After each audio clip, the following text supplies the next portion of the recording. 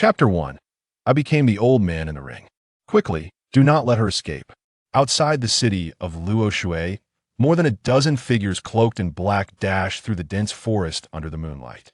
Before them, a stunning young girl of around 16 or 17, her complexion pale and coughing up blood, darted about like a headless fly, desperately trying to evade capture. Her name was Lu Jingyao, a disciple of the Qingyun sect and a princess of the Lu family in Luo Shui City. However, the Lu family had been annihilated, and she was now the target of a ruthless pursuit. Suddenly, her foot slipped, and Lu Jingyao plummeted through the thick foliage, falling into a desolate well. Panic surged within her, yet she dared not make a sound. With a dull thud, Lu Jingyao landed. The well's bottom was covered with a thick layer of leaves, cushioning her fall. Yet, the rancid odor surrounding her was quite discomforting. She looked up, only able to see a few fragmented beams of light. Phew, that was a close call. Lu Jingyao squatted down, exhaling a breath of relief. Dark red blood trickled down her arm, dripping onto the ground. At the bottom of the well, beneath the layers of withered leaves, lay an ancient ring. The blood seeped through the crevices of the leaves, eventually coming into contact with the ring.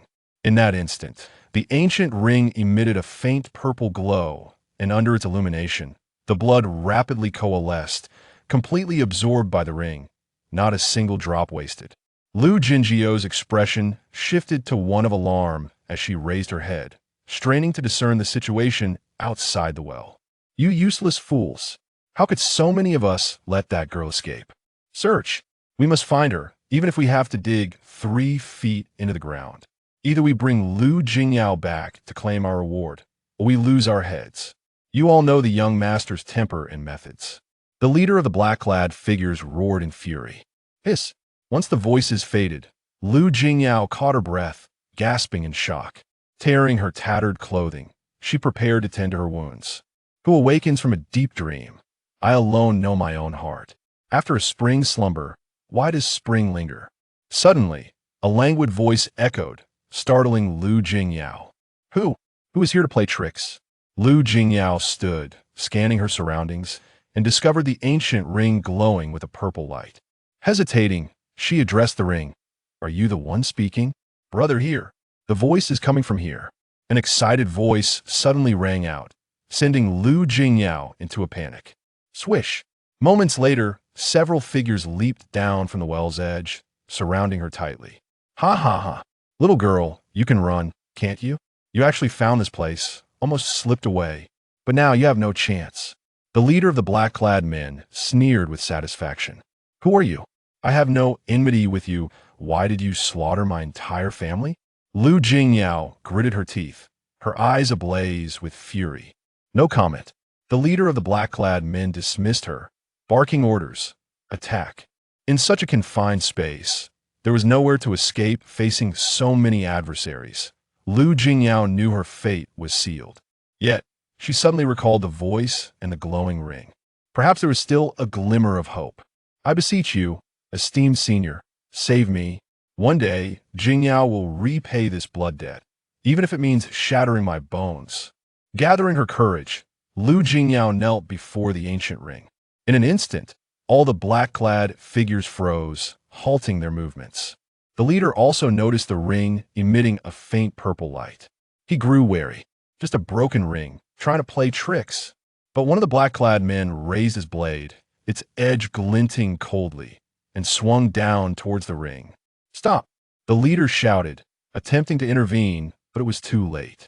As the blade was about to shatter the ring into dust, a tempest suddenly arose, sending the assailant flying like a straw. Then, a tall figure clad in a white robe appeared. The man was strikingly handsome, exuding an ethereal aura, yet his form was transparent. Anyone who practiced cultivation could tell he had no physical body, merely a remnant soul. Despite this, an overwhelming pressure enveloped the area. The temperature in the well plummeted, and the howling winds resembled the wails of 100 ghosts. I despise owing favors. I awakened because of you, and thus I shall assist you in resolving this predicament. Han Feng ignored the black-clad figures, his gaze fixed on Lu Jingyao, speaking coldly. Flee! In an instant, the black-clad men cast aside all thoughts, their minds consumed by a single idea: escape. They understood that a being without a physical form, yet not extinguished, was a power only legendary cultivators possessed. Even if he appeared weak, he was not someone they could contend with. The leader acted swiftly, leaping to escape the well, seeking salvation. However, tendrils of black smoke coalesced into ropes, ensnaring him in an instant. The remaining black-clad figures met the same fate, bound tightly by the ropes formed from the black smoke. Ah!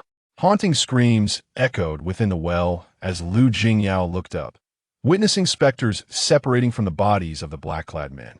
Souls! Such a vile technique. Lu Jingyao was struck dumb by the scene, but felt no pity for the black-clad men. In fact, she hoped their demise would be even more tragic. A mesmerizing blood-red lotus blossomed from thin air, drawing the souls of the black-clad men into its depths. Crimson flames erupted, swiftly refining the souls into pure spiritual energy. Han Feng inhaled, absorbing this spiritual energy. His form became more corporeal. Chapter 2. Call Me Master. After thoroughly annihilating the black-clad men and consuming their pure spiritual energy, Han Feng finally took a serious look at the young girl before him. She appeared around 16 or 17, with delicate features, cherry lips, and an exceptionally beautiful face. Her skin was fairer than the purest winter snow, and her white robe accentuated her graceful figure. Though young, she was undeniably a beauty. At such an age, one would typically be lively and carefree. Yet Han Feng could see boundless sorrow and profound fear reflected in her eyes. "Are you afraid?" Han Feng inquired. Lu Jingyao shook her head, her delicate body trembling uncontrollably. As a disciple of the Qingyun sect, albeit an outer disciple, she was well aware of the cruelty and wickedness of demonic cultivators. The methods Han Feng had just displayed were indeed sinister. It was no wonder she felt fear in the presence of such an old demon. However, at that moment, Lu Jingyao dared not admit her fear provoking this individual could result in her demise, just like the black-clad men. "Not afraid? Then why are you trembling?" "I am just excited. Esteemed senior, your profound cultivation leaves me in awe. I humbly request to be your disciple. I wish to serve you for life, never depart." Lu Jingyao knelt once more, bowing fervently like a chick pecking at grains, her gestures swift and earnest. "Take a disciple? I shall never take a disciple again." Han Feng seemed lost in thought, as if trapped in endless memories. Through the recollections of those men, he realized he had been in slumber for millennia, unaware of how many of his friends and foes from his past still roamed the world. Yet, the two major forces, the Yuan Shi demon sect and the Yuan Chuxian sect, still existed, meaning he at least had targets for vengeance. The immediate priority was to restore his strength and reconstruct his physical form. Lu Jingyao found the man before her rather peculiar, but she dared not inquire further. Disappointed by her failed attempt to become a disciple, she quickly reconsidered perhaps this was a blessing in disguise. If she truly became this old demon's disciple, his unpredictable temperament could lead to her untimely demise at any moment. Since her attempt to be accepted as a disciple had failed, it was prudent to leave, distancing herself from this old demon as much as possible. "Then, I shall not disturb you any further, esteemed senior. The rivers and mountains may bring us together again. Your great kindness I shall remember. Should you ever need me, you may find me at the Qingyun sect. I would brave fire and water for you," Lu Jingyao declared. After a moment's thought, she removed a jade hairpin from her hair and carefully placed it at Han Feng's feet. Without waiting for Han Feng to respond, she turned to leave. Wobbling unsteadily, she approached the center of the well, preparing to leap out. "Wait." Lu Jinjiao's heart raced as she turned her head, realizing the jade hairpin had vanished, taken by the man before her. Buzz! Buzz! The void trembled gently, with distorted, unfamiliar golden characters swirling, forming an arcane and inscrutable text. "You have two choices. First, sign this soul blood contract and become my servant's second die." Han Feng raised an eyebrow, casting a sidelong glance at the corpses of the black-clad men, the threat implicit in his tone. Upon hearing these words, Lu Jinjiao's face turned ashen. Ultimately, there was no escaping her fate. With gritted teeth, she inquired, "How do I sign?" Though a myriad of grievances swirled within her, the prevailing circumstances compelled her to yield. She needed to preserve her life, to exact her revenge. By linking your 10 fingers to your heart, simply let a drop of blood from your fingertip fall upon it, Han Feng instructed. Then, amidst Han Feng's silent anticipation, Lu Jingyao bit into the tip of her right index finger and extended her hand. As the crimson blood made contact with the enigmatic text, it instantly transformed into a fiery crimson flame, vanishing in an instant. Immediately, Lu Jingyao felt an indescribable connection between her soul and that of the man before her. She harbored no doubt that with a mere thought, he could obliterate her very essence. Upon witnessing Lu Jinjiao's acceptance of the soul contract, Han Feng leisurely remarked, "My current strength is but a fraction of what it once was. From this point forth, you shall diligently gather rare treasures to aid in my restoration. In return, I shall impart some rudimentary techniques and arts to assist you in your quest for vengeance." "Thank you, esteemed elder. Refer to me as your master," Han Feng replied coldly. "Thank you, master." Han Feng nodded and casually tossed a jade talisman. The talisman exuded a mist of azure, swirling gracefully, releasing a fragrant aroma. As strands of black smoke rose from the deep gashes on Lu Jinjiao's body, the wounds began to heal gradually, and the dark crimson blood ceased to flow. She felt a tingling sensation on her shoulder, akin to tiny ants crawling upon her skin. After a few breaths, the dark crimson blood transformed into a vibrant red, and the wound was completely healed, leaving behind not even a trace of a scar. Crack! As her wounds healed, the jade talisman shattered completely, scattering into countless fragments. "Thank you, former master." Lu Jingyao was overwhelmed with joy. Han Feng's figure gradually faded, ultimately retreating into the ring. The ancient ring spun and settled onto Lu Jinjiao's right ring finger. "Let's enter the city. I obtained fragments of memories from the souls of the black-clad men I slew. Now, the murderer of your kin resides within the city, and we shall confront them." Han Feng's voice resonated directly in Lu Jinjiao's mind, causing her expression to shift dramatically as an inferno of rage ignited within her heart. Chapter 3. Bestowing Sword Techniques. "Wretches, a pitiful lot. You can't even locate a few medicinal formulas. What use are you to me?" In the Lu residence of Luoshui City, a cadre of black-clad individuals scoured the Lu family estate, turning it upside down. A handsome man sat regally in a grand armchair, berating the bustling figures around him. "Senior Brother Ling Yun, we have searched every nook and cranny of the Lu residence, yet we have found nothing. Could the formulas be in that wretched Lu Jinjiao's possession?" A man clad in a blue robe nodded obsequiously, offering a sycophantic analysis. In a shadowy corner, Lu Jinjiao's anguish deepened upon seeing this man.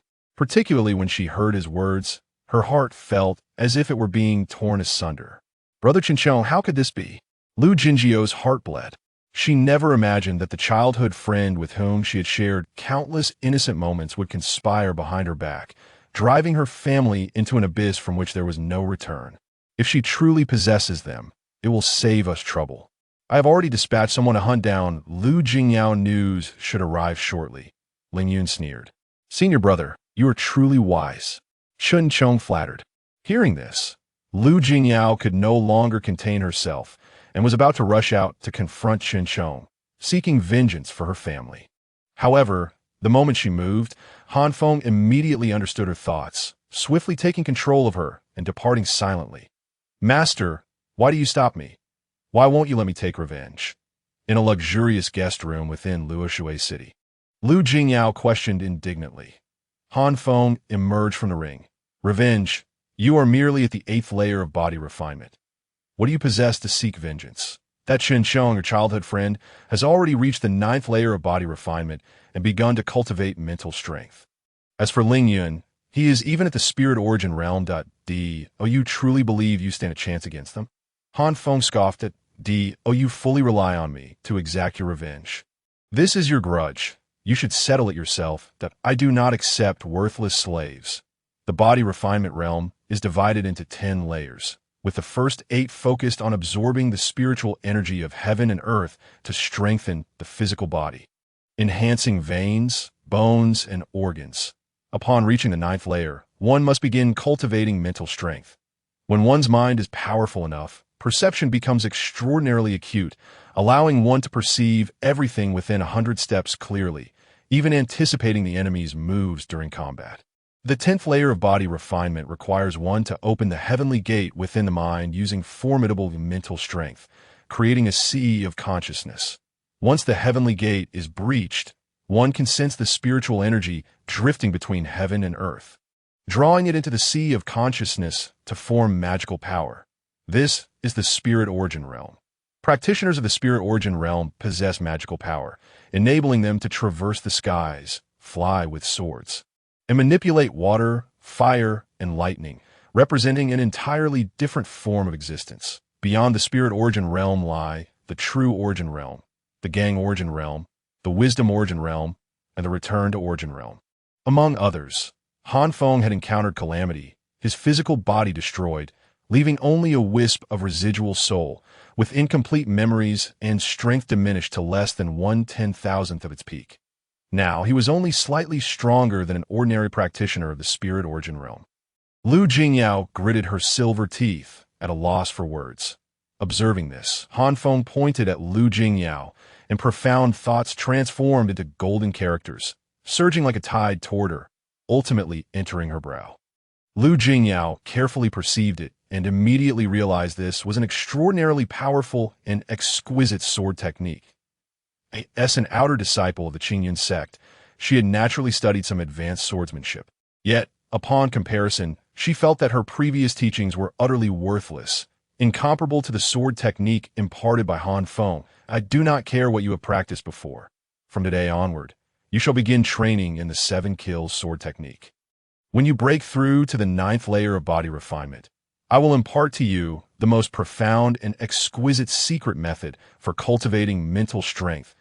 A cold voice resonated as Han Feng's figure began to fade. Slowly returning to the ring, that Lu Jingyao glanced at the ring on her hand, where the purple light flickered and vanished. Thank you, Master, Lu Jingyao expressed gratefully. Splitting stars, slashing moons, rending earth, shattering skies, outside Luoshui City, in the depths of the forest during a silent night. Lu Jingyao began her arduous training in the 7 kills sword technique. Han Feng, concealed within the ring, occasionally offered guidance. Each exquisite sword move unleashed caused the mountains to shatter and the earth to cave in, towering trees to crash down. Chapter 4. Refining talismans. While Han Feng was guiding Lu Jingyao in her rigorous practice of the 7 kills sword technique, Ling Yun and Chen Chong discovered the corpses of a dozen or so black-clad individuals. Upon inspection, Ling Yun determined that their souls had been extracted, immediately concluding that it was the work of demonic practitioners. Senior brother Ling Yun, demonic practitioners are not to be trifled with, and they seem quite formidable. I believe we should return to the sect first and avoid the storm. Chun Chong cautiously inquired. No, grandfather and the sect master place great importance on this pill formula.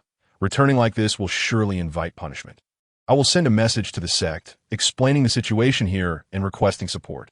Ling Yun's expression was icy as he outright rejected Chun Chong's proposal.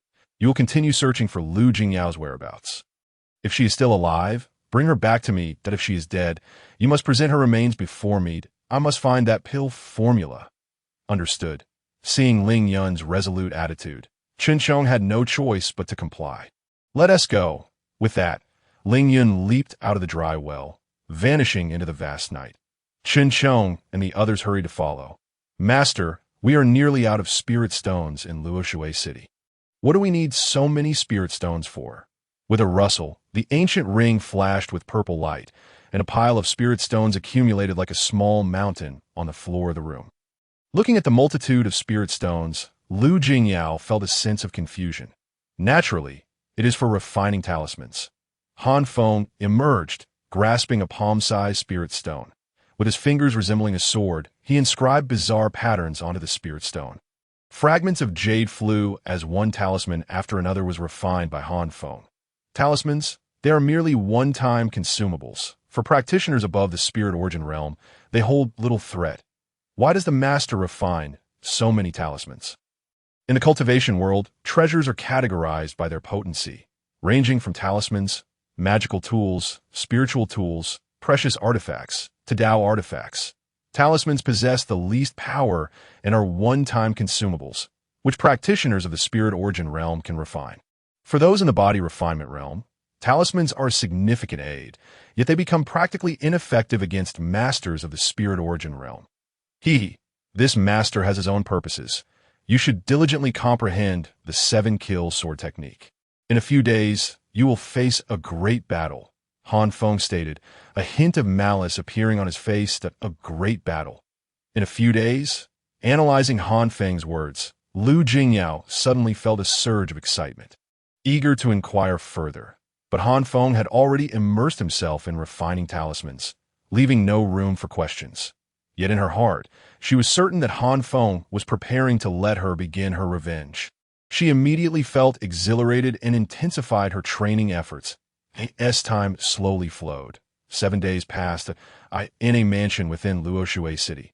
Report: Senior Brother Ling Yun, Senior Brother Chen Chong has discovered Lu Jingyao's trace and is pursuing her with a group. He asked me to return and report to you. Senior Brother, a black-clad man rushed in, reporting to Ling Yun. Everyone come with me. This time, we must capture that wretched girl and obtain the pill formula. Ling Yun stood up excitedly. Why, dear grandson, you can confidently pursue the pill formula.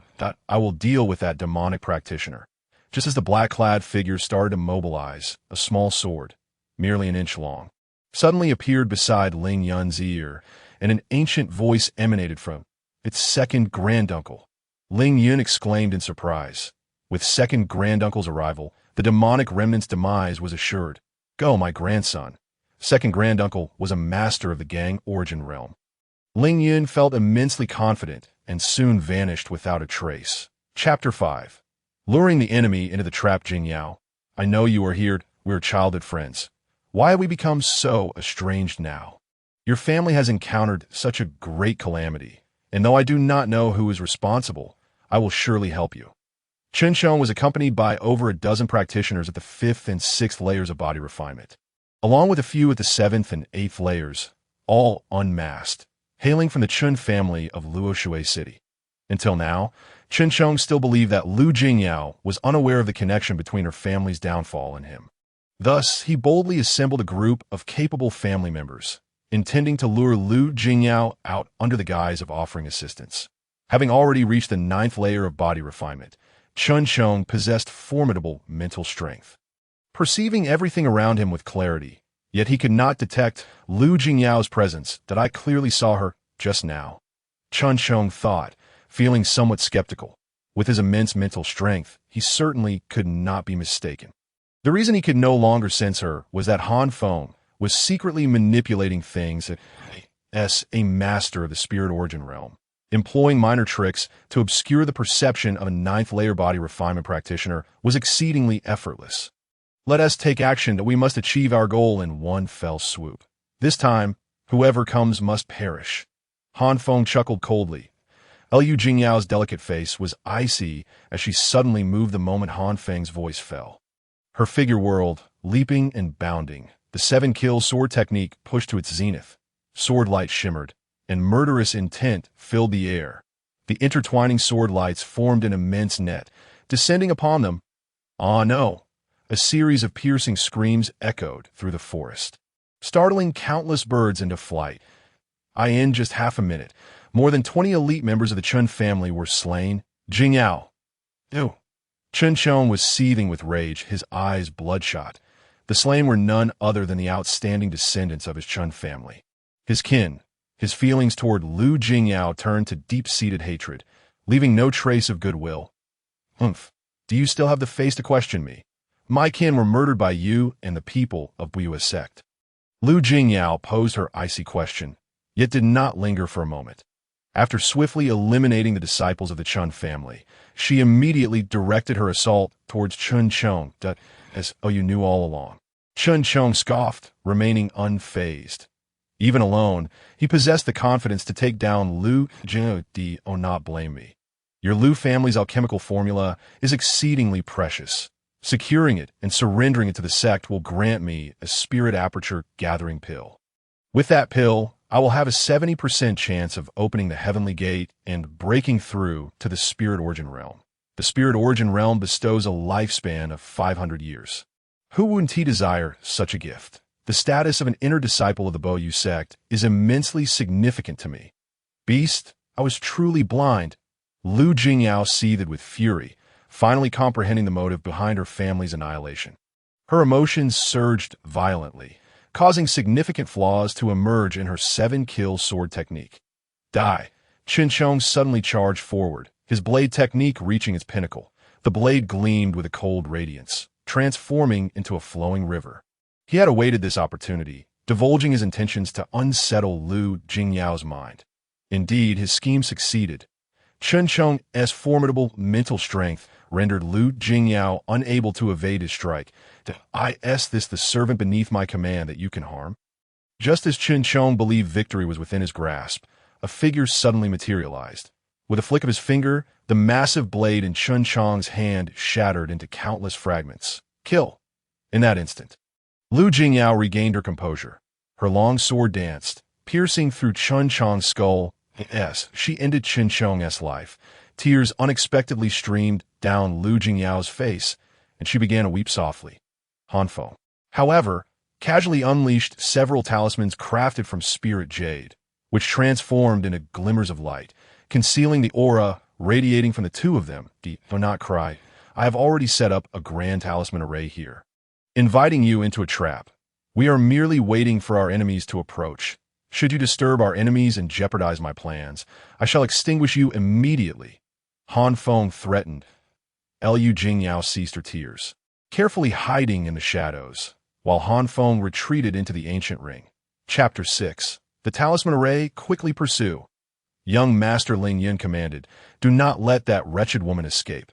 The crescent moon hung like a hook, casting mottled shadows within the dense forest.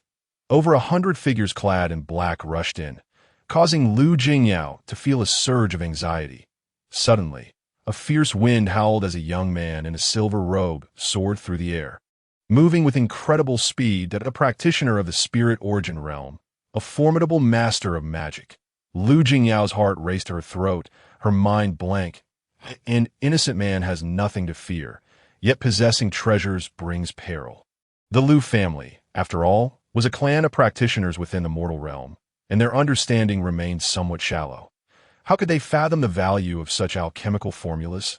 Yet, the method to concoct the 9 transformation soul-returning pill was of utmost importance to me. I must acquire it. Within the ancient ring, Han Feng toyed with a jade hairpin, the very one Lu Jingyao had presented to him. The moment he obtained the jade hairpin, Han Feng shattered the restrictive seals upon it. After all, the one who placed the seals was merely at the spirit origin realm. Such rudimentary restrictions posed no challenge to Han Feng. Lu Jingyao, a mere practitioner of the body refinement realm, had no inkling that this jade hairpin was a flawed, low-grade treasure. The array inscribed upon the jade hairpin was already incomplete, its power greatly diminished. Nevertheless, the internal space remained intact. The IT was not vast, merely a foot square. Han Feng naturally regarded this flawed, low-grade treasure with disdain. However, within, he discovered several pieces of deep-sea demon whale hide. The hide of the deep-sea demon whale was extraordinarily precious. Yet, more valuable were the alchemical recipes inscribed upon it. Those few pieces of hide contained numerous methods for concocting various pills. Although those pills possessed remarkable effects, they did not earn Han Feng's reverence. What intrigued him was a fragmentary alchemical method inscribed upon the deep-sea demon whale hide. The pill was called the 9 Transformations Profound Heaven Pill, and Han Feng was all too familiar with its efficacy. Should a practitioner fail during tribulation, leaving behind only a remnant soul, the 9 Transformations Profound Heaven Pill could nourish and strengthen the divine soul, facilitating a complete recovery. The 9 Transformations Profound Heaven Pill was indeed Han Feng's ultimate objective. Little brat of the Bo Yu sect, do not disappoint me. The complete method for concocting the 9 transformations profound heaven pill rests upon your shoulders. Han Feng smirked, his gaze fixed on the silver-robed Ling Yun, a sinister expression upon his face. Master, they are approaching. Lu Jingyao exclaimed anxiously, filled with dread. Her fear did not stem from the black-clad body refiners. Rather, it arose from the silver-robed Ling Yun. Fear not, I have already concealed your aura with talismans. Those body refiners will not sense our presence, and even Ling Yun will be unable to perceive us. Han Feng reassured her confidently. Lu Jingyao nodded, secretly admiring Han Feng's capabilities. Indeed, the black-clad figures searched nearby, only to depart grumbling moments later. Ling Yun's gaze fell upon Chun Cheng's lifeless body. He found it peculiar that he sensed not a trace of demonic energy. Could it be that the remnants of the demonic path were not present? Ling Yun pondered, but upon seeing the shattered blade, he quickly dismissed the notion. He was aware of Chun Cheng's strength. Even if confronted by a peak practitioner of the body refinement realm, Chun Cheng could escape, and, if not, he could hold out long enough for them to arrive. The only possibility was that Chun Cheng had encountered a powerful practitioner of the spirit origin realm. Second Granduncle, I am but a novice and failed to locate the hiding place of that demonic path remnant. I implore you to assist me. Ling Yun suddenly called out loudly as he shouted. He discreetly channeled his magic, his voice coalescing into fine threads that traveled far away. Such a technique would be imperceptible to practitioners of the body refinement realm.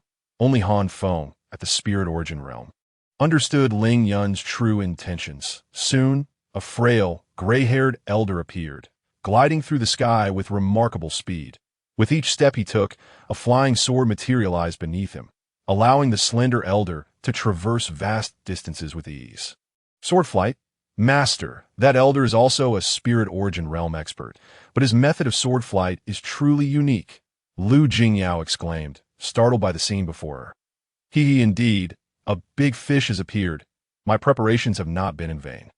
Han Feng, however, displayed no sign of fear, only exuberance. The sword beneath the frail elder was not a spirit tool. It was a sword forged from his own magical energy, though formed from magical energy. Its power was not inferior to that of a spirit tool. This elder was impressive, possessing cultivation at the Gang Yuan realm. Gang Yuan realm? Lu Jingyao was taken aback. She could hardly fathom the might of a practitioner at the Gang Yuan realm. It surpassed her comprehension. Such trifling techniques dare to show off before me. The emaciated elder was fierce, his sleeve waving as 108 long swords instantaneously coalesced, slicing through the air towards Han Feng and Lu Jingyao. At that moment, Han Feng did not dare to confront the onslaught head-on. A torrent of mighty magic surged from his sea of consciousness, spiraling into a whirlwind as he wrapped around Lu Jingyao and darted to the side. Buzz! The 108 long swords danced and swirled, forming a sphere that encircled Han Feng and Lu Jingyao. The long swords vibrated, emitting a resonant hum. Ha! I thought I was facing a formidable demon, but it turns out to be a mere character of the spirit origin realm, with only a remnant soul left. The emaciated elder laughed boisterously. Grandson, go forth and slay him, with second granduncle providing support. He certainly cannot harm you. The elder signaled to Ling Yun, preparing to give him an opportunity to accumulate practical experience. Demon, prepare to meet your end. Ling Yun was no virtuous soul himself. With a roar, his spirit tool-grade sword transformed into a fiery serpent, leaping towards Han Feng. Ha! Truly a bunch of fools, daring to be arrogant before me and challenging my authority. You shall all perish. Han Feng let out a long howl, raising his hand to execute a series of intricate and profound hand seals. Thousands of talismans crafted from spirit jade were activated in an instant, exploding into fragments. Sizzle, sizzle, sizzle. Waves of blood-red crystal light, each a yard wide, pierced through heaven and earth, illuminating the night sky. Boom! In an instant, the earth caved in, and towering ancient trees were reduced to mere ashes. Hundreds of black-clad individuals at the tempering level perished without even a scream, their forms dissolving into pools of gore. How could this be? Was a great formation laid using talismans? Could such a thing truly be possible? The emaciated elder was struck with profound astonishment. 108 flying swords, forged from arcane energy, were shattered into fragments by the crimson brilliance, ultimately vanishing into nothingness. Crack, crack. Hastily, he coalesced his energy into armor, shielding his body to withstand the harm inflicted by the sanguine radiance. However, Ling Yun was not so fortunate. His artifact-level silver robe was utterly destroyed within mere breaths, pierced through by the blood-red luminescence. Chapter 7. Preservation of Life. Once the artifact-level silver robe was penetrated, as soon as Ling Yun's flesh made contact with the crimson radiance, it began to rot instantly, oozing into pools of putrescence. Soon his bones lay exposed, the stark white skeleton emitting wisps of smoke under the scorching glow. No, the agony was unbearable. Ling Yun let out a frantic howl. He repeatedly channeled his profound techniques, unleashing the power from his sea of consciousness in a desperate attempt to suppress the blood-red brilliance. Yet, the sanguine radiance was overwhelmingly domineering. His energy dissipated with only the slightest circulation. The expenditure of his power was alarmingly rapid, rendering him powerless to resist. Second grandfather, save me. Ling Yun was engulfed by terror. Truly frightened, an overwhelming dread spread through his heart. And no matter how he pondered, he could not fathom why that fiend, possessing the same spiritual cultivation level, was so formidable. Die. Han Fo, of course, would not let him escape. With a powerful grasp, a wave of force surged. Han Fo concentrated his energy into an invisible gyroscope, which spun at high velocity, viciously drilling towards Ling Yun's head. Ling Yun sensed an immense pressure. He vaguely felt that if he could not withstand this blow, his head would explode in an instant, and he would perish utterly. A demonic fiend dares to strike me down in my presence. At that critical moment, the emaciated elder acted decisively. A massive shield suddenly appeared. Adorned with a murky pattern and stained with tainted blood, as the shield emerged, an air of lethal intent emanated forth. Ling Yun faintly sensed countless armored warriors, wielding blades and axes, charging towards Han Fo. This was a mental illusion conjured by a practitioner of profound power when manifesting their arcane arts. Oh, you dare to flaunt your shallow techniques before me.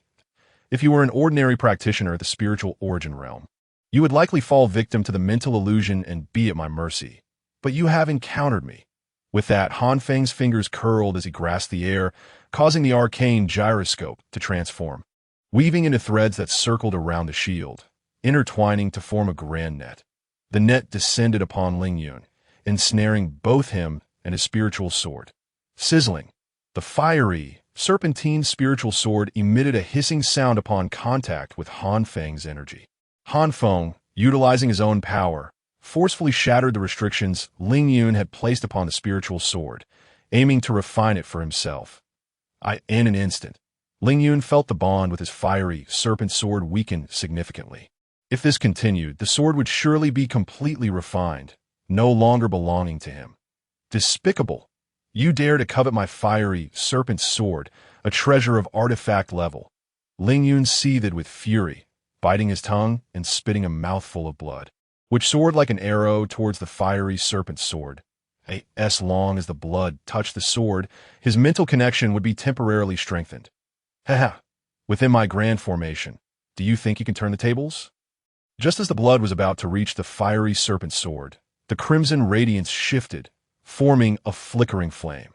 With a soft pop, Ling Yun's blood was incinerated entirely. Excellent sword. I shall claim you. With a beckoning hand, the fiery serpent sword flew towards Han Feng, who casually tossed it into his spatial ring. In that moment, Ling Yun felt the connection severed, his complexion pale, and he coughed up another mouthful of blood. Demonic fiend, I shall kill you.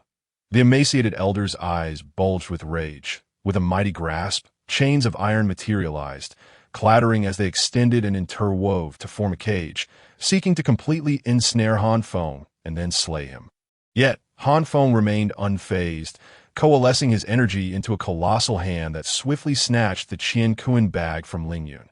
Explode! Before Ling Yun could react, countless fist-sized crimson spheres materialized from thin air, numbering in the thousands. The blood-red spheres detonated in an instant. Bang! Bang! Bang! The earth-shattering explosions reverberated through the heavens, leaving Ling Yun pale as death.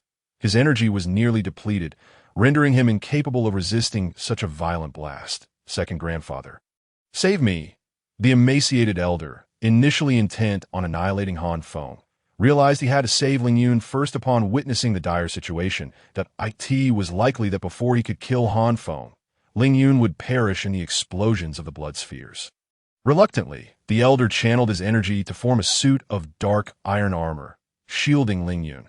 With the explosion of thousands of blood spheres, the iron chain cage conjured by the elder was obliterated, creating a large breach that "now's our chance, go." A fierce wind arose, and Han Feng seized the fleeting opportunity to flee with Lu Jingyao. Due to his intervention to save Ling Yun, the elder was delayed and failed to intercept Han Feng. You think you can escape so easily? The elder immediately crushed several spirit pills, forcing Ling Yun to consume them while distributing some energy to shield him.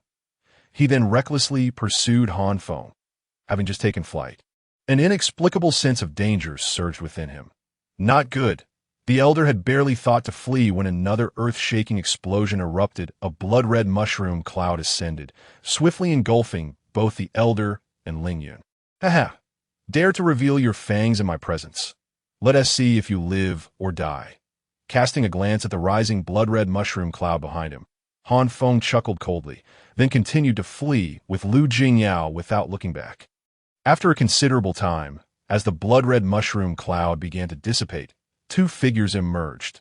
Ling Yun, on the brink of collapse, and the emaciated elder, blood trickling from his lips, were in a dire state. What a formidable fiend! So cunning and treacherous. This demon possesses a profound understanding of formations. He must be eradicated. Otherwise, the Boyu sect will never know peace, the elder declared fiercely, after consuming a few spirit pills to regain some energy. He left with Ling Yun. Before long, Han Feng reappeared with Lu Jingyao, not having gone far. Observing the direction in which they departed, Han Feng sighed regretfully. Alas, the talisman formation could not ensnare these two big fish. However, at least we have preserved ourselves. Subsequently, Han Feng wasted no time and began absorbing the dissipated blood energy of the slain tempering-level black-clad individuals to restore his strength. Chapter 8. Unexpected gains. The crescent moon hung like a hook, casting down a sprinkling of silvery light. Outside Luoshui City, a vast expanse of forest lay utterly devastated, the earth sunken and stained crimson. After a long while, a few martial experts from Luoshui City gathered the courage to investigate the scene. What extraordinary power! Such methods are beyond mortal comprehension. The ancestors of the several cultivation families in Luoshui City likely lack such formidable arcane might. A tempering level 9th stage practitioner surveyed the barren land, recalling the overwhelming crimson radiance and the thunderous explosions that had resounded across the plains, feeling a chill run down his spine. This must have been the work of the Boyu sect. I heard that the Chun family in Luoshui City colluded with them, exterminating the entire Lu family. Now, the Lu family's businesses have been taken over by the Chun family, remarked another young man dressed as a scholar. This individual was a tempering level 7th stage practitioner, considered a formidable figure in Luoshui City. Hush! You wish to court death? Do you believe in mere rumors? Silence yourself, lest misfortune befall you. A voice reprimanded loudly. The young scholar's face paled, and he shook his head, no longer daring to utter a word. All unrelated individuals, step aside. Our ancestor from the Chin family requires an investigation of this site. Suddenly, dozens of young individuals clad in azure robes arrived with the swiftness of tigers and leopards, hastily dispersing the crowd. The onlookers felt a surge of indignation and discontent, yet under the relentless urging of the Chun family's youth, they begrudgingly withdrew, muttering complaints. After their departure, an elderly man with a head of white hair hovered in the air, descending upon the scene. This individual was none other than the ancestral patriarch of the Chun family, a master of the spirit origin realm, whose presence was the cornerstone of the Chun family's burgeoning prosperity. Where is Chong'er? Where are the disciples of the Chun family? Where could they possibly be? The old man inquired, his voice akin to the grating sound of a wheezing bellows, profoundly unpleasant. The young members of the Chun family fell silent. Stricken with fear, unwilling to utter a word, observing the devastation around them, they could only surmise that Chun Chong and the disciples he led were likely beyond salvation. Chen Yin sent a letter to the Bo Yu sect immediately. Inquire whether Chun Chong has returned. The ancestral patriarch fixed his gaze upon a middle-aged man at the 10th level of body refinement. Yes, Chen Yin replied respectfully. Although he was the head of the Chun family, it was the ancestral patriarch who held the true authority. Only if he were to break through to the spirit origin realm could he rightfully claim the mantle of leadership. Yet, how arduous was the path to such a breakthrough? At over 150 years of age, his lifespan at the 10th level of body refinement was merely 200 years. He harbored no confidence in achieving a breakthrough before his time came. The one with the greatest potential to ascend to the spirit origin realm was not him, but rather the favored Chun Chong. TSK. Such methods are truly astonishing, capable of shaking the heavens and stirring the spirits. I wonder if that young girl from the Liu family is alive or dead. Another stooped old woman appeared, surveying the ravaged ground before speaking in a tone laced with sarcasm. Umph. What do you mean by that? Old hag. The Chun family's ancestral patriarch retorted angrily. The Liu, Wang, and Chun families were the three major cultivation families of Luoshui City, due to the long-standing friendship between the Liu and Chen families. The Wang family had suffered significant setbacks in their business and influence, unable to compete with the Liu and Chen families. That girl from the Liu family, is all alone and pitiful. Even I can't bear to see it. If she is still alive, I would select the most outstanding young talent from my clan to marry her, the old woman continued. You seek death, the ancestral patriarch of the Chun family, consumed by rage, launched a punch that traveled several hundred meters, aimed at the old woman. She merely smiled coldly, brandishing her cane to meet the attack head-on. Bang! A fierce gust of wind erupted as their fists collided, resulting in a stalemate. The surrounding spectators were jolted, their blood surging.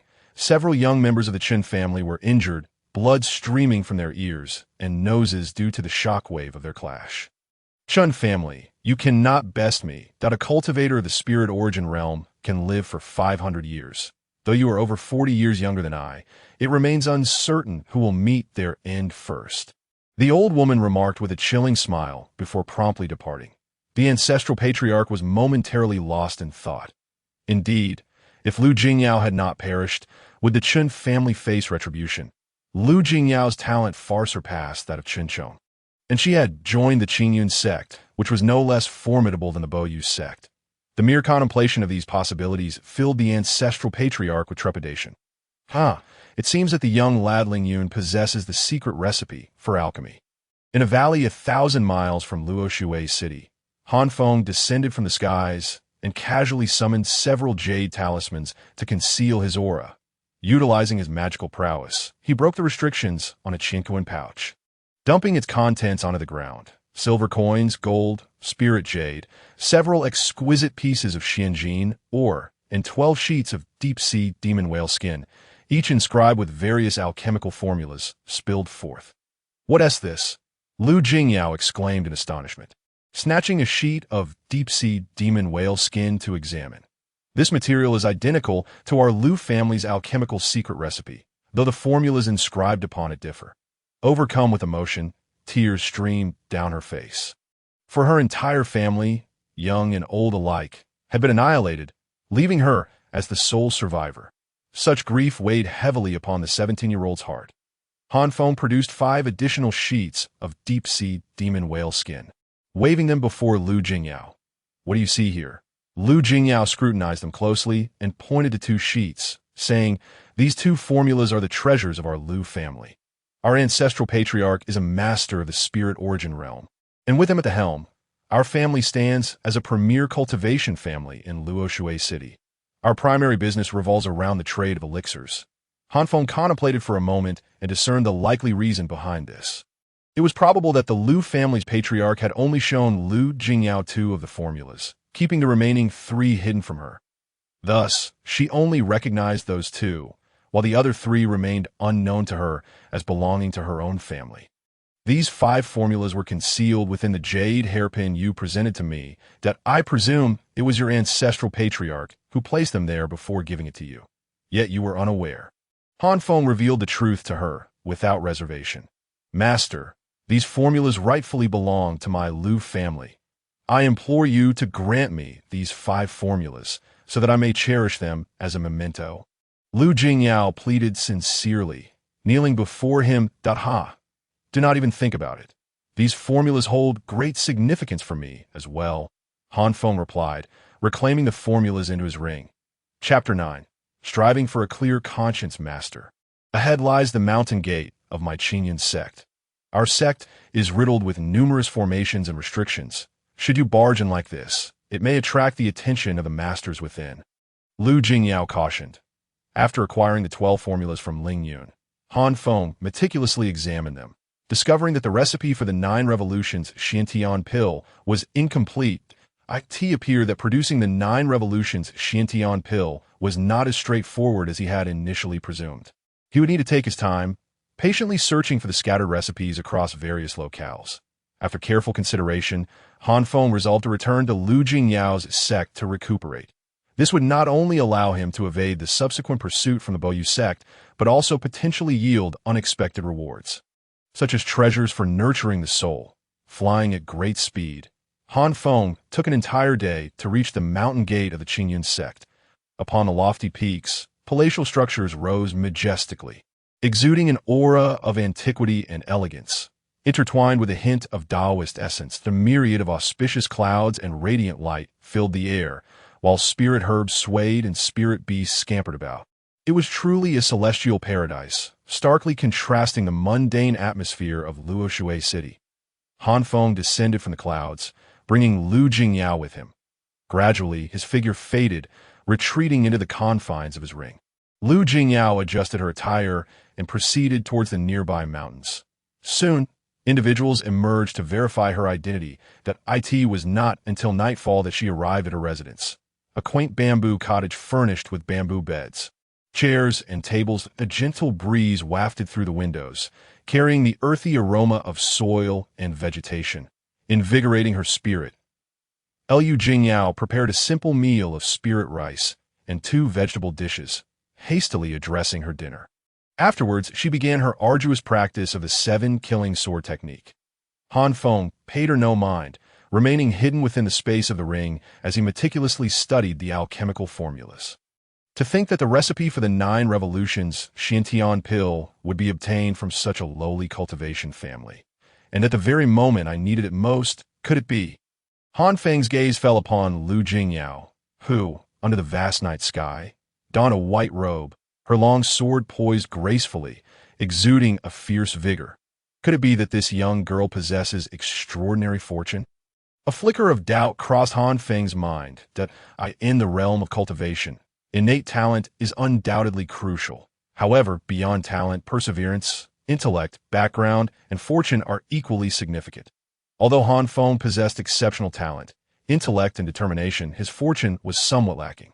Fortune is an ethereal concept, imperceptible yet undeniably real. Presently, having encountered a great calamity, striving for transcendence was exceedingly challenging. Perhaps by keeping this girl by my side and leveraging her fortune, I might reclaim my former glory and even ascend to greater heights. Han Feng pondered deeply, unknowingly nodding in agreement. Suddenly, a series of explosive sounds erupted from the small courtyard as 3 boulders weighing hundreds of pounds shattered under the immense pressure of sword qi. Simultaneously, Lu Jingyao's aura surged dramatically, her vitality swelling to more than double its previous intensity. She had remarkably broken through to the 9th level of body refinement. This girl certainly possessed impressive talent. A glimmer of admiration flashed in Han Feng's eyes that Liu Jingyao sensed the transformation within her and was overwhelmed with joy. Turning around, she was astonished to see Han Feng emerging from the ring. Master, Lu Jingyao hurriedly bowed in respect. Your talent is quite commendable. Han Feng, rarely generous with his praise, suddenly pointed a finger. Golden, enigmatic characters materialized out of thin air, shimmering with resplendent brilliance, sparkling like stars in the night, and flowed into Lu Jingyao's brow. Along with the characters, a series of inscrutable cultivation visions also entered her mind. Liu Jingyao felt as though her head might explode. The profound cultivation techniques and Han Feng's own insights rushed in her consciousness in an instant. With a pained expression, Lu Jingyao endured the overwhelming torrent for what felt like an eternity before she began to recover. Star Evolution Spirit Refinement Technique. Lu Jingyao murmured to herself. Another profound and intricate technique.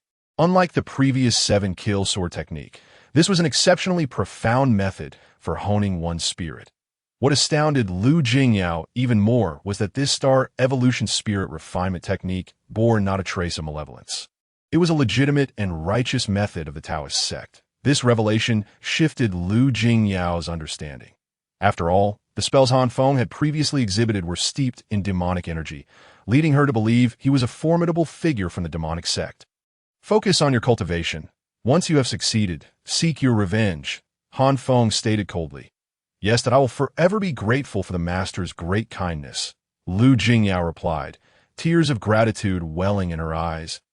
As long as you understand the importance of gratitude, remember to assist me in regaining my physical form. Should you dare betray me, I possess 1,000 ways to make your existence a living hell. Yes, master. May I ask you a question? Speak. Before the master encountered calamity. Were you a Taoist venerable from the celestial sect or a grand figure from the demonic sect? What are the celestial path, and what are the demonic path? Both the celestial and demonic paths are part of the Great Way. I act only to be true to my heart, distinguishing only between good and evil, disregarding the celestial and demonic. After speaking, Han Feng's figure gradually faded, returning to the confines of the ring. Lu Jingyao stood dazed. Her eyes curved thoughtfully. Alas, I still cannot remain away from the ring for too long, or I feel drained and utterly fatigued. After a fierce battle with the people of Buyue sect outside Luoshui City, and then bringing Lu Jingyao back to Qingyun sect, Han Feng finally could no longer hold on. Within the space of the ring, he gradually drifted into slumber. Chapter 10. The Sword and Garment of Law Every Day. Lu Jingyao practiced the 7-kill sword technique and the Star Evolution Spirit Refinement Technique, occasionally visiting Qingyun sect's dojo to listen to lectures from the elders. Most of the time, Han Feng rested within the ring, though sometimes he would emerge to stroll around Qingyun sect. Although Qingyun sect was replete with countless formations and restrictions, Han Feng had been a renowned master of formations in both the celestial and demonic realms before his calamity. Even with only a wisp of residual soul and incomplete memories, many of Qingyun sect's formations seemed overly simplistic to him. Han Feng effortlessly identified the flaws in the formations and stealthily infiltrated. Thus, over the course of more than 10 days, he became intimately familiar with many areas of Qingyun sect. One day, he arrived outside the treasure pavilion of Qingyun sect. Inside the pavilion lay a treasure, the nature of which remained unclear, yet he sensed that it could bolster his spirit that a plan was needed to acquire it. Han Feng pondered discreetly, refraining from rash actions, as he lacked confidence in breaching the pavilion's formation without alerting the elder guarding it. He could sense several powerful auras inside, definitely experts at the pinnacle of the martial arts realm. Master, do you wish to enter the treasure pavilion? In the bamboo cottage where Lu Jingyao resided, Han Feng inquired, seeking a way to gain entry. Is there any method? The treasure pavilion is a vital area of the sect. Only inner disciples and elders can exchange contributions for the opportunity to enter. Outer disciples have only one chance to enter, which is to place in the top 3 of the Qingyun ranking tournament, thus earning the right to select treasures. The tournament is to be held in 2 months. But with my current strength, it is utterly impossible to achieve a top 3 finish, Lu Jingyao replied after some thought. Top 3, you say? Han Feng chuckled sinisterly. Lu Jingyao lacked confidence, yet Han Feng was brimming with assurance. He believed that with proper guidance, Lu Jingyao could break through to the spirit origin realm, making a top 3 finish entirely feasible. Master, a few of my good friends just visited and invited me to join them for some external training. This time, if I perform well, the sect will reward us with law garments, law swords, and powerful talismans. With the Qingyun ranking tournament approaching, this is an excellent opportunity for improvement. As Han Feng smirked, Lu Jingyao's eyes sparkled with eagerness. You may accompany them for training. However, your focus should not be on the artifacts, but rather on enhancing your combat abilities. Han Feng contemplated aloud. Law artifacts, as their name implies, are weapons imbued with magical energies. The refinement of law artifacts is quite simple. A cultivator of the spirit origin realm merely needs to infuse their own magical power into the weapon. Remove your sword and robe, he commanded. I shall personally refine them for you. I assure you they will surpass those bestowed by Qingyun's sect. Liu Jingyao's face flushed, hesitating at the thought of disrobing. How can that be? You are my servant. Before me, you have no secrets. With that, a fierce wind surged, lifting Liu Jingyao off the ground under the powerful magical restraint. Her robe flew off her body as if by magic, with her eyes tightly shut. Her fair face turned crimson, almost as if it might bleed. Han Feng remained unfazed, his fingers outstretched as he caught the flowing robe, which bore a faint fragrance. What a pity! This robe is of too poor quality. However, the strength of a law artifact lies in the magical power it contains, rather than the material itself. Han Feng continuously infused his magical energy into the white robe, and soon it transformed dramatically. The originally immaculate robe now bore intricate patterns of mountains and rivers, black as if painted with ink. With a flick of his wrist, Han Feng draped the mountain and river robe over Liu Jingyao. She opened her eyes, her face still flushed with embarrassment. Next, Han Feng grasped the sword. Its material was also quite ordinary. He scoffed in disdain. Qingyun's sect is truly impoverished. With that, he extracted high-quality xianjin, or from the ring, along with several spirit jade talismans. Under Han Feng's manipulation, the talismans formed a peculiar pattern. He flicked his fingers, swiftly changing several hand seals. With a hum, the air trembled lightly, and a ball of blood-red flame appeared out of nowhere. The temperature in the bamboo cottage soared as the hard xianjin or began to melt slowly, impurities being refined away. Moments later, the xianjin are transformed into a pool of fiery liquid, bobbing in the blood-red flames. Come! Han Feng bellowed, and Liu Jingyao's sword was tossed into the blood-red flames. In no time, the sword began to warp, impurities being expelled. Han Feng continuously altered his hand seals, the liquid from the molten xianjin or coiling into small serpents. Merging into the sword. With a tiger's roar, Han Feng's magical energy surged from his sea of consciousness, flooding into the flying sword. After a considerable duration, the blood-red flames finally extinguished with a pointed gesture. The newly refined law sword landed in Liu Jingyao's hands. Upon seeing it, she noticed several black patterns adorning the sword, and its metallic essence was significantly enriched. Her face lit up with joy. Unable to contain her excitement, let us see how powerful this law sword is. As soon as Han Feng's words fell, Liu Jingyao dashed into the courtyard, swinging the sword toward a massive rock. Crack! The rock shattered into several pieces, and just as Liu Jingyao was about to offer her praises, she saw wisps of black lines vanish in an instant. With a gentle breeze, the shattered stones were swiftly reduced to powder. Scattering in the wind, what? Liu Jingyao stood dumbfounded, speechless in shock. The law sword and robe refined by me should not be underestimated. Should this sword strike your enemy, their flesh will begin to rot instantly, and even their soul shall suffer damage, Han Feng remarked coldly, brimming with confidence. Chapter 11. An awkward situation, dear brothers, sisters, and fellow disciples. I apologize for keeping you waiting. The following morning, Liu Jingyao arrived punctually at the agreed-upon location, only to find that others had surprisingly arrived ahead of her. Han Feng, concealed within the ring, observed discreetly to his astonishment. All the disciples of the Qingyun sect present were at the 9th and 10th levels of body refinement. Among them were two individuals, one male and one female, who stood out distinctly, encircled by the crowd like stars surrounding the moon. Jingyao, this time we are bound to achieve great success. We've even invited the renowned senior brother Zhua and senior sister Xian from the Qingyun ranking. Someone exclaimed. Indeed, our Qingyun sect boasts over 10,000 external disciples, yet there are only 100 slots on the Qingyun ranking. Those who make it onto the list are truly exceptional individuals, highly likely to break through to the spirit origin realm and become inner disciples, another added. Moreover, senior sister Qingru is ranked 10th on the Qingyun ranking, while senior brother Yifan is an extraordinary talent. Holding the 4th position, the group lavished praises, their admiration palpable. Zhi Yifan, at the center of attention, felt a surge of pride. Raising his head even higher, "It is a pleasure to meet you, Senior Brother Zhua and Senior Sister Exin. During this expedition, we will rely heavily on your guidance." Lu Jingyao greeted with a gentle smile. Jingyao, you are too polite. With nothing pressing, it's a perfect opportunity for some training and to stretch our limbs. Besides, it is only natural for fellow disciples to support one another.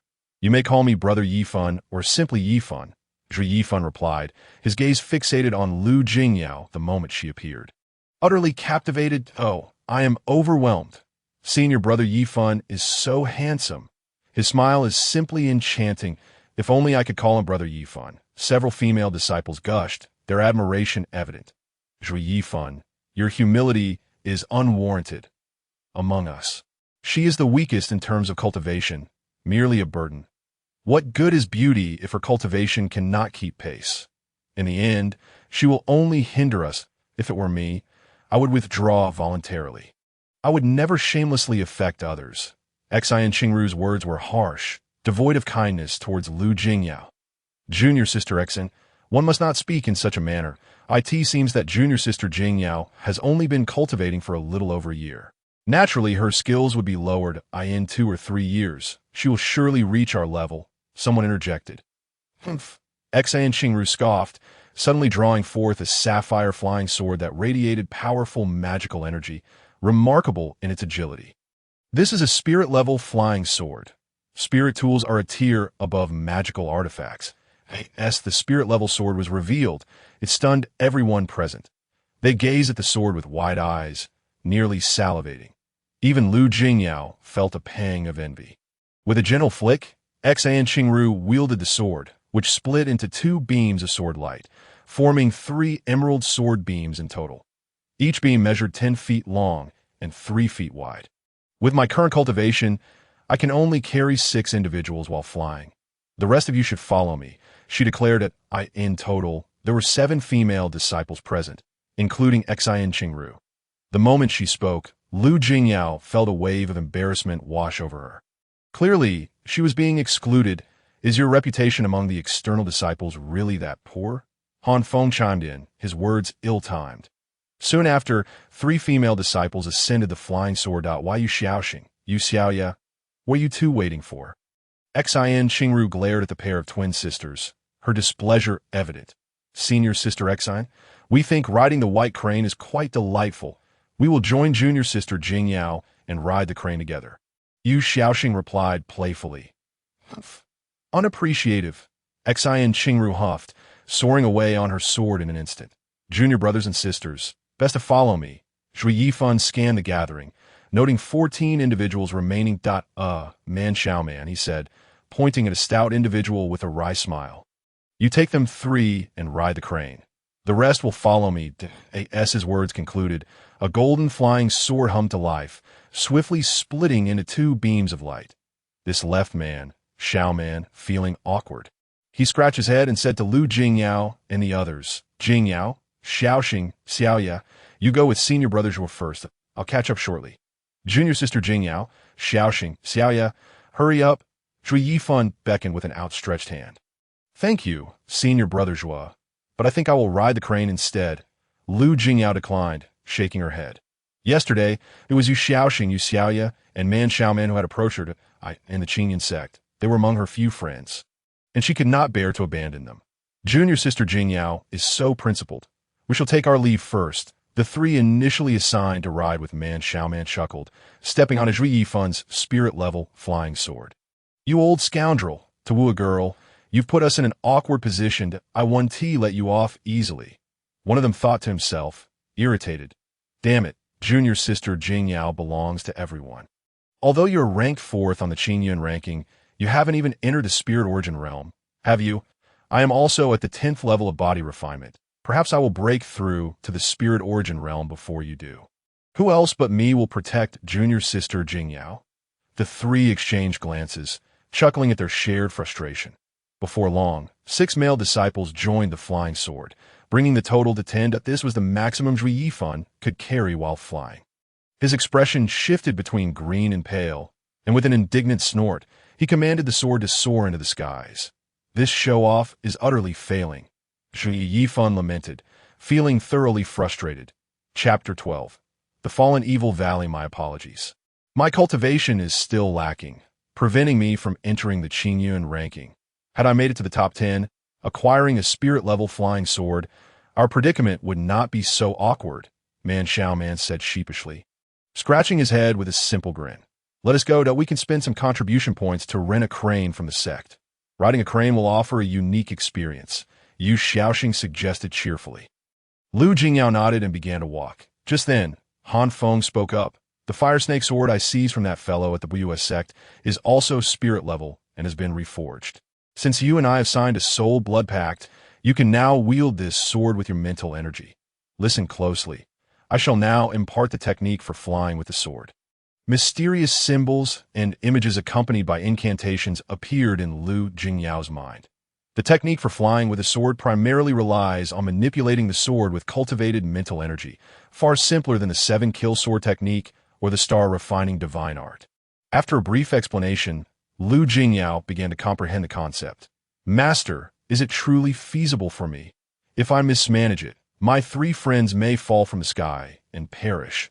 Lu Jingyao expressed her hesitations, aware that this not only involved her life, but also those of others. Though flying with a sword was not overly difficult, it required extraordinary courage and boldness to master the technique. If any mishap occurs, I shall ensure your safety with my magical power. Go ahead. The mental exchange between Han Feng and Lu Jingyao was unbeknownst to Man Xiaoman. Yu Xiaoxing and Yu Xiaoya. Them.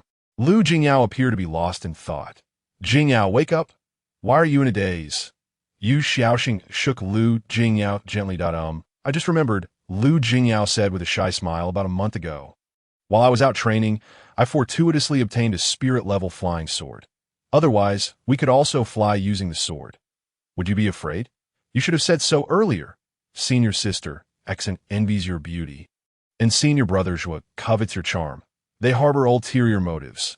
You ought to confront them directly, Man Xiaoman urged with indignation. Hurry, reveal it. I can hardly contain my eagerness to experience flying with the sword. I have a few eagle talismans here. Although they are talismans, they have remarkable utility. Once activated, they will condense the air into wings, allowing for brief flight. I have been reluctant to use them until now. They will serve well for self-defense. Yu Xiaoxing produced several spirit talismans, distributing one to each person. Buzzing sounds filled the air. Under the manipulation of Lu Jingyao, the fire serpent sword flashed into existence. Writhing and vibrating incessantly, emanating the essence of metal in no time, it transformed into a blazing sword light, 1 zhang long and 5 qi wide. Lu Jingyao, Yu Xiaoxing, Yu Xiaoya, and Man Xiaoman ascended the flying sword in succession. Lu Jingyao focused her mind, carefully maneuvering the fire serpent sword. The sword slowly lifted off the ground. Wow, how exhilarating is this, the sensation of flying with a sword. The view is so expansive. Mountains, land, rivers, all visible for miles. Truly carefree and unrestrained. If only I could break through to the spiritual origin realm, I would be able to fly using my own magical power. At that time, I would do nothing but leisurely explore the mountains and waters. A flying sword of spiritual artifact level is indeed marvelous. The sword light envelopes us, steady as a rock, and the tempest above cannot touch us at all. Man Xiaoman and the others were each filled with joy. While Lu Jingyao, initially cautious, gradually grew bolder. Several hours later. Haha, we have arrived. The fiery flying sword landed steadily, the sword light retracting to reveal its true form. The sword was entirely crimson, serpentine in shape, adorned with clusters of flame patterns along its body. Dear fellow disciples, I apologize for the wait. My cultivation is still somewhat lacking, which has slowed my speed of sword flight considerably. After this experience of flying with the sword, Lu Jingyao appeared exceedingly pleased. Her presence noticeably enhanced before her peers. Jingyao Jr. sister has actually acquired a spiritual artifact flying sword. Congratulations! With such a sword at the Outer Sect Disciples Competition 3 months hence, Junior sister Jingyao is bound to break into the top 100 and etch her name upon the Azure Cloud ranking. Yifan stepped forward, beaming. Now that Jingyao Jr.'s sister possesses a spiritual sword, she has been rather secretive about it. Flying with a sword in front of our fellow disciples is indeed a splendid display, greatly enhancing her prestige. Xin Qingru, with a smile that didn't reach her eyes, continued to mock Lu Jingyao coldly.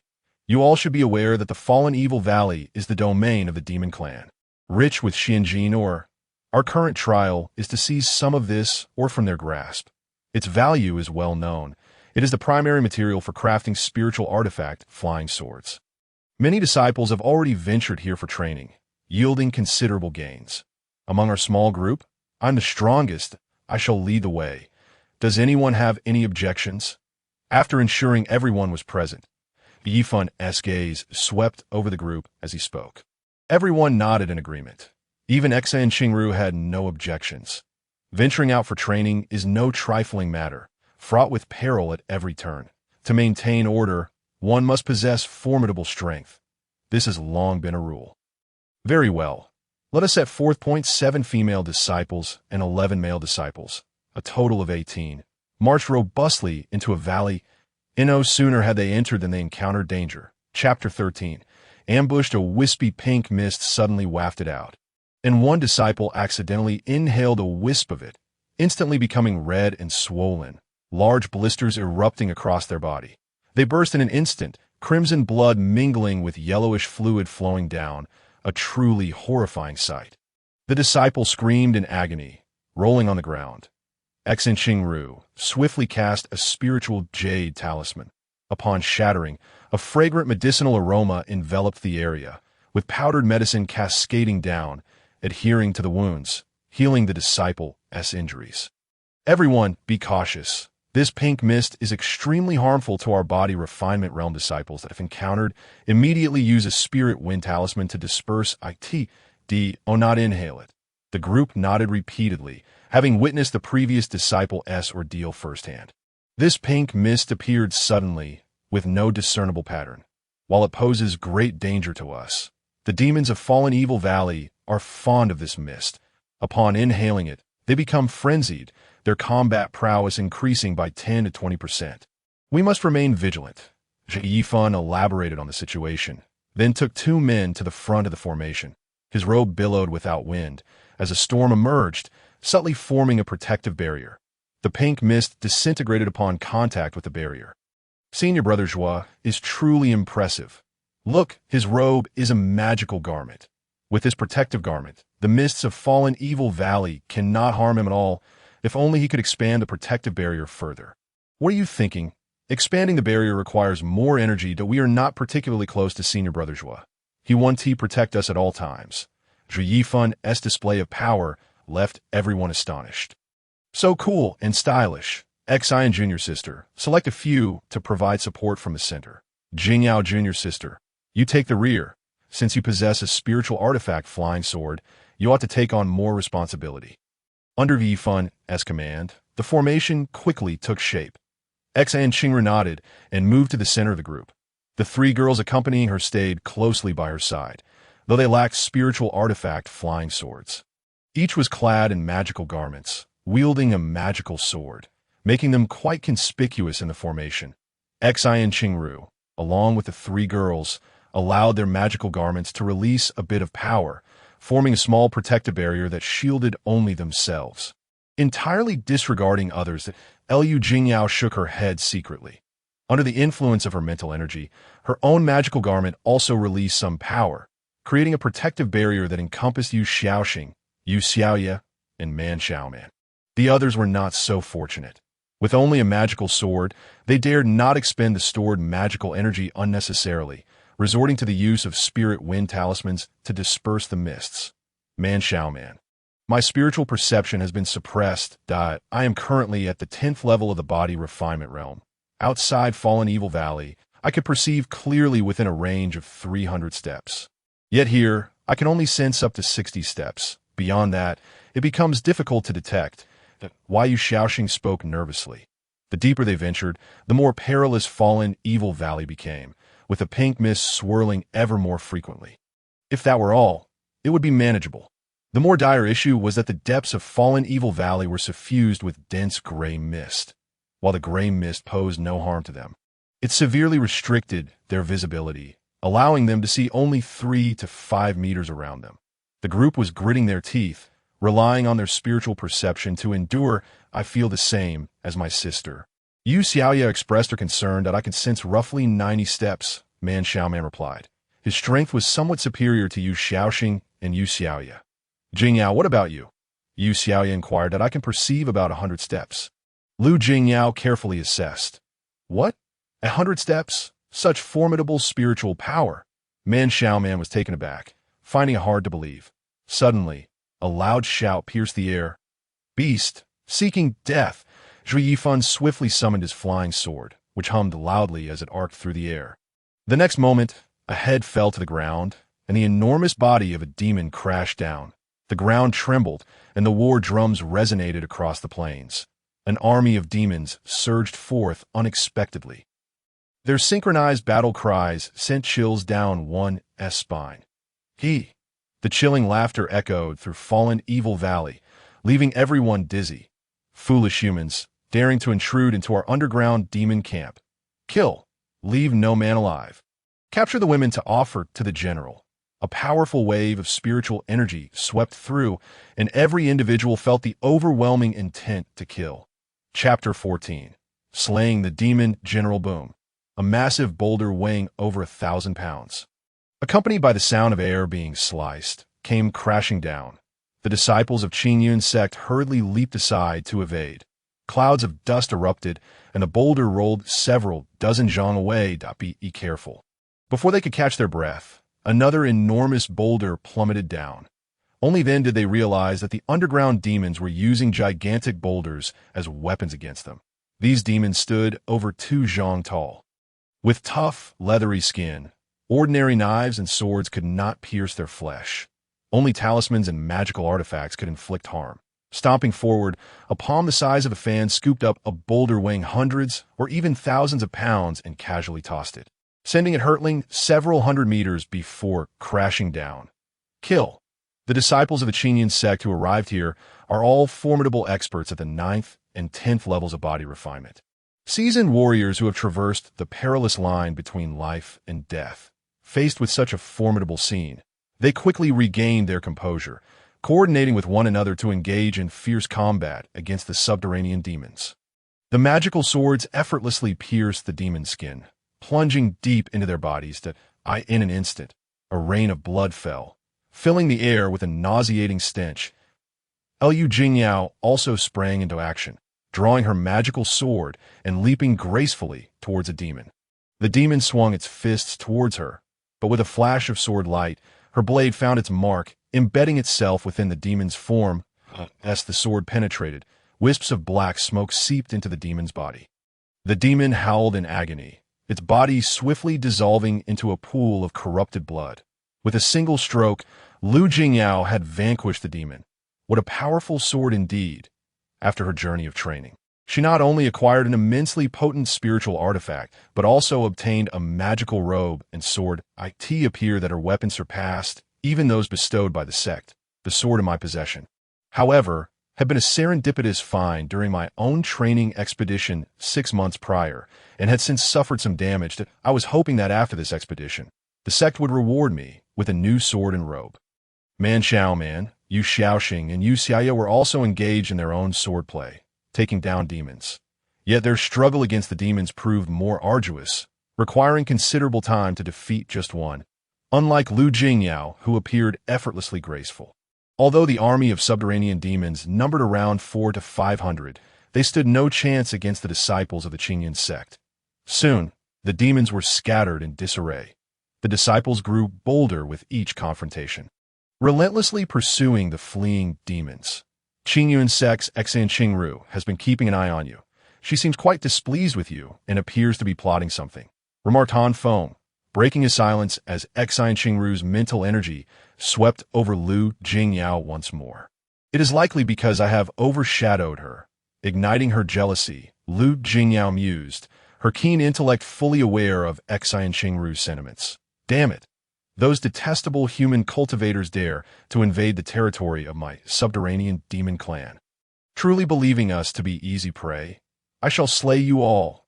Suddenly, a man clad in a flowing purple robe erupted from the depths below. He was tall, with fair skin and a strikingly handsome visage. His brows long and elegant, but he hovered in the air, for flying swords circling around him, emanating powerful waves of magical energy that struck fear into the hearts of the spectators. Retreat, quickly! A demon general of the spiritual origin realm has emerged. We cannot withstand him. Retreat, retreat! Upon the appearance of this demon general, Zhui Yifan's fighting spirit evaporated, and he had no thoughts of resistance, urging his comrades to flee. Xian Qingru shared the same sentiment, not daring to linger even for a moment. The disparity in strength was too vast.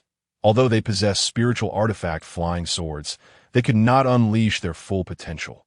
Meanwhile, the powerful foe could amplify the sword's might tenfold or more. Furthermore, the demon general wielded 4 flying swords of spiritual artifact quality and donned a robe of the same caliber. That MY soldiers have been decimated by you, suffering heavy losses. If I allow you to escape, it would reflect poorly on my capabilities. You shall all perish with a hum. The 4 flying swords quivered, releasing ominous sounds as they carved through the air, launching an assault that in an instant, for disciples were torn apart by the swords, their screams stifled before they could fully escape. How dare you, demon! At that moment, 3 powerful cultivators of the spiritual origin realm emerged, activating their flying swords to engage the demon general. Fear not, fellow disciples of the inner sect of Qingyun. Let us unite and take this opportunity to slay the demon in vengeance for our fallen brethren. Xian Qingru cried out, quickly retreat. This demon is formidable. The 3 of us are no match for him. We can only hold him off for a moment. Just as Xian Qingru finished speaking, one of the inner disciples voiced his dissent, casting a fierce glare at her.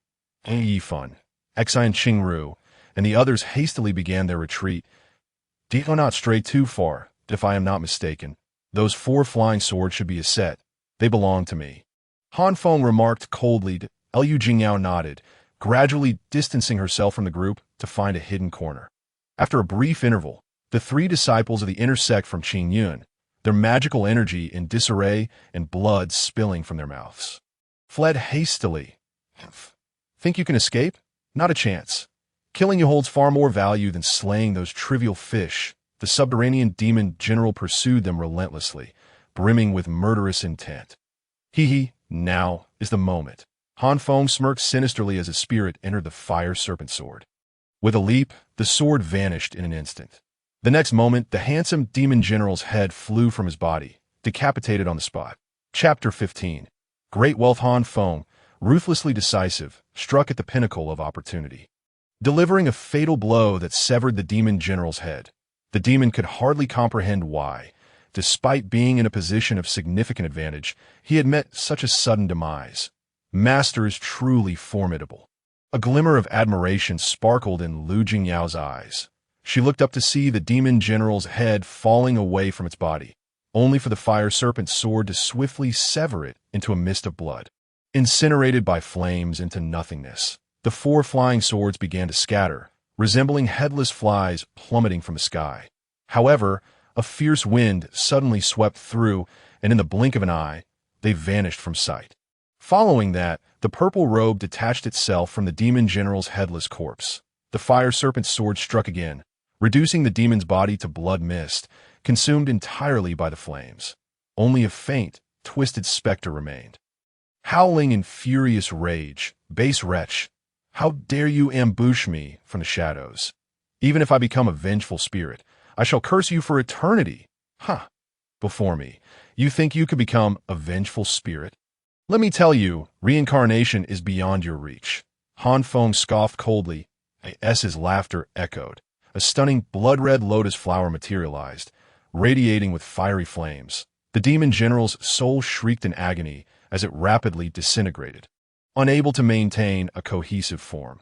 Within mere moments, only pure, untainted spiritual energy remained, devoid of any consciousness.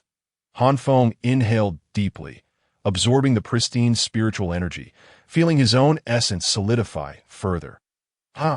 My fortunes are indeed improving. In the next moment, Han Feng appeared before Liu Jingyao, gesturing with his hand to reveal a diagram. "What is this?" Lu Jingyao asked, curiosity piqued. "The diagram of the 7 stars demon-slaying sword formation. This diagram itself is a mid-grade spiritual artifact. If we gather 7 low-grade spiritual artifact flying swords, the formation's power will significantly increase, even rivaling high-grade artifacts," Han Feng declared with pride, waving his hand for the 4 flying swords to reappear. These 4 swords, named Tianshu, Tianxian, Tianji, and Tianquan, have been refined through a special method, their power far exceeding that of typical low-grade artifacts. I shall seek out materials to refine the remaining 3 swords, Yuheng, Kaiyang, and Yaoguang. Then the 7 stars demon-slaying sword formation will be fully restored. Han Feng was elated. Since meeting Lu Jingyao, he had first obtained the incomplete formula for the 9 turns profound heaven pill, then the incomplete 7 stars demon-slaying sword formation. Although such treasures would have been beneath his notice in the past, they were now immensely practical for him. By now, Han Feng was convinced that Lu Jingyao possessed extraordinary fortune. Anyone in her company would experience a surge in luck. "Congratulations, Master, on acquiring a treasure," Lu Jingyao exclaimed joyfully. "Yes, let us continue our exploration below."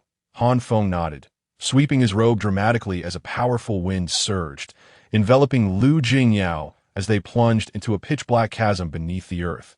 Within the chasm lurked many magical beasts, blood-sucking bats the size of wash-basins, venomous centipedes over 10 meters long, and massive pythons 3 feet thick, among others. The flying swords whirled and sliced through the air, transforming these beasts into clouds of blood as Han Feng led Lu Jingyao deeper into the abyss. Having traversed the pitch-black fissures of the underground, Han Feng and Lu Jingyao ultimately descended upon a vast subterranean plain. The expanse was immeasurable, adorned with a variety of trees, flowers, and mushrooms, which emitted a soft, luminous glow, illuminating the dark world beneath. The horizon of the plain, undulating mountain peaks could be faintly discerned. Scattered throughout the plain were castles of various sizes, and my lord, these Xianjin ores are of exceptionally fine quality. I managed to excavate several dozen pieces just now. Please stow them away. Upon our return to the sect, the elders will assess based on the Xianjin ores and bestow rewards accordingly. Liu Jingyao's arms were filled to the brim with Xianjin ores, as she possessed no storage artifacts. Han Feng nodded, and with a flick of his ring, a purple light enveloped the ores, which were then absorbed into its confines, satisfied with the haul of Xianjin ores. Lu Jingyao knew that the elders of the sect would surely reward her with magical swords and robes. Although she found them less necessary now, she could trade them for other valuables. "Let us proceed.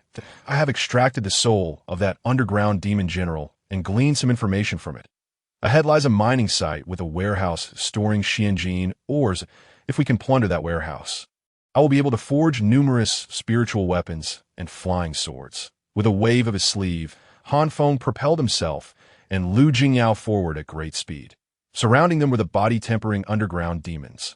Yet Han Feng concealed his aura so effectively that they remained oblivious to their presence.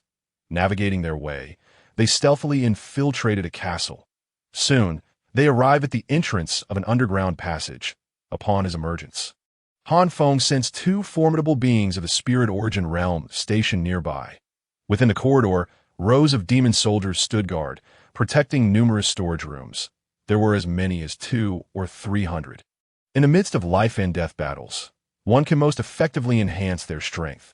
With 2 spirit origin realm experts here, I shall go and slay them to seize the Xianjin ores that I leave this place to you.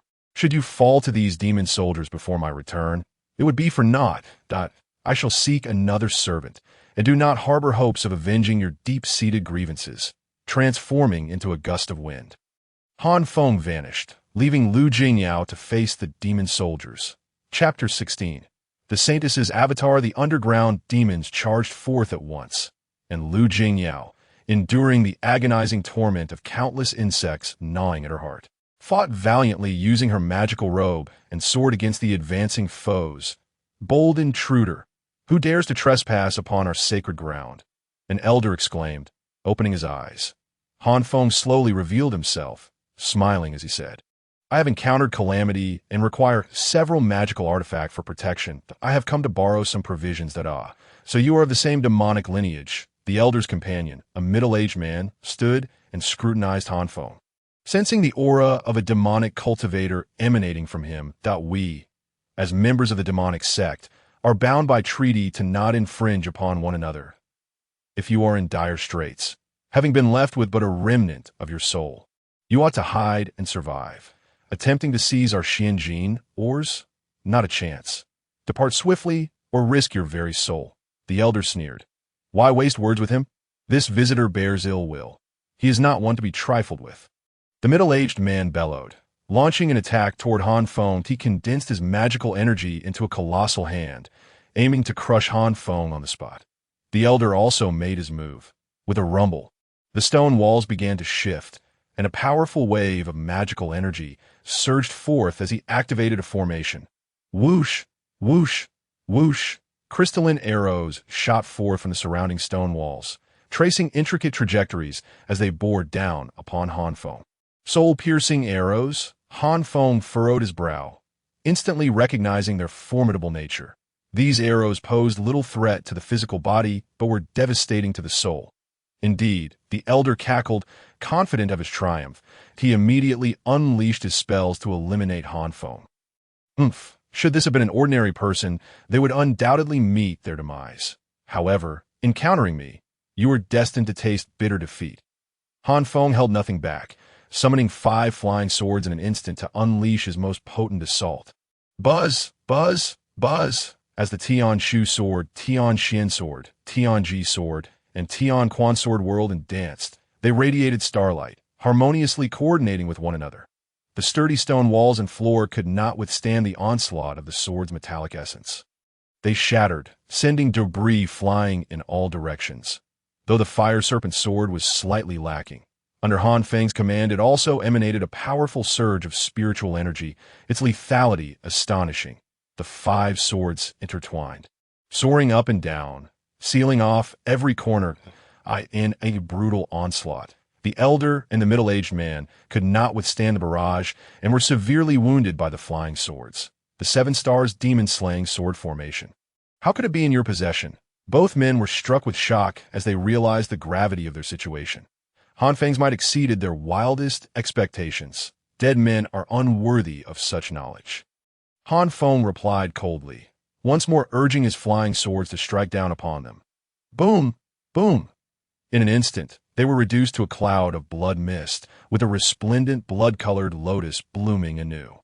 Their physical forms obliterated, their souls were also refined and consumed by Han Feng as pure spiritual power. After dispatching the 2, Han Feng opened the secret chamber to discover mountains of Xianjin ores, nearly 10,000 pieces. By his estimation, with these Xianjin ores, I could forge hundreds of spiritual flying swords. Han Feng rejoiced inwardly as the ring emitted a purple glow. The Xianjin ores instantly absorbed into its base. With a flicker, Han Feng vanished from sight. Let us go. More powerful foes are approaching. The ring was slipped onto Lu Jingyao's right-hand ring finger. She was disheveled, coughing up blood, her bones shattered and muscles torn. She had sustained grave injuries as they fled the castle. They had scarcely taken flight when a fist-sized alchemical furnace ignited with fierce flames, soaring above the underground plane in pursuit. Thinking to escape? If you manage to flee, won't we, the underground demon race, lose face? Suddenly, 3 formidable presences descended upon the scene. Han Feng was taken aback. These individuals exuded powerful waves of magical energy, each a formidable expert at the return to Origin Realm. They were 4 great realms above Han Feng, and he knew he could not defeat any of them at present. My lord, I can no longer continue. Please do not concern yourself with me. Lu Jingyao spoke weakly, sensing the overwhelming strength of the 3-8T that moment. An unexpected turn of events unfolded. From the furnace, a woman with flowing black hair and a gown as white as snow emerged. With an enigmatic grace, she unleashed 3 palm strikes. You think to detain me. Mere demons of the return to Origin Realm. The saintess of the Yuanshu Immortal Gate is not one you can contend with. Even if I am but a mere avatar. Bang! Bang! Bang! The three pursuing demon experts were instantly gravely injured, their luminous auras dimming considerably. Cui Xian, how ruthless you are! The Yuanchu Immortal Gate, renowned as the source of the Immortal Way, was indeed formidable. The saintess of the Yuanchu Immortal Gate possessed unimaginable power. The thousand-demon, slaying immortal formation could not contain her, nor could the elders hope to capture her. They realized they were no match for her. Even if she was merely an avatar, we cannot catch up. As they watched the fiery figure streak away like a meteor, the three men shook their heads in dismay, feeling utterly powerless despite their reluctance. That was close. Fortunately, these three old demons were not targeting us. However, we cannot linger here. Let us depart. Han Feng, filled with trepidation, hastily fled with Lu Jingyao. The fire serpent's sword darted across the sky above the underground plane, with Lu Jingyao standing atop the flying sword, appearing to control it, while in truth, Han Feng was secretly manipulating it with his magical energy. Suddenly, the fist-sized alchemical furnace appeared near the fire serpent's sword. Keeping pace alongside it, Chapter 17, Deception and Deceit. Fellow cultivator, please halt. I am Cui Xian, the saintess of the Yuanchu Immortal Gate, and I have a request for you that I would be most grateful for your assistance. The woman, clad in white and radiant as snow, suddenly appeared, blocking Lu Jingyao's path. With a flick of her finger, a green pill exploded into a fine powder, releasing a rich, aromatic fragrance that permeated Lu Jingyao's body, rapidly healing her injuries. Thank you, Sister Siyu. Lu Jingyao expressed her gratitude, astonished. I am an outer disciple of the Qingyan sect, named Lu Jingyao. Lu Jingyao was taken aback. The Yuanchu Immortal Gate was the pinnacle of immortal sects. With an illustrious legacy, it was said that the Yuanchu Immortal Gate was the source of all immortal sects, possessing a far deeper foundation than other first-rate sects. Lu Jingyao replied. Her aura began to rise steadily. With the arduous cultivation of the Star Transformation Divine Art, and after battling the underground demons, she found her wounds healed by Cui Xian's assistance. At this critical juncture, Lu Jingyao once again transcended her limits. Astonishingly reaching the 10th level of the body refinement realm, her mental fortitude immensely powerful. At this moment, she faintly sensed a sealed portal within her mind. If she could shatter it using her mental strength, she would ascend to the spirit origin realm. Lu Jingyao immediately launched an assault with her mental energy, only to discover that the portal remained steadfastly sealed, utterly impervious to her efforts. Han Feng, concealed within the ring, withdrew his magical power, allowing Lu Jingyao to wield the fire serpent sword. Observing in silence, he beheld the woman before him.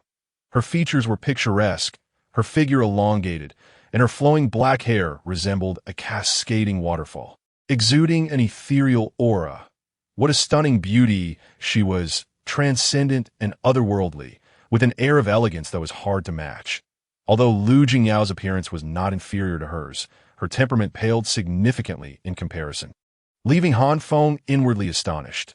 Witnessing Lu Jingyao's breakthrough, Cui Xian expressed surprise, yet was not entirely unexpected. She spoke. It is a fellow cultivator from the Qingyan sect. Recently, the underground demon clan stole the fire-departing divine furnace from my Yuanchu immortal sect. I have come on my avatar to reclaim it. However, after a series of fierce battles, I am now at the end of my strength, akin to an ordinary spirit origin realm cultivator. You must find a way to contact your fellow disciples or the elders within your sect to escort me back to the Yuanchu immortal sect. In due course, I shall reward you handsomely. The Yuanchu immortal sect will not treat you unfairly. Cui Xian spoke with firm conviction, showing no fear that the Qingyun sect might seize the fire-departing divine furnace for themselves. She had heard of the Qingyun sect, a mere third-rate sect on the fringes, and such an establishment would dare not offend the Yuanchu immortal sect. Master, what shall we do? Lu Jingyao did not readily agree, but sought Han Feng's counsel. She intended to feign compliance. Her true self had deep connections with the Yuanchu immortal sect, and once they left the underground, she would eliminate her and claim the fire-departing divine furnace for herself. Han Feng coldly smirked at the thought. Judging by her fluctuations, it appeared that she had indeed fallen to the spirit origin realm, suggesting that the recent blow had taken a substantial toll on her. If she were merely at the spirit origin realm, then this opportunity must not be squandered. I shall forever remember the life-saving grace of Senior Sister Chui. Lu Jingyao declared, in that case, I will agree to this matter. However, I must leave the underground before I can send a signal to the elders of my sect. Otherwise, the powerful demons of the underground will surely detect it, and we would face dire consequences. Lu Jingyao feigned agreement and continued to soar through the air on her sword. Cui Xian extended her magical power, probing every detail of Lu Jingyao's being. However, when her energy brushed against the ring on Lu Jingyao's right hand, it emitted a faint purple glow, twinkling brilliantly. Cui Xian felt a sense of familiarity with the ring. Straining her memory, she finally recalled that it resembled the ancient treasure recorded in the tomes of her Yuanchu immortal sect, the Xianqing treasure ring. Could it truly be the Xianqing treasure ring? How could it be in the hands of a mere body refinement realm cultivator? What serendipity to encounter it. This junior sister, your ring is exquisite. I find it quite appealing. Might you part with it and bestow it upon your senior sister? I am willing to exchange a magical artifact for it, Cui Xian said, her tone cheerful. Senior Sister Cui, do not jest. This ring holds great significance for me, Lu Jingyao replied. Merely a flawed magical artifact, and its formation has suffered greatly. This ring is currently only at the level of a low-grade spiritual tool, less practical than flying swords or robes. Even if fully restored, it would merely be a treasure-grade item. I can offer you a mid-grade treasure in exchange for your ring, Cui Xian continued to persuade. How much experience could a 10th level body refinement cultivator have? Surely, she would not refuse such an offer. Just as this thought crossed her mind, Lu Jingyao spoke up, I am but a 10th level body refinement cultivator. Even if I possessed a treasure, I would be unable to wield it, and it might even bring about my demise. That I will exchange an upper grade treasure, along with 5 practical spiritual tools, and I will recommend you for membership in the Yuanchu Immortal Sect. Cui Xian's tone grew increasingly cold. This ring is indeed extraordinarily valuable. The master's belongings are truly remarkable. With this thought in mind, Lu Jingyao knew how to respond, understanding that further refusals could lead to Cui Xian losing patience and resorting to forceful means. Master, what should we do? Lu Jingyao inquired of Han Feng. Refuse, Han Feng replied succinctly to, I am sorry, but this ring is a token of affection from my fiancé. No treasure in the world could compare to it. Lu Jingyao summoned her courage to declare. Having been spurned, Cui Xian realized she would have to resort to suppression and sealing, taking her back to the Yuanchu Immortal Sect when her sect's elders appeared. The variables would surely increase. Returning alone to the sect carried risks, yet the Xianqing treasure ring was worth the attempt. With such thoughts in her mind, Cui Xian brazenly struck, fearing that Lu Jingyao would signal her sect's elders once they left the underground. She launched her attack within the territory of the underground demon clan. A fair hand suddenly reached out, unleashing a torrent of magical power that swiftly ensnared Lu Jingyao. A pill furnace, the size of a fist, opened its lid, emanating a powerful suction force. Cui Xian intended to seal Lu Jingyao within the fire-departing divine furnace. Humph! You dare to seal my master's servant without consulting me? Han Feng scoffed coldly. Emerging from the Xianqing treasure ring, the Tianqiu sword, Tianqin sword, Tianji sword, and Tianquan sword. 4 flying swords were conjured in an instant, utilizing the power of the 7 stars demon extinguishing formation. They spiraled through the air, aiming to strangle Cui Xian. Chapter 18. The opening of the Sea of Consciousness, a spirit origin realm demon cultivator. Cui Xian was greatly shocked, realizing she had misjudged the situation. She had believed Lu Jingyao to be merely a body refinement realm cultivator, which prompted her sudden assault. Yet, she had miscalculated. Clang, clang, clang, a round golden pill apparition suddenly materialized as the 4 flying swords clashed against it, producing sparks and the sound of metal striking metal. Even if the fire-departing divine furnace falls back into the hands of the underground demon clan, I shall still slay you.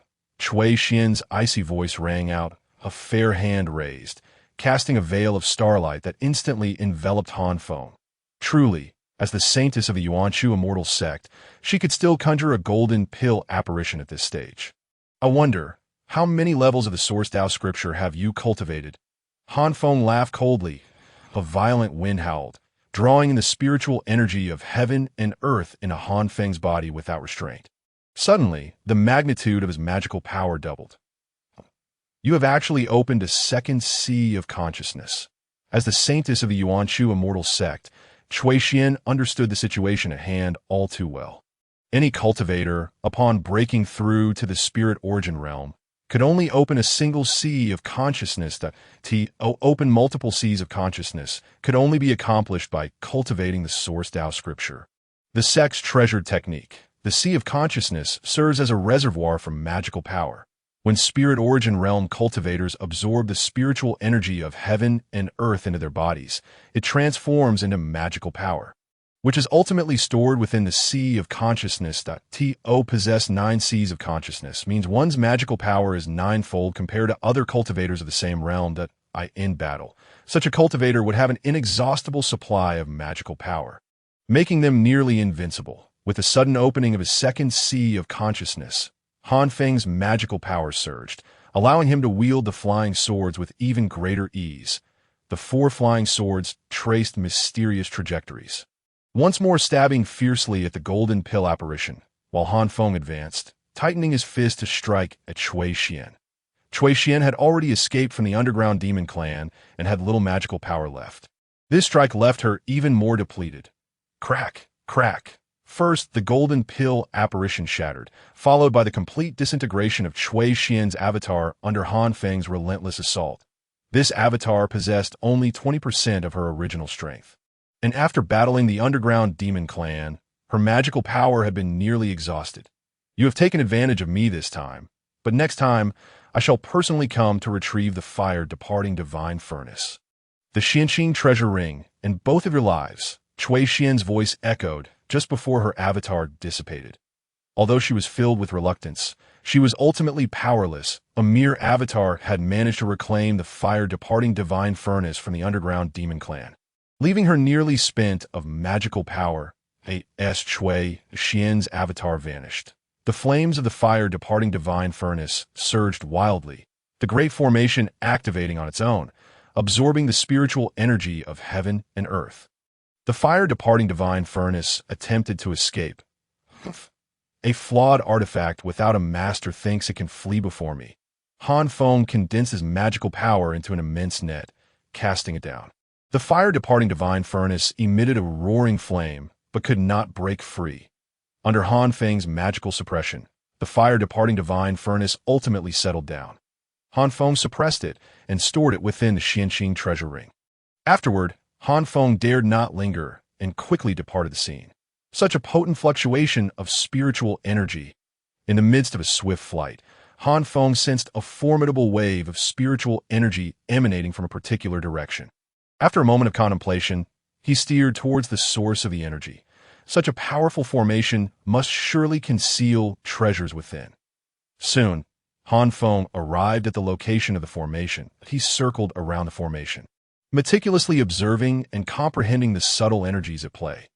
After a brief moment, Han Feng summoned his flying sword and executed a decisive slash, causing the formation to cease its operation. Haha, success! With that, Han Feng and Lu Jingyao swiftly entered the formation just as it began to restore itself. Upon entering the confines of the formation, Han Feng discovered a spiritual pool within. The pool spanned a vast area of 10 acres, filled with a foot-deep milky liquid, from which bubbles the size of fists rose, exuding a potent wave of spiritual energy. Master, this is earth milk, extremely precious. If absorbed and refined, it will yield tremendous benefits. Lu Jingyao reached her hand into the spiritual pool to explore further. Not only is there earth milk, but also spiritual liquid. Look at these stones. They are inscribed with various intricate patterns that connect to form the formation. Han Feng examined the stones closely, nodding in agreement. This formation, on one hand, drew forth the essence of the earth's milk, while on the other, it gathered and compressed the spiritual energy of heaven and earth into liquid form. The spiritual pool contained a bounty of earth milk and spiritual liquid. If provided with ample earth milk, practitioners at the spiritual origin realm could swiftly break through to the true origin and Gang Yuan realms. What a pity, lamented Lu Jingyao. I am currently only at the 10th layer of body refinement. If I could advance to the spiritual origin realm, I could utilize this earth milk and spiritual liquid for cultivation. Open 9 sea of consciousness. The amount of spiritual energy required is incalculable. This earth milk pool is precisely what I need. With that, Han Feng settled cross-legged above the earth milk pool at a considerable height. Memories of the cultivation methods from the original Tao scripture flowed through his mind. Following the secret techniques recorded in the scripture, he began to open his sea of consciousness. Liu Jingyao sat by the pool, commencing her own practice of the star evolution refinement technique to strengthen her spirit. Just as they entered their meditative states, a sudden gust of wind arose, and a burst of golden light materialized as the patterns on the stones flickered, causing the formation's operation to accelerate. Upon looking up, Han Feng saw the earth milk and spiritual liquid within the pool transforming into jets of water.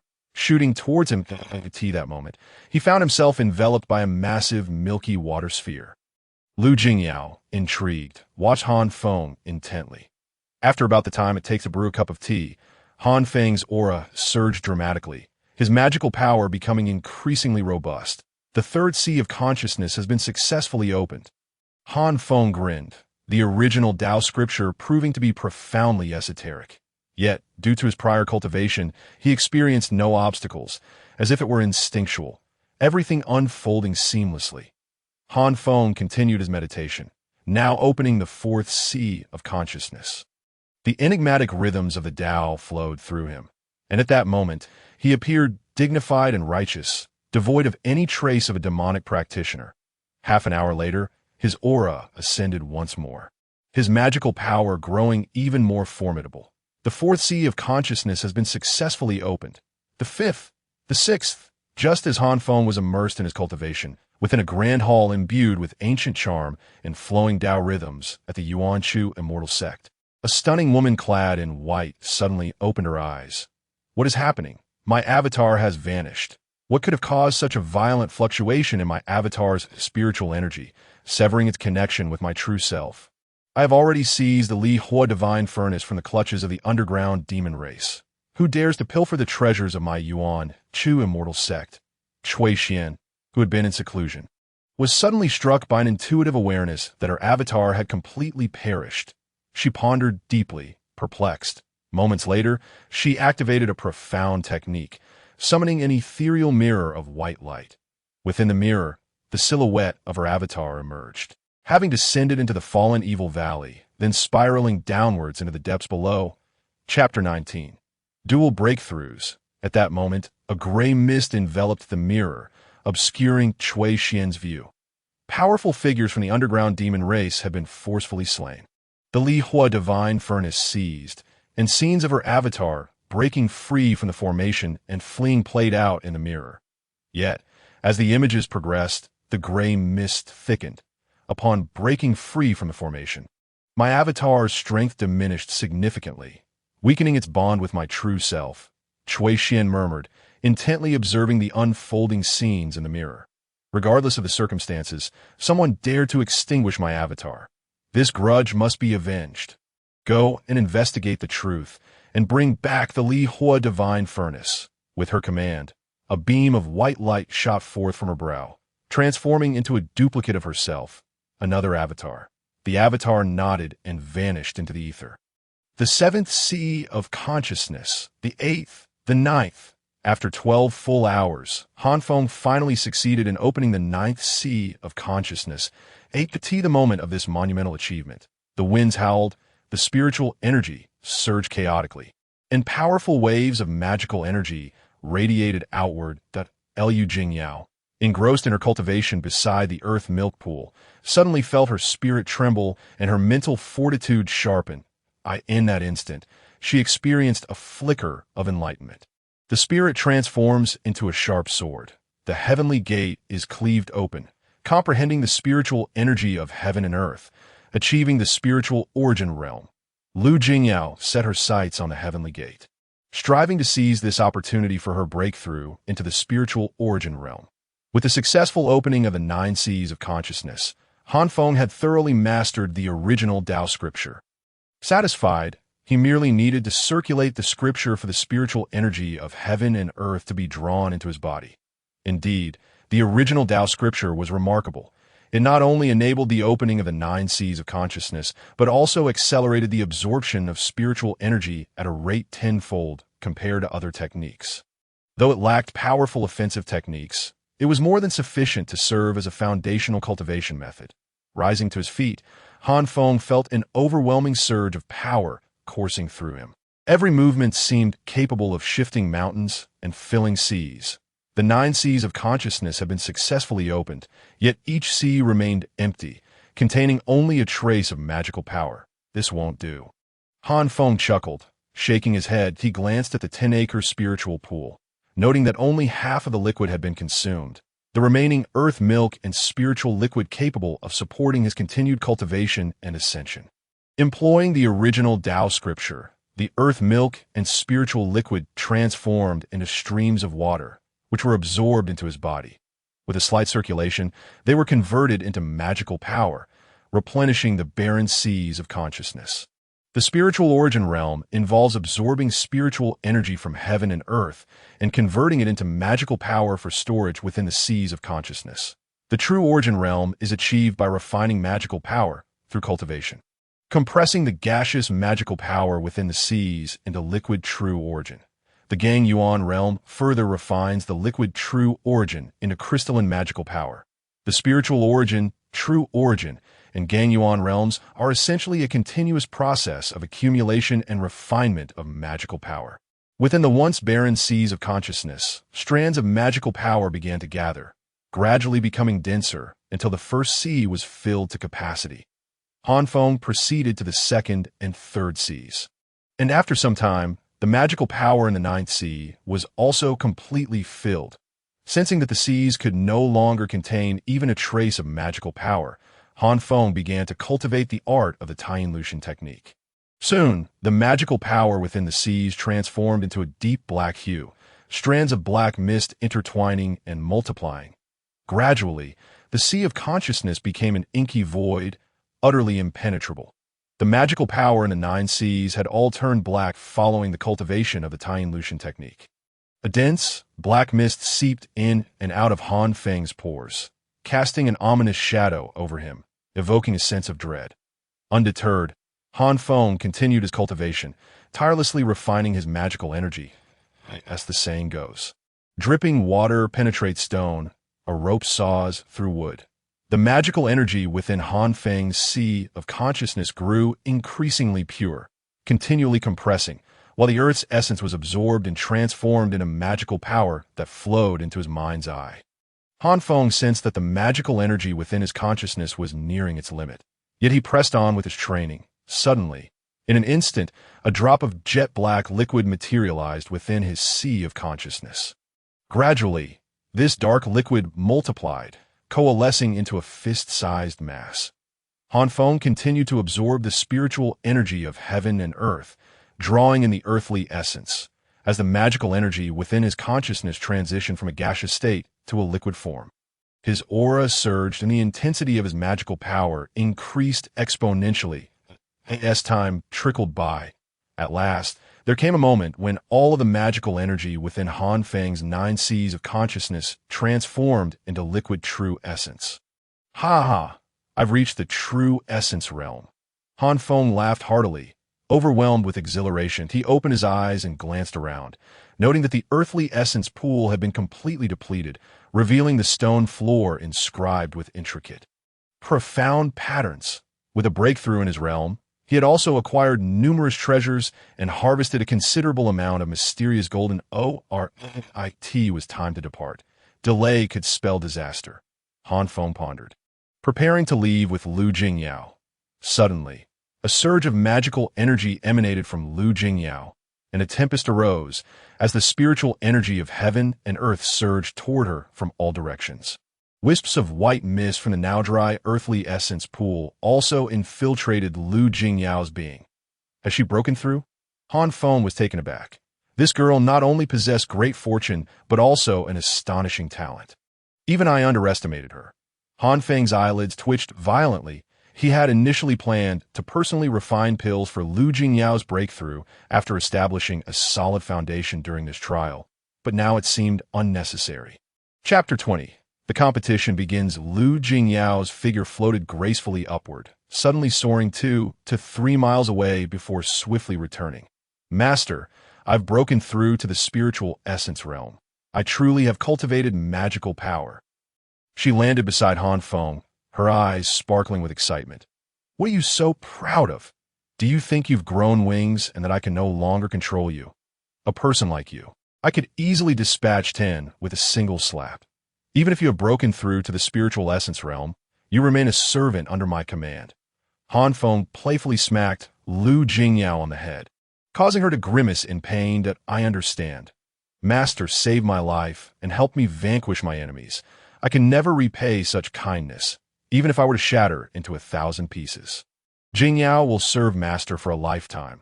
She rubbed her head and obediently replied, That's more like it. Since you've reached the spiritual essence realm, I shall bestow upon you the Fire Serpent Sword. I will not treat you poorly. As long as you obey, once I fully restore my strength and physical form, I will grant you even greater rewards. If you dare betray me, I will ensure you find life unbearable and death impossible. Han Feng threatened with a solemn tone. Yes. Lu Jingyao nodded earnestly. Han Feng, maintaining his composure, tore a small opening in the formation and swiftly departed with Lu Jingyao. Along their journey, the two concealed their auras, flying rapidly, only to discover that the underground planes were engulfed in chaos, with many castles having collapsed. What is happening? Has the underground demon clan encountered a formidable foe? Lu Jingyao questioned, her expression filled with confusion. Let us investigate, Han Feng suggested. Having broken through to the true essence realm and opened up 9 seas of consciousness, Han Feng estimated that his strength could easily surpass that of a formidable opponent at the peak essence realm. Seizing the opportunity to take advantage of the chaos, he thought it would be foolish not to capitalize on the situation. Master, you are wise. Perhaps we can profit from their mutual destruction, Lu Jingyao agreed, her eyes gleaming with understanding. In that moment, Han Feng suddenly felt a pang of alarm. It seemed Lu Jingyao had been led astray. Nevertheless, he pressed on, charging toward the most tumultuous and devastated area. A powerful wave of magical energy surged forth, indicating a grand battle was unfolding. Han Feng and Lu Jingyao concealed their presence, observing from a distance. Faintly, Han Feng caught sight of a woman clad in white, resembling freshly fallen snow. In that instant, both Han Feng and Lu Jingyao's expressions shifted dramatically. Master, something feels amiss. That person appears to be the holy maiden of the Yuanchu sect, Cui Xian, Lu Jingyao said uncertainly. Run, the fire god furnace has yet to be fully refined. If she senses its location, we will be slain by her. Without a moment's hesitation, Han Feng and Lu Jingyao stealthily retreated. Upon leaving the underground, Han Feng and Lu Jingyao soared swiftly, the mountains and rivers receding rapidly behind them. Master, during this trial, I've broken through to the spiritual essence realm. I will surely shine at the Qingyun ranking competition and secure my place as an inner sect disciple. Soon, we will be able to enter the treasure vault, Lu Jingyao exclaimed, her spirits soaring. Indeed, with just over a month remaining, you should return to the sect to complete your tasks and claim your rewards. I will find a suitable location to set up a spirit gathering array for thorough cultivation. Once you complete your tasks, come find me. Take this jade talisman. I will send you messages when the time comes. Han Feng casually handed her a piece of spiritual jade inscribed with array patterns. Lu Jingyao nodded and flew towards Qingyun's sect. Han Feng wandered aimlessly until he finally settled atop a grand mountain. Open, the Tian Shu sword, Tian Xian sword, Tian Ji sword, and Tian Quan sword, 4 flying swords, were summoned by Han Feng's magical power, unleashing a torrent of metal energy that struck the hard rock face. The clang of metal echoed, sparks flying, until a small cave was chiseled out. Within the cave, Han Feng inscribed numerous array patterns, sealing his aura to ensure that his magical fluctuations would not leak out. Only then did he retrieve the Fire God Furnace from his Xianqing treasure ring. The Fire God Furnace was a damaged, low-grade Dao artifact, inscribed with hundreds of arrays, making its refinement no easy task. The underground was fraught with peril. Han Feng feared awakening the ancient demon lords, which is why he had only now dared to refine the fire god furnace. Time passed slowly, and 7 days later. "Master, why has it taken you so long to send me a message?" Lu Jingyao complained as she met Han Feng on a small mountain 100 miles from Qingyan sect. "Refining the fire god furnace took some time, but it is finally ready. I have set up a spirit gathering array here, where the density of spiritual energy is tenfold that of the outside world. This is the perfect place for cultivation," Han Feng explained. Lu Jingyao nodded and began to immerse herself in her training. While cultivating, Han Feng divided his focus, secretly observing the surroundings. In the initial days, he sensed a powerful presence passing nearby, seemingly unaware of any anomalies, but soon disappeared. As time trickled by, a month slipped away in the blink of an eye. "Master, the Qingyan ranking competition is about to commence. That we should return." Han Feng nodded, a fierce wind picking up as the two vanished from sight. Before long, they beheld the sprawling mountains surrounding Qingyan sect. Han Feng entered his Xianqing treasure ring, while Lu Jingyao took him back to her bamboo cottage. Dong, dong, dong. The next morning, a rapid ringing of bells echoed throughout the mountains. Lu Jingyao rose and declared, "The Qingyuan ranking competition has begun. This is the bell calling the disciples of the sect." Chapter 21. Breaking into the top 10, the annual Qingyuan ranking competition had commenced. The rules remained unchanged, but to encourage the disciples to work harder in their cultivation, the sect had increased the rewards for outer disciples. Starting this year, every future Qingyuan ranking competition would reward the top 100 with a low-grade spirit-level flying sword and a low-grade spirit-level Dao robe. On the martial arts stage, platforms enveloped in arrays rose up, each manned by an elder responsible for safety and officiating the events. At the center of the elevated platform stood a war drum. Beside it, a rosy-faced elder boisterously announced various important matters, clearly of a higher rank than the elders serving as judges below. What a grand initiative! The top 100 will receive spirit-level flying swords and Dao robes. This is a reward previously reserved for the top 10. What could the rewards for the top 10 be? They must be even more lavish. Disciples gathered around each platform, whispering among themselves, their excitement palpable. The Qingyuan ranking competition was a grand event for outer disciples, while inner disciples regarded it with disdain, rarely attending to witness the spectacle. However, if they were to learn that the top 100 would be rewarded with spirit artifacts, they would undoubtedly be envious. Those who entered the top 10 would receive a mid-grade spirit sword, a mid-grade spirit robe, and a soul-nurturing pill. The remaining disciples would also be rewarded according to their performance in the arena competition. After a lengthy discourse, the elder announced the rewards for the top TE, and as the words fell, a fervent reaction ensued. A soul-nurturing pill. It is said to be exceedingly precious, should one encounter formidable foes during an expedition and suffer damage to their spirit.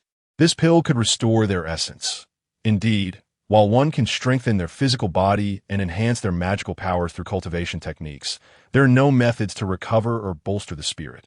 Once the spirit is wounded, the situation becomes dire, and one can only rely on extraordinary treasures like soul-nurturing wood for healing. While techniques to strengthen the spirit do exist, it is accurate to say that the celestial sects lack such methods.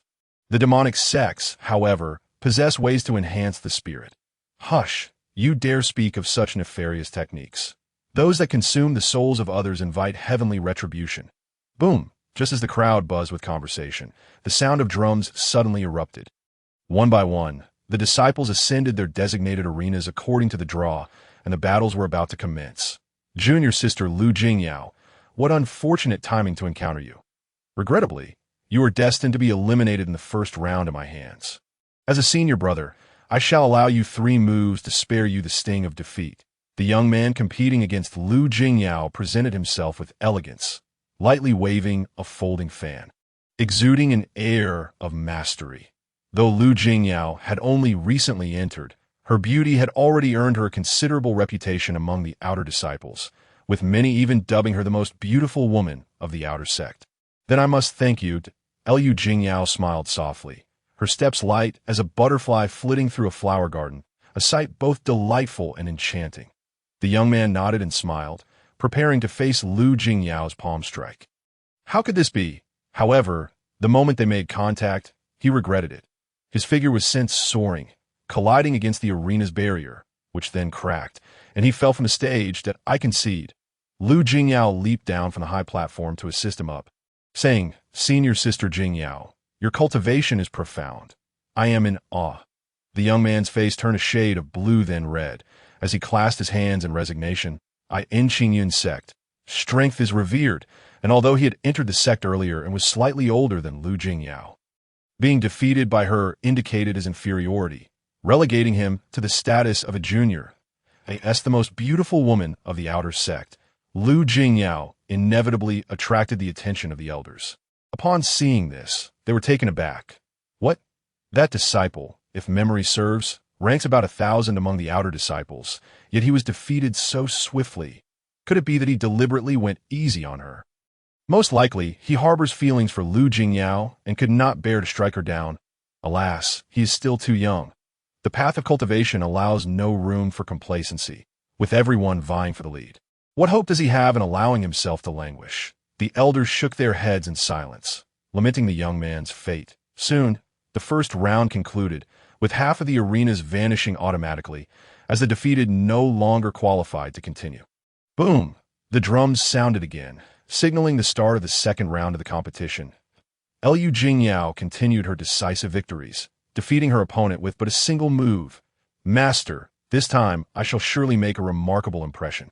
I will think of ways to exchange for additional soul-nurturing pills from the other disciples and present them to you." After descending the arena, Lu Jingyao began to communicate discreetly with Han Feng. "The soul-nurturing pill can only alleviate immediate troubles. My true concern lies in the treasures within the treasury that can nourish the spirit." Han Feng replied briefly before falling silent. 1 round after another continued, and the number of arenas diminished in the 10th round. By mere coincidence, Lu Jingyao faced Xian Qingryu. "Lu Jingyao, I will show you no mercy. To enter the top 100 and make the Qingyun list is merely luck for you. However, your journey ends here. You shall not enter the top 10. Xian Qingryu's expression was cold as she summoned her flying sword, fiercely striking at Lu Jingyao in the face of Xian Qingru.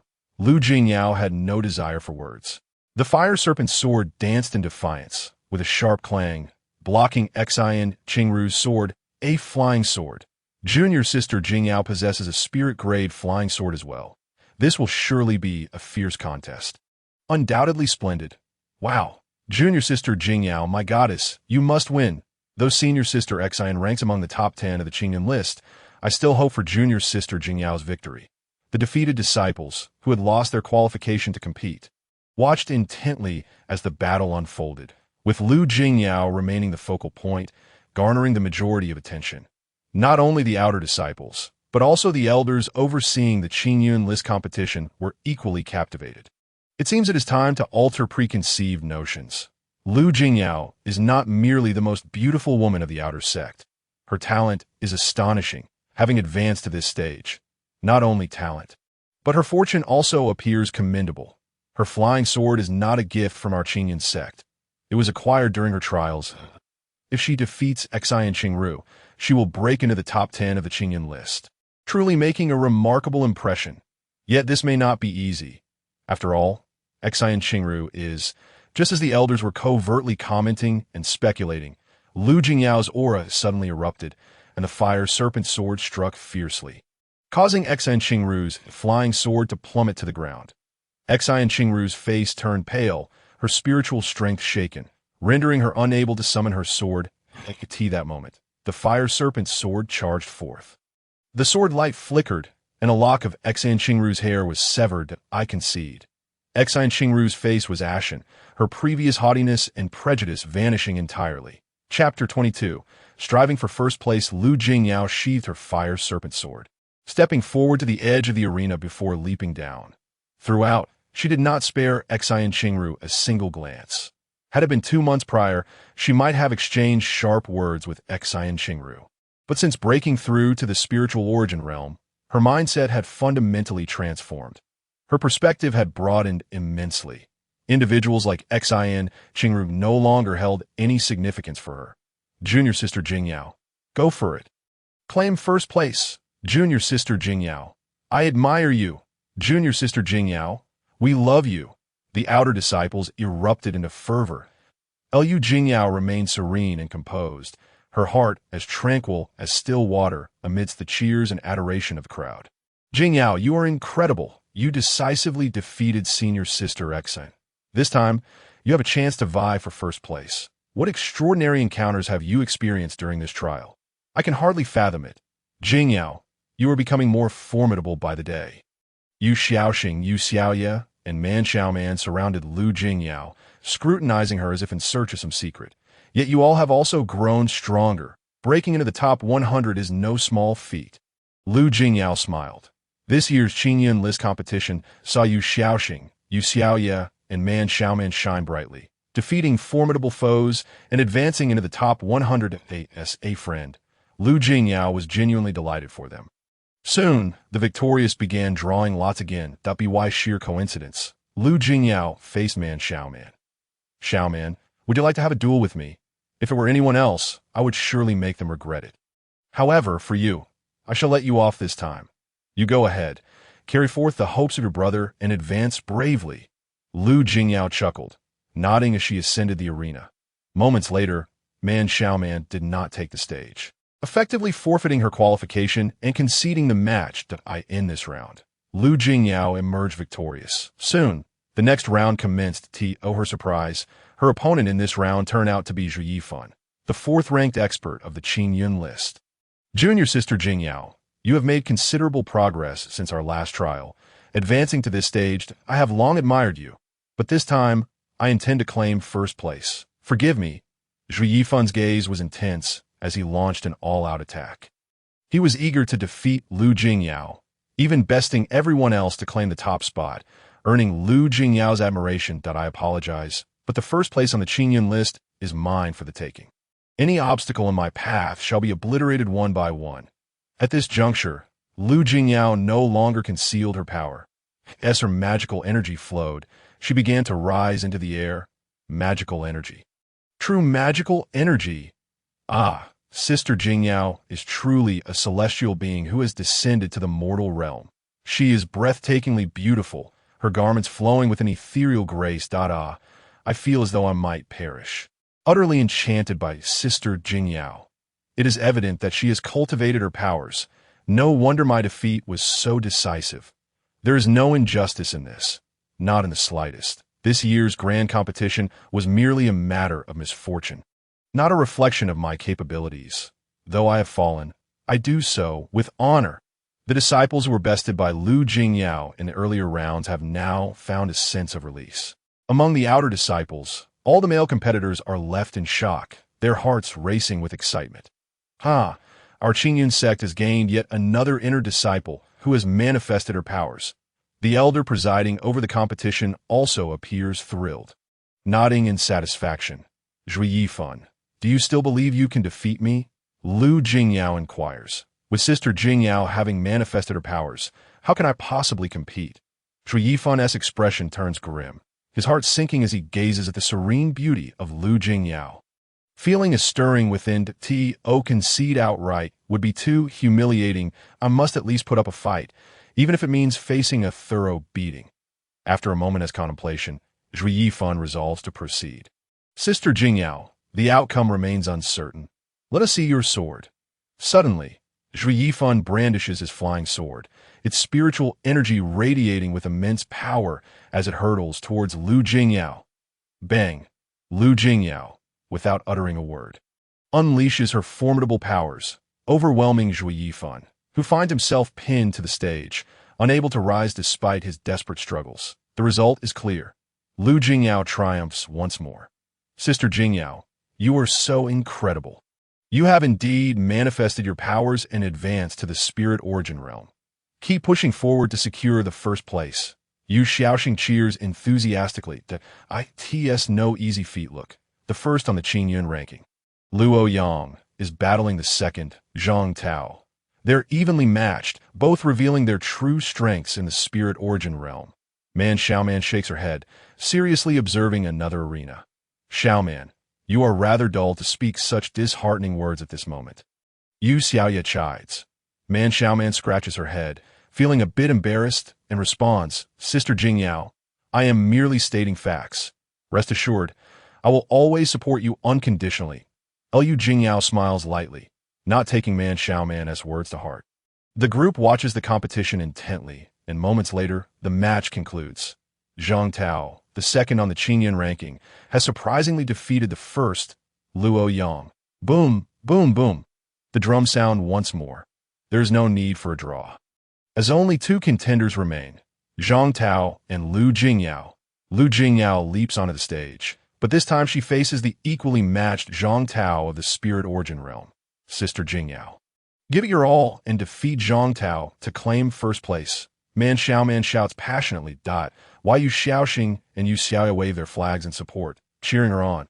Sister Jingyao, although our interactions have been few, I have long admired you. Under normal circumstances, I would never wish to oppose you. However, this is the Qingyun ranking competition, and out of respect for you, I shall be a worthy opponent, showing no mercy. Zhang Tao bows, his words poised and respectful, far surpassing Zhui Yifan in demeanor. Please, Liu Jingyao returns the gesture. The battle is about to commence. Chapter 23.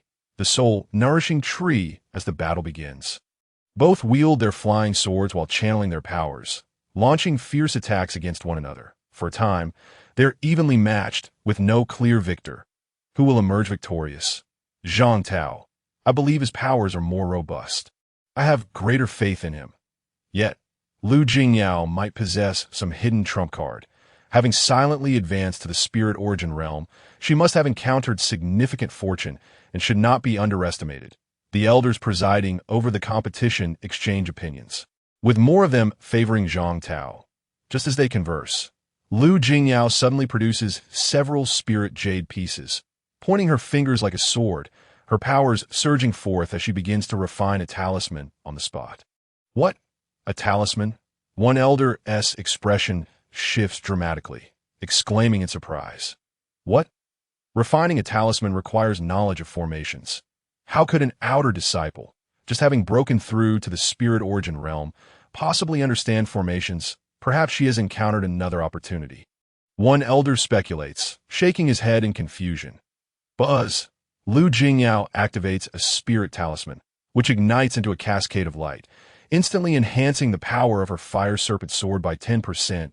It is a Gongjin talisman, amplifying the sword's might. Liu Jingyao's flying sword was already superior to Zhang Tao's. Now, with this enhancement, she is strategically preparing to overpower him, avoiding a prolonged struggle. An elder recognizes Liu Jingyao's intent. No sooner has the thought crossed his mind than Liu Jingyao unleashes another jade talisman, the Gale talisman. Her flying sword as speed surges dramatically. Zhang Tao finds himself in a precarious situation. Whoosh, whoosh, clash. Liu Jingyao directs her flying sword, engaging in rapid exchanges with Zhang Tao's sword. With the fire serpent's sword as increased power and speed, Zhang Tao is clearly on the defensive, struggling to keep up.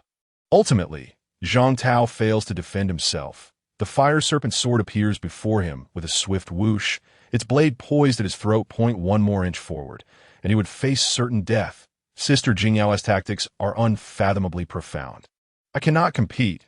Zhang Tao acknowledges his defeat with grace. I concede. Liu Jingyao bows, then leaps down from the stage. First place goes to Liu Jingyao. The elder presiding over the competition announces loudly. The Qingyun ranking competition thus comes to a close. Master, the elders have instructed me to receive my reward first, after which the sect master will summon me and personally promote me to an inner disciple. Liu Jingyao communicates secretly with Han Feng. Very well, proceed. When you enter the treasure vault, I will instruct you on what to do. Han Feng replies, then falls silent. Thereafter, everything goes smoothly. She receives the first place reward, is summoned by the sect master for her promotion to inner disciple, and successfully obtains the order to enter the treasure vault. For convenience, after her promotion, she does not accompany Luo Yang and Zhang Tao to select treasures, but waits until the following day to go. You are the newly promoted inner disciple. Liu Jingyao, the elder guarding the treasure vault, inspects the order, unable to help but glance at Liu Jingyao twice. Indeed, Liu Jingyao nods and bows. The treasure vault is heavily guarded, containing treasures of various grades, even remnants of superior artifacts. However, What one acquires depends solely on their luck. You may enter. Remember, this is your only opportunity for now, and you may stay inside for no more than one day. Should you wish to return, you must earn sufficient contribution points to be promoted to a true inheritor. Point 1 Elder collects the order, exchanging glances with the others, and together they activate the formation. Rumble. The doors of the treasure vault slowly open. Liu Jingyao steps inside, and the world spins. What? I never expected the treasure vault to resemble this. Liu Jingyao is utterly astonished that it is like a small world. White mist flows gently, her figure appearing ethereal. Above her, the vast expanse is shrouded in darkness, with no discernible boundaries. After several breaths, points of light flicker and dance, green, blue, purple, colors flashing erratically, shimmering brilliantly, dazzling to behold. Liu Jingyao takes flight, attempting to approach the source of the light. Yet, no matter how she soars, she cannot draw near, as if separated by an infinite distance. And no wonder the Elder said that what treasures one acquires relies on their individual fortune. Now, I understand. After spending some time in the treasure vault, Liu Jingyao begins to grasp the meaning behind the Elder's words. Master, I have entered. Liu Jingyao communicates discreetly with Han Feng. Your Qingyun sect indeed possesses some formidable figures. Fortunately, I have broken through to the true origin realm. Had I not advanced in rank, I surely would not have evaded the sect master's keen eye. When she meets with you, she may have already deduced the truth. Han Feng's mental transmission is exceedingly obscure. That is the case. And Wonder Master has chosen to remain low-key, all to elude the sect master's scrutiny. Liu Jingyao nods in understanding that I can faintly sense my spirit growing stronger. There are indeed treasures here that nourish the soul. Han Feng meticulously perceives the surroundings, immediately filled with joy that I have also sensed the presence of several artifacts. Indeed, attempt to communicate and collect the artifacts. I will study the formation thoroughly, preparing to claim that soul-nourishing treasure. Han Feng responded with a sound and began to discreetly investigate the treasure hall from within. Time passed slowly, and Han Feng, breaking through illusions, patiently searched for treasures. Surely, it must be in this location. Suddenly, Han Feng unleashed a powerful punch, his formidable magical energy piercing through layers of mist and crashing forward. Buzz! In an instant, the void trembled, revealing a spatial origin point. Han Feng was taken aback, left speechless. A small tree, 3 feet in height, rooted in the void, its roots sprawling and extending as it absorbed energy from the emptiness. The leaves of the tree varied in shape, each one an exquisite shade of emerald green. Clusters of black mist swirled around the leaves, gathering but not dissipating. Han Feng, well versed in the dark arts of soul devouring and refining, understood precisely what these black mists were. They were indeed the essence of divine souls. Could it be a living entity, a divine object, a true divine object, drawing energy from various alternate dimensions and transforming it into spiritual power? I have only seen lifeless, soul-nourishing wood. I have never encountered a living, soul-nourishing tree. Han Feng was utterly flabbergasted. The Qingyun sect, a mere third-rate sect, actually possessed such a divine item. If the dark sect became aware of its existence, the Qingyun sect would be annihilated in the blink of an eye. The dark sect's techniques were exceedingly malevolent, many of which required the consumption of other souls. To absorb soul energy, one must extract the enemy's divine soul and refine it, attempting to erase all mental imprints before absorption could take place. Yet the spiritual imprints within the divine soul were profoundly intricate and difficult to completely erase. Should one consume too many, the various spiritual imprints could lead to madness and demonic deviation. Even if one managed to withstand this ordeal, the final tribulation would inevitably bring about the heart demon tribulation, an exceedingly perilous challenge, difficult to overcome. However, there exists a treasure in the world known as soul-nourishing wood. As long as the divine soul is entrusted to the soul-nourishing wood, without any cost, the divine soul will gradually grow stronger and can also be nurtured, becoming gentle and pure. The small tree before Han Feng was composed of the same material as soul-nourishing wood, yet it possessed life. The value of such a tree was immeasurable, far surpassing that of lifeless soul-nourishing what it ought to be referred to as a soul-nourishing tree. The soul-nourishing tree absorbed energy from alternate spaces, transforming it into spiritual power, and this spiritual power bore no trace of mental imprints, making it safe and bold to absorb. For the dark sect, the soul-nourishing tree was superior to any magical artifact. With a deep inhalation, Han Feng consumed all of the black mist coalescing around the leaves, and his divine soul immediately swelled significantly. What a treasure! What a treasure! Han Feng rejoiced. Master, how are things on your end? I have already acquired a magical artifact. Just as Han Feng was reveling in his delight, Lu Jingyao's mental fluctuations reached him. I have found the divine object that nourishes the soul. I shall begin to absorb it. However, this may attract the attention of some powerful entities, leading to unforeseen consequences. Han Feng suddenly executed an incredibly profound seal, channeling his magical power to envelop the 3-foot-tall, soul-nourishing tree. Chapter 24. The Duel in the Treasure Hall. What is happening? Is the treasure hall trembling? Could it be that there is an issue with the soul-nourishing tree? The soul-nourishing tree is extraordinarily mysterious. The core formation of the treasure hall is established upon the soul-nourishing tree. If the soul-nourishing tree encounters problems, the treasure hall will undoubtedly be affected. Could Lu Jingyao actually gain the soul-nourishing tree's acknowledgement? That seems impossible. Even a sect leader could not, and she is merely a newly promoted inner disciple. How could she possess such ability? We should investigate. If she truly has established a connection with the soul-nourishing tree, it would indicate her exceptional talent and significant fortune that we should report this to the sect leader and prioritize her training. Indeed, but we absolutely cannot allow her to take the soul-nourishing tree. Such a divine object should not be held by any disciple. The 6 elders of the Gangyuan realm exchanged glances, entering the treasure hall. Upon entering, they discovered a mass of black demonic clouds enveloping the soul-nourishing tree, attempting to seize it for themselves. The 6 elders were infuriated, their eyes nearly shooting flames. How audacious! A demon dares to infiltrate our treasure hall and steal the soul-nourishing tree? A tall, slender elder bellowed in rage, taking the lead in counterattack. With a wave of his sleeve, a piece of withered wood shot out from his robe.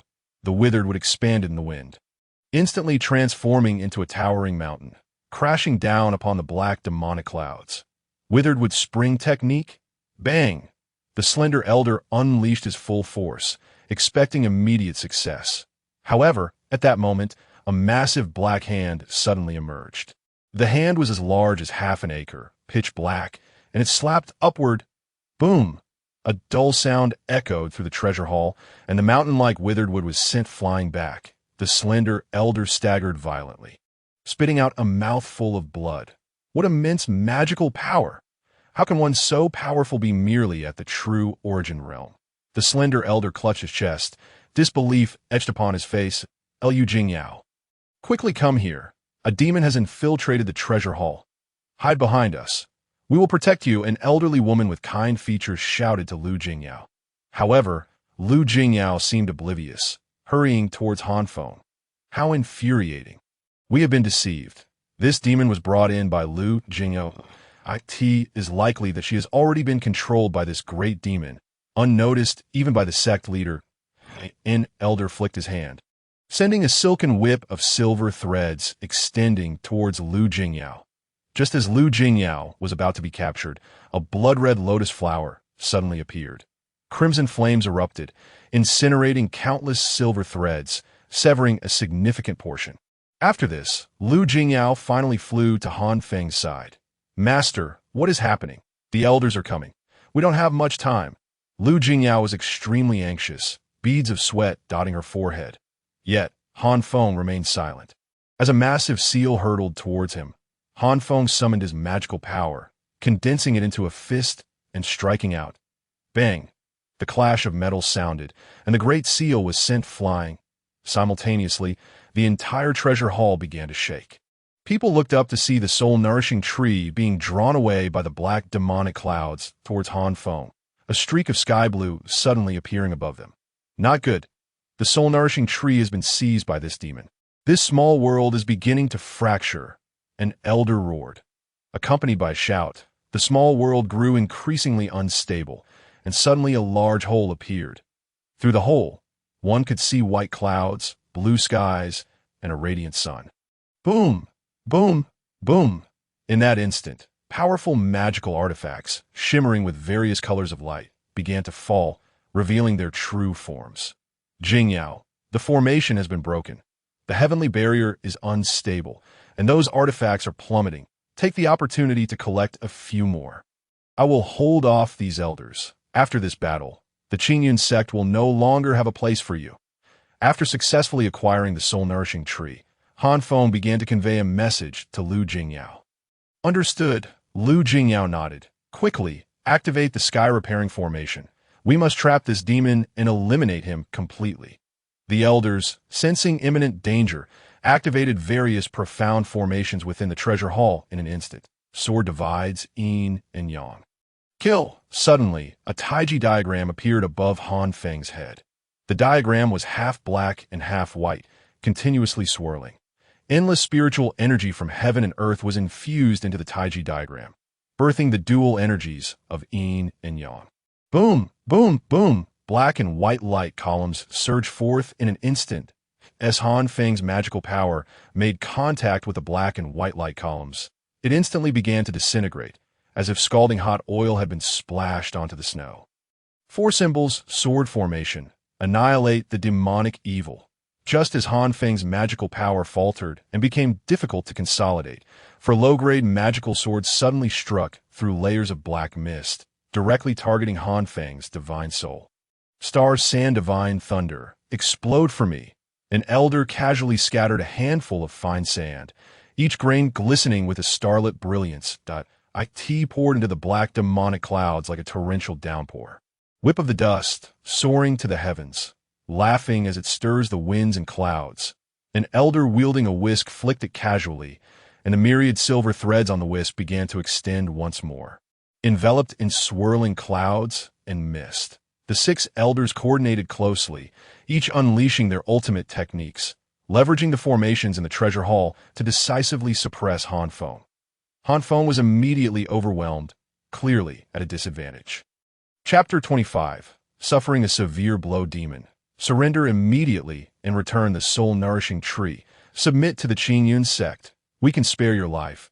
Dare to resist, and your soul shall scatter. I advise you not to be foolish.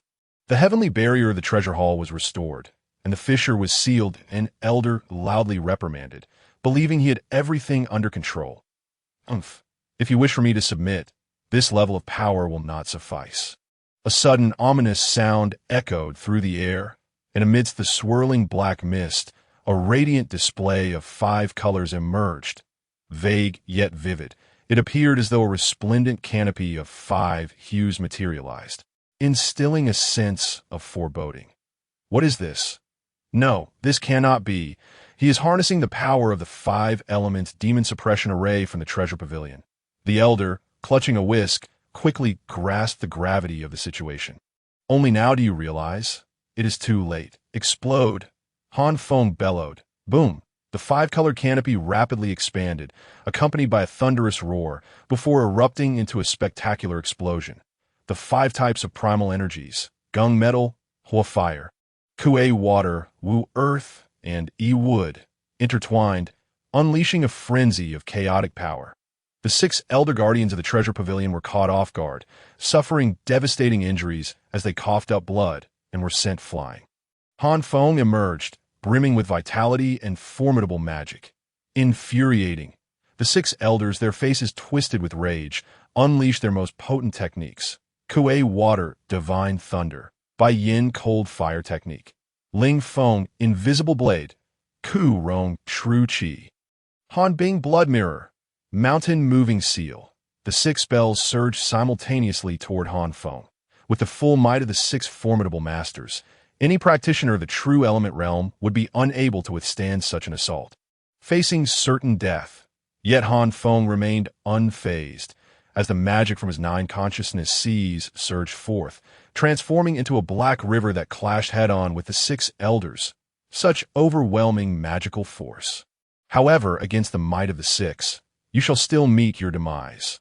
The elder wielding the whisk, confident in his superior cultivation, attempted to confront Han Feng's Black River with sheer force, using his own magic to counter the onslaught.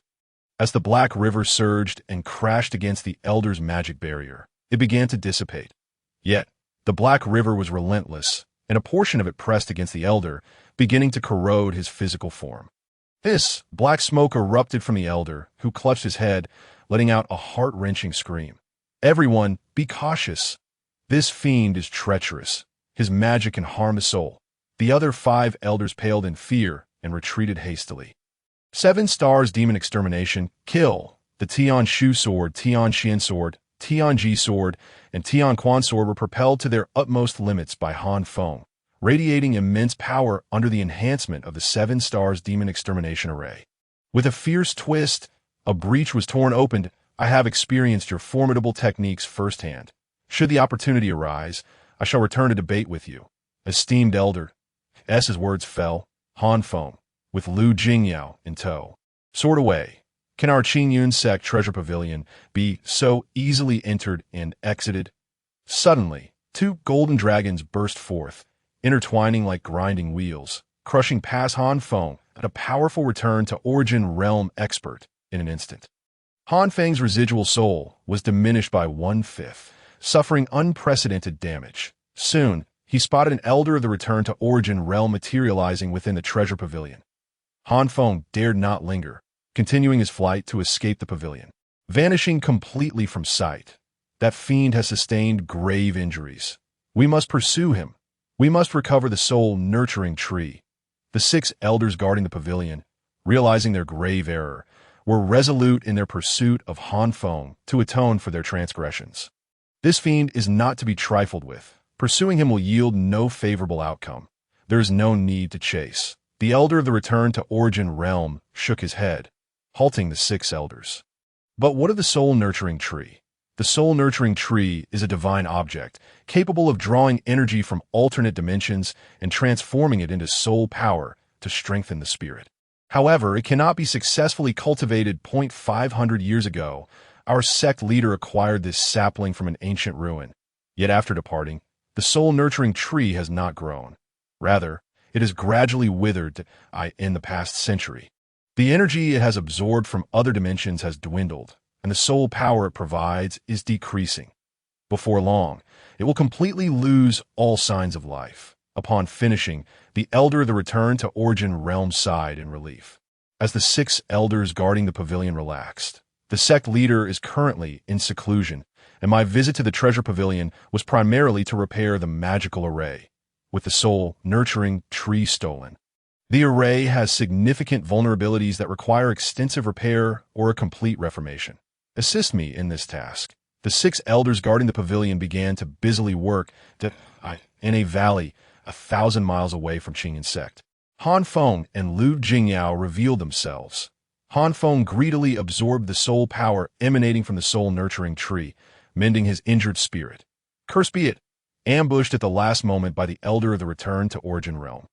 My soul has been damaged, and it will take considerable time to fully recover with the aid of the soul-nurturing tree. Han Feng seethed with fury, his expression dark enough to drip water. He etched array patterns, setting up a small, concealed magical formation to mask his presence, and began to cultivate, recuperating from his injuries. Chapter 26. A new destination. The mountains rolled endlessly, lush with verdant trees, where creatures roamed freely, enjoying their existence. Within the heart of a great mountain, flames soared into the sky. Array patterns flickered as both underground and heavenly fires were drawn into the Li Hua divine furnace. Above the furnace, mountains and rivers appeared to possess sentience, with birds, beasts, fish, and insects coming to life as if poised to awaken. A man and a woman sat around the Li Hua divine furnace, casting a series of intricate hand seals, cautiously controlling the flames within. 3 sword embryos, resembling 3 crimson serpents, danced within the furnace. Master, it has been 7 days. When will these 3 flying swords be ready? Lu Jingyao's cheeks flushed, perspiration glistening on her skin. Although she was a master of the spirit element realm, the effort to channel the Li Hua divine furnace's power left her unable to withstand the scorching waves emanating from it. Han Feng, having absorbed the soul power from the soul-nurturing tree over the past half-month, had restored his spirit to its pre-injury state and even slightly enhanced IT. IT is still too early. Do you think crafting a spiritual artifact is so simple? Han Feng's hand seals shifted once more, raising the temperature within the Li Hua divine furnace yet again. The flames transitioned from a deep red to a pale blue, eventually transforming entirely into a soft azure HUS. A result. Many impurities within the sword embryos were refined.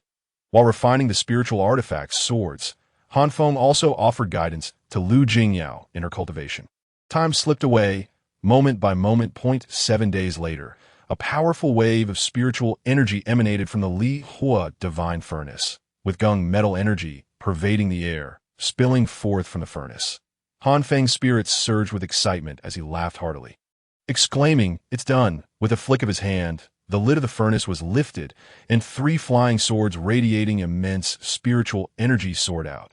"Water!" Han Feng shouted, summoning a stream of ethereal cleansing water conjured by an illusionary formation, which enveloped the 3 flying swords in an instant. Hiss! As steam billowed, the flames clinging to the swords finally dissipated, revealing their true forms. With a wave of his hand, the 3 swords descended, and Han Feng examined them closely, nodding in satisfaction. This was Lu Jingyao's first encounter with someone forging spiritual artifacts of such caliber. Now that the flying swords had been successfully crafted, her face lit up with delight as she praised him profusely. "Wow, Master, you are truly remarkable. I heard that Archenian sect's true element realm elders require several individuals working in unison, along with abundant spiritual liquids to replenish their magic, just to forge one successfully. Yet you accomplished it all alone." Lu Jingyao's eyes sparkled with admiration. Han Feng held his head high, exuding confidence as he proclaimed, "The Tao of the primordial source is not merely a name. My current magical prowess is equivalent to that of 100 ordinary true element realm experts. Were it not so, I would not have escaped the grasp of 6 formidable elders last time." Lu Jingyao clapped her hands in approval, smiling brightly. "Master, you are invincible and truly impressive. Alas, my abilities are lacking, and I must assist you in restoring your physical form, which is no easy feat. How about you bestow one of the flying swords upon me?" Han Feng delivered a sharp rap to Lu Jingyao's head, scolding, "What are you thinking? These 3 swords are named Yuheng, Kaiyang, and Yaowang, forming a set with the previous Tian Shu, Tian Xian, Tian Ji, and Tian Quan swords.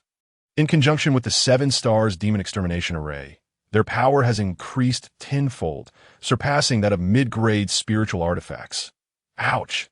Lu Jingyao rubbed her head, letting out a pained yelp, her lips pouting as she looked at Han Feng with wide, pleading eyes. "Master, my powers are limited, and I lack formidable artifact for protection that I possess only a low-grade spiritual robe and 2 low-grade flying swords. Should I encounter a strong adversary, I would likely face mortal danger. Would you truly be able to bear witnessing me in peril without taking action?" Lu Jingyao's voice was soft and melodious, her demeanor enchanting, emanating a faint aroma of her body that left Han Feng momentarily flustered. "Given your commendable recent performance and your desire to enhance your abilities, I am willing to assist you. The Benyuan Dao Sutra is the foundational cultivation method of the Xianqing immortal sect. Would you like to learn it?" "Indeed, I would love to. How could I possibly resist such a powerful technique?" Lu Jingyao exclaimed joyfully. While aware that Han Feng was cultivating this very method, she expressed her gratitude exuberantly.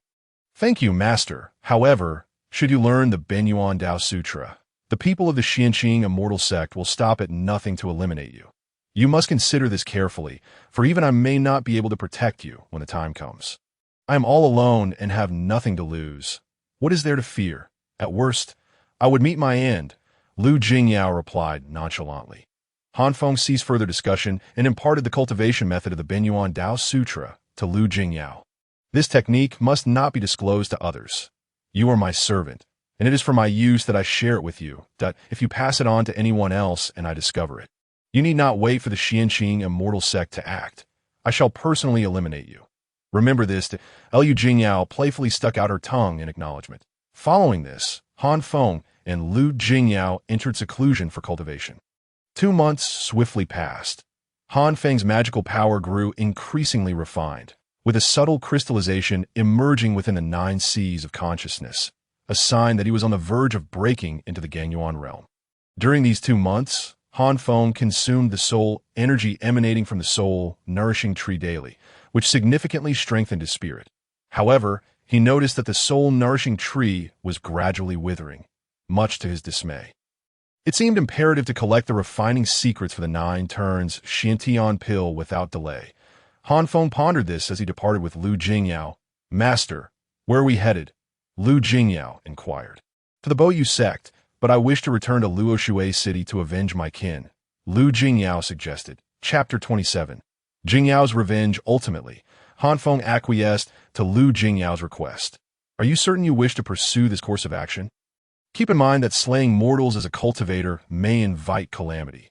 When you face the tribulation, the lightning strikes may be magnified several-fold, but on a moonless night, Han Feng and Lu Jingyao materialized outside the Chun family estate in Luoshui City. Before Lu Jingyao could act, Han Feng interjected, "The path of cultivation demands one to follow their heart, to clear the thorns, and to vanquish all obstacles in their way. Chun Chong and the Chun family colluded with the Boyu sect to slaughter my kin. If I do not avenge this, my heart will be filled with unquenchable rage, hindering my cultivation. Even if I face lightning strikes amplified tenfold in the future, I shall use the blood of the Chun family to honor my kin." Lu Jingyao declared resolutely, without a hint of hesitation. "Such determination is indeed commendable. I underestimated you. Go forth," Han Feng replied, casually flicking his wrist as the 7 stars demon-slaying array emerged, transforming into a myriad of lights that vanished from sight. Simultaneously, 7 flying swords, the Tian Shu, Tian Xian, Tian Ji, Tian Quan, Yu Heng, Kai Yang, and Yao Guang, surged forth, weaving through the air along an arcane trajectory, sealing the void around them that a subtle aura of gung metal coalesced into a barrier, enveloping the entire Chun family estate. With Han Feng's formidable display of power, the fluctuations instantly drew the attention of the Chun family's experts. "Which esteemed friend graces our humble abode? Please reveal yourself. And if there have been any inadvertent offenses, I implore your forgiveness. Let us converse. Should any unworthy members of my clan have offended you, I shall see to it that they are duly punished to your satisfaction." An elderly man, his hair and beard white as snow, emerged calling out loudly. This man was the Chun family's ancestor, a master of the Linyuan realm, who had lived for over 4 centuries, yet due to the 7 stars demon-slaying array's confinement, his voice could only echo within the confines of the Chun estate, failing to escape beyond. As the Chun family ancestor made his appearance, the family head, Chun Yin, along with numerous warriors at the 8th and 9th levels of body refinement, also appeared. "Ancestor, weren't you in seclusion? Why have you suddenly emerged? Everything seemed perfectly fine. What has transpired?" Chun Yin asked, his face a mask of confusion, still trying to grasp the situation, being only at the 10th level of body refinement. He was not particularly sensitive to fluctuations in magical power. Simultaneously, within another cultivation family in Luoshui City, the Wang family, an elderly woman suddenly appeared before a middle-aged man, instructing, "Send word. All clan members are to remain indoors and not venture out. They must stay at home and are strictly prohibited from appearing on the streets. Should anyone defy this order, I shall personally execute them." "Ancestor, is something amiss in Luoshui City?" The middle-aged man, the head of the Wang family, appeared equally bewildered. "Do not ask questions. Quickly relay the order to the clan members. If you hesitate further, you shall no longer be the family head," the elderly woman scolded anxiously. "Understood." The Wang family head complied, promptly using secretive means to communicate the message to the clan members. The elderly woman gazed towards the direction of the Chun family estate, murmuring, "A storm is brewing in Luoshui City." Back at the Chun estate, the ancestor felt a heavy sense of foreboding, his spirit trembling as no one revealed themselves. His anxiety deepened. "Esteemed friend, I implore you to show yourself." Bang! Before he could finish, the 2 heavy stone doors of the Chun estate shattered in an instant. Lu Jingyao, her expression cold, stepped inside, In the dim night, her robe emitted a faint white glow, making her appear exceptionally striking. Jingyao, my niece. Chun Yan's face turned pale, filled with bitterness. Yet at that moment, he feigned calmness, adopting a facade of virtue. Oh, how wonderful! You are alive. Please come in. Uncle Chun has much to discuss with you, he said, masking his trepidation. Liu Jingyao's expression remained frosty as she sternly rebuked. Chun Yan, conceal your hypocritical facade, that I am here for vengeance. With her magical powers surging forth, her spirit artifact-grade robe billowed without wind. The Chun family members felt an overwhelming pressure bearing down upon them.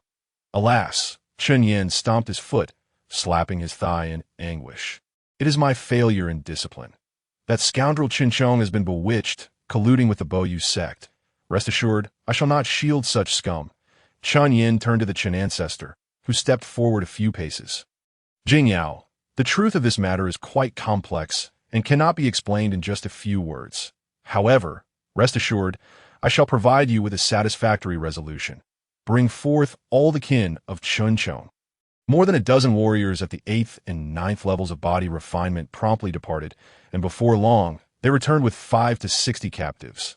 These individuals ranged from white-haired elders to young children, all shackled and bearing expressions of despair and anger to my dear niece. These individuals are the relatives of that scoundrel Qin Chong. If you seek vengeance, feel free to act. It is my failure to discipline him. And should you choose to slay them all, I shall hold no grudge against you, Chun Yin declared with righteous indignation. Liu Jingyao only scoffed coldly, making no move to strike. The Chun ancestor, understanding the situation, immediately roared, "What are you waiting for? Slay them all at once." Instantly, several individuals stepped forward, brandishing their weapons to execute the captives. Jingyao, are you satisfied now? It was all orchestrated by the Boyu sect.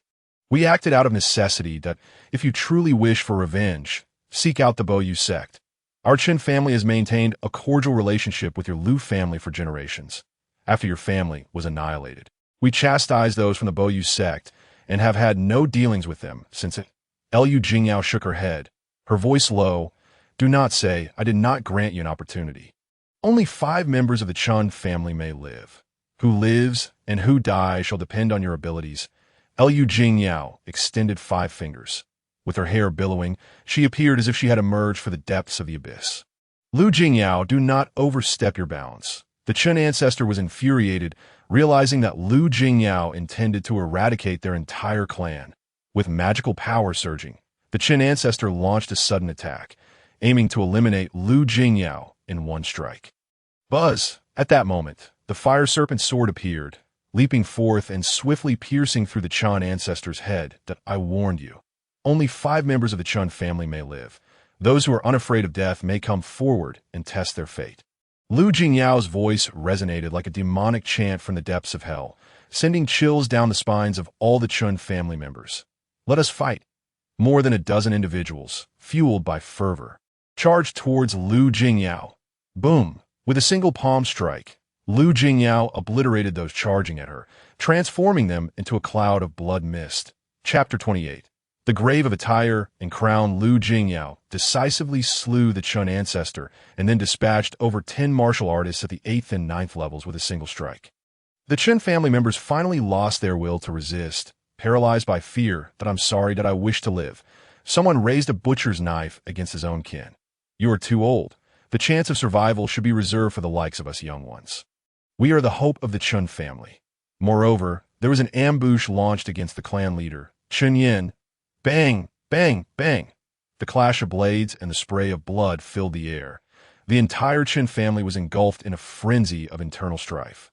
Countless elders and children fell victim to the carnage, while others fought valiantly to protect their offspring, ultimately succumbing with bitter regret. Blood soaked the earth as lives withered away. Liu Jingyao stood with her arms crossed, observing coldly, her face betraying not a hint of compassion or sympathy. This girl was indeed a ruthless character. When she unleashed her fury, she was even more merciless than the disciples of the demonic sect. Han Feng secretly nodded, a trace of admiration gleaming in his eyes. Oh no. Uncle, I don't want to die. The cries of despair echoed relentlessly. Half an hour later, 5 men of the 10th level of body refinement, drenched in blood, stood at the scene. Gazing at the lifeless bodies of their kin, they felt an indescribable sorrow within. Clap, clap, clap.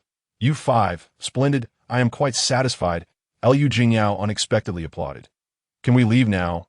One inquired. I see boundless hatred in your eyes.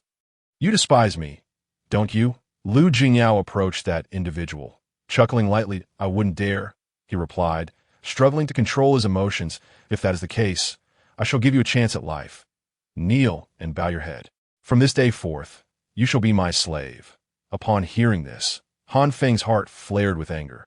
How could a mere female servant dare to enslave others? The man declared, I would rather die than be a slave. Then die you shall. The fire serpent sword flashed through the air, and in an instant, the man collapsed. Liu Jingyao not even blinking. I am willing to be your slave, through mountains of blades and seas of fire. At your beck and call. Miss Liu, spare my life. I too would be your servant. From now on, my life belongs to you. I have admired you for a long time. To become your slave would be nothing short of a blessing. The remaining 4, trembling in fear, crawled forward, kneeling before Liu Jingyao and repeatedly bowing their heads. I ask you, what has become of our kin S remains? How have you disposed of them? At this, the 4 fell silent, not daring to respond. Liu Jingyao's voice turned cold. Speak. The 4 shuddered. One summoned the courage to say, the clan leader ordered that all members of the Liu family be cremated and their ashes cast into the Luo River. Father, mother. Upon hearing that the remains of her parents could not be found, Liu Jingyao was unable to contain her emotions, tears streaming down her face. Die. Liu Jingyao's voice was frigid. As her words fell, she struck down with a hand, and the 4 men became nothing but a puddle of flesh. Thus, the entire Chun family, men, women, and children, was annihilated. After extinguishing the Chun family, Liu Jingyao returned to the Liu family estate. It had long since transformed, no longer resembling her memories. Scouring the Liu residence, she finally found some tattered clothes and personal belongings of her parents. Under the cover of night, Han Feng and Liu Jingyao departed from Luo Shui City. On a small hill outside the city, Liu Jingyao discovered a site with exceptional feng shui, where she buried the clothes and belongings, erecting a nameless gravestone. Father, mother, elder brother, second brother. Jingyao has been unfilial, unable to protect our kin. And even your remains are nowhere to be found. Kneeling before the grave, Liu Jingyao began her mourning, paying homage to her relatives. This mound shall serve as your final resting place. I hope you will not blame me. Rest assured, those from the Boyu sect will also pay the price. I shall avenge you. Han Feng did not disturb Liu Jingyao, allowing her to express her grief in solitude. It was not until the sun was high in the sky that Liu Jingyao rose. Wiping the tears from her face, Master, let us depart. Han Feng acknowledged, and the 2 vanished from sight. Within Luo Shui City, chaos erupted, with everyone discussing the annihilation of the Chun family. Many speculated that it was the doing of Liu Jingyao, while others believed it to be the work of the Boyu sect. Rumors and gossip spread like wildfire, with few discerning the truth. Yet, all of this was of no concern to Liu Jingyao or Han Feng. The 2 soared through the air, appearing at the entrance of the Boyu sect 2 days later. In a small town not far from the sect, they settled down. Look, top-quality magical tools, crafted by the powerful of the Boyu sect in the spiritual origin realm. Purchasing one would make slaying beasts as easy as cutting through vegetables, an unparalleled weapon for home defense. It can even serve as a family heirloom for future generations. Exceptional talismans, forged by the powerful of the Boyu sect in the spiritual origin realm. Their might is formidable, an essential choice for self-defense. If you possess any precious materials, feel free to trade. That we only accept bartering, no mundane currency. The town was bustling, filled with shops and street vendors. Unlike other places, this town offered not ordinary wares but talismans, magical tools, and even fragments of rare treasures. The Boyu sect is indeed peculiar. We of the Qin Yun sect remain hidden, never engaging in trade with the mundane world. Yet the Boyu sect shows no reluctance. Liu Jingyao and Han Feng communicated discreetly. She practiced the techniques Han Feng had given her, altering her appearance and concealing her strength as they strolled through the town. Outsiders perceived her as merely a 10th-level body refinement practitioner. However, with her transformed visage, she remained stunningly beautiful, her graceful figure drawing attention. As soon as Lu Jingyao appeared, she became the focus of many onlookers. A throng of men trailing behind her. Damn it, I have never paid for a meal in this town. Today, if I visit your establishment, consider it the fortune of your lifetime. How dare you ask me for money? Bah, you should inquire about my relationship with young Master Lingyun. How dare you demand my money? Just as Lu Jingyao paused in front of an inn, she witnessed a man dressed in exquisite silks, resembling a shopkeeper, flying out the door as if he were a scarecrow. The man, around 50 years of age, rolled down the stone steps in front of the inn, finally landing at Lu Jingyao's feet. Upon inspection, she saw that he had lost 2 teeth, his cheeks were swollen, and his mouth was smeared with blood. Brothers, beat him! A furious voice rang out as 7 or 8 young men at the 9th and 10th levels of body refinement surged from the inn, seething with anger, ready to pummel the shopkeeper. However, they quickly froze, their gazes fixated on Lu Jingyao, their expressions turning infatuated. Boss, hurry, come here. There's a stunning beauty. A man with a pockmarked face wiped his nosebleed and hollered into the inn. In the next moment, a man with a sharp face and a black mole on his left cheek dashed out. Oh, this little sister is truly beautiful. The mole-faced man drooled, kicking the shopkeeper with force, spitting on his face and cursing, "Damn it, how could you be the owner of an inn and be so blind? Hurry and prepare a room for me. The best one, room 1. Bring me 2 large jars of 20-year-old flower stream wine. And quick, light up the butterfly fragrance." The innkeeper, trembling in fear, scrambled to his feet and stumbled back into the inn. What a shame this girl is new here. Damn it, just knows how to bully the weak. It's over. This girl is doomed. The group behind Lu Jingyao shook their heads, lamenting. What are you all standing there for? Hurry and drive them away. The mole-faced man yelled at his lackeys. The 7 or 8 men immediately moved forward, fists flying, quickly driving away the throng of men following Lu Jingyao. Little sister, I see you are a 10th level body refinement practitioner. You must be here to seek a master and learn skills, hoping to become a disciple of our Boyu sect. The mole-faced man circled around Lu Jingyao, his eyes gleaming as he admired her, nodding in approval. What a coincidence. I am responsible for welcoming and assisting those wishing to join our sect. As long as you make me comfortable, I will protect you once you arrive at the Boyu sect. The mole-faced man reached out, attempting to stroke Lu Jingyao's cheek. Slap. Lu Jingyao's hand moved like lightning, delivering a resounding slap to the mole-faced man, sending him flying. Blood trickled from the corner of his mouth as he licked his tongue, reaching up to touch his swollen cheek, only to bring his hand beneath his nose to inhale deeply. So fragrant. The man with the black mole wore an expression of rapture, fixating intently on Lu Jingyao, his eyes glimmering with lascivious intent. What the hell are you all doing standing there? Go on. Strip her of her garments. He bellowed with fervor. The throng of his underlings, emboldened by their numbers, rushed forth in a frenzy. Suddenly, a chilling flash emanated from the Tianqian sword, slicing through the air and severing a lock of the black mole man's hair. An overwhelming surge of magical energy radiated from the scene, stunning all present. To conceal her identity, Lu Jingyao dared not wield the Huashi sword. The Tianqian sword was the reward for her triumph in the Qingyun ranking competition. Spare us, celestial maiden. We are blind to our own folly. I am doomed. The black mole man's subordinates, in a frenzy of desperation, fell to their knees, fervently slapping their faces in a cacophony of apologies. The Tianqian sword exuded a potent aura of metal, and a small incision appeared on the black mole man's neck, blood trickling down. His face turned a sickly shade of green, beads of sweat rolling down his forehead. He had not anticipated encountering such formidable resistance. His opponent was, in fact, a hidden master of the Lingyuan realm. What is your name? Lu Jingyao inquired, her demeanor icy. Gao Dajin, trembling, stammered. Hi, Gao Dajin, I overheard you claim a unique relationship with Lingyun. No, I do not know Lingyun at all, Gao Dajin protested, his face a mask of anguish. I see that it appears you have outlived your usefulness. Lu Jingyao scoffed. The Tianqian sword emanated a wave of energy. And another cut appeared on Gao Dajin's neck. I am merely an errand boy for senior brother Ling Yun, performing trivial tasks for him.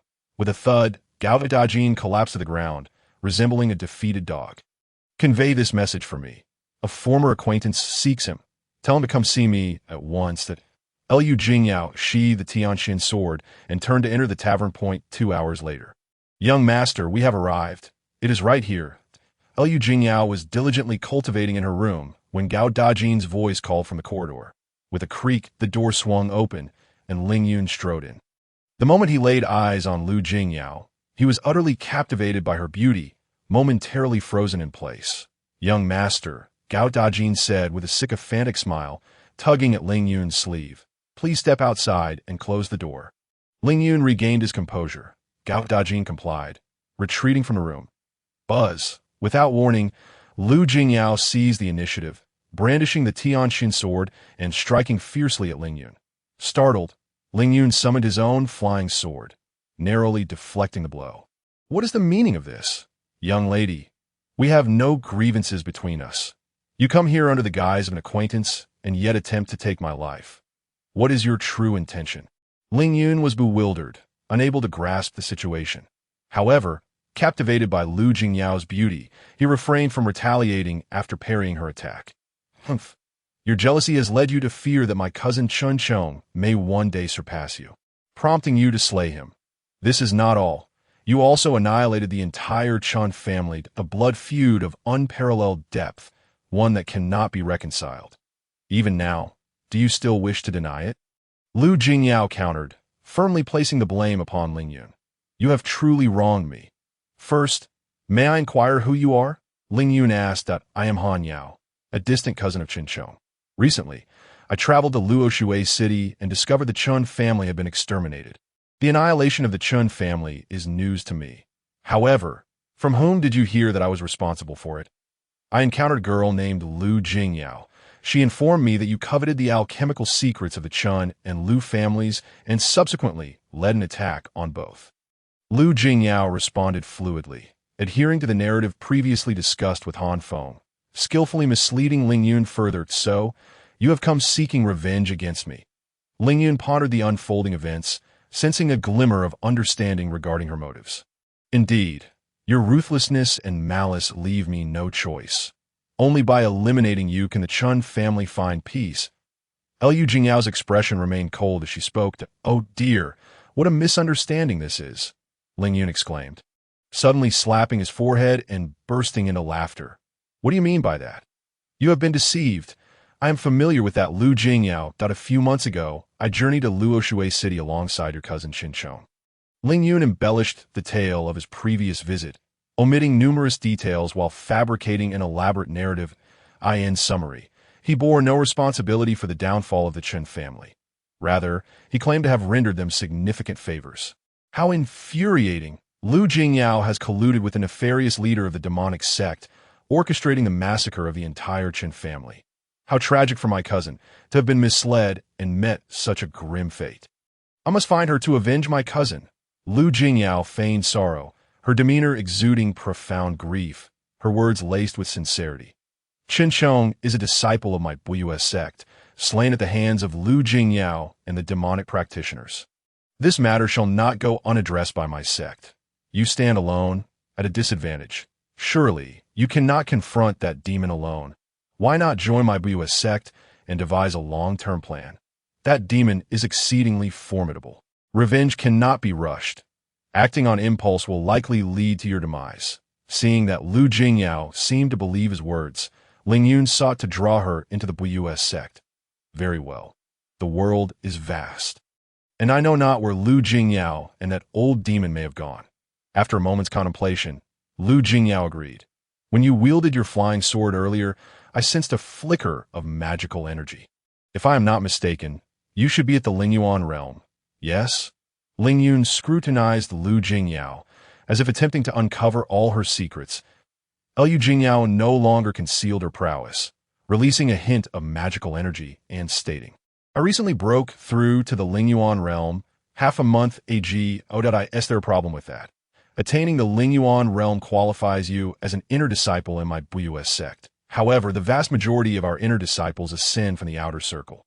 Should you wish to become an inner disciple, the sect leader must personally meet and assess you. But do not worry, I will take care of this matter. Lingyun took it upon himself, casting a lingering glance at Lu Jingyao before reluctantly departing. Make arrangements to investigate Luo Shui city to uncover the origins of this Han. Yao. If her background is questionable, find several inner disciples and bring her to me. Upon returning to the Buyue sect, Lingyun hastily assigned tasks to his subordinates, intent on probing Lu Jingyao's identity. Chapter 30. Inner Disciple. One day, as Lu Jingyao was immersed in her cultivation, Gao Dajin suddenly appeared, seeking her out. Senior Sister Han Yao. Young Master Lingyun has sent me to summon you. He says the sect leader wishes to assess you. Let us proceed at once. Gao Dajin wore a sycophantic grin, fully aware of Lu Jingyao's prowess at the Lingyuan realm and Lingyun's intentions to keep her close. Any prior unpleasantness had been cast aside. Lead the way, Lu Jingyao replied coldly, holding Gao Dajin's obsequiousness in utter disdain. Gao Dajin, however, relished her frosty demeanor, growing increasingly respectful. Under Gao Dajin's guidance, Lu Jingyao arrived at a magnificent hall adorned in gold and jade. Throughout the journey, Han Feng had been discreetly observing the inner workings of the Buyue sect, but just as Lu Jingyao was about to enter the hall, Han Feng employed a secret technique to render himself utterly silent. Lu Jingyao surveyed the hall, where a young man donned in a blue robe sat at the highest seat, radiating a formidable aura of magical energy. To his left stood an elder, bearing a resemblance to Lingyun. Likely a relative. In the hall were also 5 men, all in their 30s, possessing the cultivation of the Lingyuan realm. Elder Ling Xiao, have you thoroughly investigated the identities of these individuals? The young man in blue inquired of the elder beside him. Returning to the sect leader, we have uncovered all pertinent information, replied the elder, who bore a resemblance to Lingyun. Then shifting his gaze to Lu Jingyao and the other 5 men of the Lingyuan realm. At that moment, Lingyun hurriedly entered the hall, approaching Elder Ling Xiao to whisper a few words. Witnessing this scene, Lu Jingyao was drenched in cold sweat, yet she maintained a calm exterior, suppressing her rising dread. Suddenly, a cacophony erupted as dark energy flickered, and in an instant, a slender man clad in a blue robe was ensnared by iron chains. The man, filled with rage, desperately attempted to break free with all his might. Yet the chains, adorned with intricate formations, rendered his struggles futile. Feng He, do you still wish to resist at this point? Before our sect leader, will you not reveal your true form? Lingyun scoffed mockingly, amusement dancing in his eyes as he regarded the emaciated figure before him. I never anticipated that your influence reaches so far that a man clad in a blue robe gazed skyward and let out a long, resonant howl, his voice echoing throughout the grand hall, accompanied by his laughter. Lu Jingyao observed his physique beginning to swell. Crack, crack. The man in the blue robe grew taller, his stature increasing by a head, his muscles bulging, exuding an aura of immense strength. It turned out he had employed a secret technique to alter his appearance. Lu Jingyao mused quietly. Feng He, what schemes have you concocted, infiltrating my Buyue sect? Ling Xiao rebuked. Just days ago, we received a letter from a disciple of our clan, claiming he had violated sect rules and was punished by the elders. Our esteemed ancestor, compassionately concerned for the younger generation, brought treasured relics to the Buyue sect, yet has not returned to this day. Such a significant matter necessitates a thorough investigation on my part. Now that your identity has been uncovered, there is nothing more to be said. Whether to kill or to maim, I leave it to your discretion. Feng He held his head high, a visage of indignation.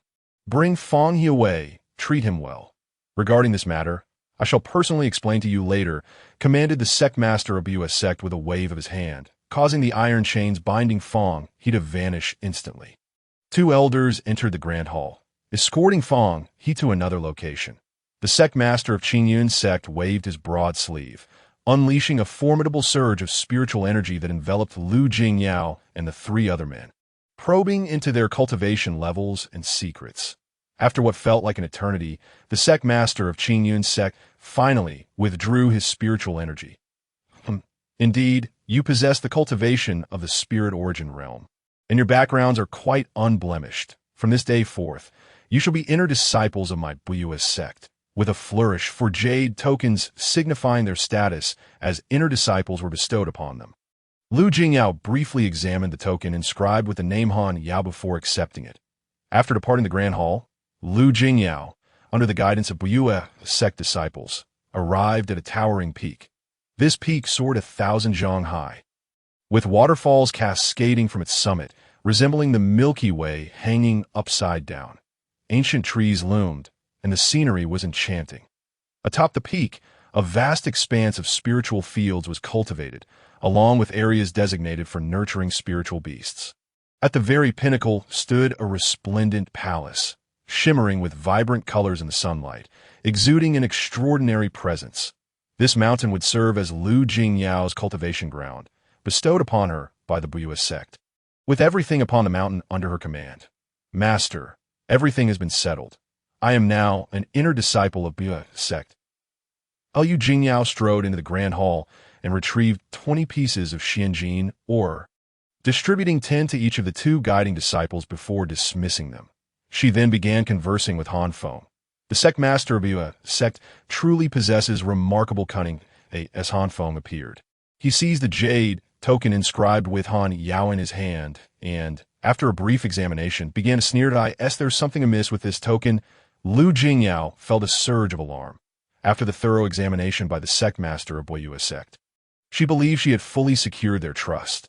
Hearing Han Feng's words, she realized how naive she had been, underestimating the complexities of the situation. This token contains a formation capable of monitoring your every move at any time. Carrying this token means that all your actions will be laid bare before the eyes of the sect master of Buyue sect, leaving no room for secrets. The sect master of Buyue sect possesses profound cultivation. Yet in the presence of my true self, his mastery of formations holds no weight. This formation may deceive others, but it cannot deceive me. As Han Feng spoke, he began inscribing intricate patterns onto the token. What is the master doing? Is he attempting to dismantle that formation? If so, he will undoubtedly attract the suspicion of the sect master of Buyue sect and become a target of intense scrutiny, which would be detrimental to us. Lu Jingyao grew anxious, fearing that Han Feng's impulsiveness might lead to the formation's destruction. Naturally, I am aware of this.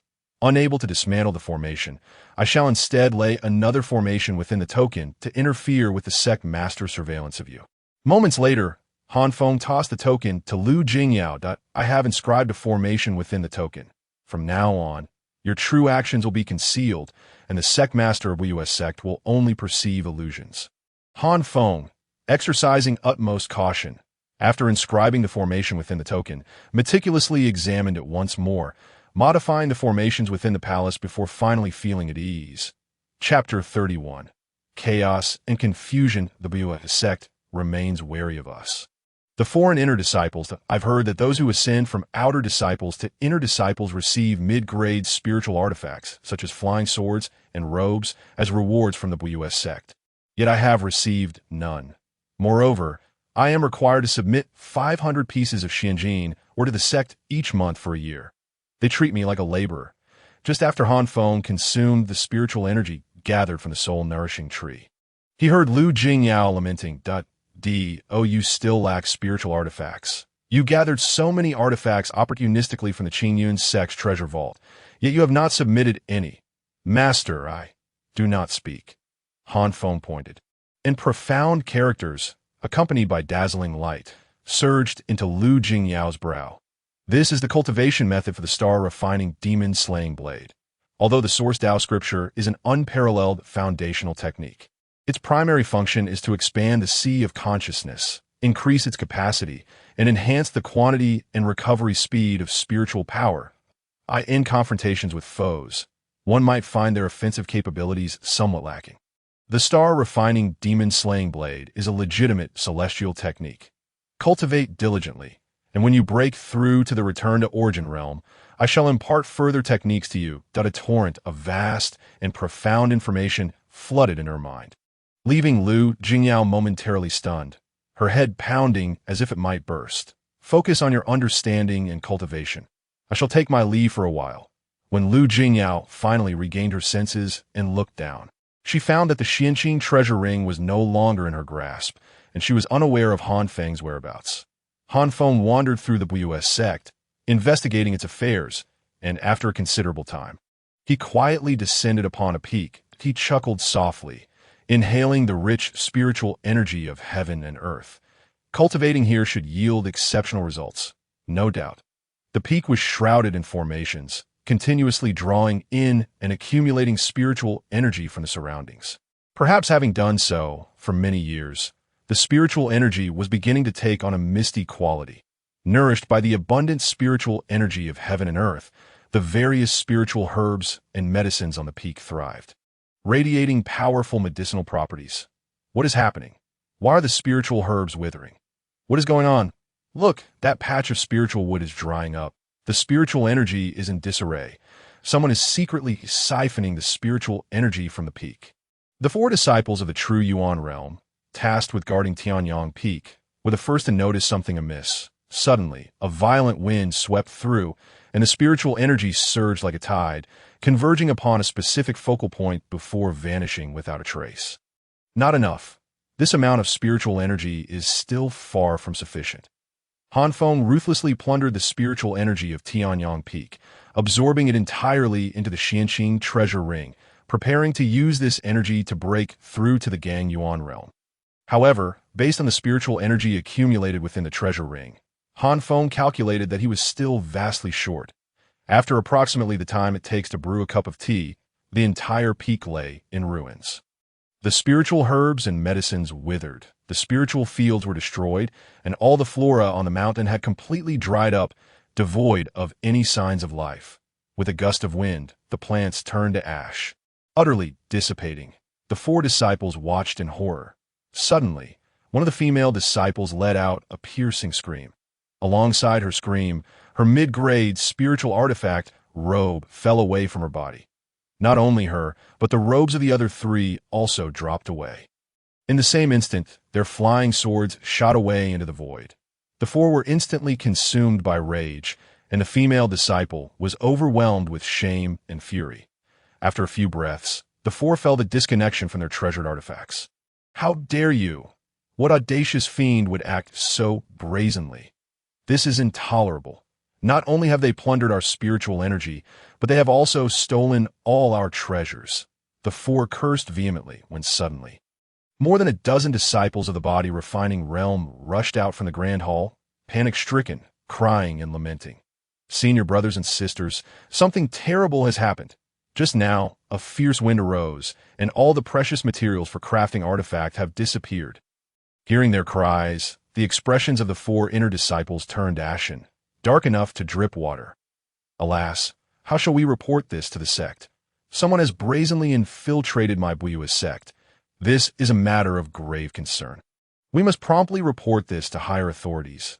After a brief discussion, they soared into the sky, departing swiftly. What? Such a thing occurred. Take me there to see. Within a grand hall, several elders of the Gang Yuan and Hui Yuan realms furrowed their brows. Seething with rage, just as they were about to step outside to investigate, a group of disciples from the Jinyuan and Lingyuan realms suddenly flew in. Elders, we have grave news. It seems more complaints are pouring in. You must take a stand for your disciples. Disciples arrived in pairs, and the situation grew increasingly dire. Quickly, alert the disciples to bolster our defenses. Ding, ding, ding. The clear sound of bells resonated through the heavens, reverberating for 1,000 miles, echoing distinctly in every ear. All inner disciples and core disciples received the sect's alarm, each one bracing for battle, prepared to defend themselves before the bell sound could dissipate. Several elderly men with graying beards appeared abruptly. We are in serious trouble. The treasure vault has been plundered, and many precious materials have been swept away. However, due to the protective formations, the core area of the vault remains unbreached, and those formidable magical artifacts were not stolen. Yet, it is uncertain whether that despicable thief might return. Everyone, follow me to reinforce the treasure vault's defenses. That night, the entire Buyue sect was thrown into chaos, with panic and fear gripping every heart. Peaks without Gangyuan realm expert stationed were all ravaged by the chilling winds. Dozens of once vibrant peaks turned lifeless overnight, their spiritual energy drained, spirit herbs and medicinal plants obliterated, and countless magical artifacts and rare materials stripped bare. As dawn approached, Han Feng finally returned to the peak where Lu Jingyao resided. The Xianqing treasure ring was once again donned upon Lu Jingyao's unnamed right hand. And, as she sat in meditation, she opened her eyes. "Master, the Buyue sect is in disarray. Is this all you're doing?" As soon as Lu Jingyao spoke, Han Feng realized she had not settled down to cultivate earnestly. With a cold snort, Han Feng declared, "The Buyue sect's mountain gate is a heavily fortified area, brimming with numerous formations and restrictions. Aside from me, who possesses such profound knowledge of formations? Who else can traverse through these myriad formations without being ensnared? And who can easily suppress and seal the inner disciples of the Buyue sect, calmly absorbing the spiritual energy from the peaks and plundering their artifacts? What shall we do if the Buyue sect discovers this?" Lu Jingyao asked with evident concern. "Humph, they cannot uncover what I have done. Even the sect master cannot perceive my methods. Why plundering of dozens of peaks and the absorption of their spiritual energy was to break through to the Gangyuan realm. You needed to submit Xianjin or to the sect, did you not? Seizing this opportunity, I shall leave the territory of the Buyue sect and cultivate in earnest." Han Feng and Lu Jingyao discussed their next course of action. Chapter 32. Gangyuan realm. The formation flickered, and a fiery serpent danced up and down, casting brilliant light that illuminated the cave. This was a newly excavated abode by Han Feng, situated over 1,000 miles from the Buyue sect.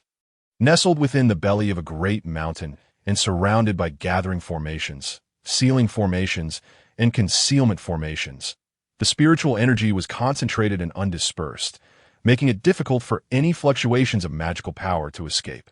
Han Feng and Lu Jingyao's own auras were well concealed, rendering them safe from detection, but a river of ink-black water enveloped Han Feng's spirit, and when Lu Jingyao looked up, she could only see the relentless flow of the dark river, its depths so pure that it seemed to swallow all light. This black river represented the magical power Han Feng had painstakingly cultivated in the Jinyuan realm. Magical power exists in liquid form within the sea of consciousness. Initially formless and intangible, upon breaking through to the Jinyuan realm, magical power becomes tangible and visible. The Ta'in Lu Shen technique that Han Feng practiced was an incredibly powerful demonic path technique. After reaching the Jinyuan realm, the magical power in his sea of consciousness transformed into a dark, inky liquid. Lu Jingyao, merely 3 to 5 zhang away, could clearly perceive Han Feng's state of cultivation. They had been cultivating here for over half a month. During this time, Han Feng continuously absorbed the spiritual energy of heaven and earth, depleting the energy accumulated within the Xianqing treasure ring and consuming 99% of the spiritual energy gathered by the gathering formation. Lu Jingyao distinctly sensed Han Feng's magical power becoming ever more condensed and robust, rolling like an ocean with each breath, unfathomable in depth, however, due to the lack of absorbed spiritual energy. Lu Jingyao's own cultivation had not progressed much, yet she had no desire to leave in search of a better location. She wished to stay and protect Han Feng, although this place was quite secluded. One could never be certain if someone might unexpectedly intrude and disrupt Han Feng. Lu Jingyao was lost in thought, gazing at the dark river, when suddenly the spiritual energy of heaven and earth became wildly chaotic, and a fierce wind surged, howling violently. Crack, crack. As Lu Jingyao regained her composure, she noticed the black river beginning to crystallize. At first, it was just a trickle, but soon it began to spread, in mere moments. The entire black river transformed into crystalline form, resembling a black vein stretching across the void. The crystallization of magical power was a technique exclusive to those of the Gangyuan realm. Only upon breaking through to the Gangyuan realm does the magical power in the sea of consciousness take on a crystalline form. Crack! The crystalline structure resembling a black vein continuously morphed until it finally transformed into a black robe, draping over Han Feng's form. The Lingyuan realm involves comprehending the spiritual energy of heaven and earth.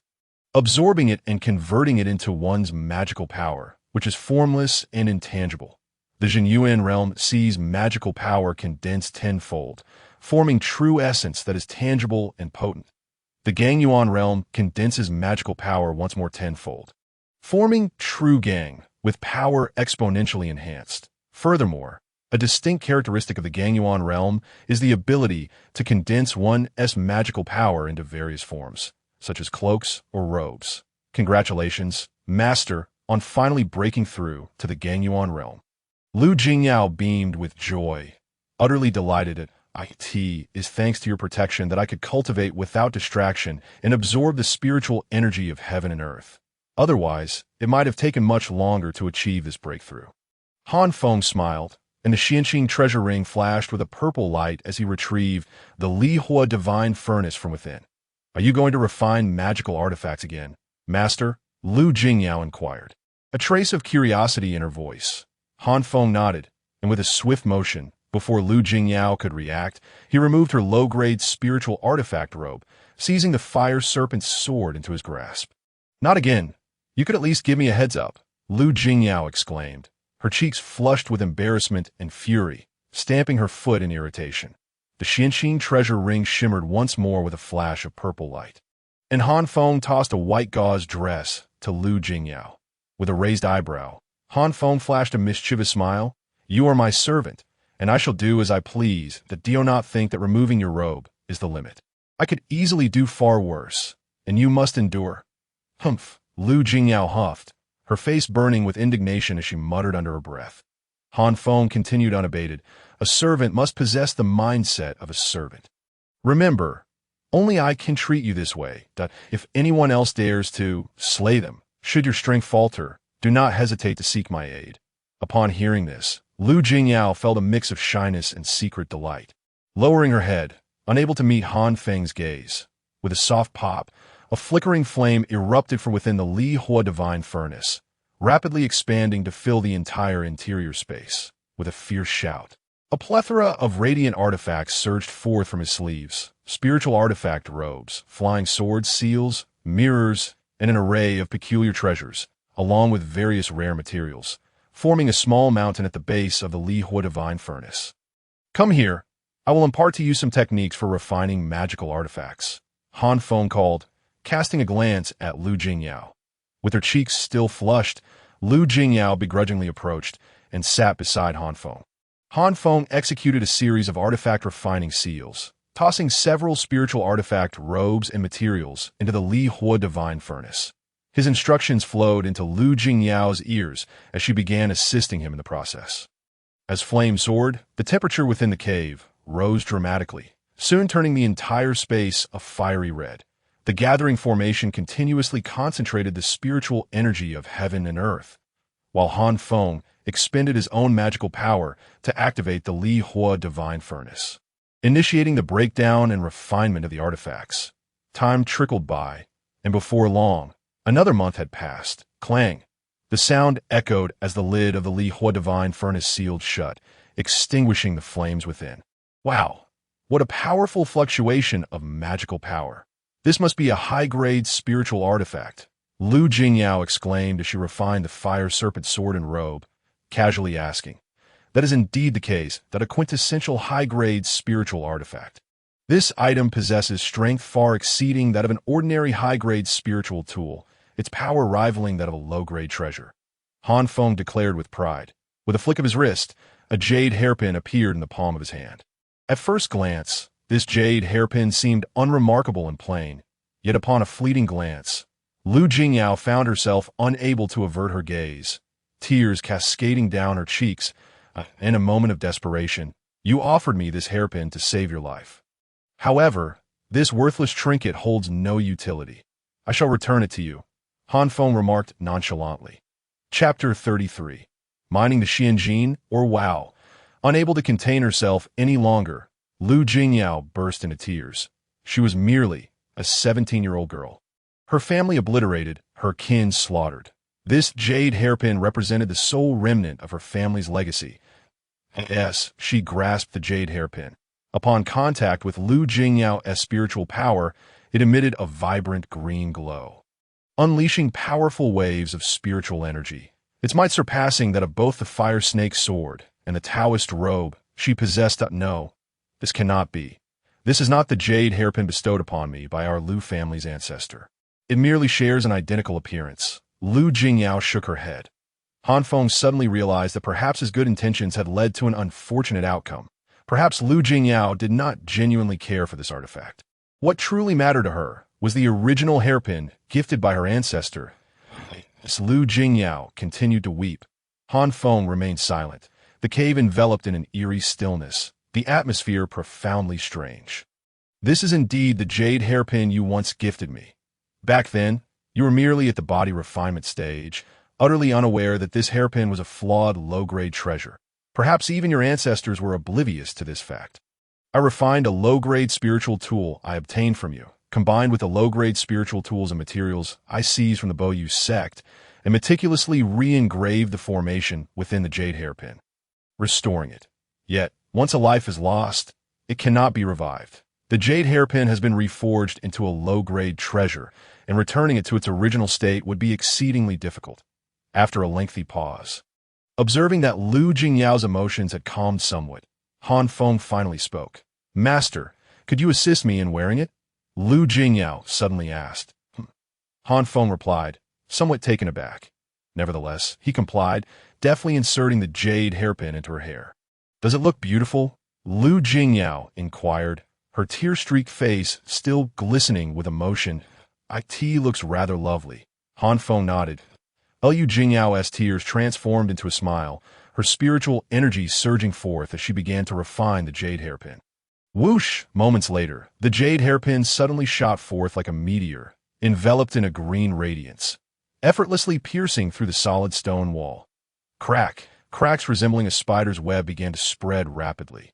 Rumbling, stones tumbled, the cave teetering on the brink of collapse. Had it not been for the formation previously inscribed, it would have surely crumbled instantaneously. The jade hairpin returned, morphing under Lu Jingyao's command, shifting from a flying sword to a silk dress, then to a bracelet, as she played with it joyfully. Unlike spiritual tools, treasures can transform their forms. While spiritual tools remain fixed, treasures possess this remarkable ability. Let us proceed, that we must gather Xianjin or to fulfill our sect's task. We came to the Boyu sect with a purpose. We cannot allow ourselves to be scrutinized by the elders over trivial matters. Lu Jingyao, having joined the Boyu sect at the spiritual origin realm, became an inner disciple. Unlike those promoted from the outer sect, she was still regarded with suspicion and would have to prove herself. Lu Jingyao was required to submit 500 pieces of Xianjin or each month for a year, a trial imposed by the Boyu sect. During this year, the sect would provide her with no resources for cultivation or techniques, only a peak as a training ground. Only after passing this trial would the Boyu sect offer her the necessary resources for her development. As Han Feng and Lu Jingyao exited the cave, the moment they stepped outside, Han Feng unleashed a formation diagram, which fluttered in the wind. 7 flying swords emerged from the diagram, emanating powerful waves of spiritual energy.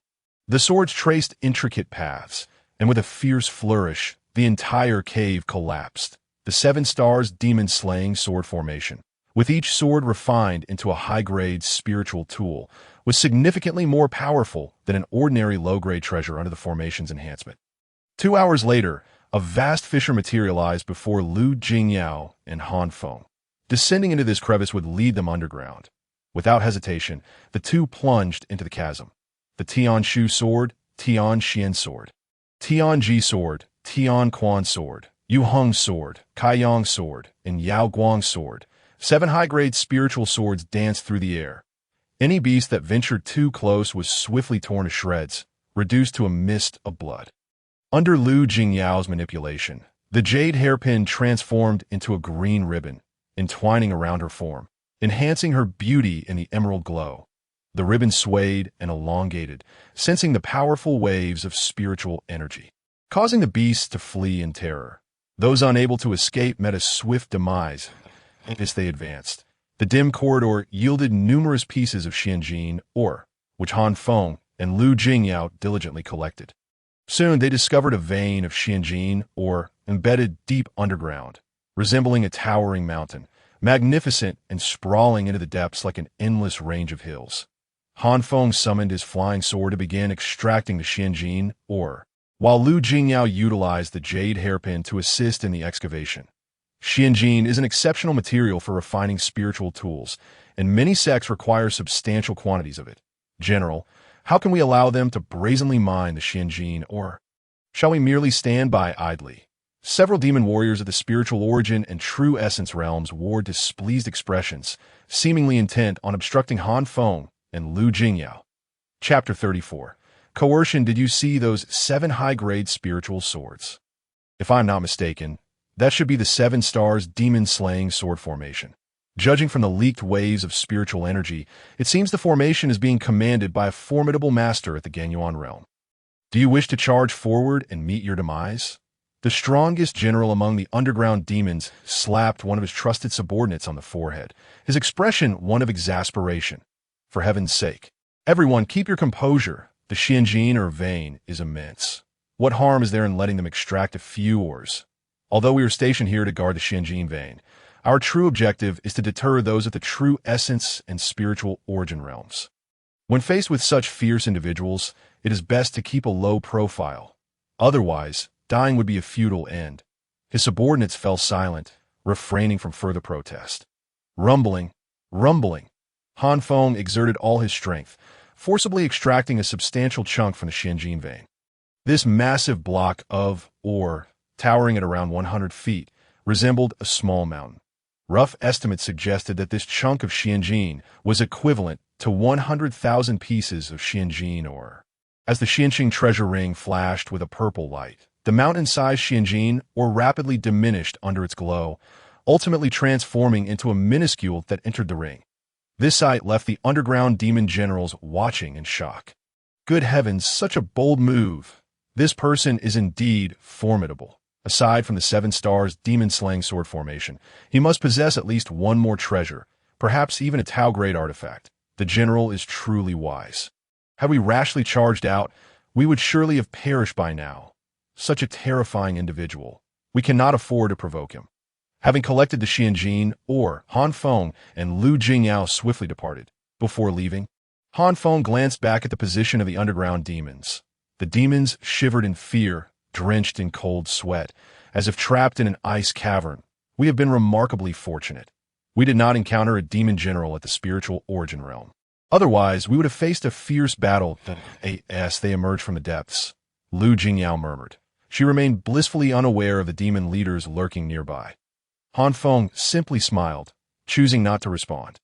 Elder Tang, I have come to submit the Xianjin, or, upon returning to the Boyu sect, Lu Jingyao made her way directly to a grand hall.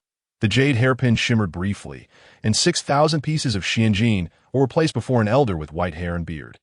I undertook some training and garnered quite an impressive haul, so I decided to submit all the Xianjin at once. Elder Tang examined the 6,000 pieces and noted their exceptional quality. Satisfied, he nodded and accepted the ore. Very well, very well. This year, for individuals became inner disciples directly, and you're the first to submit all required Xianjin, but I shall report this matter to the sect master. Henceforth, the sect master will surely regard you favorably. Strive diligently and contribute more to the sect. The Boyu sect will not treat you unfairly. Elder Tang spared no effort in his lavish praise for Lu Jingyao. Lu Jingyao responded casually a few times before departing the Grand Hall, returning to her mountain peak for cultivation.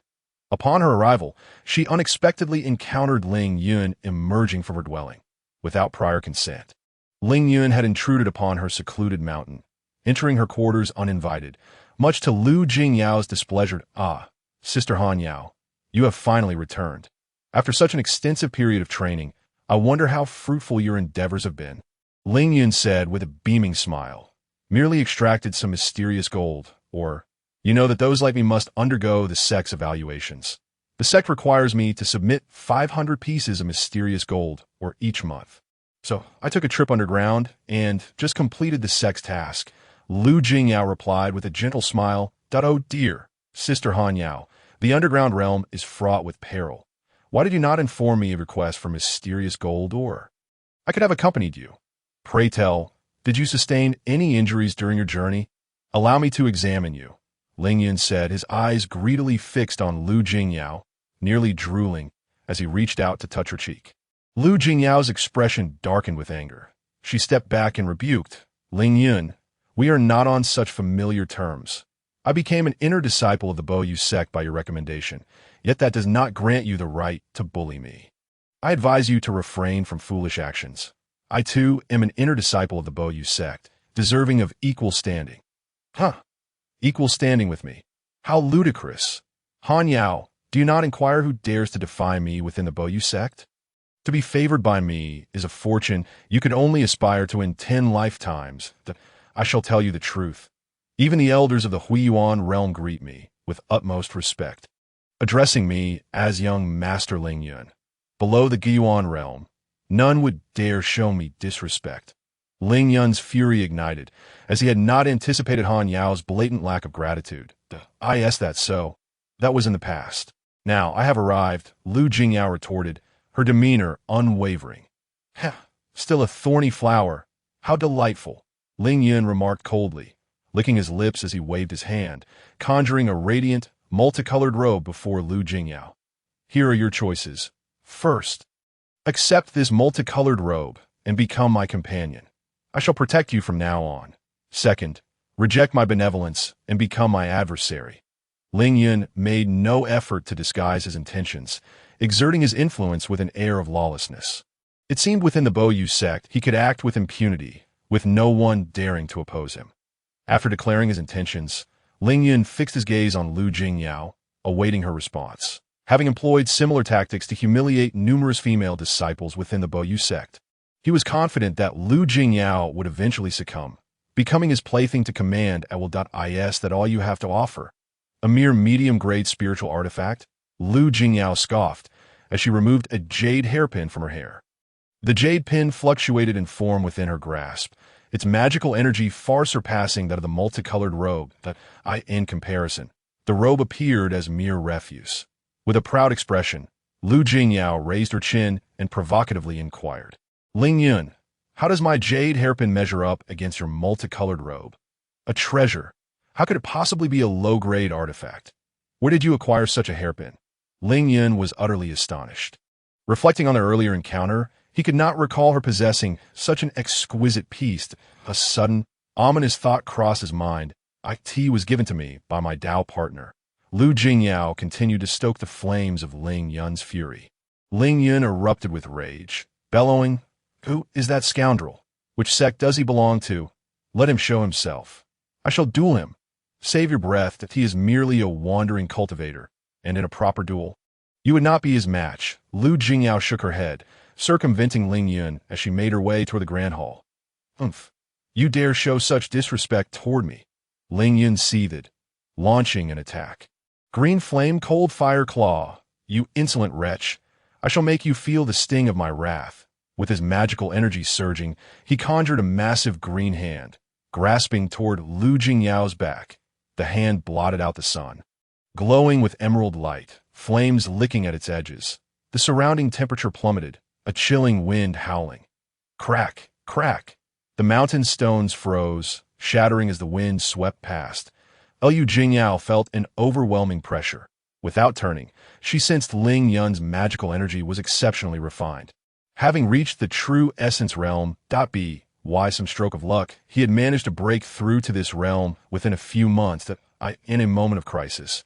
Lu Jingyao reacted with remarkable speed, channeling her magical energy from her sea of consciousness into the jade hairpin, which transformed into layers of green barriers, enveloping her completely. The emerald hand struck fiercely, yet the barrier formed by the low-grade artifact held firm against Ling Yun's magical invasion. As if it were mere mist, dense yet remarkably resilient. How could her magical energy be so powerful? Ling Yun thought, anger growing as they remained locked in a stalemate. Though Lu Jingyao was at a disadvantage, she had not been defeated. Ling Yun was at a loss, unaware that Lu Jingyao practiced the fundamental Dao scripture and had opened her third sea of consciousness, her magical energy being 4 to 5 times more potent than that of an average spirit origin realm cultivator. Just then, 2 disciples of the true essence realm, one tall and one short, flew in and landed nearby. Han Feng, concealed within the Xianqing treasure ring, observed that the disciples' robes bore an axe and halberd insignia, starkly contrasting with the attire of Lu Jingyao and Ling Yun. Fighting is forbidden within the sect. If there are grievances, you may appeal to the law enforcement hall, if necessary, with the approval of the hall master. You may settle matters on the punishment stage. One of them admonished, their brows furrowed. Are you two still not stopping? Humph. Were it not for your status as disciples of the law enforcement hall, I would have taught you a lesson myself. Ling Yun relented, retracting his magical energy and departing without another word. Seeing this, Han Feng quickly cast a tracking talisman onto Ling Yun. Thank you, esteemed brothers. Had you not arrived in time, Ling Yun would have likely pursued the matter further. Lu Jingyao expressed her gratitude to the law enforcement hall disciples. You are the newly initiated disciple, Han Yao? Quite commendable. You have courage. However, fighting within the sect is a violation of the rules. This is highly inappropriate, the tall disciple reprimanded, his expression stern, yet he made no mention of punishment. Clearly, it was more bluster than action. That Ling Yun's grandfather is a revered elder in the sect, his reputation formidable. Sister Han Yao, you are newly initiated, with a weak foundation. You must avoid conflict with Ling Yun whenever possible, but we will not punish you this time, considering it your first offense. Should there be a next time, we will have no choice but to bring you to the law enforcement hall for judgment. The short disciple offered some advice, his tone somewhat sympathetic. Due to Ling Yun's brazen misconduct, the disciples of the law enforcement hall evidently favored Lu Jingyao, imposing no penalties and departing after a brief inquiry. That Ling Yun is truly intolerable. One day, I shall make him pay. Back at her residence, Lu Jingyao seethed with fury. Your strength still lacks somewhat. Once you open your fourth sea of consciousness and harness the artifact, you will be able to deal with him personally. Han Feng remarked. Having observed the earlier confrontation, Han Feng was well aware of the dynamics at play. Although Ling Yun had advanced to the true essence realm, Lu Jingyao's mastery of the fundamental Dao scripture and her third sea of consciousness granted her magical energy far superior to that of her opponent. Particularly when combined with the artifact. I feel that the fourth sea of consciousness will soon be opened, Lu Jingyao responded, commencing her cultivation. Han Feng watched, nodding in approval. Lu Jingyao's talent had exceeded his expectations. Despite the experience he shared regarding the opening of the sea of consciousness, she had accomplished the feat of 2 seas within a mere 2 months, leaving him astonished. Returning to the ring, Han Feng absorbed the remaining spiritual energy gathered by the soul-nurturing tree, enhancing his own spirit yet further. However, seeing the tree begin to wither, Han Feng felt a pang of concern. Continue your cultivation here. I shall investigate further. Should anything arise, I will send you a message. Han Feng and Lu Jingyao were secretly communicating. Investigating the shadows and stealing the alchemical formulas was of paramount importance. Leaving Lu Jingyao to mislead others, Han Feng activated the Xianqing treasure ring and vanished within the Grand Hall. Under Han Feng's command, the Xianqing treasure ring shrank to the size of a speck of dust, drifting with the wind. Unless one possessed profound magical prowess, it would be nearly impossible to detect. Sensing the location of Ling Yun, Han Feng pursued silently. The magical formations of the Boyu sect were practically ineffective before Han Feng. Aside from a few key areas of the sect, he moved freely, as those formations posed no hindrance whatsoever. Grandfather, you must stand up for me. That wretched Han Yao, I don't know where she found a wild man. And that wild man actually gifted her a low-grade treasure. In a grand hall, Ling Yun was lamenting to an old man. The elder, clad in a long blue robe with hair and beard as white as snow, was none other than Ling Yun's grandfather, Ling Xiao. Seated upon a mat, above his head hovered an ethereal sphere that continuously rotated, emanating a formidable pressure. This old fellow is on the verge of forming a golden Dan. Thankfully, I have broken through to the Gang Yuan realm, allowing me to utilize the Xianqing treasure ring to its fullest potential. Otherwise, I might have already been discovered, rendering me incapable of spying in secret. Han Feng thought, a chill running down his spine. Chapter 36. The secret of the alchemical formula. What a useless thing.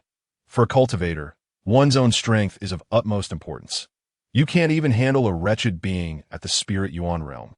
And yet you dare to come crying to me? Ling Xiao scolded. You are right, grandfather. But what should I do now? I must get my hands on that wretched Han Yao. Ling Yun replied, his face plastered with a forced smile as he rummaged through a Chinquan bag and produced several alchemical formulas.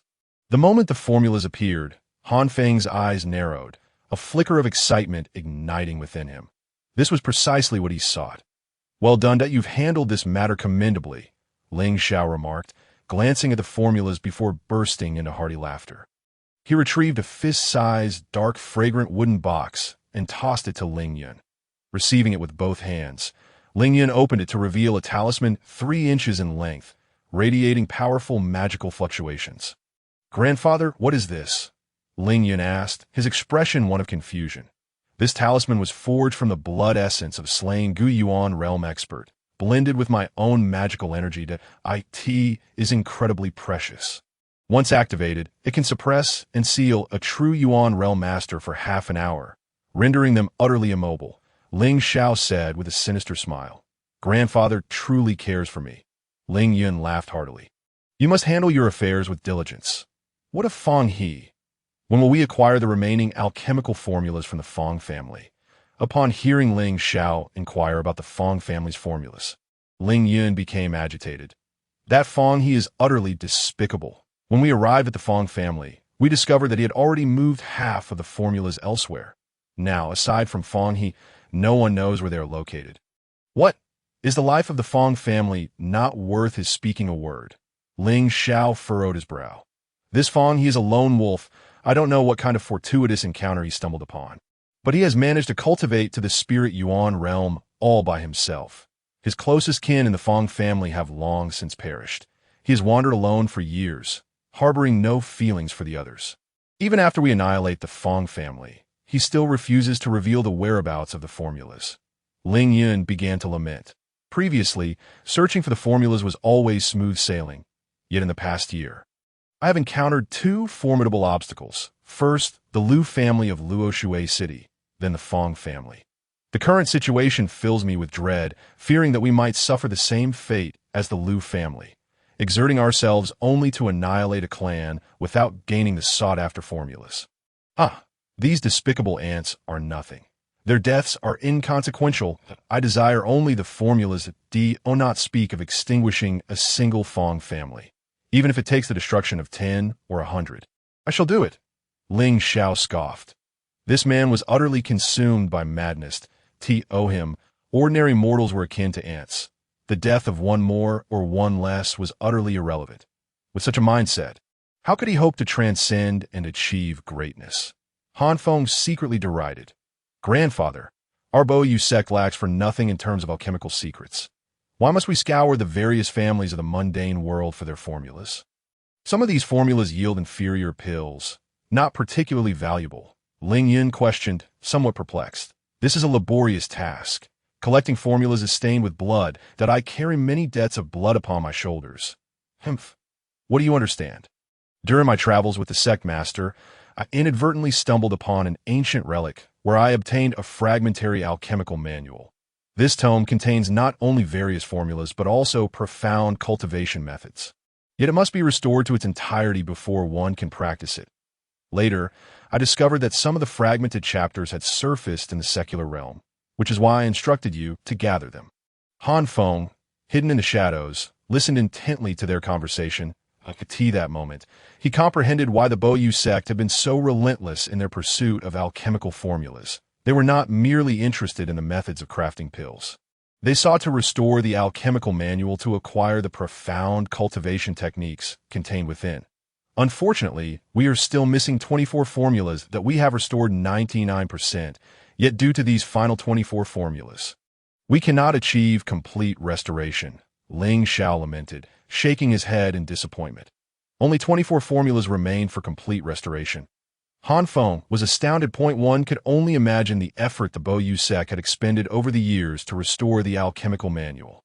Gazing at the 17 formulas quietly resting within the Xianqing treasure ring, Han Feng immediately grasped their immense value. Alas, it is all my fault. During my last venture in Luoshui City, I not only failed to gather formulas from the Liu family, but also lost 12 formulas. Otherwise, we would only be missing 12 now. Ling Yun expressed his frustration. The expedition to Luoshui City had ended in catastrophe, a wound that lingered in his heart. Now that you understand, learn from your mistakes. The Fong family has been eradicated, leaving Fong He as our last lead. Think of another way to retrieve the formulas he possesses. Ling Xiao waved his hand, signaling Ling Yun to withdraw.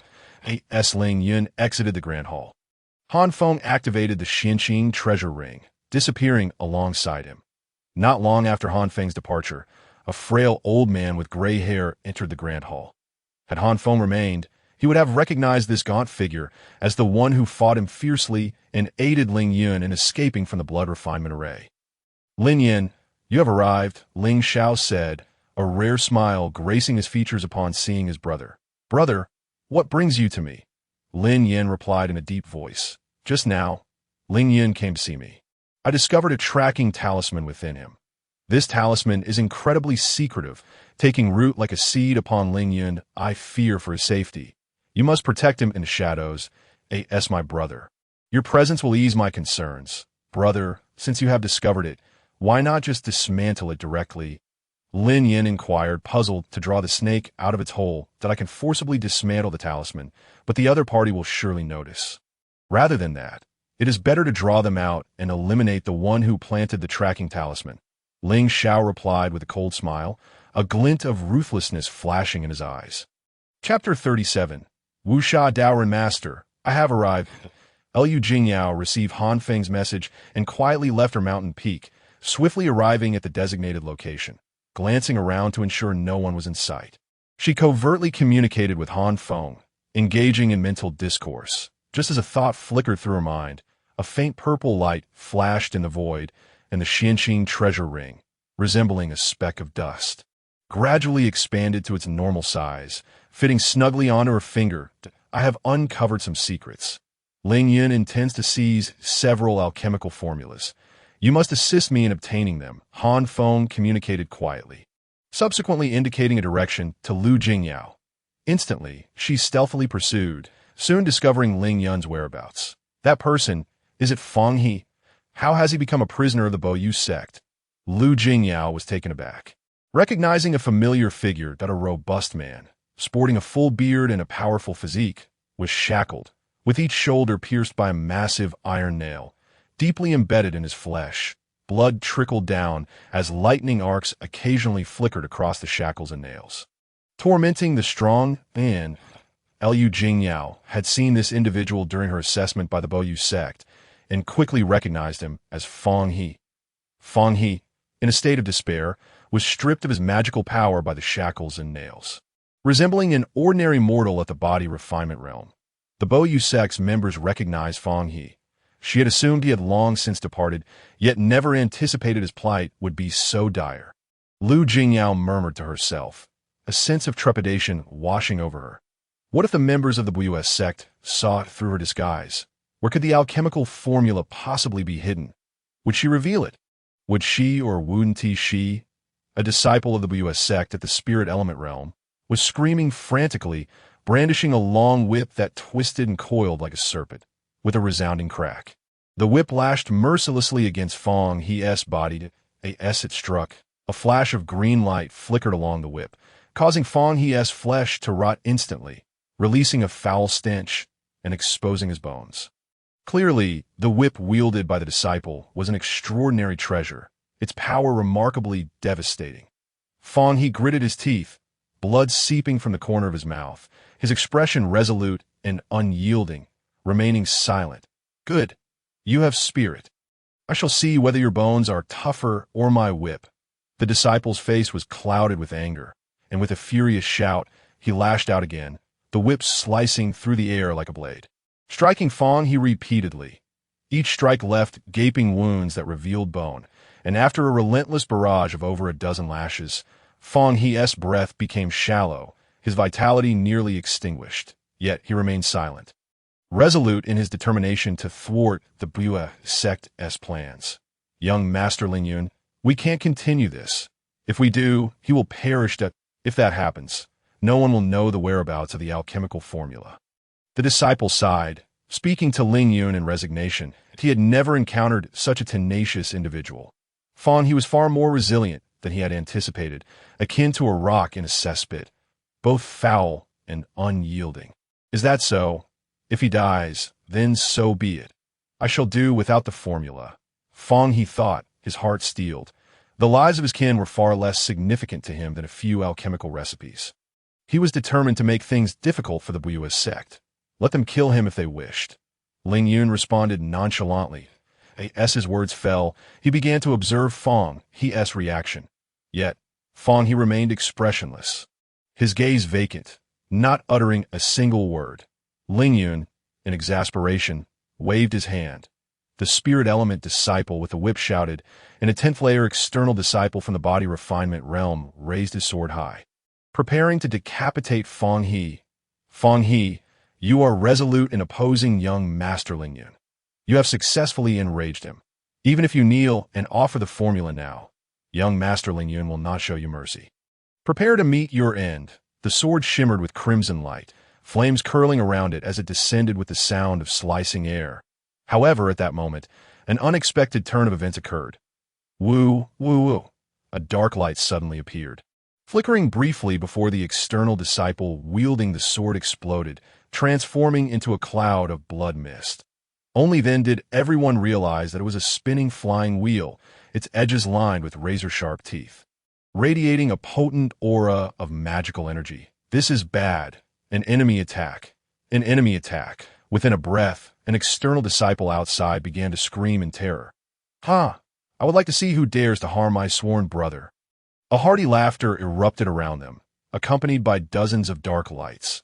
The external disciples of the Buyue sect were caught off guard and were simultaneously struck by the dark flying wheels, dissolving into blood mist.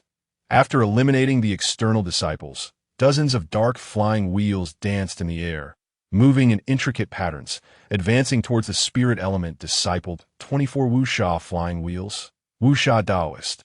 It is the Wuxia Taoist, young Master Ling Yun. Save me! The spirit element disciple cried out in panic. The 24 flying wheels, each emanating a powerful magical aura, were indeed 24 inferior spiritual artifacts. This formation pressed forward with overwhelming force. The spirit element disciple could not withstand it and immediately called for Ling Yun's assistance. Bold! A mere loose cultivator dares to cause chaos near my Buyue sect? Ling Yun, consumed with fury, raised his hand, unleashing a wave of green light. The magical energy surged forth, transforming into a colossal hand that clashed against the formation of Wuxia flying wheels. The spirit element disciple bit his tongue, performing a secret technique, spewing forth a mouthful of blood.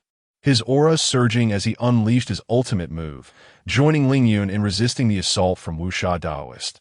Poof! The 24 Wuxia flying wheels descended with crushing force. Ling Yun and the spirit element disciple could barely hold on, and in an instant, both coughed up a mouthful of blood.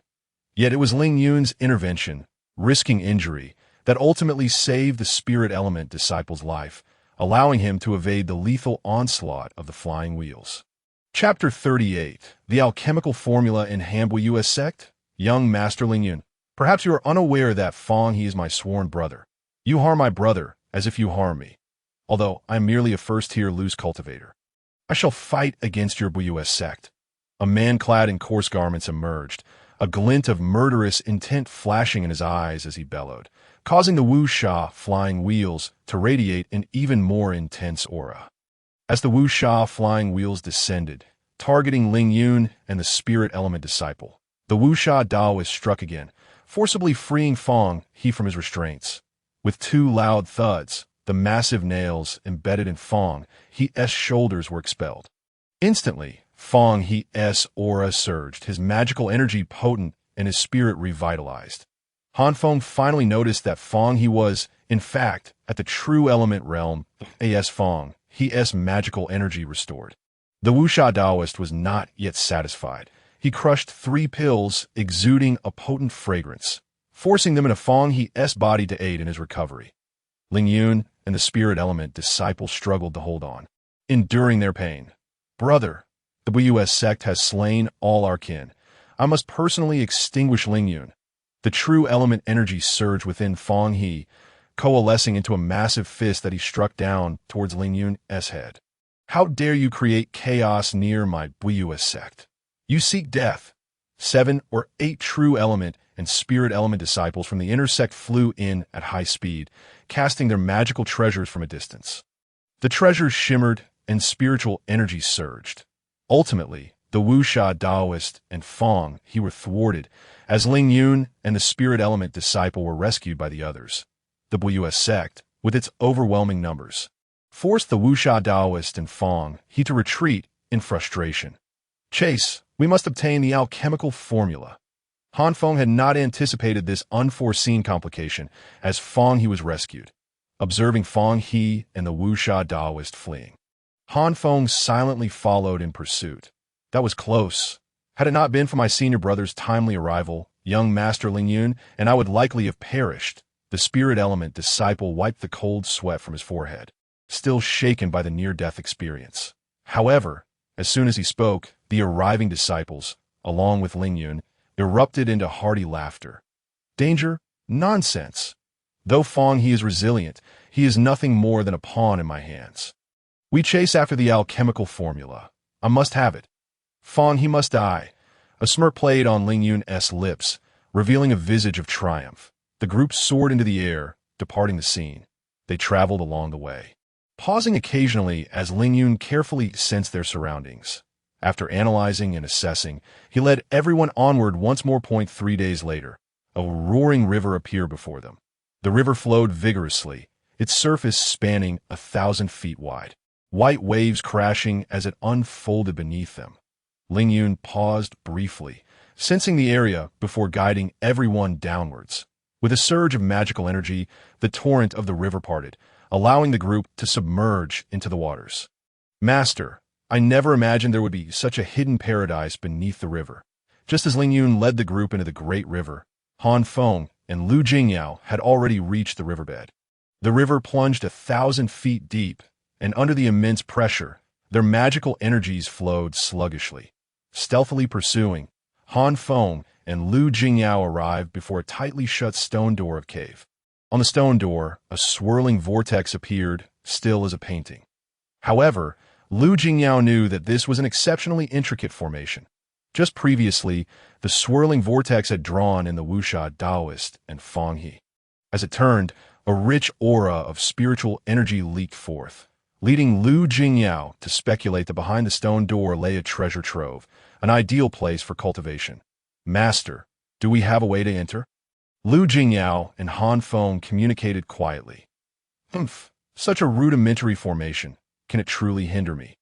Han Feng let out a cold smirk. He raised his hand and executed several intricate hand seals, causing the swirling vortex above the stone door to begin its rotation.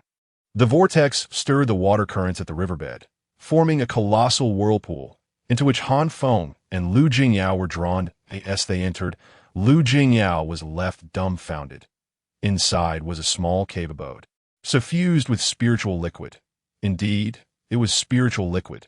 The entire cave was inscribed with a spirit-gathering array, which operated to converge the natural spiritual energy of heaven and earth. 1 could hardly fathom how many years it had accumulated, as the density of spiritual energy was astonishing, compressed into liquid form.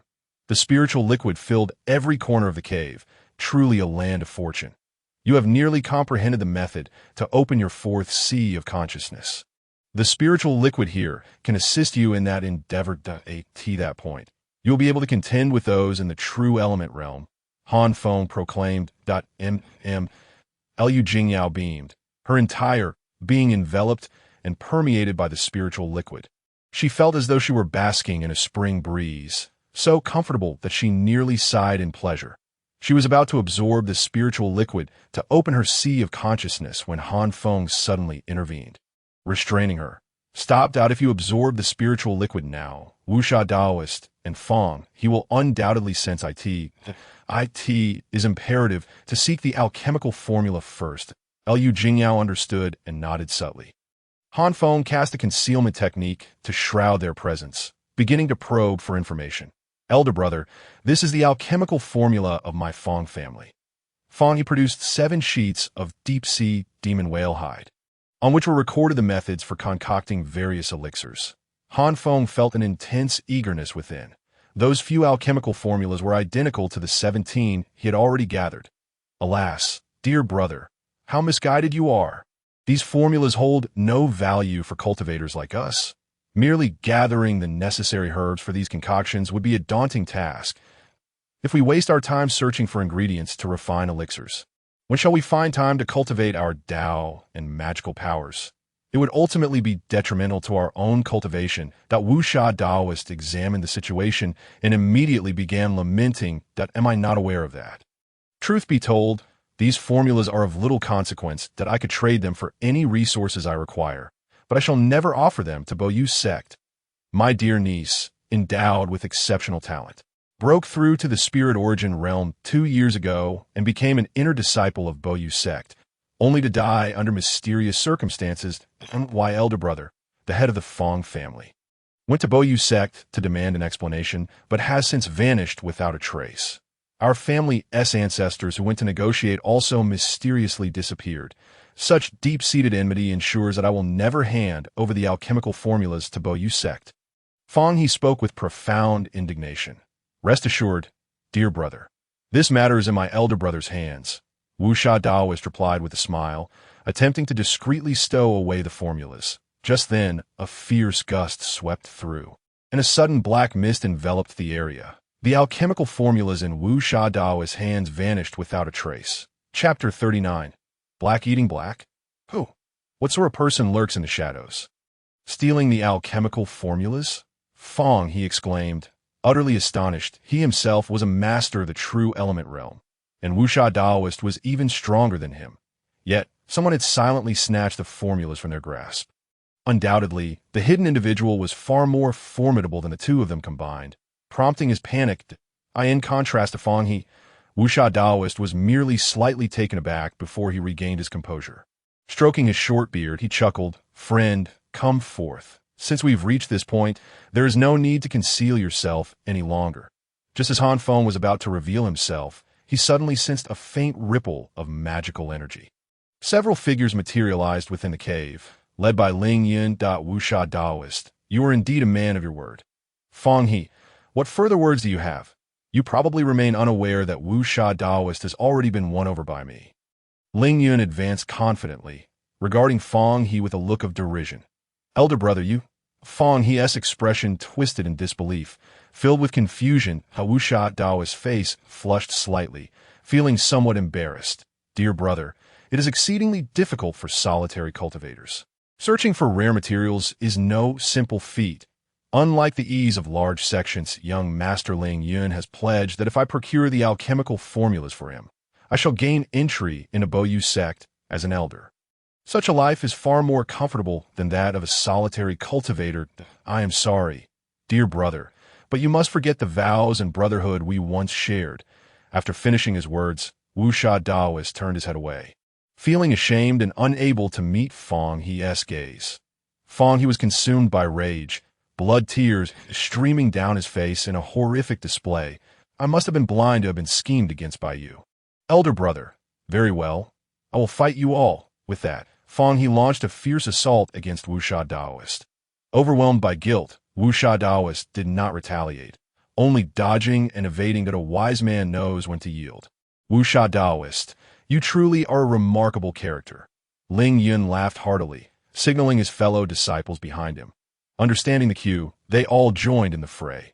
Magical energy surged violently as intricate spells were unleashed, and various magical artifacts emerged, including Ling Yun. There were a total of 10 individuals from Boyu sect, all of whom were cultivators in the true element and spirit origin realms. Fong He, isolated and outnumbered, was already injured and stood no chance against them, that he was soon reduced to nothing but ashes. Such is the unpredictability of human nature. Wuxia Daoist sold out Fong He for his own future. Fong He's fate was indeed tragic. Hidden in the shadows, Lu Jingyao murmured softly, her heart laced with sorrow. The Lu family had also been annihilated by Boyu sect, and she felt a semblance of empathy for Fong He. Han Feng merely chuckled coldly, offering no commentary.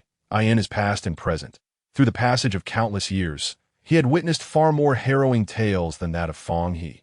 Such trivial events stirred no ripples within his heart. With Fang He's demise, the atmosphere grew peculiar. Ling Yun fixed his gaze upon Wuxia Daoist, stating, "Wuxia Daoist, present the alchemical formulas. From this day forth, you shall be an honorary elder of Boyu sect, which will provide you with the resources necessary for cultivation. Once you break through to the profound origin realm, you will truly become an elder, a pillar of our sect."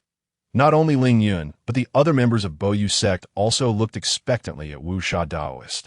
Each one was filled with joy, admiring Ling Yun's cunning maneuver. They had followed him, exerting minimal effort yet achieving great merit for the sect.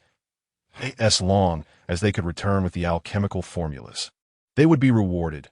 All eyes were eagerly fixed upon Wuxia Daoist, anticipating the unveiling of the formulas. However, facing the crowd, Wuxia Daoist appeared somewhat bewildered, exclaiming, "Alchemical formulas? Were they not already taken by the masters of Boyu sect?" Witnessing Wuxia Daoist's naivety, Lu Jingyao could not help but stifle a laugh in the shadows. "Heh, you treacherous scoundrel, the time for your comeuppance is nigh." As Lu Jingyao had anticipated, Ling Yun's expression darkened immediately. Wuxia Daoist, "I, Ling Yun, am a man of my word. Do not jest with me. Such a joke is intolerable." Ling Yun spoke sternly, casting a glance at his fellow disciples, the threat implicit in his gaze. "Just now, I had the alchemical formulas in my grasp when a sudden black mist appeared. I was caught off guard, and the formulas were whisked away." With irritation, Wuxia Daoist recounted the earlier incident, growing increasingly agitated, until suddenly he seemed to comprehend something. "Oh, I see. You Boyu sect intend to engage in blackmail, do you not? You never intended to provide me with cultivation resources, nor did you wish for me to become an elder of Boyu sect. Instead, you aim to use me, first eliminating my sworn brother Fang He, and then turning against me. What a clever strategy! A cunning rabbit dies, and its hunting dog is cooked when the birds are gone. The fine bough is concealed that I have witnessed the lack of integrity and despicable nature of Boyu sect." With that, Wuxia Daoist summoned 24 Wuxia flying wheels, which whirled around him, cautiously guarding against the members of Boyu sect. "Enough of your nonsense. Our young master Ling Yun is not that kind of person. Curse it, it must be you who is greedy. Surely you covet those alchemical formulas. And lacking the means to kill Fang He, you sought our assistance to achieve your ends." Before Ling Yun could speak, his fellow disciples erupted in anger, hurling accusations at Wuxia Daoist relentlessly. Ling Yun's expression darkened further. "Wuxia Daoist, do not toy with me. Hand over the alchemical formulas, and you shall be a revered guest of Boyu sect. If you refuse, I shall take them from your corpse." Wuxia Daoist's countenance shifted. He perceived the murderous intent in Ling Yun's eyes. "Wait, it must be a misunderstanding. Clearly, someone has absconded with the elixir formula. If it is not a master from your Boyu sect, then it indicates the involvement of another party. Let us join forces to uncover their identity," the Wuxia Daoist exclaimed in a flurry. The circumstances were overwhelming, and presently he dared not confront the members of Boyu sect head-on. "Do not attempt to equivocate," a disciple of Qin Yun's sect rebuked. "Search for it." Ling Yun's face turned ashen as he bellowed at the crowd. His objective was the elixir formula, regardless of how they arrived at it. He was solely focused on the outcome. The Wuxia Daoist failed to produce the formula. It was imperative to conduct a thorough search. If it cannot be found, they could hold him accountable later. Witnessing Ling Yun's fury, the accompanying disciples of Boyu sect began to take the matter seriously. Their magical energies permeated every corner and inch of the cave, initiating a meticulous search. Chapter 40. Action. "Master, how can they not perceive our position?" Lu Jingyao could not help but feel a sense of astonishment.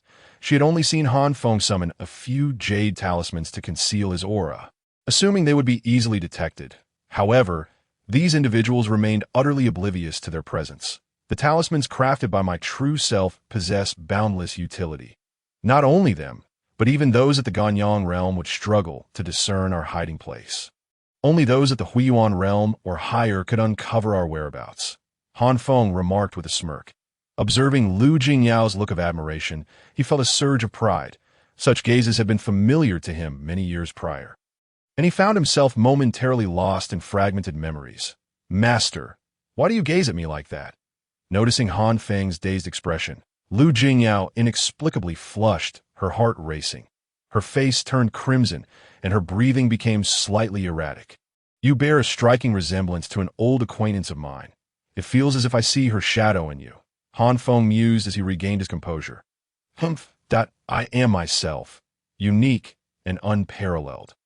Who would want to resemble another?" Lu Jingyao retorted indignantly. Han Feng laughed heartily, replying, "Now you resemble her even more." Lu Jingyao pouted, simmering in annoyance. After a brief moment, she could not resist asking, "Do I look very much like your old acquaintance?" "Indeed," Han Feng affirmed, adding, "However, she was not as youthful as you. When I first encountered her, she was already in her 20s, exquisite beyond compare, far more beautiful than you." "Humph, old lecher," Lu Jingyao scoffed, just as the thought crossed her mind. Han Feng suddenly delivered a gentle tap to her head. Lu Jingyao winced in pain, glaring furiously at Han Feng. "You are far too audacious, daring to show disrespect to me," Han Feng proclaimed sternly. Though he felt little genuine anger this time, "If you have the ability, then kill me. If you do, you shall never again behold the shadow of your old acquaintance, only to wallow in pitiful recollections." Lu Jingyao retorted defiantly, her neck held high. "Ha!" Han Feng erupted in a laughter. In his memories, that old acquaintance had once behaved similarly. Sensing that Han Feng would not punish her, Lu Jingyao felt a sense of security. Emboldening her audacity, "Master," Lu Jingyao cautiously probed Han Feng's limits. "Senior," regardless of Lu Jingyao's antics, Han Feng chose to ignore her. While Han Feng and Lu Jingyao exchanged thoughts in silence, Ling Yun and the members of Boyu sect had already scoured every inch of the cave. Finding nothing, Ling Yun and the disciples of Boyu sect finally lost their patience. "Wuxia Daoist, we have searched 3 times. Where is it? I suspect you are merely fabricating stories. How dare you deceive young Master Ling Yun and make a fool of the members of Boyu sect? Are you tired of living? Young Master Ling Yun, what should we do?" The members of Boyu sect seethed with rage, their expressions dark as they sought Ling Yun's counsel. "Kill!" Ling Yun's gaze turned icy as he uttered a single word. "Very well. It appears your Boyu sect intends to engage in treachery. You have never considered providing me with cultivation resources to elevate me to the status of an elder within the sect." The Wuxia Daoist retorted angrily, instantly summoning the Wuxia Flying Wheel and engaging in battle with the members of Boyu sect. The Wuxia Flying Wheel darted about like the wind, its speed akin to lightning, unleashing magical fluctuations directed at the disciples of Boyu sect. The Wuxia Daoist spared no effort, employing every last resort in his arsenal.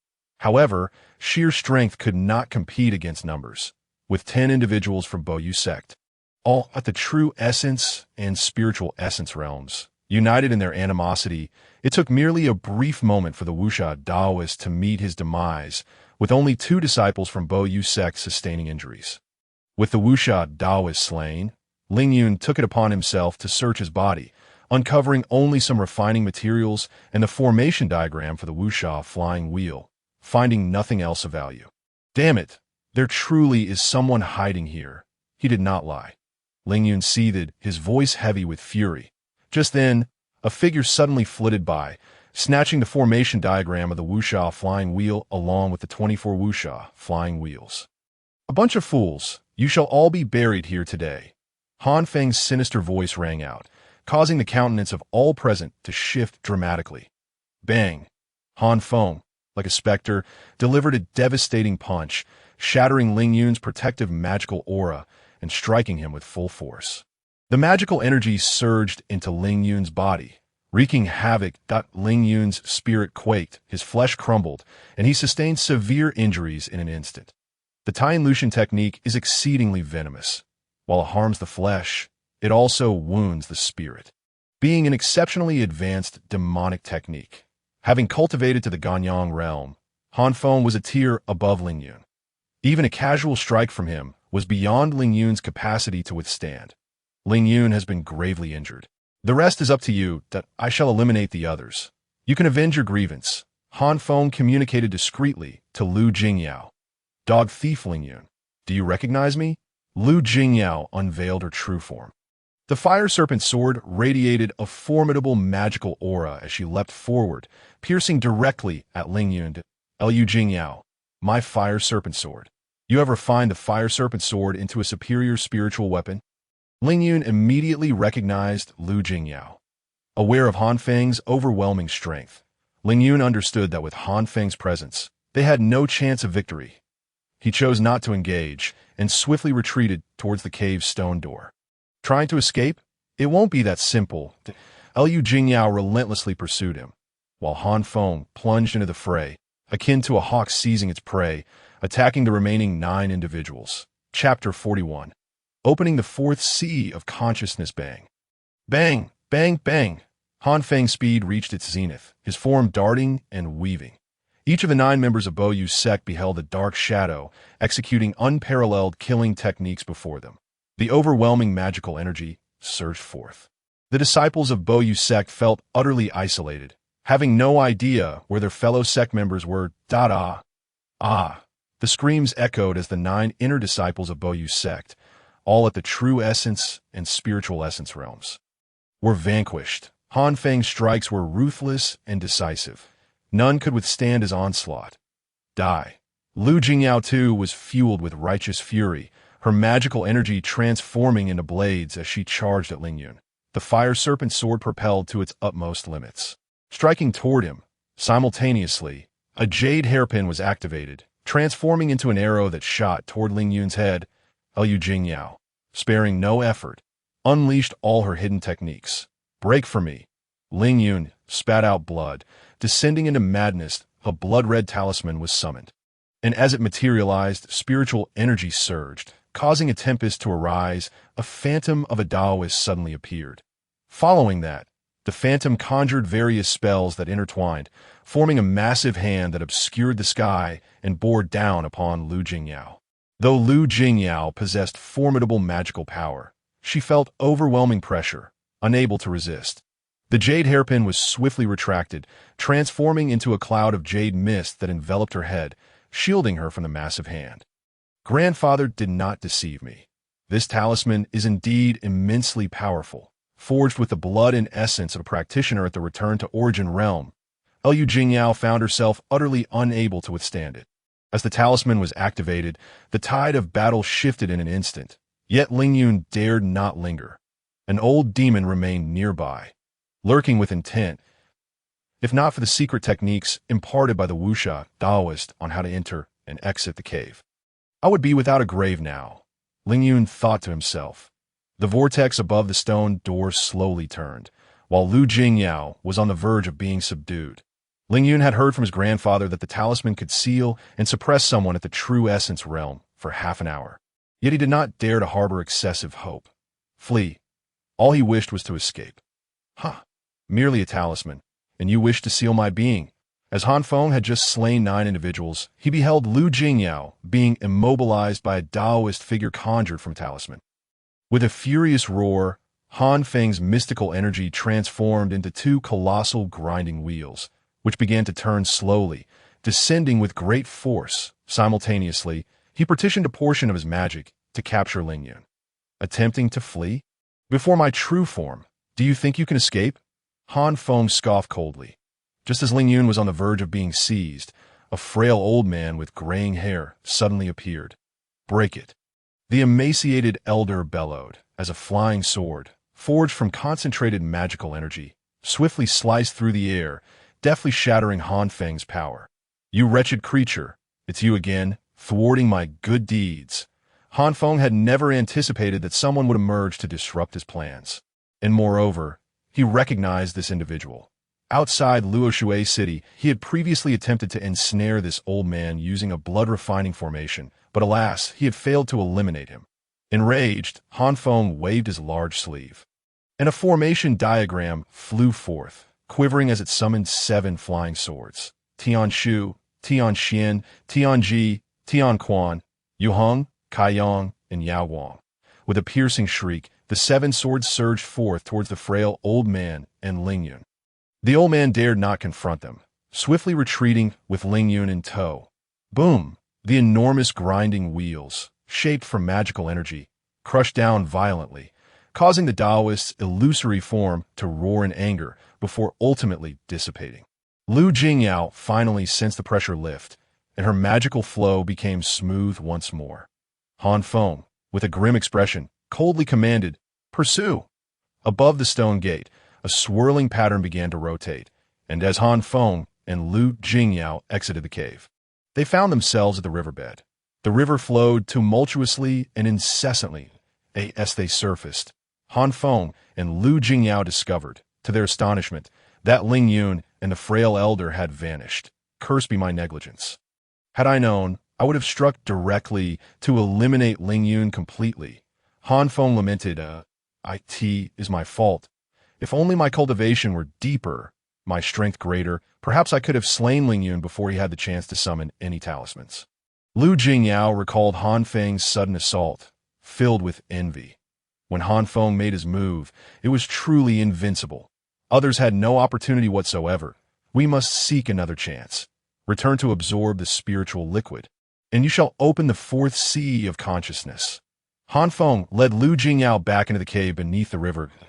As Han Feng stood guard, he imparted some insights to Lu Jingyao, who began to open her fourth sea of consciousness. Time slipped away quietly, and the spiritual liquid within the cave diminished rapidly. While Lu Jingyao cultivated, Han Feng turned the cave upside down, but found no treasures. He retrieved the Wuxia flying wheel and several other magical artifacts, all of which had originally belonged to the Wuxia Taoist and the 9 inner disciples of the Buyue sect, now claimed by Han Feng. Upon inspection, the artifact from the Buyue sect's top disciple appeared rather ordinary, suitable only for remelting into materials. Only the Wuxia flying wheel remained a true gem, forming a grand array and possessing a power surpassing that of mid-grade spiritual artifacts, worthy of refining. After ensuring Lu Jingyao's cultivation progressed without issue, Han Feng commenced the refinement of these artifacts. Buzzing, 3 hours later, Lu Jingyao's aura suddenly surged significantly, her magical energy becoming robust with a mere breath. Spiritual energy surged forth. "The fourth sea of consciousness has been successfully opened," she exclaimed joyfully. "Reaching her peak state thus far, with my current strength, I can easily defeat ordinary disciples of the true Yuan realm. Should I encounter a formidable opponent at the Gang Yuan realm, I could still contend using my artifacts and likely escape unharmed," Lu Jingyao declared with unwavering confidence. At this moment, Han Feng also completed his refinement, a satisfied smile gracing his face as he remarked, "Excellent. Let us return." Indeed, Lu Jingyao nodded obediently. Just as they were about to depart, Han Feng waved his robe sleeve, shattering several jade talismans into sparkling fragments. Within the eastern pavilion, a fierce wind arose. The energies they had left within the cave were instantly erased, leaving no trace behind. Chapter 42. Changes in the Buyue sect. Thank you, second granduncle, for your timely arrival. Otherwise, I would have had no place to be buried on a mountain peak. Ling Yan appeared with Ling Yun.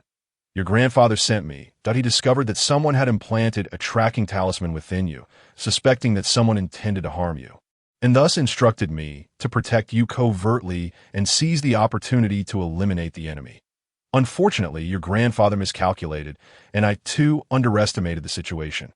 The one who planted the tracking talisman within you is actually that old demon we encountered outside Luoshui City. After several days, that old fiend has grown formidable, having cultivated to the Gang Yuan realm, making me no match for him. Only your grandfather could personally intervene to slay him."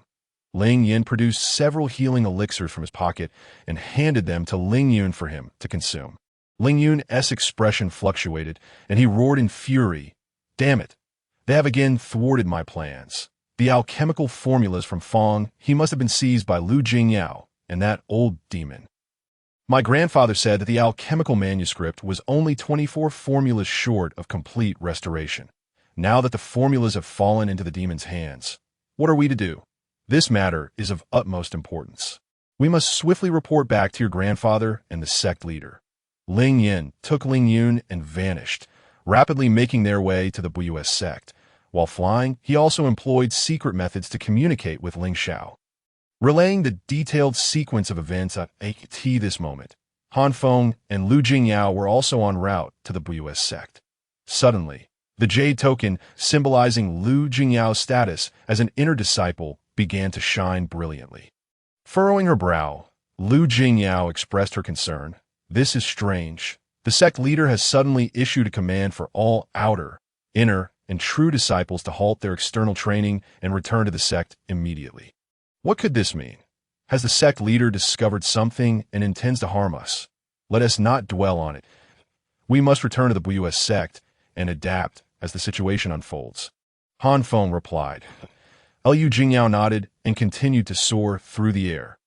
When they were near the mountain gate of the Buyues sect, Lu Jingyao did not enter hastily. She concealed her form and observed quietly for a day. Noticing that indeed many disciples were returning from various places, which somewhat eased her anxiety as she returned to her cultivation peak. Upon her return, Lu Jingyao sensed that the atmosphere within the sect had changed. A palpable tension permeated the entire Buyues sect, with numerous disciples forming patrol teams, frequently traversing between the peaks. Master, another patrol team has landed on the peak. What do you think they are searching for? Lu Jingyao inquired, somewhat unsettled, fearing that these individuals were after her. Address me as Master, Han Feng replied coldly. He had noticed Lu Jingyao growing increasingly audacious, persistently testing his limits, and her fear of him was waning. How did that acquaintance of yours address you back then? Lu Jingyao teased, playfully evading the question, appearing unrepentant. Han Feng's lips twitched. Liu Jingyao smiled lightly, poised to inquire further about that acquaintance when suddenly several patrolling disciples arrived at their peak. "Is Han Yao here?" the leading man called out. Hearing the call, Lu Jingyao hesitated briefly before hastening out. Upon raising her eyes, she saw a tall man standing at the entrance.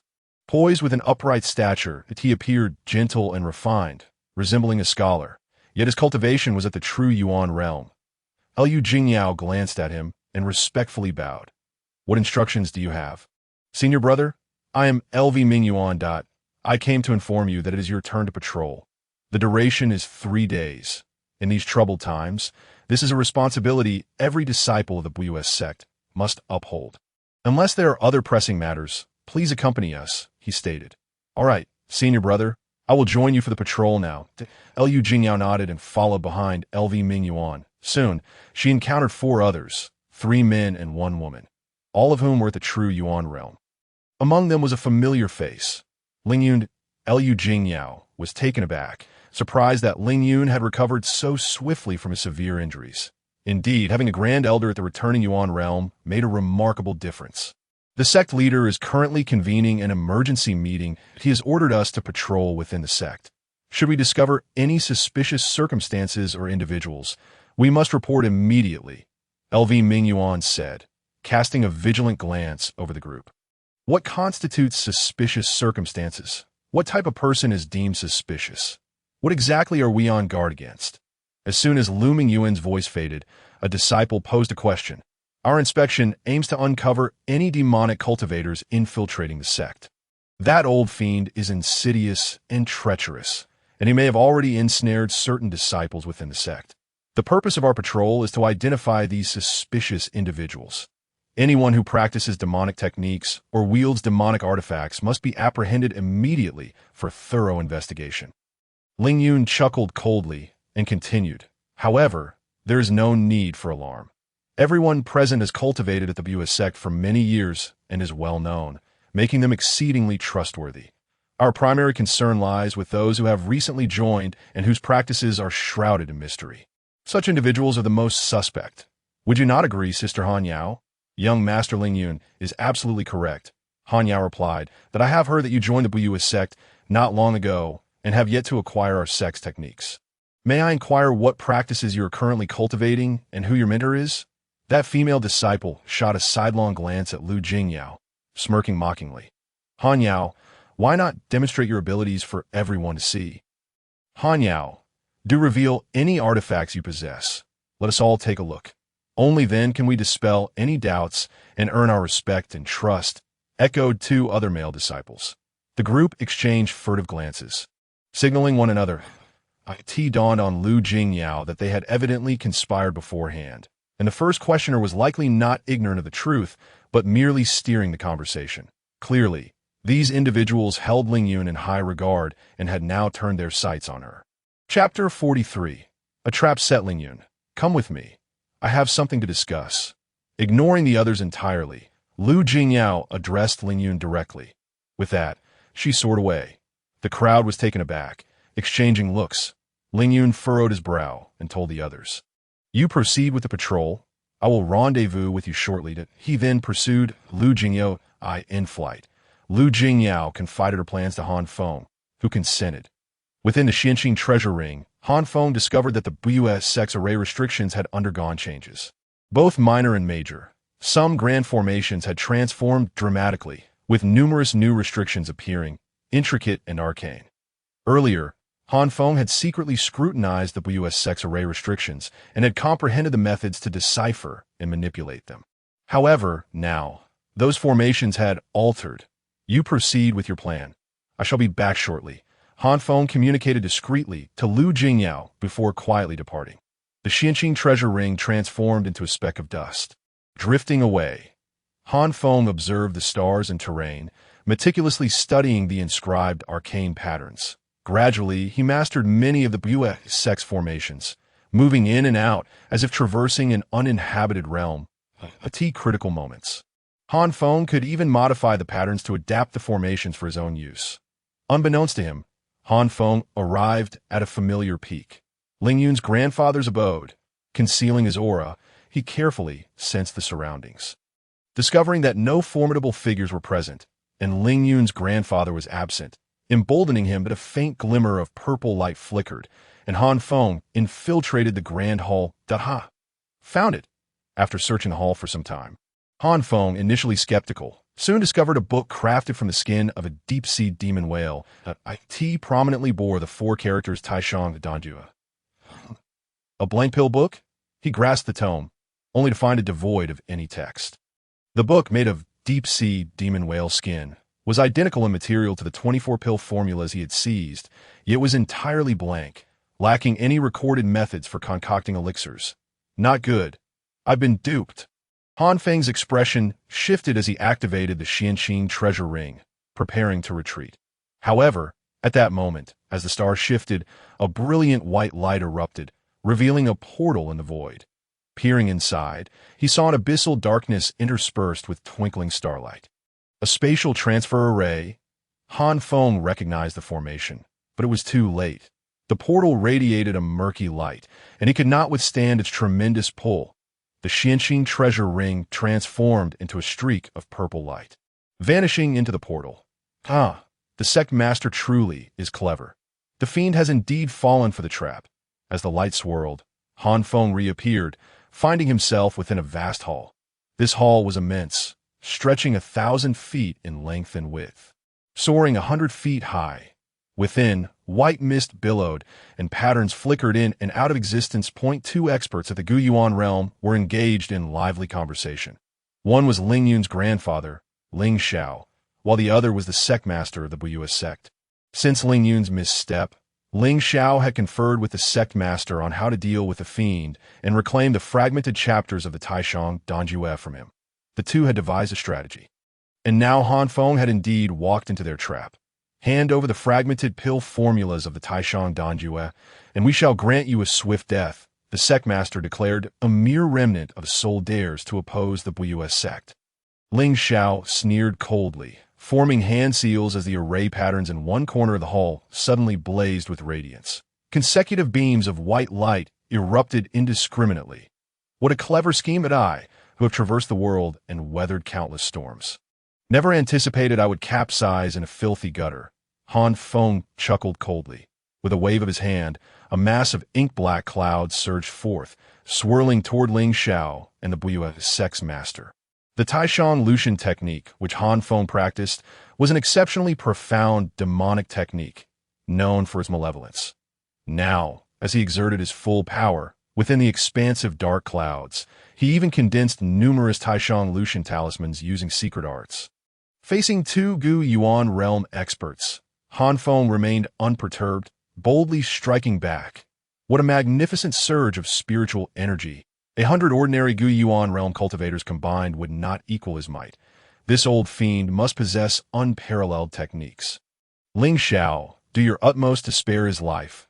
We will capture him and extract the secret of this extraordinary technique. The sect master of the Buyue sect observed keenly, recognizing Han Feng's potential. Understood, Ling Xiao replied, then let out a roar. Wielding a broadsword, he charged forth. The sword emanated a powerful wave of spiritual energy, revealing itself as a mid-grade treasure. As Han Feng battled with Ling Xiao and the sect master, Lu Jingyao paused on a deserted peak.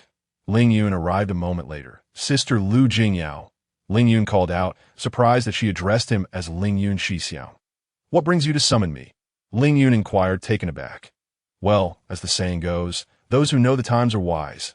I have clarified your situation.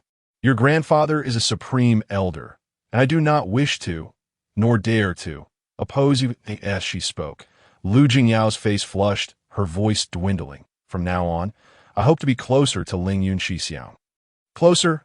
Ling Yun's face turned crimson, nearly drooling at the thought. Sister Han Yao, now you're speaking rightly. Ling Yun extended his arms, attempting to embrace Lu Jingyao, but she gracefully evaded. Ling Yun Shixiao, I'm aware that you only desire my body and would not take responsibility.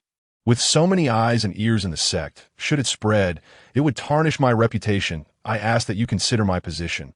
Later tonight, I shall send you a message, and then you may come.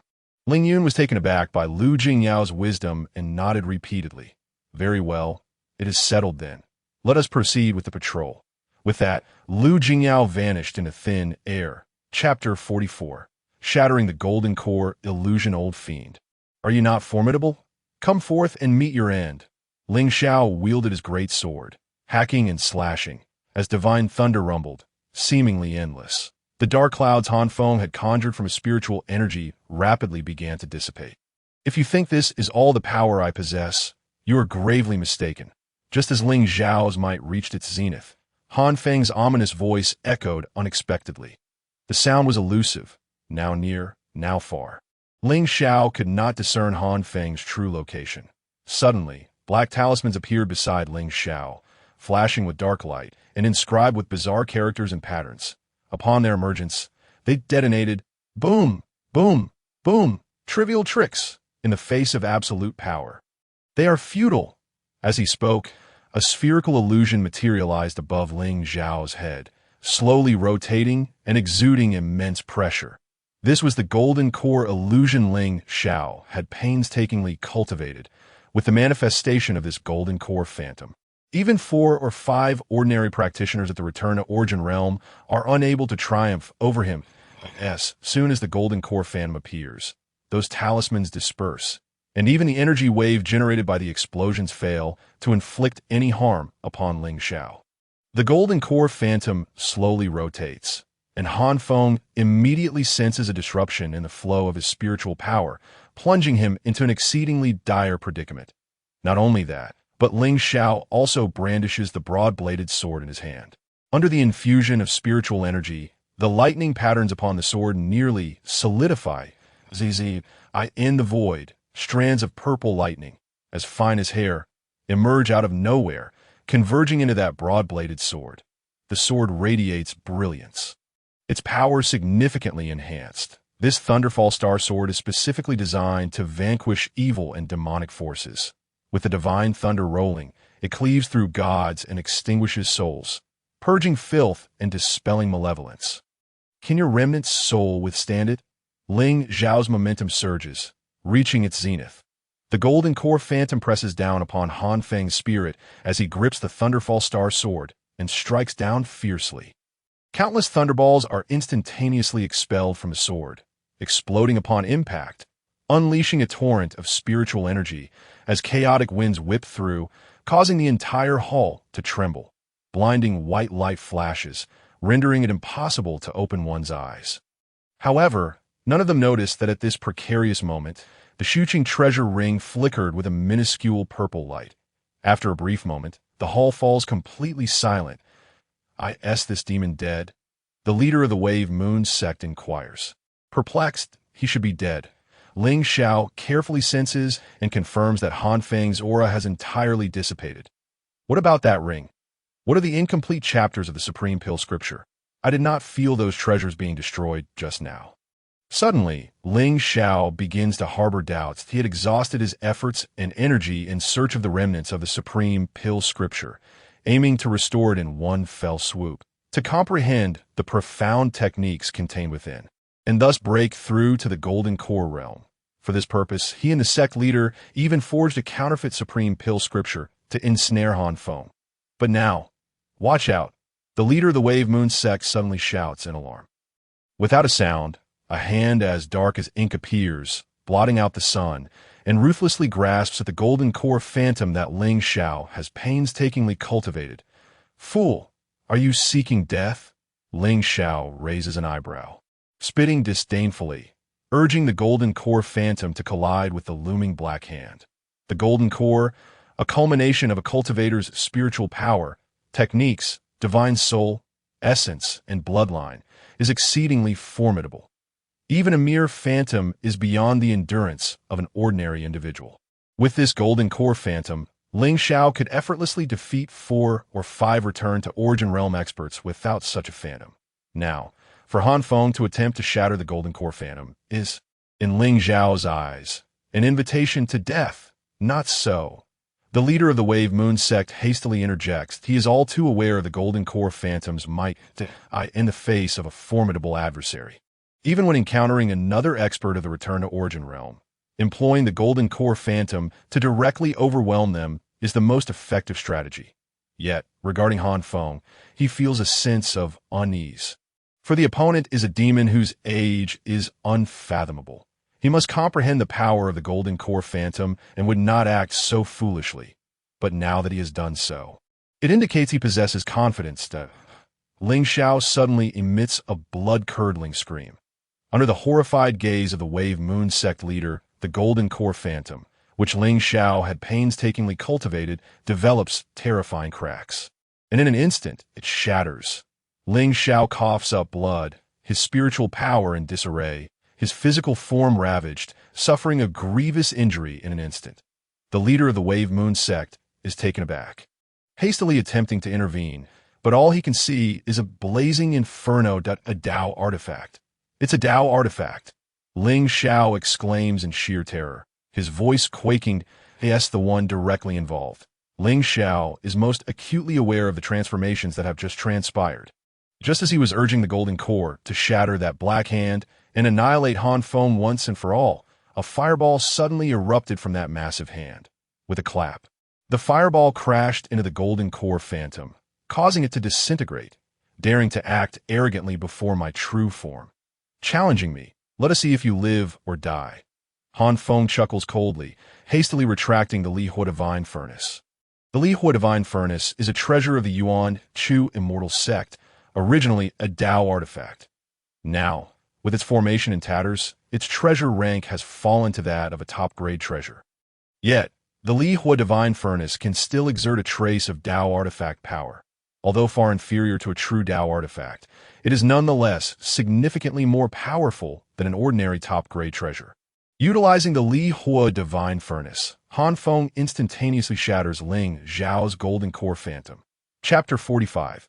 The Death of Ling Yun. As night falls, Han Feng has yet to return, leaving Lu Jingyao feeling increasingly anxious. However, there is no significant commotion within the sect. She can only suppress her doubts and worries, following the original plan to send a message to Ling Yun, junior sister Han Yao, under the moonless night. With the winds howling and stars twinkling, Ling Yun exits the Wave Moon sect and arrives in a secluded valley. This valley lies over 100 miles from the sect. However, with his true essence realm strength, he can fly with all his might in just a quarter of an hour. Scanning the surroundings, Ling Yun discovers the valley is lush with trees, bursting with flowers, and fragrant aromas wafting for miles. After a moment's contemplation, he breaks into a lecherous grin. Junior sister Han Yao, brother Ling Yun has arrived. Where are you? Ling Yun searches eagerly but fails to catch a glimpse of the fair maiden. Just then, a graceful figure silently descends, her faint fragrance mingling with the breeze. It is none other than Lu Jingyao, junior sister Han Yao. Ling Yun's heart races, and he immediately lunges forward. Lu Jingyao swiftly dodges, creating distance between herself and Ling Yun. Junior sister Han Yao, are you toying with me? With such words, you will find it hard to move an inch within the Wave Moon sect. Ling Yun's demeanor turns cold. Oh, you remember when we first met. You vowed to help me seek vengeance. Lu Jingyao's voice is icy. Of course, as long as you yield to me. Your vendetta becomes my vendetta, and I shall surely assist you in avenging it. Ling Yun assures that, oh, Lu Jingyao nods, saying, in that case, I wish to borrow something from you. You wouldn't be stingy, would you? Of course not. Even if you wanted 10 or 100 items, it would be no trouble. Junior sister Han Yao, let's get started. Ling Yun urges impatiently, his breath quickening, lunging once more at Lu Jingyao. Lu Jingyao continues to evade, her gaze fixed on Ling Yun, simply smirking coldly. Noticing Lu Jingyao's unusual demeanor, Ling Yun calms down, impatience creeping into his voice. Oh, you think I'm deceiving you. Speak up. What do you wish to borrow? If I possess it, I will give it to you now. Very well. I wish to borrow your head. Lu Jingyao's tone is frigid as she utters those words. Ling Yun's expression changes instantaneously. He had not anticipated that you summoned me here not for a romantic rendezvous, but to kill me. Very well.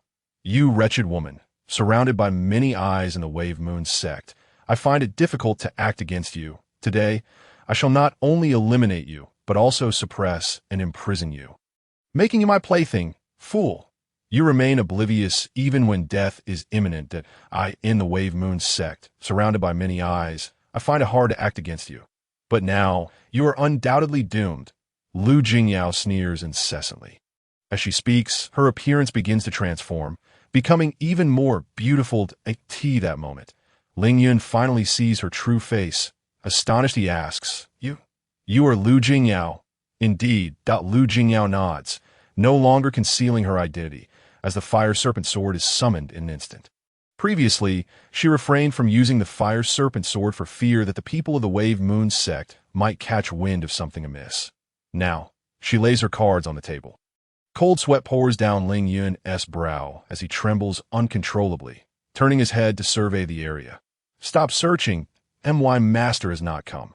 However, I alone am more than enough to slay you. Lu Jingyao's mind is as clear as crystal.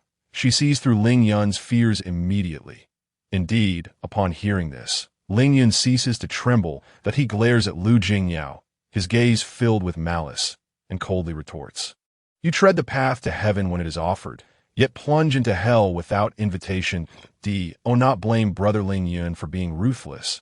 Blame your ill fortune, for the enmity between us runs too deep. Suddenly, an extraordinarily terrifying aura erupts from Ling Yun, his spiritual energy and true essence pushed to their limits, as a bronze seal materializes, growing to the size of a mountain within mere breaths. Azure light flows, and the bronze seal comes crashing down. Crack, crack, with more than 10 zhongs still to the ground, the earth begins to tremble, fissures snaking wickedly, stretching far into the distance. Trees and flowers are reduced to ash in an instant. Ling Yun unleashes a low-grade treasure acquired from his grandfather, launching a decisive and all-out attack. Want to end this quickly, worrying that my master might arrive. How fortuitous, for I too desire a swift resolution. Lu Jingyao, possessing an astute intellect, immediately discerned that Ling Yun was apprehensive about the potential arrival of Han Feng. However, she too harbored fears regarding the impending arrival of the members of the Buyue sect, prompting her to act without reservation. The magic force surged forth from the 4 seas of consciousness, as her jade hairpin transformed into a billowing azure cloud, gracefully hovering above her head, steadfastly supporting the descending bronze seal. Lu Jingyao summoned the superior spiritual artifact, the Fire Serpent Sword, and with a flick of her fingers, the sword leapt forward, fiercely aiming for Ling Yun's head. Ling Yun bellowed in defiance, conjuring a comparable superior spiritual artifact, a flying sword, to engage in a battle of magic with Lu Jingyao. Amidst their magical duel, he surreptitiously cast a spiritual talisman, intending to send a message to the Buyue sect. However, as the message talisman was unleashed, suddenly 128 jade talismans manifested in the void, collectively forming a subtle array that occupied all directions. Ling Yun's message talisman shattered instantly, failing to transmit any information. Curse be it. You have indeed set up a formation here, deviously akin to that old devil. Ling Yun's rage surged, mingled with a hint of panic. Thank you for the compliment. Merely a small trick? I have learned much from my master, Lu Jingyao retorted, transforming her magic into a flurry of small blades directed at Ling Yun. Although she was at the spirit origin realm, and her magical prowess was not as refined as Ling Yun's, her abundant magic energy gave her an edge. After a brief stalemate, Ling Yun found himself at a disadvantage. Behold the sword, Lu Jingyao suddenly exclaimed. Just as Ling Yun prepared to wield his flying sword in defense, a torrent of blood-red brilliance pierced through the heavens, instantly scattering his magical essence, rather than using her flying sword to strike down Ling Yun. Lu Jingyao had inadvertently triggered the grand formation she had set in place. Ling Yun's very soul trembled, reminiscent of a previous encounter outside Luoshui City, where he had been similarly harmed by such a formation. Now, the same ominous array reemerged. The blood-red radiance was overwhelmingly dominant. After dispersing Ling Yun's magical essence, it began to corrode his spiritual artifact-level robe. Ling Yun struggled to maintain his composure. Suddenly, the fire serpent sword leapt forth with a flash. With a sickening squelch, blood erupted from Ling Yun's neck as his head rolled away. Before his head could touch the ground, the fire serpent sword returned, mercilessly slicing through, reducing Ling Yun's head to a mist of crimson. With a flick of her wrist, Lu Jingyao seized all of Ling Yun's magical treasures, including the bronze seal, as his body disintegrated amidst the blood-red brilliance. After a few breaths, the crimson radiance finally dissipated. Lu Jingyao formed a hand seal, and 128 jade talismans flew towards her from all directions, landing in her grasp. Subsequently, she unleashed several talismans, which transformed into specks of light amidst a fierce gale. Erasing her own presence, Lu Jingyao leapt into the air, vanishing from sight. Chapter 46. Terrifying beyond measure. Meanwhile, Ling Xiao's golden core phantom was shattered, plunging him into madness as he, alongside the leader of the Buyue sect, besieged Han Feng, resulting in a fierce standoff. Wretched old devil, I shall see your demise, Ling Xiao hissed, biting down on his tongue as 5 blood swords erupted from his mouth. Following this, his aura surged, his body swelling as though inflated like a balloon. Having broken my golden core, even if it cost me 300 years of lifespan, I shall ensure your complete annihilation. Ling Xiao resorted to the Buyue sect's forbidden secret arts, fighting Han Feng with reckless abandon. Today's events shall not be forgotten. The Taishang Danjue is a treasure I possess. I advise you to surrender it willingly. Should you dare to resist, your actions today shall lead to the Buyue sect's swift demise. Yet Han Feng chose not to confront them head-on. His cold voice echoed through the dark night as his figure vanished. Devil, do not escape, Ling Xiao roared, pursuing the last echo of Han Feng's voice. Upon exiting the main hall, he felt lost, unable to detect Han Feng's presence, rendering him unable to pursue. How could this be? How could it end like this? The Buyue sect's leader also appeared bewildered. He swiftly returned to the main hall, realizing the array's patterns had been altered, explaining the ease with which they had been breached. How could he have had the time to decipher the formation while engaged in battle with us? Contemplating this, the Buyue sect's leader reemerged from the hall, standing beside Ling Xiao. This is terrifying. It is simply unfathomable why Buyue sect's formations are layered and intricate. Any outsider daring to intrude would surely meet their demise. Yet look now. Those formations operate quietly, as if nothing were amiss. That old devil has intimate knowledge of our various formations, navigating through them as if they were mere lines in his palm. He rampaged through the Buyue sect, as if in an uninhabited realm, entirely evading the activation of those arrays. The Buyue sect's leader was engulfed in profound dread, as if plunged into an ice cavern. Master, I may never achieve the golden core, he lamented. The other elder masters will likely conspire against me. The few descendants of my Ling family may face treachery, suppression, and ultimately total extinction. Moments later, the once rosy-cheeked Ling Xiao suddenly appeared gaunt, his skin drawn tight over bones. Despite still being at the returning origin realm, The shattering of his golden core and the sacrifice of 300 years of lifespan had severely ravaged his physical foundation. His magical essence was scattered, far less potent than before, now reduced to only about 40 to 50% of his former strength. Ling Xiao, feeling his diminished state, spoke with a heavy heart. Do not be so pessimistic. Ling Xiao, you possess great fortune, and you shall surely achieve the golden core, the Buyue sect's leader reassured him. You have accomplished much for the Buyue sect over the years. While some actions may have been less than honorable, I understand your trials. I promise you this. As long as I remain the sect leader, the descendants of your Ling family will forever enjoy respect. The Buyue sect's leader spoke with conviction, and Ling Xiao felt a sense of relief wash over him. Just then, the jade talisman on Ling Xiao's person began to glow, and he trembled slightly. Leader, I must attend to some matters without waiting for a response. Ling Xiao hastily departed. Noticing something amiss in Ling Xiao's demeanor, the Buyue sect's leader shattered a jade talisman, summoning an elder of the Gangyuan realm, who rushed to his side. Investigate the situation. I've noticed something unusual about Elder Ling Xiao. The Buyue sect's leader awaited patiently, but before long, the elder returned with grave news. Reporting to the leader, Ling Yun has been killed. Where is Master? Why hasn't he returned? Could something have happened?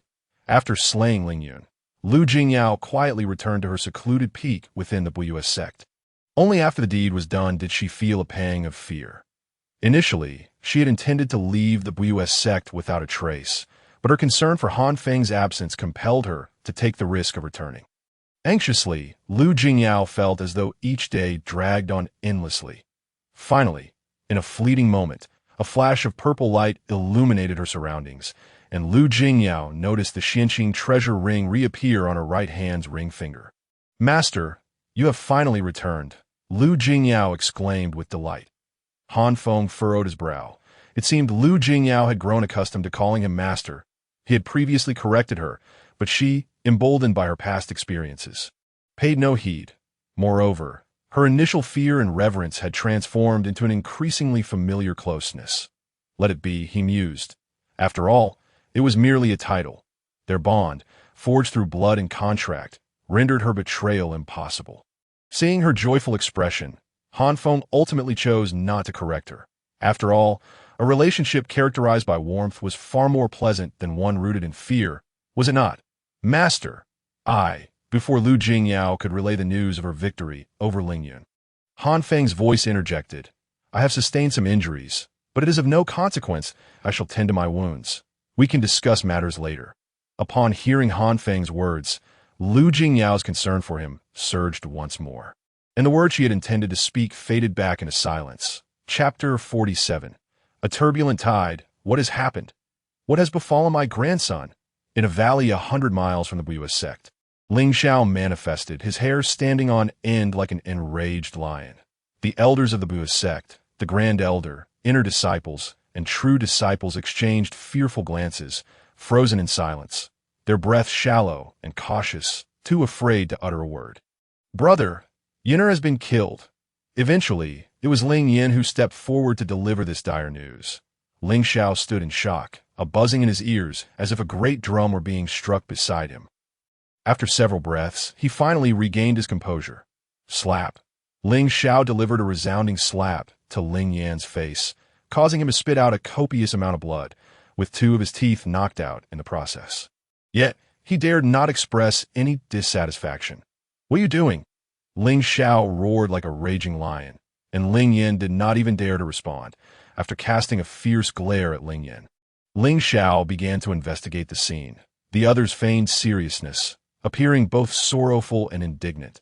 Mimicking the search, at this moment, anyone possessing a modicum of intelligence would refrain from provoking Ling Xiao. Time passed quietly.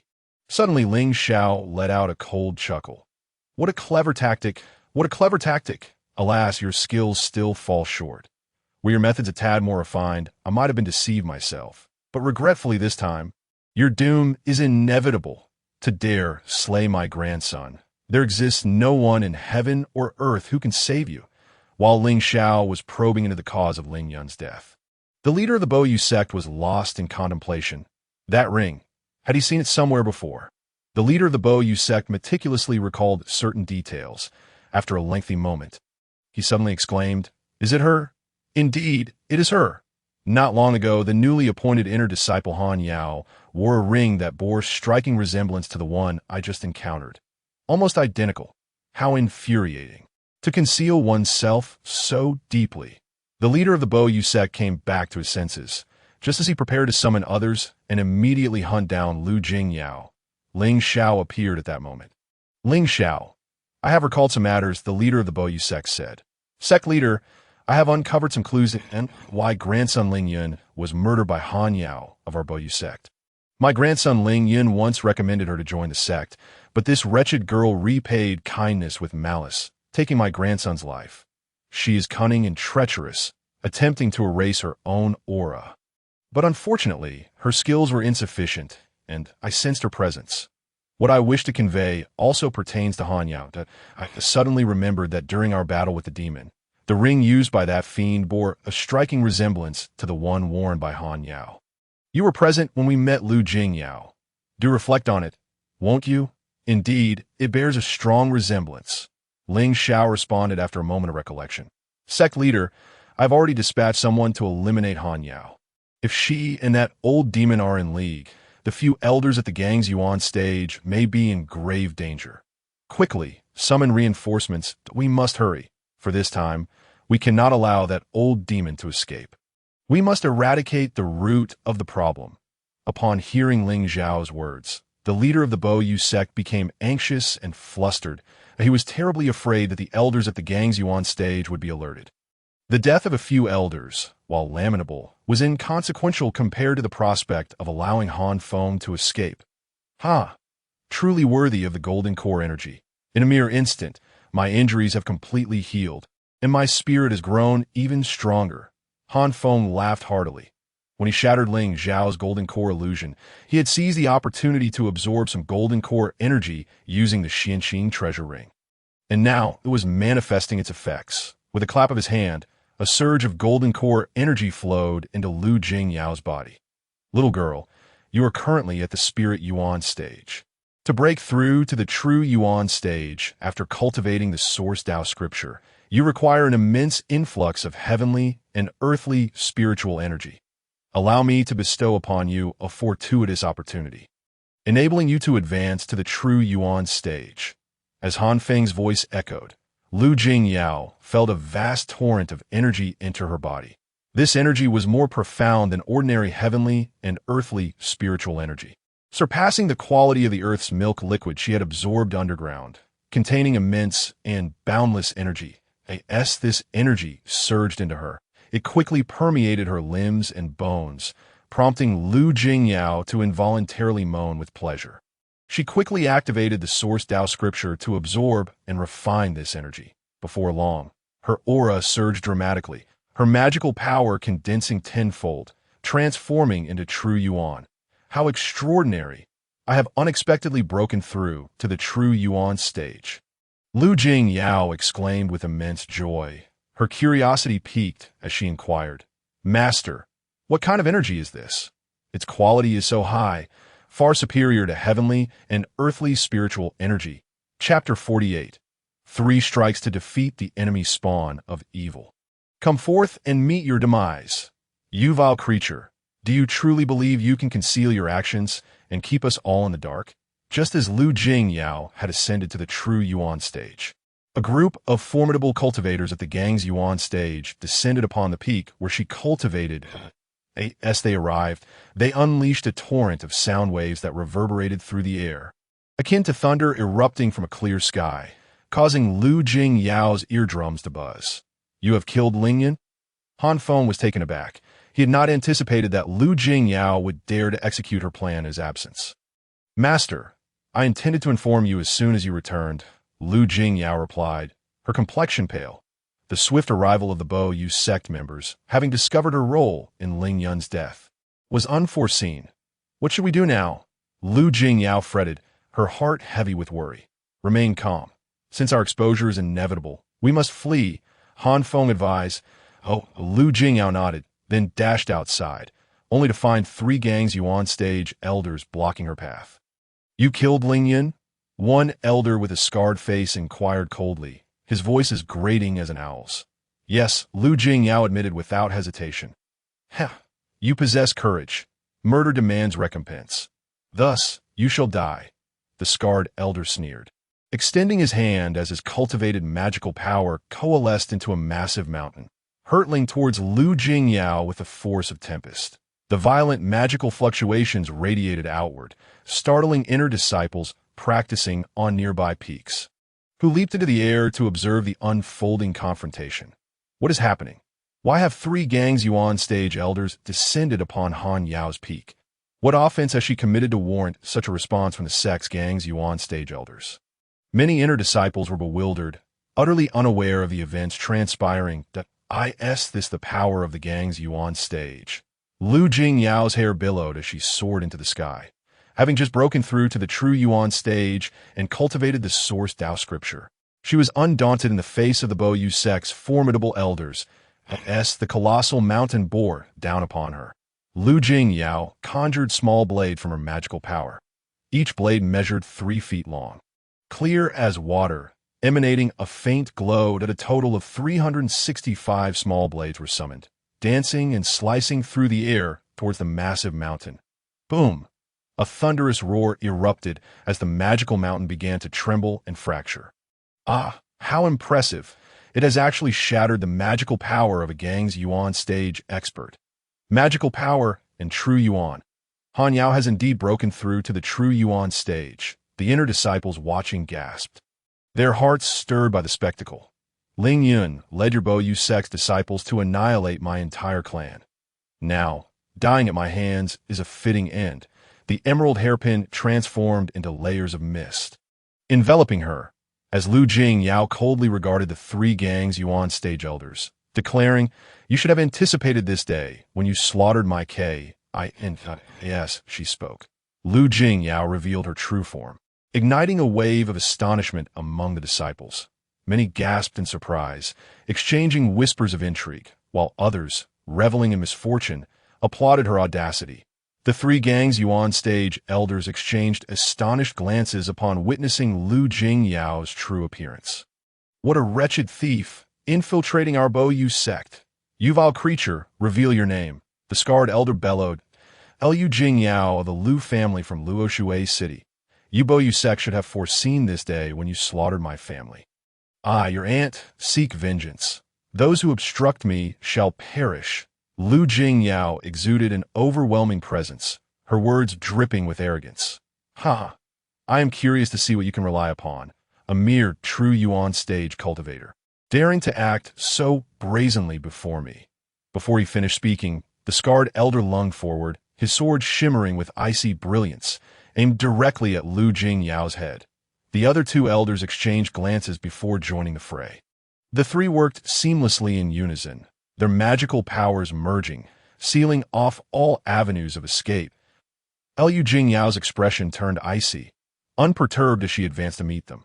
She had resolved to engage in a fierce battle, even at the cost of sustaining injuries. However, just then, a faint purple glow flickered on her right index finger. Han Feng suddenly materialized beside her. You are taking your time. It is a waste of precious moments. Han Feng stood with his hands clasped behind his back, exuding an aura of formidable intensity despite being merely a spirit. Bang! Bang! Bang! Han Feng unleashed 3 powerful strikes, his magical energy surging forth, manifesting as colossal ink-black hands that blotted out the sky and descended upon the 3 venerable elders of the Gangyuan realm. Not good! The trio exclaimed in shock and terror as their physical forms shattered instantaneously, dissolving into a mist of blood. Chapter 49. Ambushed 3 strikes. Merely 3 strikes were sufficient to annihilate 3 elders of the Gangyuan realm. The onlookers from the U.S. sect were struck with horror, their hearts quaking in fear. Without daring to linger, they all leapt into the air, fleeing at breakneck speed. Let us go. Han Feng leapt gracefully, taking Lu Jingyao with him, and vanished in the blink of an eye. As they fled, Han Feng executed a series of intricate hand seals, causing a multitude of magical formations guarding the Buyue sect's mountain gates to malfunction in rapid succession. as Han Feng passed through the barriers. They resumed their normal operation. The time was exceedingly brief. Those who did not possess profound comprehension of the formations were utterly oblivious to the disruption. Han Feng navigated through the chaos, as if traversing an uninhabited realm. All disciples and elders of the Buyue sect, heed my command. At all costs, eliminate the demon. Those who slay Lu Jingyao shall be rewarded with 3 inferior-grade treasures, and I shall take them as my disciple. Suddenly, a resounding proclamation echoed through the mountains. The sect leader of Buyue had issued a bounty .3 inferior-grade treasures and the title of disciple. A once-in-a-lifetime opportunity. Where is the demon? Had a demonic cultivator infiltrated the Buyue sect? Lu Jingyao? Who is Lu Jingyao? Many disciples and elders of the Buyue sect heard the sect leader's transmission, yet they were momentarily bewildered, unable to discern the situation or identify the demon and Lu Jingyao. To capture us is a foolish dream. Han Feng sneered inwardly. As they soared through the air, he employed a secret technique to subtly alter Lu Jingyao's appearance. With this, Han Feng felt utterly secure. Summon the magical treasures. Just then, the voice of the Buyue sect leader resounded once more. Amidst the clouds high above, a spherical artifact resembling an eye suddenly materialized, slowly rotating before abruptly blinking. A beam of crimson light descended from the heavens, enveloping Lu Jingyao entirely. Lu Jingyao let out a wail as her disguise was shattered, revealing her true form. Moreover, the red beam coalesced into a cocoon, tightly encasing her as though it were a parasite, rendering her unable to escape. The one engulfed in red light is Lu Jingyao. Slay this wretched being and eliminate the demon guarding her. Ling Xiao urged. At this moment, Han Feng and Lu Jingyao became the targets of all. Although they could still maneuver freely among the magical formations, the disciples and elders of the Buyue sect could effortlessly locate their positions. With a generous reward on the line, valiant souls would surely emerge. Those who had previously underestimated Han Feng's prowess now began to intercept him. Bold demon, where do you think you're going? A brash inner-sect disciple of the Lingyuan realm brandished his flying sword. Charging at Lu Jingyao, Lu Jingyao's flowing black hair danced as she condensed her magical energy into numerous small blades, countering his assault. In a mere moment, the disciple was slain, his flying sword claimed by Lu Jingyao. Guests are always welcome. Why not sit for tea and discuss the Tao instead of hastily departing? As they traversed the formations, Han Feng and Lu Jingyao fortuitously landed upon a mountain peak inhabited by an elder of the Huiyuan realm. The elder, with a radiant complexion and formidable cultivation, immediately attacked upon sighting Lu Jingyao. His magical energy transformed into a vast net, seeking to ensnare Lu Jingyao. Dare to obstruct my path. You seek death. Just as the net was about to envelop Lu Jingyao, Han Feng sprang into action. A river of black water emerged seemingly from thin air, and with a single sweep, the elder was reduced to a pool of blood, his spirit dissipating entirely, perishing in an instant. Onward, 7 or 8 true disciples of the Jinyuan realm soared into the sky, blocking Lu Jingyao's path. Lu Jingyao's brows furrowed as her fire serpent sword transformed into a streak of light, slicing at one of them, while her jade hairpin morphed into a cloak, shrouding another. While Lu Jingyao struck, Han Feng was not idle. His magical energy swirled into a black river, crashing against the enemies, sweeping them into its depths, where they were swiftly obliterated, their spirits scattering. Demon, do not act so arrogantly. A voice, aged and authoritative, suddenly rang out. Accompanying the voice, a slender, faint azure light darted like lightning, appearing mere inches from Lu Jingyao's brow. Her pupils widened, her hair billowing, her lips slightly parted in terror, yet no sound escaped her. She could not comprehend what treasure had penetrated the layers of azure mist conjured by her jade hairpin and now loomed before her. Master, farewell, the inner mind. Lu Jingyao's final thought flickered. This girl's life I shall claim. A silver-haired crone materialized, gripping a dragon-headed cane, her murky eyes gleaming with intent as they fixed upon Lu Jingyao. This individual was, astonishingly, a master of the Guiyuan realm. Did you seek permission to harm my servant? With the Guiyuan realm expert launching a surprise attack, Lu Jingyao found herself in imminent peril, causing Han Feng to feel a surge of panic. His ethereal form collapsed instantaneously, enveloping the faint azure light. "Humph, for a mere servant, you dare to devour my Thunderfire Peach Spirit Sword. Ha! You are courting death." The crone cackled maniacally as the azure light was consumed. It transformed into a 3-inch-long peach-wood flying sword, intricately carved with mysterious patterns. Upon connecting with Han Feng's spirit, it unleashed a torrent of blue-purple lightning orbs, igniting with fierce crimson flames. Chapter 50. The marvelous utility of the soul-nourishing tree. Han Feng's predicament was dire. The blue-purple orbs erupted relentlessly, scattering his magical energy, fracturing his spirit, rendering him unable to coalesce. The dazzling crimson flames were even more terrifying, specifically designed to incinerate souls. With even the slightest contact, Han Feng's spirit began to ignite, rapidly dissipating into nothingness. Cursed! Han Feng roared in fury, his magical energy morphing into black water that continuously condensed and coalesced, attempting to contain the orbs and extinguish the crimson flames. Soul-nourishing tree, come forth. With his spirit fading at an alarming rate, Han Feng desperately retrieved the soul-nourishing tree from the Xianqing treasure ring. Drawing in deeply, he absorbed the pure soul energy surrounding the tree. Yet this was insufficient, merely a drop in the bucket, far from keeping pace with the rapid dissipation of his spirit. Han Feng employed every secret technique at his disposal. Yet he still could not extinguish the crimson flames, while the blue-purple orbs continued to erupt endlessly from the Thunderfire Peach Spirit Sword, as if inexhaustible, in the midst of the tempest of blue-purple orbs and crimson flames. The 3-inch Thunderfire Peach Spirit Sword was crumbling into ashes, but Han Feng's spirit was disintegrating at an alarming rate, and he estimated that before the sword was completely reduced to dust, his spirit would be entirely consumed. That it was a moment of life and death. Han Feng was driven to madness. That moment, the crimson flames surged, and a flicker of flame unexpectedly licked at the soul-nourishing tree.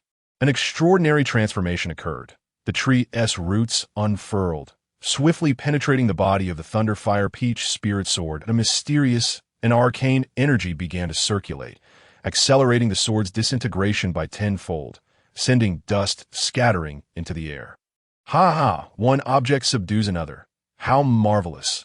This soul-nourishing tree possesses such exquisite utility. Han Feng felt a surge of exhilaration, not anticipating that the soul-nourishing tree would counter the Thunderfire Peach Spirit Sword so effectively.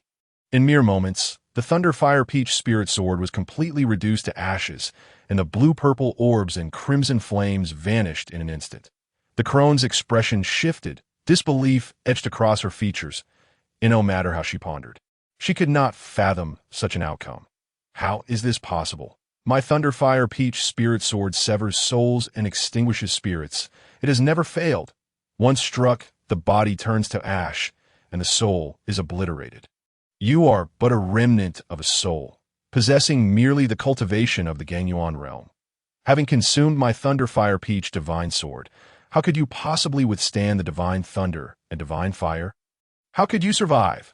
Han Feng remained silent, resolutely launching an attack. His magical essence transformed into a vast black river, sweeping towards the old woman. The waters roiled and surged endlessly. Enraged, the old woman waved her dragon-headed staff, conjuring celestial fire, earthly fire, hurricanes, spiritual waters, lightning, and thunder, all manifesting at once. In an instant, she unleashed a multitude of spells simultaneously. The spiritual energy rampaged, and the magical force surged forth, showcasing the old woman's formidable might. The means of a return to Origin Realm expert is not something you can contend against. The old woman charged fiercely towards Han Feng.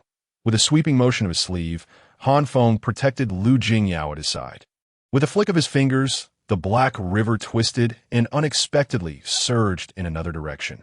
That place was completely empty, devoid of anything. Yet Han Feng launched a relentless assault without reservation. Shameless old demon. It seems you have sensed my presence that a figure suddenly appeared, gaunt and skeletal. It was the esteemed elder Ling Xiao of the Buyue sect. His grandson Ling Yun had been slain by Lu Jingyao, and he himself had suffered grievous injuries from Han Feng's deceitful attack. Ling Xiao was resolute in his desire to confront Han Feng, concealing himself in an attempt to deliver a lethal blow at a critical moment. However, Han Feng had already sensed his presence, forcing him to reveal himself. "Shameless old demon, your time of reckoning has arrived." The sect master of his sect also arrived. The old woman's successful ambush had bought him and Ling Xiao precious time, and they finally seized the opportunity to pursue Han Feng. You truly believe you can kill me with your pathetic skills? Han Feng cast a sidelong glance at the three, sneering coldly, before suddenly vanishing from sight. "Chase him. He has been severely injured by my Thunderfire Peach divine sword. We must take advantage of his weakness to claim his life," the old woman declared. The sect master and Ling Xiao had no objections. Immediately giving chase as they pursued, the sect master issued commands. Numerous elder experts in the Qi and Wisdom realms stationed at various peaks activated formations, utilizing their power to confront Han Feng. The air hummed and trembled. The array patterns flickering. One grand formation after another was activated, interconnected and exponentially increasing in power. The core grounds of Buyue sect became exceedingly perilous. Chapter 51. Natural disasters and calamities after all. As a strong return-to-origin realm expert, Han Feng, despite his severe injuries, was greatly diminished in strength and was ultimately pursued. The old woman, the sect master, and Ling Xiao traversed the void, conjuring one magical treasure after another, sealing off all directions and suppressing the 8 desolations. Surrounding them were elders of the Wisdom and Qi realms, disciples of the true and spiritual realms, and ordinary elders, presiding over one profound and powerful formation after another. Poised to attack Han Feng, numerous hidden formations were activated, with sword energy crisscrossing, flames soaring, black smoke billowing, streaks of light illuminating the skies, and thunderous lightning flickering ominously. Everywhere was fraught with danger, every direction perilous. The might of formations operated with or without supervision differed immensely, utterly incomparable. In the absence of supervision, formations would operate autonomously, allowing Han Feng to modify array patterns, seeking vulnerabilities to enter and exit the formations at will. However, now, many formations that had never been activated before came to life, most of them under the guidance of skilled experts. This rendered the situation exceedingly dangerous. Many adeptive formations would find it exceedingly difficult, if not impossible, to modify patterns under such circumstances. "Master, if possible, you must escape alone to not concern yourself with me." Liu Jingyao gritted her teeth, speaking with great determination. She realized that Han Feng was gravely wounded. Otherwise, the sect master would not have been able to catch up to him and confine him. "Demon, prepare to meet your demise." Ling Xiao advanced boldly, with the sect master and the old woman also springing into action, unleashing their most powerful techniques to seize Han Feng. Enraged, Han Feng let out a long laugh. "I have traversed the world, facing countless dangers. You foolish imbeciles truly believe you can capture me? Utterly absurd." In a flash, Han Feng arrived before the sheer cliff of a great mountain, waving his robe, sending stone shards flying as a multitude of array patterns began to flicker in and out of existence. Ling Xiao lunged forward but found nothing but air. Just as he was about to pursue, Han Feng pivoted and dashed towards another location, but a series of arcane seals were conjured, suddenly causing yet another formation to cease its operation. "Quick, intercept him!" the sect master exclaimed in alarm. The old woman and Ling Xiao, although unaware of the severity of the situation, followed closely in pursuit of Han Feng. However, Han Feng did not linger, charging directly into the grand hall atop the mountain peak. A black river manifested, sweeping away all experts of the Qi, true, and spiritual realms, and immediately afterward, the formations atop the mountain began to operate. Swish, swish, swish. Han Feng's figure moved with breathtaking speed, and in moments, he modified dozens of array patterns. Having completed all this, Han Feng felt a slight fatigue, his spirit trembling, gathering strength with great difficulty. Yet a smile emerged on his face. Let calamity and disaster perish. Boom! The earth trembled, and terrifying fissures suddenly appeared. Some disciples, unable to evade in time, fell directly into the gaping chasms, meeting a swift and horrific end, their remains obliterated. Boom! Mountains crumbled, and rocks flew in all directions. Countless disciples of Buyu's sect suffered broken bones and grievous injuries. Run from deep within the earth. Searing magma surged forth like dragons, shooting towards the heavens. Half the sky was painted red, and along with the scalding magma, various noxious gases and poisonous mists began to spread. Many disciples and elders, unable to evade, were instantly engulfed in flames. Whoosh, whoosh, whoosh. Fire rain. It's fire rain, some disciples screamed in terror. Above the firmament, a torrent of flaming meteors suddenly descended. In an instant, various calamities unfolded simultaneously. Natural disasters and tribulations incessantly manifesting, resulting in catastrophic losses for Buyu's sect as disciples and elders continued to perish. Suddenly, 49 thick bolts of purple lightning descended from the heavens, striking brutally at Ling Xiao. "Damn it, break for me!" Unable to evade, Ling Xiao roared in fury, summoning all his strength to resist. Yet his formidable magical essence and exquisite techniques were utterly insignificant before the 49 bolts of heavenly thunder. Wave after wave, as the last 7 bolts of heavenly thunder dissipated completely, Ling Xiao's bones shattered, and half his body was reduced to charred remains, his magical power scattered and life force nearly extinguished. Just then, Han Feng suddenly appeared, raising his hand for a punch. "Sect Master, save me!" Bang! Ling Xiao's eyes widened, his cry for help cut short before it could fully escape his lips. Han Feng's fist obliterated his head. Chapter 52. Pinnacle forces gather. The members of Buyu's sect were engulfed in fear as Han Feng took advantage of the chaos to slay Ling Xiao, and without pausing, he smashed through 12 layers of formations. Finally escaping into the open. Damn it, he actually managed to escape. The sect master of Buyu's sect was fuming, his rage palpable. The elders, the Grand Elder, and both inner and outer disciples of Buyu's sect fell silent, exchanging glances, utterly afraid to speak. "Sect Master, in a moment of crisis, one must maintain composure," the old woman whispered a warning. Elder Wu Xia's words struck true. "I have lost my composure." The sect master suddenly regained his senses, secretly channeling his magical power, and declared, "United as one, we have severely wounded the demon. And that old demon's escape has only delayed the inevitable. In this battle, we have achieved a resounding victory. I shall discuss with the esteemed elder about rewards for you all. You must continue to diligently cultivate, contributing to the sect." Upon the conclusion of this discourse, the disciples and elders of the Buyu's sect experienced a slight easing of their tension. The sect leader promptly summoned several elders of Huiyuan realm to provide guidance, instructing them to reorganize the sect's defenses and to pacify the disciples. Under the leadership of these elders, the Buyu's sect became a hive of activity.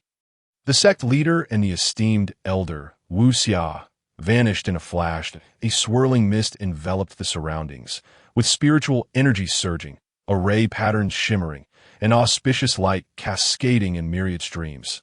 The sect leader and Wu Xia found themselves within a concealed realm. With a sigh, the sect leader executed a series of hand seals, causing numerous talismans, formed from concentrated magical energy, to materialize within the hidden domain. These talismans, influenced by the seals, transformed into twinkling lights, ultimately dissipating into nothingness. Moments later, a small spatial portal opened, revealing a tall, white-haired elder clad in flowing robes, who stepped through the portal, arriving beside the sect leader in an instant. This elder was none other than a formidable expert of the Guiyuan realm. Exuding an overwhelming aura, L.I. Jianfeng, "What calamity has befallen the sect to disturb my tranquility?" He addressed the sect leader by name. Foregoing formalities, L.I. Jianfeng, unfazed, slightly inclined his body and replied, "Master Deng Jie, a grave matter has arisen. A remnant soul of a malevolent entity, having cultivated for untold years, has set its sights on our sect's supreme Dan formula, demanding we submit it or face annihilation." Deng Jie was taken aback, his expression turning grave. Elaborate on the specifics. The malevolent being is exceedingly powerful, but I could not vanquish it even with the Thunderfire Peach divine sword. Moreover, Elder Ling Xiao has fallen victim to its treachery. Li Jiangfeng began. Before he could finish, Wu Xia interjected. Indeed, Deng Jie gasped, astonishment evident in his voice. Elder Ling Xiao has manifested the Golden Core's phantom, a formidable existence. Among the esteemed elders, his combat prowess ranks among the highest. If he has perished, could it be that the old demon is a Golden Core master? Li Jiangfeng's complexion flushed slightly as he clarified. The old demon is merely at the Gangyuan realm. Lacking a physical form, only a fragment of its soul remains. IKT utilized a Dao artifact to slay Elder Ling Xiao. Just as he spoke, the spatial portal glimmered again, and 2 more Guiyuan realm experts appeared. What? A Dao artifact. Our BUS sect possesses no such treasure. That old demon wields a Dao artifact. We must eradicate it and seize its weapon. A lean elder with piercing eyes emanated an intimidating aura. Resembling a sword poised to pierce the heavens, a Gangyuan realm demon, yet merely a remnant soul. How could you not subdue it? A youthful figure suddenly emerged, appearing somewhat frail and resembling a boy of 15 or 16. Yet his voice bore the weight of experience far beyond his years. Zhang Chong, Master Wang Ao, Li Jiangfeng acknowledged with a slight bow, extending his respect. Like Deng Jie, both Zhang Chong and Wang Ao held a higher seniority than Li Jiangfeng. Though they had not yet manifested the Golden Core's phantom, their strength was still formidable, and Li Jiangfeng honored them with appropriate titles. As they discussed, the spatial portal shimmered once more, and 28 elders of the Huiyuan realm arrived, gathering at the scene. With 5 Guiyuan realm powerhouses and 28 Huiyuan realm experts, the pinnacle of BUS sect's combat strength had assembled. Typically, these individuals secluded themselves in various locations, engrossed in their cultivation, often for years or decades, indifferent to worldly affairs. Only when the sect faced a significant crisis would they respond to the sect leader's summons. Esteemed colleagues, although the old demon possesses only Gangyuan realm strength, it has profound mastery over formations. Our sect has recently endured tribulations. I implore you to accompany me to examine the devastation wrought upon our mountain gate by the formation. Li Jiangfeng led the gathered elders across the BUS sect's lofty peaks, commencing their inspection of the damaged entrance. Meanwhile, Lu Jingyao had already distanced herself from the central area of BUS sect, soaring through the skies for over 1,000 miles. Master, Master, she called out, attempting to communicate with Han Feng as she flew. Initially, Han Feng responded intermittently, but soon fell silent. Anxious and flustered, Lu Jingyao focused her senses and located a place rich in spiritual energy, descending swiftly. She quickly excavated a small cave and set up a formation, crafting a jade talisman to conceal her presence. Master.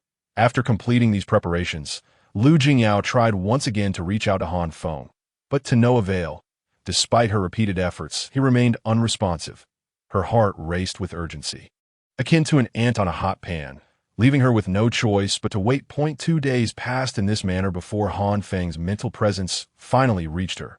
Master, Lu Jingyao exclaimed, overwhelmed with emotion, tears streaming down her face.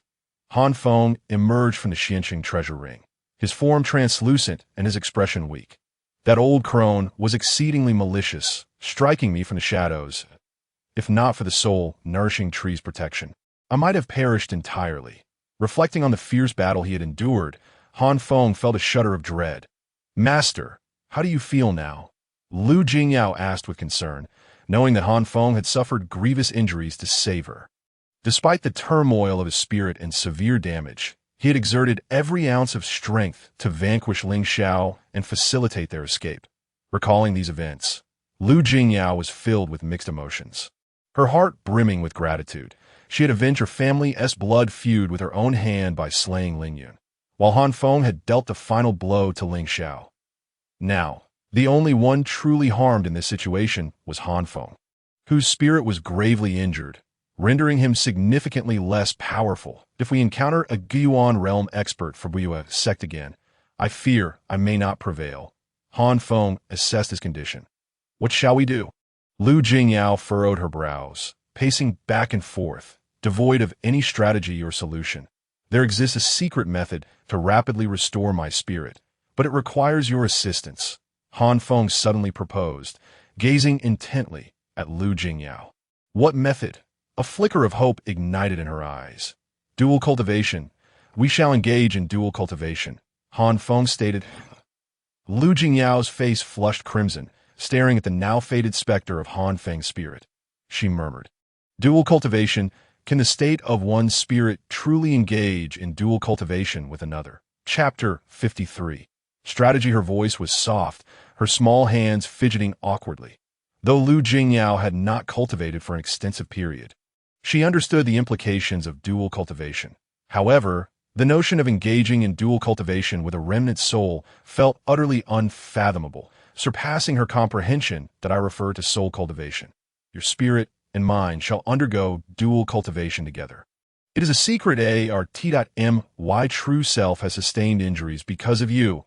Are you unwilling to make even this small sacrifice? Han Feng explained, inquiring thereafter. As Lu Jingyao was his slave, Han Feng could have coerced her into soul cultivation without her consent. Had this been at the outset of their acquaintance, he certainly would have acted thus. However, their relationship had grown increasingly intimate, and he had noticed her striking resemblance to a cherished figure from his past. Consequently, he could not bring himself to resort to such forceful measures. Very well. Upon agreeing, Lu Jingyao's charming visage turned nearly as red as ripe fruit. Excellent.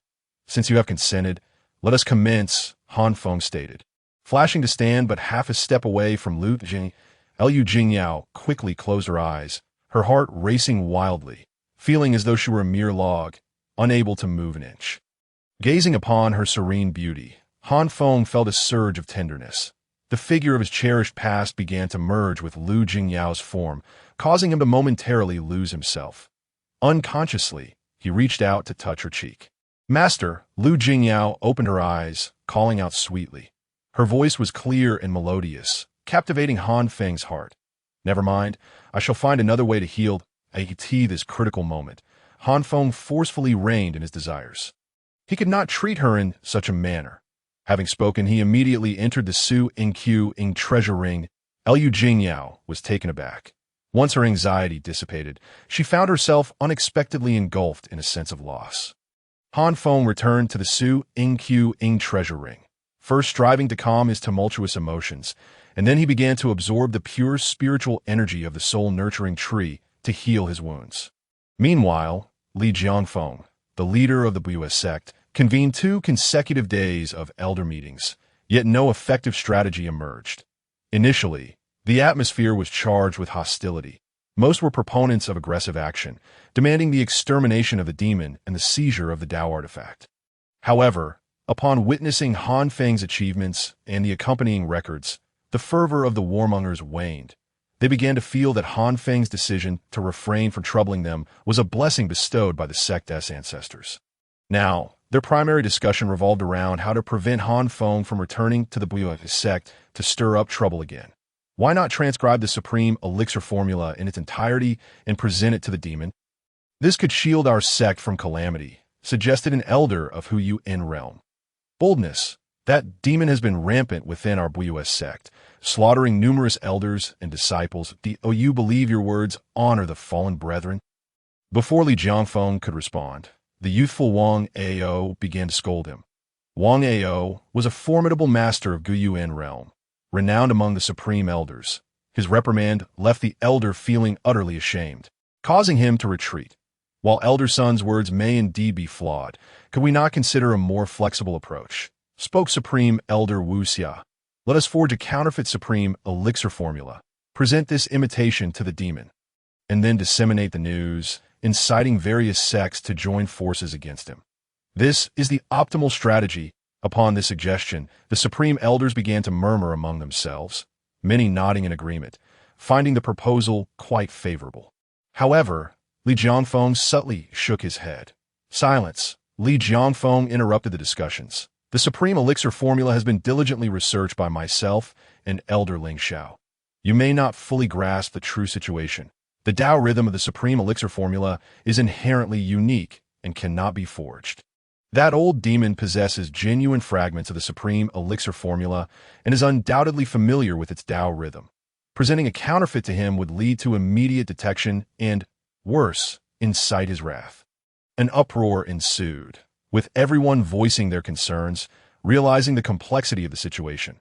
Leader, I believe our BUS sect stands at a critical juncture of life and death. We have offended a terrifying entity. Consider the data. This demon, merely months prior, was at the Lingyuan realm and severely injured the Gunjin realm Elder Ling Yan. Now, having reached the Gunjuan realm, he has slain Elder Ling Xiao and managed to retreat unscathed while being besieged by you and other elders. If he grows stronger in just a few more months, what horrors might he unleash? Another elder rose to speak that this. Silence fell over the group, as this was precisely what they dreaded. What do you propose? Li Jianfeng ultimately broke the stillness. I believe we can no longer safeguard the supreme elixir formula. We must relinquish it voluntarily, but not to that demon. Our enmity with him is irrevocable. Even if we offer the supreme elixir formula, he may not relent. Elder Ling Xiao had extensive connections. It is rumored he had ties with the third elder of Lingshu Cave. In this dire situation, why not send someone to Lingshu Cave to present the supreme elixir formula and seek their protection? Let them deal with that old demon. This is the most prudent course. Lingshu Cave, a second-tier sect, possesses strength far exceeding that of BUS sect. Upon hearing this, the assembly brightened, nodding in unison, deeming this proposal quite reliable. Li Jianfeng nodded in agreement and began discussions with Supreme Elders Zhang Chong, Deng Jia, Wang Ao, and Wu Xia. The five masters of Guyu In Realm secretly exchanged thoughts. Thus, we shall rely on Elder Zhao Yuan. With a flourish of his sleeve, a thin booklet flew before Zhao Yuan. This is part of what you will take to Lingshu Cave. Thank you, leader. This mission is of great significance, and I will require a companion to ensure its success. Who? Inquired Li Jianfeng. Elder Ling Yan. He is the younger brother of Elder Ling Xiao. Having him accompany me would increase our chances of success. Zhao Yuan confidently stated. Li Jianfeng nodded, saying to Zhao Yuan, you should depart at once. The fate of our BUS sect rests upon your shoulders. Zhao Yuan bowed and, with a flash, vanished from sight. Chapter 54. The winds of change far away, 1,000 miles from BUS sect, at Qingyan sect. All elders of Gu, Jun realm, and above were summoned by sect leader Li Mingshan to discuss a grave matter. News had just arrived that Lu Jingyao and her sinister master had caused chaos at BUS sect, resulting in the slaughter of over 100 elders and disciples across the Lingyuan, Jinyuan, and Gunjuan realms. Even the venerable elder Ling Xiao, who had achieved the Golden Dan, fell victim to that old demon. The conflict between BUS sect and Lu Jingyao's Dark Master had escalated beyond reconciliation. What are your thoughts on this matter? Li Mingshan conveyed the latest intelligence, his smile betraying his excitement that a single stone can create 1,000 waves. The elders of Qingyun's sect began to murmur amongst themselves. Sect leader, it is said that Ling Xiao was the most formidable among the supreme elders of BUS sect. His demise at the hands of that old demon indicates the latter possesses the strength to slay masters of Guyu In realm. I believe we should avoid confrontation with him and refrain from provoking him. Self-preservation is the path to longevity. A more conservative elder stepped forward. Indeed, cultivators of the demonic sect hold grudges fiercely. If we provoke him and fail to eliminate him, that old demon will pursue us relentlessly, and Qingyun's sect may face annihilation. Another elder echoed his sentiments. Not provoke him? Perhaps you have forgotten the incident where that old demon infiltrated our treasure vault to steal the soul-nurturing tree. During that confrontation, our elders battled him fiercely. I fear that demon has already harbored resentment against us if we do not provoke him. Who among you can guarantee that he one day comes seeking trouble with us? An irate elder interjected, his spirit unyielding, brimming with fighting intent. Ling Xiao was inept, merely a figure of hollow reputation. Would our Qingyun sect supreme elders be as incompetent? Another elder chimed in. It is rumored that our supreme elder Yang Hao wields a long standard specifically designed to counter spiritual souls. That demon is but a remnant of his former self. If we enlist Elder Yang Hao's aid, that old demon would surely meet his demise. The The clash of opinions between the conservatives and the radicals escalated into a heated debate. At that moment, Li Mingshan raised his hand to silence the commotion and spoke. Crisis begets opportunity. While that old demon is embroiled in conflict with BUS sect, we can seize the chance to reap the benefits. On one hand, we can eradicate the old demon once and for all, eliminating future threats. On the other hand, we can take advantage of BUS sect's weakened state to swallow them whole and integrate them into Qingyan sect. At that point, our sect's strength will surge. What do you all think? Li Mingshan was a master of Gu Yuan realm, while the others were merely at the levels of Gun Jin and Hu Yuan. A significant disparity in power. Although his tone was inquisitive, the senior elders discerned the underlying intent. This was a decision made. If there are no objections, I shall summon the supreme elders to deliberate on this matter. You may all disperse. Focus on your cultivation, for soon, Qingyan sect will take significant action. With a flash, Li Mingshan vanished, and the grand elders dispersed, each retreating to their respective practices in a mountain cave 1,000 miles from BUS sect. Lu Jingyao, engrossed in her cultivation, suddenly sensed Han Feng emerging from the Su Q Ing treasure ring. Master, Lu Jingyao began, but Han Feng interrupted. Someone is approaching, and the aura feels familiar. Stay here. I will investigate. With that, Han Feng vanished from sight. Elder Zhao Yuan. The ties of kinship linger. My brother Ling Xiao shared a bond with the third elder of Lingshu Cave, yet my encounters with him have been few. With my brother deceased, will the third elder still hold our past camaraderie in his heart? As he flew swiftly, Ling Yin inquired of Supreme Elder Zhao Yuan, feeling his contribution to this mission would likely fall short. Possibly disappointing Zhao Yuan. Fear not, the leader has his arrangements. What truly entices Lingshu Cave is the prospect of gain. Your role is merely to facilitate the connection, Zhao Yuan replied with a hearty laugh. Exuding confidence, Ling Yin nodded, but at that moment he suddenly noticed dark clouds drifting across the sky, obscuring the crescent moon. Elder Zhao Yuan, look over there. Those clouds, something feels amiss. They seem rather peculiar. Ling Yin pointed towards the distant clouds. You're overthinking it. It's just a common cloud. Zhao Yuan reassured him that, in the recent battle, it is likely that you have developed a psychological shadow, which is why you're now so easily startled by the slightest noise. Perceiving threats where there are none, Zhao Yuan cast a glance, dismissing it as trivial. However, just a few breaths later, he realized that he had underestimated the situation. The dark clouds surged forward with a speed exponentially greater. Hurtling towards them, quick, take cover, Zhao Yuan exclaimed urgently. But it was too late. The ominous clouds rolled in, engulfing Zhao Yuan and Ling Yin in an instant. I will fight you to the end.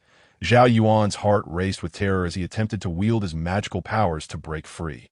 Yet, under the shroud of the dark clouds, his body was shackled, his powers rendered ineffective, and the intricate spells he sought to cast eluded him entirely. Ling Yin, a practitioner of the Gangyuan realm, fared no better. Even struggling seemed a distant luxury. Han Feng flicked his fingers, and two streams of dark light solidified, piercing the foreheads of the two Dam. You dare to offer the Taishang Danjue to the Lingshu Cave Heaven, hoping to use its power to eliminate me. Han Feng scoffed derisively, then confiscated the Taishang Danjue they carried. Come, let the storm rage even fiercer. His spirit surged with newfound fervor. Han Feng had a vendetta to settle. The Wave Moon sect had nearly led to his utter demise, and once he had recovered, he would undoubtedly pay them a visit. With a shift in technique, he unleashed arcane spells, transforming his mana into two small spheres, each no larger than a fist, pulsating as if alive. With a wave of his hand, the spheres were drawn into his palm. Bang! Bang! Two muffled thuds echoed as the spheres were thrust into the bodies of the two, taking root and sprouting. Following this, Han Feng employed a secret technique, erasing a fragment of their memories before vanishing from sight. When Zhao Yuan and Ling Yin awoke, they exchanged bewildered glances, both feeling a sense of disorientation, yet unable to pinpoint the source of their unease. The memories of their encounter with Han Feng had completely evaporated from their minds. We must leave at once. The matters entrusted by the sect master must be executed with utmost diligence. Elder Zhao Yuan, I will be relying on you to persuade the Lingshu Cave Heaven. Ling Yin remarked, "Our hope for avenging my brother lies with the people of Lingshu Cave Heaven." "Certainly, certainly," Zhao Yuan replied with a hearty laugh, channeling his mana as he soared away. Chapter 55. The return to Wave Moon Sect time flowed steadily, and half a month later, the soul-nourishing tree, having been drained by Han Feng's insatiable appetite, withered completely, ultimately erupting into ashes. However, Han Feng's injuries had finally healed. One day, Lu Jingyao suddenly sensed a surge of spiritual energy in the cave, and Han Feng's aura skyrocketed several-fold. "Master, have you broken through?" Lu Jingyao exclaimed in astonishment. Han Feng nodded, explaining, "Though I suffered severe injuries in the recent battle, it was not without its benefits. By harnessing the power of the soul-nourishing tree, my spirit has fully recovered and even grown stronger. Restoring fragments of my lost memories, I have now ascended to the Huiyuan realm." Standing tall, Han Feng gestured, his mana morphing into various forms of dragons, serpents, tigers, and leopards, as well as other creatures. Although these beasts were conjured from mana, they possessed rudimentary intelligence, returning to his consciousness after dispatching foes. This exemplified the formidable nature of the Huiyuan realm. With his mana robust and his condition at its zenith, Han Feng, embodying the grace of a dragon, declared, "Let us pay another visit to the Wave Moon Sect." Lu Jingyao nodded in agreement, and Han Feng obliterated the cave, his form flashing as he soared towards the direction of the Wave Moon Sect. As Han Feng and Lu Jingyao sped through the skies, Lu Jingyao suddenly gasped in surprise. Han Feng turned to see a jade token on Lu Jingyao's person emitting a faint, luminous glow. It was the token bestowed by the Qingyun sect in recognition of her first-place victory in the Qingyun ranking tournament, signifying her status as an inner disciple. "What is happening?" Han Feng inquired. "Our sect master has issued a summons, commanding all inner disciples and elders to return to the sect immediately. Something significant has occurred at the Qingyun sect," Lu Jingyao replied. "Oh." Han Feng raised an eyebrow, contemplating the implications. After a brief moment, he asked, "What is the nature of the relationship between your Qingyun sect and the Wave Moon sect?" "They are rival sects, engaged in a constant struggle for dominance." Lu Jingyao responded. As she spoke, a realization dawned upon her. "Master, could it be that the Qingyun sect intends to take advantage of the Wave Moon sect's weakened state to strike?" "Most likely," Han Feng replied, a knowing smile playing upon his lips. "That I can only hope that Xiaoman and the others remain safe." Lu Jingyao sighed, a shadow of melancholy crossing her features. She held a deep-seated affection for the Qingyun sect. Yet following the events at the treasure house, she found no place for herself within it any longer. Now, everything concerning the Qingyun sect was of no consequence to her. 3 days later, Han Feng had prepared the materials for the formation and moved through the Wave Moon sect as if traversing an unguarded realm. Setting up a grand array, you will remain outside to guard the formation. Should anything unusual arise, you must rectify it immediately. I shall enter to confer with the higher-ups of the Wave Moon sect." Han Feng instructed Lu Jingyao. "Rest assured, Master, it will be foolproof." Lu Jingyao assured him, her excitement palpable. With that, Han Feng vanished from sight. The disciples and elders of the Wave Moon sect were meandering through the mountains when suddenly, tendrils of black mist began to coalesce. In the blink of an eye, it thickened 100-fold, transforming into a dark cloud. The malevolent mist billowed, dark as ink, shrouding the heavens and blocking out the sun. The disciples and elders of the Wave Moon sect found themselves enveloped in darkness. "This is bad. The demon has arrived. Enemy attack. Enemy attack. Quickly," informed the sect master and the grand elders. The alarm bells rang, their echoes reverberating for miles. Everyone in the Wave Moon sect understood that the ancient demon had come to their doorstep. A great calamity loomed, and all were commanded to defend the sect and fight. A dozen elders at the Gangyuan realm rushed forth, their auras radiant as they summoned powerful artifacts, ready for battle.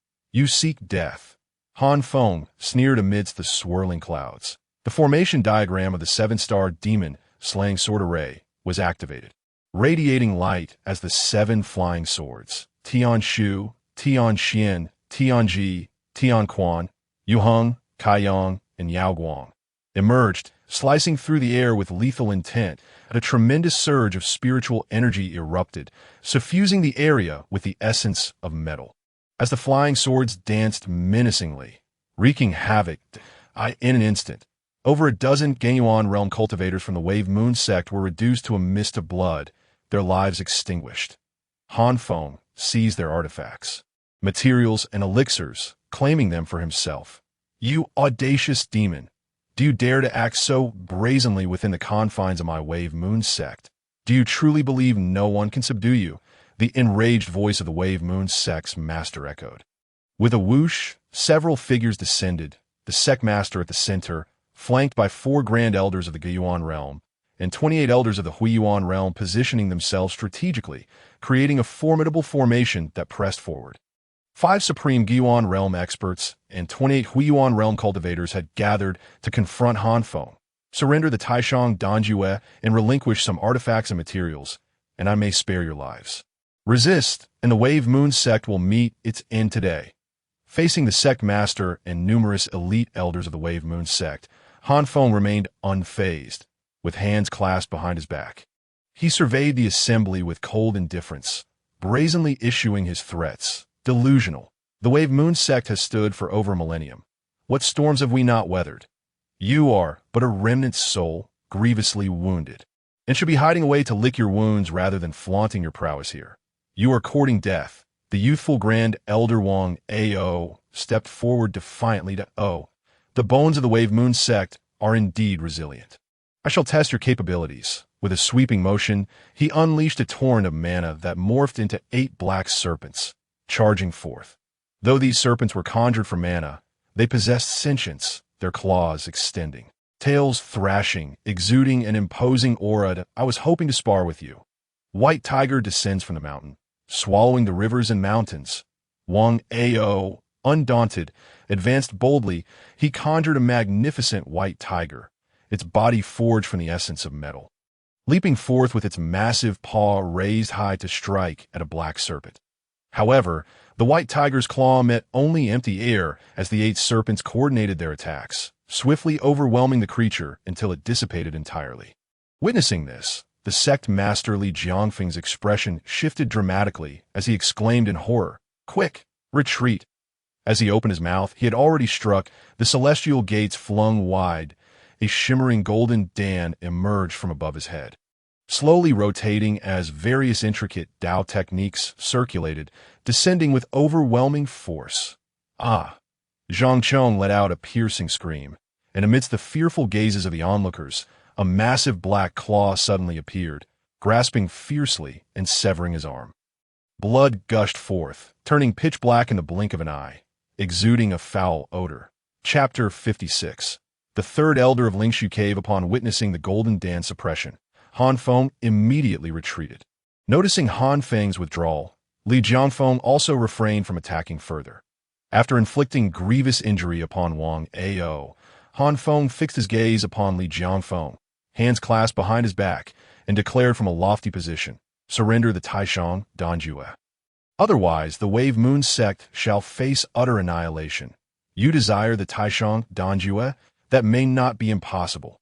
Let us engage in a contest. Should you prevail, the Taishang Danjue will be yours, and our Wave Moon sect shall offer treasures and precious materials for crafting. If you lose, you shall depart and refrain from troubling our sect in the future." Li Jiangfeng proposed, his eyes glinting with calculation. "Oh, how shall we compete?"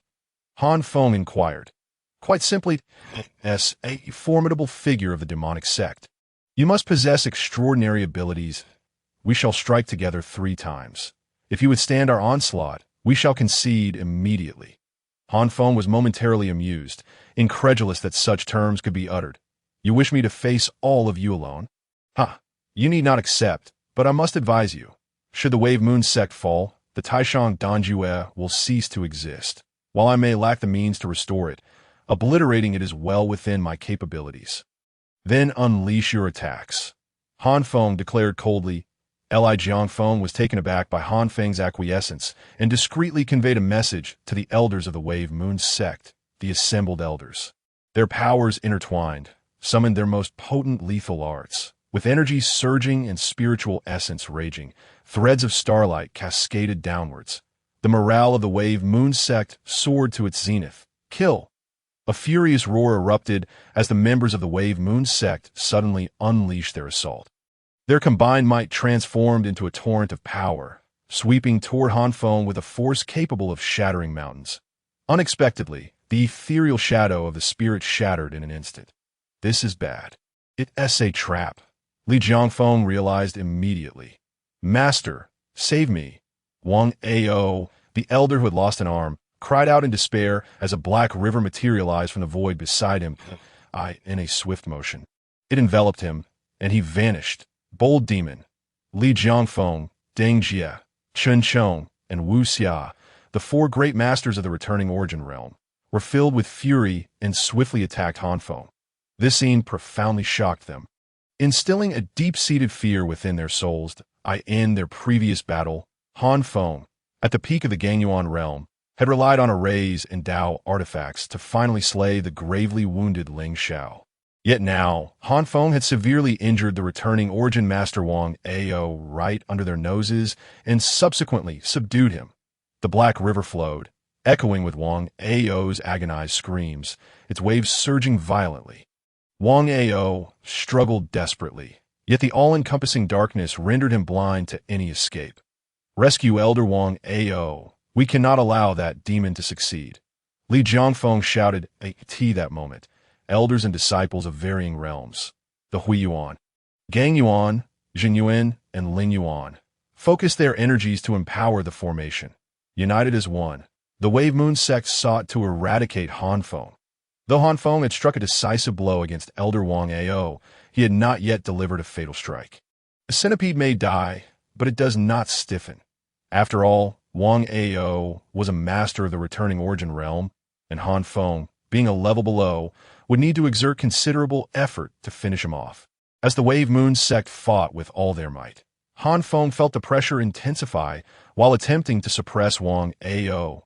Demon, cease your arrogance. At this critical moment, a cracked and chipped ceramic jar hurtled through the air with tremendous force. Striking down upon him, Han Feng, sensing the danger, turned to see an ethereal elder descend, his demeanor serene, his face radiant, and his power unfathomably profound, like an ocean deep and vast. Though not at the Golden Dam level, he far surpassed Li Jiangfeng, the sect leader of the Wave Moon sect. Han Feng surmised that even the combined efforts of Li Jiangfeng and Wang Ao would prove insufficient against this elder. Before the elder, Ling Yin and Zhao Yuan guided the way. The ceramic jar emanated potent waves of energy, its surface inscribed with intricate and arcane patterns, exuding a terrifying aura that made one's heart race. As the jar approached, Han Feng refrained from a direct confrontation, employing his techniques to implant a demonic seed within Chen Chong, retracting his power. The Black River vanished in an instant, leaving the weakened Wang Ao. His spirit dimmed, scattering his energy in a panicked retreat towards Li Jiangfeng. Excellent. The third elder Yi Chun of Lingshu Cave has arrived. Our salvation is at hand. Li Jiangfeng's heart soared with joy as he addressed the gathered elders. Yi Chun, having deep ties with Ling Xiao, had previously visited the Wave Moon sect. Li Jiangfeng had met him once and held a vivid impression of the encounter. Finally, Lingshu Cave had arrived. Others were equally exhilarated. Thank you, third elder, for your timely assistance. Had you not come, our Wave Moon sect would have lost another master of the returning origin realm. Li Jiangfeng expressed gratefully. Not all that I've always been on good terms with Elder Ling Xiao. How could I stand idly by during the Wave Moon sect's crisis? Yi Chun replied with a beaming smile, his gaze fixed on Li Jiangfeng. However, what of your promise, sect leader Li? In an instant, Li Jiangfeng understood Yi Chun's intent, promptly retrieving the Taishang Danjue from his robes and presenting it respectfully. This is the Taishang Danjue, which we of the Wave Moon sect painstakingly restored to 99%. Alas, 24 pages remain in the demon's hands. Henceforth, this Taishang Danjue belongs to Lingshu Cave. If Elder Yi Chun eliminates the demon, we can fully restore it. Yi Chun took the Taishang Danjue with a grin. Stroking his long beard, satisfaction evident on his face, his eyes sparkled with intensity as he turned to Han Feng, inquiring, "Does this demon possess a Dao artifact?" "Absolutely. Our esteemed Taishang elder, Ling Xiao, fell to him through the use of a Dao artifact," Li Jiangfeng affirmed. Chun Chong interjected, "Third elder, this wicked demon has committed heinous acts, slaughtering many of our disciples and elders. We implore you to severely wound him, allowing our Wave Moon sect to take his life and ensure his demise."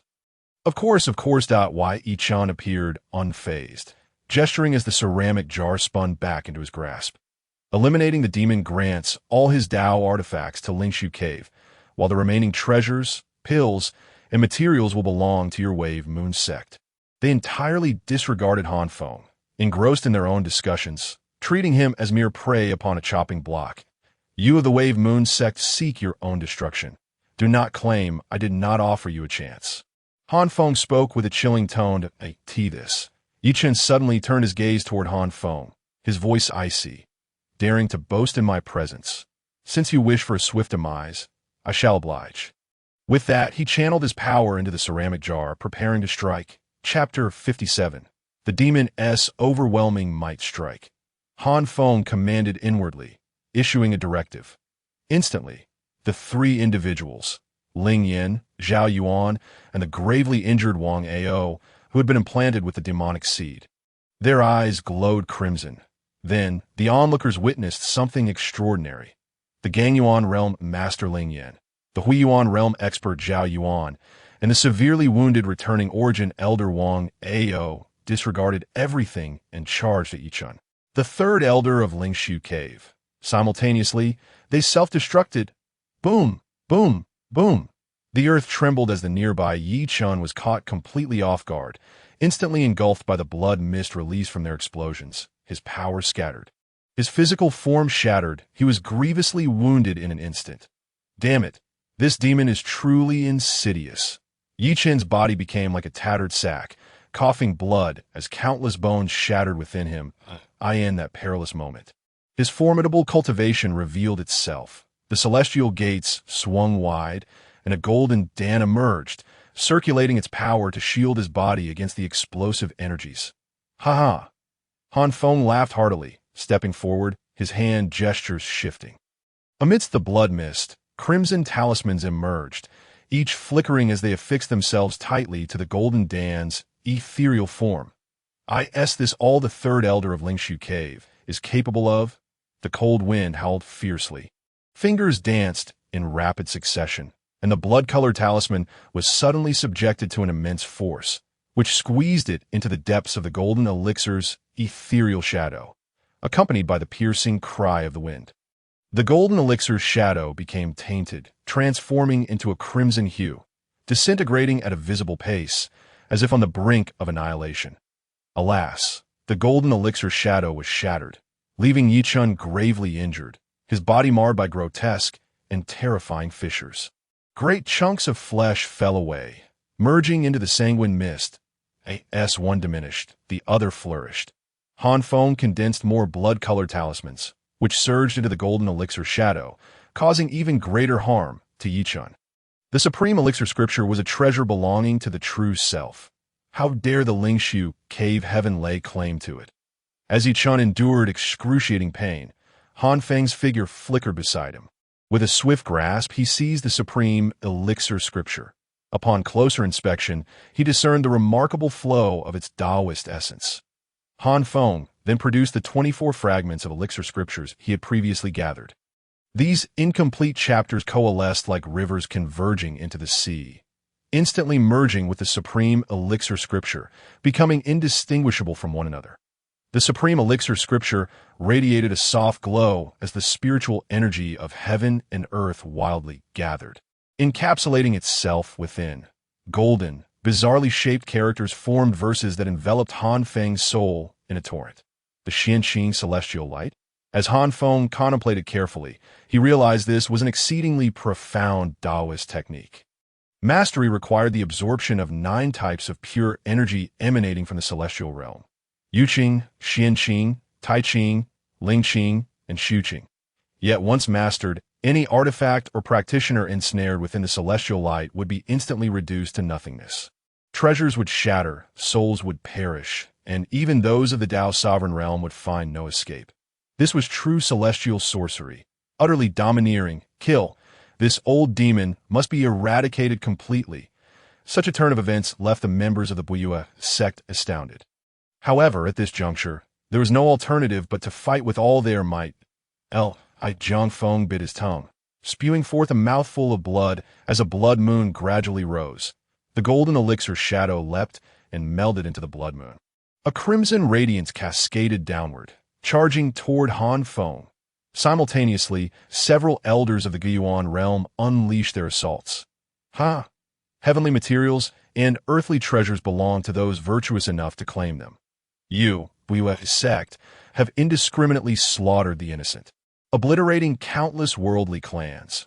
With such character, how could you possibly restore the supreme elixir scripture? How could you receive its teachings? The golden characters composing the verses all entered Han Feng's soul. With a flick of his sleeve, he stored the supreme elixir scripture away in the Xianqing treasure ring. After evading Li Jiangfeng and the others' attacks, he reappeared, launching another fist toward the beleaguered Yi Chun. Damnable demon, employing cunning schemes to ensnare me. I shall fight you to the bitter end. Even in death, I will drag you down with me. At the precipice of life and death, Yi Chun, enduring the excruciating torment of both body and soul, unleashed a formidable surge of combat strength. The ceramic jar leapt forth, surprisingly withstanding Han Feng's punch. Boom! Han Feng's magic surged as he struck, immediately dulling the array patterns on the jar, causing the ethereal images of birds, beasts, fish, insects, and mountains to vanish in an instant. That if you were to fully activate your artifact, I would have to regard you with caution. But now, having been ambushed and severely wounded, your combat strength is less than half of your peak. Do you think you can drag me down with you? Han Feng seized the jar, employing immense magical force to seal and suppress the artifact, before turning his wrath upon Yi Chun once more. The longevity of heaven and earth, the demon-slaying technique, explode for me. Just as victory seemed imminent, Yi Chun suddenly let out a cold laugh, abandoning the effort to maintain the cohesion of the golden elixir shadow. In an instant, the golden elixir's shadow shattered, and simultaneously, Yi Chun's arms transformed into blood mist. He sacrificed the golden elixir's shadow in his arms, employing secret techniques to detonate them in a desperate attempt to annihilate Han Feng. Han Feng did not expect Yi Chun to be so resolute and ruthless. The golden elixir's shadow exploded, and the overwhelming essence of the elixir was lost to Han Feng, who instead found himself caught in the explosion's core. Li Zongzhu, you must hold this demon at bay. I shall seek reinforcements. Dragging his battered body, Yi Chun dared not linger for a moment and turned to flee. Jiang Feng and the others were dumbfounded. They had all summoned their artifacts but refrained from attacking, waiting for the aftermath of the explosion to settle, only to find their pillar, Yi Chun, had directly fled. Fleeing in such a manner is quite unfavorable. If word of this gets out, it would tarnish the reputation of your Lingshu cave heaven. Just then, Han Feng's icy voice echoed ominously. Following that, a massive hand, as dark as ink, overshadowed the sky, sweeping down to seize Yi Chun within its grasp. Yi Chun, filled with rage, his hair standing on end, unleashed all manner of techniques with fervent intensity. Yet, it was utterly futile. He could not hope to erode the might of that colossal black claw. Die for me, Han Feng roared. Bang! Yi Chun's corporeal form shattered, instantly dissolving in a blood mist. A faint, humanoid, ethereal figure appeared. It was the essence of Yi Chun's soul. From atop the enormous black hand, a mesmerizing crimson flame erupted, transforming into exquisite mandala flowers. The mandala flowers swayed in the wind, ruthlessly refining Yi Chun's soul. The wails of Yi Chun's soul echoed hauntingly, striking terror into the hearts of all who heard, sending shivers down their spines. Accompanied by the anguished cries, Yi Chun's soul was utterly obliterated, his spiritual imprint erased, transforming into pure soul energy. Han Feng inhaled deeply, devouring this pristine soul energy. Truly, as a master of the Guiyuan realm who had forged a golden elixir shadow, it was a tremendous boon. Chapter 58. Kneeling in plea for mercy, Han Feng's figure materialized, his magic slightly disordered, but after absorbing Yi Chen's soul energy, his own spirit grew even stronger. Dark clouds rolled ominously as Han Feng strode through the void. 7 flying swords darting about, poised to strike at any moment. I have long been aware of your plans and prepared countermeasures well in advance. Now that the supreme elixir scripture belongs to me, even the third elder whom you held in high esteem has been slain by my hand. To this point, what more can you say? Han Feng stood with his hand clasped behind his back, surveying the surroundings with an air of superiority. Great Demon Lord, we implore you to show mercy and spare us. If the great Demon Lord does not look down upon us, the entire BUS sect shall serve as your slaves and servants. The elixirs, spiritual herbs, artifacts, refining materials, and all manner of techniques within the sect are yours, my lord. Should you desire the female disciples of our sect, they shall be at your disposal, and I assure you they will have no complaints. The sect leader of BUS suddenly, bowing his noble head, his posture lower to the ground, nearly reduced to dust. Ha! Witnessing this scene, Han Feng let out a resounding laugh. What is the might of a demon? This is it. With just a word, thousands will bow their heads, prostrating at your feet, trembling in fear, unable to sleep peacefully. Great Demon Lord, we beseech you to show mercy. The Supreme Elder Deng Jie followed suit, kneeling as well that I am willing to serve as a slave for life, offering all that I possess to the great Demon Lord. Supreme Elder Wu Xia knelt in a stealthy ambush that we are willing to be your servants, ready to brave fire and water, no matter the cost. The 28 Supreme Elders of the Huiyuan realm unified their efforts, retracting their magical powers and kneeling in unison. Our BUS sect is a celestial sect. If we must die, so be it. How can we kneel and ambush the remnants of the demon sect? I feel deeply ashamed to associate with you. The aura of gung metal pervaded, magical energies surged, and intricate techniques were unleashed as Chun Chong transformed into a sword of sharpness. The sword intense soared toward Han Feng, that I cannot abide those without strength who dare to shout boastfully. Han Feng's heart was as solid as stone, the dark clouds converging into a black river that ensnared Wang Ao tightly. The 7 flying swords sliced through the air, while the massive black hand crushed down mercilessly. Before long, Chun Chong met his demise. Even his soul was refined into soul energy and devoured by Han Feng. Throughout the entire ordeal, Chun Chong fought alone, while the myriad heroes of the BUS sect acted cowardly, none daring to lend a hand. Chun Chong's wails reverberated through the mountains, echoing endlessly. I Jiangfeng, Deng Jie, Wu Xia, and the other Huiyuan elders trembled, their hearts torn asunder by boundless fear. Great Demon Lord, spare us. We of the BUS sect are willing to be your slaves for all eternity. Through generations to come, we implore you, Great Demon Lord, to show mercy and let us live. Han Feng bellowed, pleading for mercy. When your BUS sect committed atrocities in Luoshui City, did you spare the members of the Liu family? The moment you laid hands on me, your fate was sealed. It is not that I do not offer you a chance. It is that you failed to cherish it. You would rather bestow the supreme elixir scripture upon others than offer it to me. For that alone, 100 deaths would not suffice to atone for your sins. With unwavering pride, Han Feng disregarded their pleas for mercy. Thus, if it is to be, let the fish die and the net break.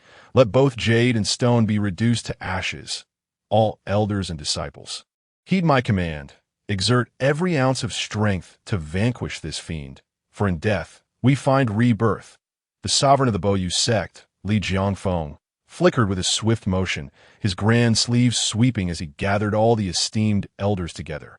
Simultaneously, a powerful mental storm erupted, resonating in the ears of every member of the BUS sect. Established for over a millennium, the BUS sect has weathered countless tempests, even when confronted by golden elixir masters. They returned defeated. Yet you, a mere remnant of a soul, dare to push us to the brink. Today, allow me to unveil the true trump card of the BUS sect. Buzzing sounds filled the air as formidable magical artifacts materialized at the sacred gates of the BUS sect, radiating intense waves of magical energy. Spiritual essence and treasures intertwined, forming a grand formation. Disciples and elders of the Gang Yuan, Zhen Yuan, and Ling Yuan realms activated the treasures, orchestrating the formation to mount a counteroffensive. Elders of the Hui Yuan realm dispersed, soaring in all directions to prepare the formation Li Jiangfeng. Alongside the esteemed elders Deng Jie and Wu Xia stood resolute, ready to confront Han Feng in a battle to the death. I am aware of your mastery in formations, yet the Boyu sect possesses layers upon layers of intricate arrays, each meticulously crafted by our sagacious ancestors over centuries, that I refuse to believe that you alone can dismantle all of our formations. The last time, with the aid of the Thunderfire Peach divine sword, you escaped annihilation, but that was merely fortune. This time, I shall risk everything to ensure your demise. In the face of the trio. Han Feng merely scoffed. What is this? The formation has been altered. Soon, screams of despair echoed as one protective mountain formation after another was manipulated. The elders of the Boyu sect, upon entering, were swiftly obliterated by the formation. Li Jiangfeng finally realized the swiftness of Han Feng's actions, his incantations seamlessly shifting as he commandeered the Boyu sect's formation's one peak after another transformed into a realm of annihilation.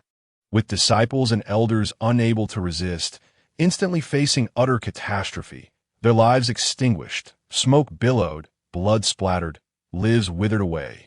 The earth sank, mountains shifted, as formations began to encircle and eradicate the disciples of the Boyu sect. In the span of mere breaths, silence enveloped the Boyu sect, with over half of the inner disciples and elders perishing, utterly annihilated. A fraction of them, leveraging their magical artifacts and cooperating with one another, miraculously found a glimmer of hope, fleeing desperately in a bid to escape the Boyu sect. I have spoken. The Boyu sect shall cease to exist. You three must die, with hundreds upon hundreds meeting their demise. Han Feng remained unfazed. In a sudden motion, he lunged forth, targeting Li Jiangfeng, Wu Xia, and Deng Jie with singular ferocity. That we shall fight to the end. Li Jiangfeng cried out. A blood-red crescent moon slowly ascended. Attempting to counter Han Feng's assault, Wu Xia, invigorated, waved her dragon-headed cane, causing vines to erupt from the ground, ensnaring Han Feng in a sweeping motion. Deng Jie roared, his magical essence transforming into countless stone soldiers. Charging forth without hesitation, the three unleashed their mightiest offensive techniques without reservation. However, in the next instant, their expressions shifted drastically. The gathering of metal energy morphed into a flurry of flying swords, slashing towards them. The earth's fire surged, magma boiling, transforming into a serpentine dragon that surged forth. The earthy currents coiled, forming a prison that sealed all directions. Blades of wind swirled throughout the space. Puff, puff, puff. The trio could not withstand the onslaught.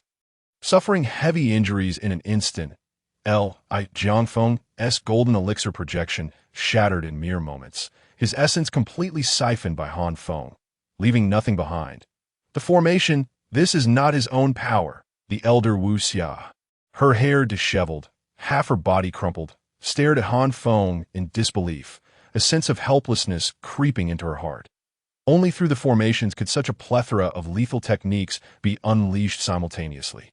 Otherwise, how could his Hui Yuan realm cultivation yield such prowess? Deng Jie spat blood, lamenting. Run. Li Jiangfeng, severely wounded with his golden elixir shattered, dared not linger, secretly transmitting thoughts to Deng Jie and Wu Xia, as the three combined their energies to escape. Yet, as they took flight, the earthy light pulsed erratically, ensnaring them. The trio found themselves trapped within the earthy prison, unable to break free. You can never fathom the depths of my abilities. All of you shall perish. Han Feng's gaze grew cold as he channeled his magic, preparing to annihilate the three. Yet at that moment, the air trembled. A powerful spatial force surged forth, shattering the earthy prison in an instant. A wave of chilling energy washed over, causing Han Feng's expression to shift. He immediately fled. A thunderous roar reverberated across the heavens and earth as a demon with a green face, red hair, and large fangs suddenly appeared where he had been concealed. The demon towered like a mountain, each step reducing trees to dust, shattering stone, and flattening hills. With a swift motion, he grasped extracting the ethereal forms of the deceased disciples of the Boyu sect, their souls drifting into view. Due to their low cultivation and weak souls, Han Feng held no interest in devouring or refining them. However, the demon was indiscriminate, seizing dozens of remnants of souls and ravenously consuming them. Chomp, chomp, without any ritual, the demon devoured these remnants whole. After consuming them, the demon's power surged, his lantern-sized eyes locking on a Han Feng. With a roar, the demon surged forward with astonishing speed, closing the distance to Han Feng in mere bounds. A demon of the Gui Yuan realm. This creature delights in souls and is my greatest nemesis. Han Feng felt a tinge of trepidation and fled in haste, all the while scanning his surroundings. Soon, Han Feng discerned his target, a venerable elder of the Qingyun sect, whose cultivation had reached the return to origin realm. Clutching a long banner that stood tall, the banner fluttered in the breeze, adorned with an intricate embroidery that bore an uncanny resemblance to the demon. Sensing Han Feng's gaze, the elder turned to face him, his hair and beard bristling with fervor, exuding an air of vitality. Demon, your time has come. This soul-eating banner is specifically designed to vanquish spirits. Encountering me, your demise is inevitable. With a resounding roar, the elder brandished the banner and charged toward Han Feng. Chapter 60. A deteriorating situation roar. The demon, immensely powerful and astonishingly swift, advanced like a bolt of lightning. It shattered mountains and crushed trees, and in a single thrust, it was upon Han Feng.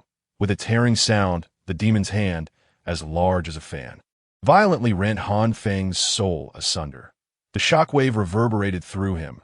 A wave of intense agony surged, leaving Han Feng utterly incapable of resisting the demon's assault. Cursed be this formidable artifact! Han Feng bellowed in rage. Repeatedly employing secret techniques, his fragmented soul transformed into wisps of vapor, slipping through the demon's fingers and reforming into human shape.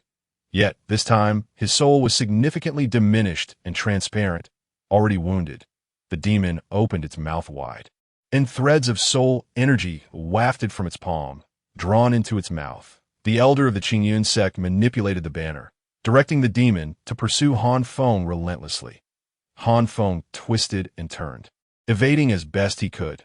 The formation of the 7 stars demon-slaying sword array materialized, a flash of brilliance heralding the emergence of 7 flying swords: Tian Shu, Tian Xian, Tian Ji, Tian Quan, Yu Heng, Kai Yang, and Yao Guang, darting forth to slash at the demon. The aura of metal pervaded the air, sword energy crisscrossing, the blades flashing and stabbing repeatedly. Clang, clang, clang, sparks flew as metal met metal. The demon, with its ironclad skin, shrugged off the swords, which merely grazed its exterior, failing to inflict any significant damage. Ha! Ignorant fools! Do you truly believe mere superior spiritual artifacts can slay this soul-eating demon? The elder of the Qingyun sect scoffed, his disdain evident. You think I have never encountered this soul-eating demon? Seizing the moment when the 7 stars demon-slaying sword array momentarily hindered the demon, Han Feng's figure flickered as he lunged toward the elder of the Qingyun sect. If he could eliminate this elder and destroy the banner, the soul-eating demon would undoubtedly dissipate. Aware of the perilous situation and his own disadvantage, Han Feng resolved to risk injury to strike down the elder. Come at me! Han Feng charged fiercely, yet the elder remained unfazed. As Han Feng neared, the elder waved his sleeve, and 9 gleaming mirrors suddenly appeared. The mirrors emitted a formidable aura, slowly rotating and adjusting their angles. Buzz! Spiritual energy surged, and suddenly, 9 beams of golden light erupted from the mirrors, piercing directly through Han Feng's soul. Ethereal smoke billowed as Han Feng's soul scattered, rapidly depleting, rendering it unable to coalesce into human form. His mana surged forth, forming a black river that enveloped his body. However, the golden light was overwhelmingly tyrannical. The black river evaporated in an instant, and wherever the golden light struck, trees, rocks, everything turned to wisps of vapor. The ground itself was melted into a vast pit. After 10 breaths, the golden light finally dissipated, and the 9 gleaming mirrors shattered into dust. Yet, Han Feng had suffered a grievous blow, his power significantly diminished. You remnants of the demonic sect, thinking yourselves powerful, are unaware that my Qin Yun sect possesses artifacts specifically designed to counter you. Without sufficient trump cards, how could we dare to wade into these murky waters? The elder of the Qin Yun sect continued to mock Han Feng, one hand gripping the banner, the other wielding a long sword as he advanced toward him. The demon, towering like a mountain, rapidly closed the distance, its massive hand blocking out the sun as it aimed to seize Han Feng's soul. Han Feng found himself in a desperate predicament, utterly restrained. The black river of mana surged toward the elder, yet was repeatedly thwarted by the soul-eating demon, rendering him incapable of success. Master, outside the gates of the BUS sect, Lu Jingyao anxiously observed the unfolding situation within. Seeing Han Feng in peril, she urgently inquired, "Shall we activate the Great Formation now?" A mental wave resonated in Han Feng's mind, and he immediately replied, "Activate the formation. The Qin Yun sect's despicable actions shall lead to their burial here." Han Feng's ferocity was palpable, his eyes glinting with an insatiable thirst for vengeance. Lu Jingyao complied, casting the necessary incantations to prepare the formation. Demon, prepare to meet your end. The elder of the Qin Yun sect, brimming with confidence, unleashed a strike, releasing a bolt of purple lightning as thick as a barrel. Crackle! In an instant, numerous trees ignited, becoming torches, while the hardened stones melted and swiftly cooled into solid form. Lightning was particularly lethal to spirits, and Han Feng, already gravely wounded, dared not confront it head dash as the soul-eating demon lunged forward. Han Feng covertly activated the Xianqing treasure ring, transforming into a speck of dust. Evading the attack, momentarily losing its target, the soul-eating demon hesitated. The elder of the Qin Yun sect was taken aback as well. Upon careful scrutiny, he could not locate Han Feng's whereabouts. His expression shifted to one of grave concern as he armed himself with his sword. Vigilantly scanning his surroundings, the soul-eating demon remained motionless, seemingly in a stupor, yet it too awaited Han Feng's reappearance. Once it sensed Han Feng's position, it would promptly unleash its killer move to obliterate him. A flicker of purple light heralded Han Feng's sudden emergence. His mana coalesced into a vast hand, dark as ink, descending to strike the elder of the Qin Yun sect. The elder was startled, hastily producing a tattered piece of cloth that appeared utterly unremarkable. Once summoned, it immediately enlarged, becoming dense and resilient. Han Feng's colossal hand struck down, only to be thwarted. In less than a breath, the cloth disintegrated into ash, completely vanishing. However, the elder of the Qin Yun sect had already evaded, and the soul-eating demon charged forth. This ambush had once again failed. Undeterred, Han Feng refrained from engaging the demon directly. Instead, he activated the Xianqing treasure ring, transforming into a speck of dust once more. Disappearing from sight, "I shall see just how many artifacts you possess, old dog. Once I seize the opportunity, your demise is assured," Han Feng thought grimly. Through the Xianqing treasure ring, he observed the external situation, biding his time for the next strike. Just then, 3 heart-wrenching screams pierced the air. The BUS sect's leader, Li Jiangfeng, along with elders Deng Jie and Wu Xia, had been besieged to death by the leader of the Qin Yun sect, Li Mingshan, and the 4 great elders. Han Feng's heart sank. "Jingyao, why hasn't the formation been activated yet?" He projected a mental wave to communicate with Lu Jingyao. Chapter 61. A desperate situation, Master. The Qin Yun sect has activated a void portal, damaging a portion of the formation's runes. It is impossible to initiate. Lu Jingyao replied, her forehead slick with sweat. "Hurry, restore it," Han Feng exclaimed, alarmed. After slaying Li Jiangfeng, Wu Xia, and Deng Jie, Li Mingshan, the leader of the Qin Yun sect, arrived with the 4 returned to Origin elders to confront Han Feng. Han Feng activated the Xianqing treasure ring to evade, yet the leader of the Qin Yun sect caught a glimpse of his presence. With an outstretched hand, he executed a refined technique, forcing Han Feng to reveal himself, surrounded by 6 powerful beings, including 5 returned to Origin elders and Li Mingshan. Han Feng found himself trapped with no escape. With no path to heaven and no door to earth, Han Feng was utterly cornered. "Kill!" Li Mingshan roared, leading the charge. The other 5 returned to Origin Elders followed suit, each unleashing their artifacts and spells to deliver lethal strikes against Han Feng.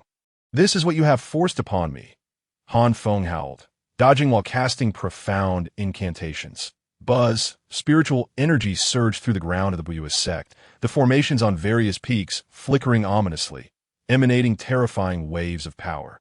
A group of Qingyun sect disciples caught within the formation were engulfed in a mist of blood, perishing without a trace. No. In another valley, dozens of Qingyun sect disciples scavenging for treasures were caught off guard as the formation activated, leading to their collective demise. Streams of incantations erupted as Han Feng manipulated the formation at the Buyue sect's core. The Qingyun sect suddenly surged forth like locusts, plundering everything in their path, wreaking havoc upon the Buyue sect. Portions of the formation were inadvertently compromised by the disciples of the Qingyun sect, yet a significant portion of the magical formation remains intact at this moment.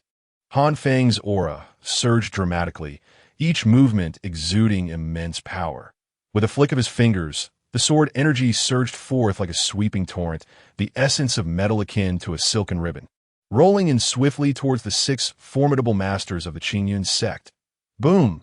Dust filled the air, rocks shattered, and debris soared as the ground was forcibly stripped of 3 feet of earth by the metallic essence.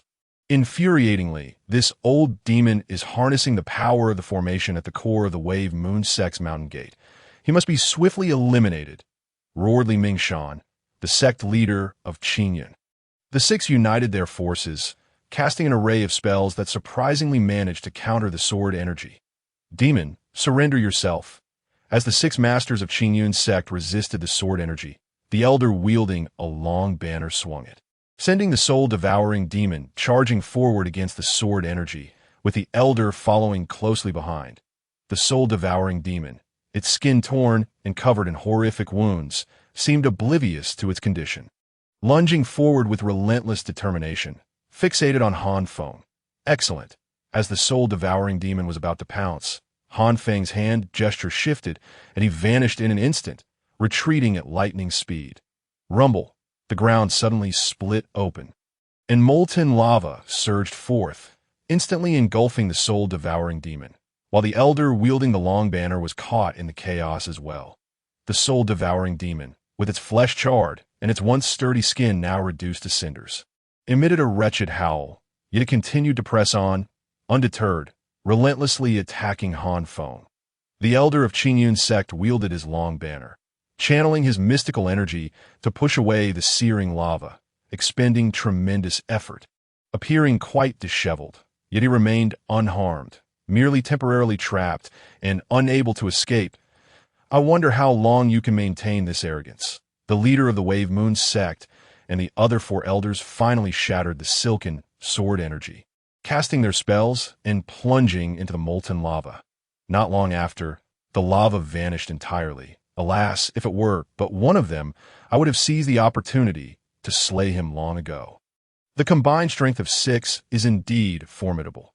Emerging from the molten lava, the 6 resumed their pursuit. As Han Feng fled, he relied on the power of the Wave Moon Sect formation to barely hold his ground. Even so, his injuries gradually worsened. "I must hurry. My master is in peril, and I must save him." Outside the mountain gate of the Wave Moon Sect, Lu Jingyao expended her mystical energy, inscribing formation patterns, racing against time to repair the formation. Bold traitor, colluding with demons to steal the soul-nurturing tree of my Wave Moon Sect. Today, I have finally caught you. Lu Jingyao, drenched in sweat, was in a frantic state when, at this critical moment, several disciples from Qingyun sect fortuitously encountered her. Turning around, Lu Jingyao saw a true disciple at the True Essence realm approaching, accompanied by 5 or 6 inner disciples at the Spirit Essence realm. Swiftly surrounding her, "Lu Jingyao, you have fallen under the control of the demon, momentarily bewitched, committing a grave error, for which you are not entirely to blame. If you can recognize your missteps, return with me at once to report to the sect leader. He will surely render a just verdict, and perhaps you may yet live." The leading disciple at the True Essence realm licked his lips, his eyes gleaming with a sinister light, as dark thoughts took root in his heart. Captivated by Lu Jingyao's beauty, halt, surrender your treasures, kneel, and we shall unite to seal your powers. Thus, you may have a slim chance of survival. Delay even slightly, and we shall strike you down. A disciple of the Spirit Essence realm from Qingyun sect, emboldened by their numbers, also shouted. Buzz. Without uttering a word, Lu Jingyao summoned her jade hairpin. The jade pin transformed into layers of mist, enveloping her. Meanwhile, the fire serpent's sword danced around, poised for action, yet she did not linger. Seizing the moment to inscribe the formation patterns, Chapter 62, A Life for a Life, Lu Jingyao, already a master at the true essence realm and having cultivated the source Tao scripture, had opened 4 seas of consciousness. These individuals she regarded with disdain. Unrepentant. Come at me. The leading disciple at the true essence realm's face darkened. Lu Jingyao's demeanor was unmistakably one of scorn. His fury ignited. Each member summoned their treasures, unleashing spells in an assault against Lu Jingyao. The verdant mist expanded, dense and resilient, momentarily halting the Qingyun sect disciples, resulting in a standoff. Damn it, send a distress signal. She must be eliminated. Though uncertain of Lu Jingyao's exact intentions, he instinctively sensed that her actions posed a grave threat to Qingyun sect. The leading disciple at the true essence realm decisively signaled to nearby comrades. However, at that moment, a bronze seal surged with wind, rapidly expanding to the size of a mountain, crashing down upon them. The azure light shimmered, exuding unmatched power. The earth cracked and dust billowed. This seal was a low-grade treasure, seized from Ling Yun after his defeat, and having been reforged over the days, it now returned to action. Crack, crack. The bronze seal, driven by mystical energy, was beyond the capacity of the spirit essence realm disciples to withstand. Bones shattered, each one spitting blood, their bodies on the brink of collapse. The true essence realm disciple struggled to cast a spell, yet it was an arduous endeavor. Bang! In mere moments, the spirit essence realm disciples were reduced to a mist of blood, perishing on the spot. The true essence realm disciple, his teeth ground to dust, contorted in agony, veins bulging, his body marred with grotesque fissures, bled profusely like shattered porcelain. Lu Jingyao, regardless of your past as a disciple of Qingyun sect, having once trained within its ranks, can you truly disregard those bygone ties? Cease your actions, and I shall pretend I have never encountered you. Persist in this folly, and you will sever ties with Qingyun sect, leading to your inevitable demise, with no one capable of saving you.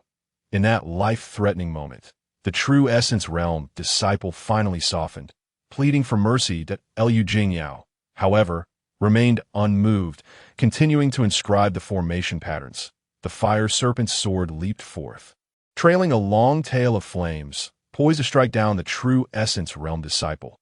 You wretched creature, willingly falling into depravity, allying with demons. Do you seek to harm a true disciple of Qingyun sect today? As Wang Jing teetered on the brink of death beneath the fire serpent's sword, at the critical juncture, a powerful figure at the Gang Yuan realm suddenly appeared.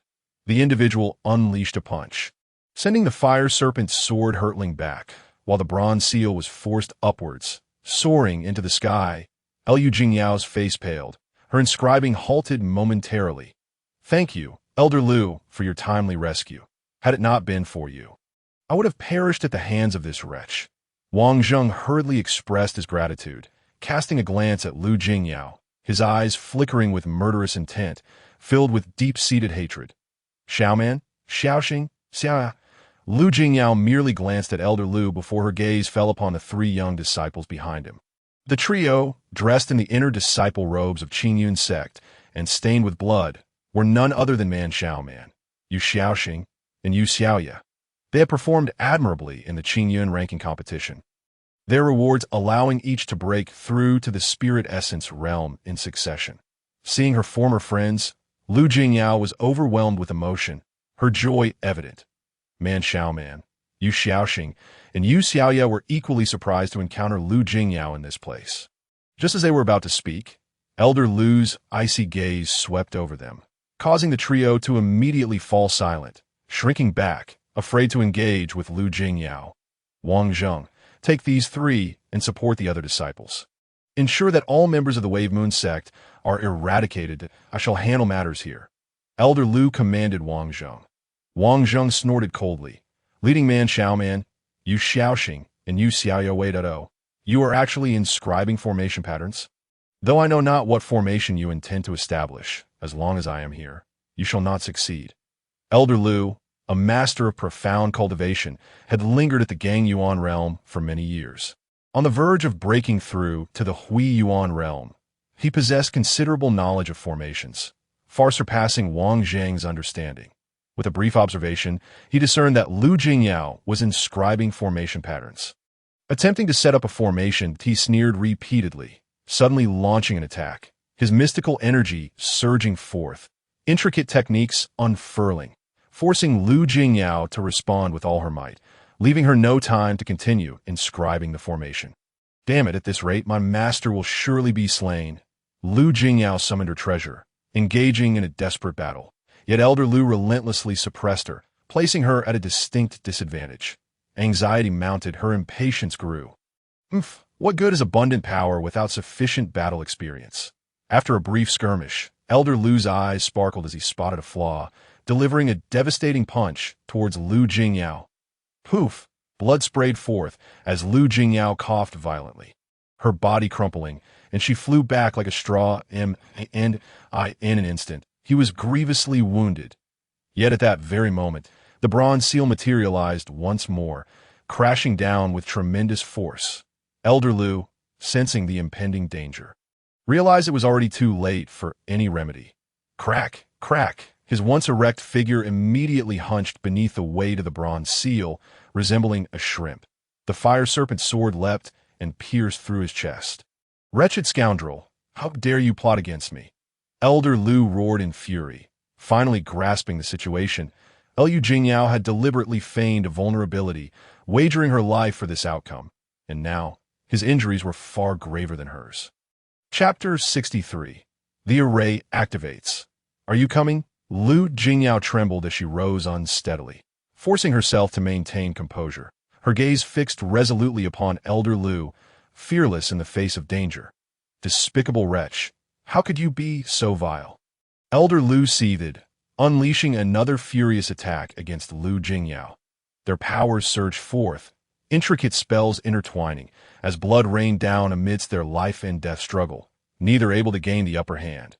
"Wretched scoundrel, I only need to hold you off for a moment. Soon our reinforcements will arrive, and you shall meet your demise. I will ensure you are reduced to ashes." A brief moment later, Lu Jingyao, utilizing her magical artifact, prepared to strike down Elder Lu. However, he, relying on his own formidable powers and treasures, countered her assaults. The two found themselves locked in a stalemate once more. Yet Elder Lu remained unperturbed. Suddenly, a glimmer of cold light flashed, and he felt a tingling sense of crisis. Whoosh! Whoosh! Whoosh! 3 ethereal flying swords suddenly surged toward him, aiming for his vital spots, head, heart, and other critical areas. Elder Lu was taken aback, hastily evading while simultaneously unleashing deadly techniques against Lu Jingyao. Seizing the momentum, Lu Jingyao attacked recklessly, disregarding her own injuries. Boom! The jade hairpin, bronze seal, and fire serpent sword, infused with formidable magical energy, crashed toward Elder Lu, leaving him with shattered bones, a disordered aura, and blood raining down as he suffered another grievous blow. Lu Jingyao's hair became disheveled, her complexion pale, and crimson stains blossomed upon her white robe. Yet a smile graced her lips as she saw her allies arrive. "Elder Lu, I leave him to you, that I trust you." The newcomers were Man Xiaoman, Yu Xiaoxing, and Yu Xiaoya. Through their eye contact, a wave of mental communication transpired, revealing much to Lu Jingyao. After she had stolen the soul-nourishing tree, the trio had faced dire repercussions and endured considerable hardships. The Qinyan sect had launched a full-scale assault on the Buyue sect, and only then were they spared punishment, conscripted as soldiers. Just moments ago, the 3 had joined forces to slay the severely injured Wang Zheng. Before turning to rescue her, "Fear not, with my brother here, I will ensure Elder Lu does not harm you in the slightest." Man Xiaoman laughed heartily, dragging his injured form forth to engage Elder Lu in battle. Truly a pack of ingrates. Very well. I shall cleanse my house today. You all shall perish. Elder Lu quickly pieced together the entire sequence of events, and in his fury, he unleashed his lethal techniques upon Man Xiaoman and the others. Despite his severe wounds, as a master of the Gangyuan realm, he still held the advantage against the trio. Their combined efforts were fraught with peril. Jingyao, you must hurry. We are all depending on you. Yusa silently conveyed to Lu Jingyao. She strained to maintain her composure, magical energy surging as she seized the opportunity to inscribe the array patterns.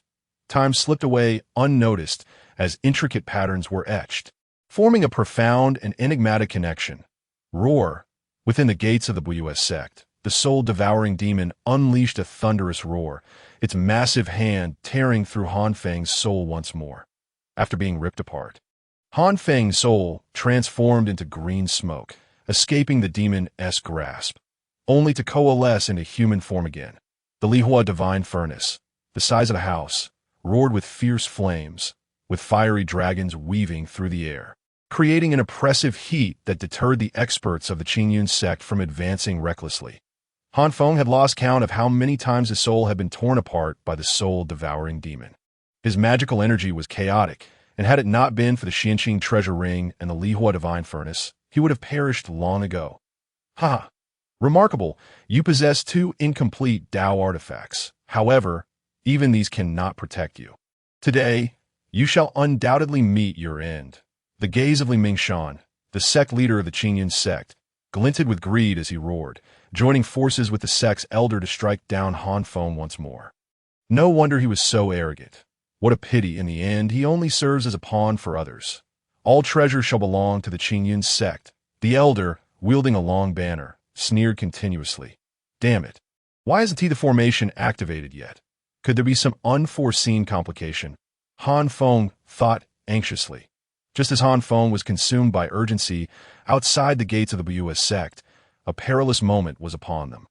PFF, PFF, PFF.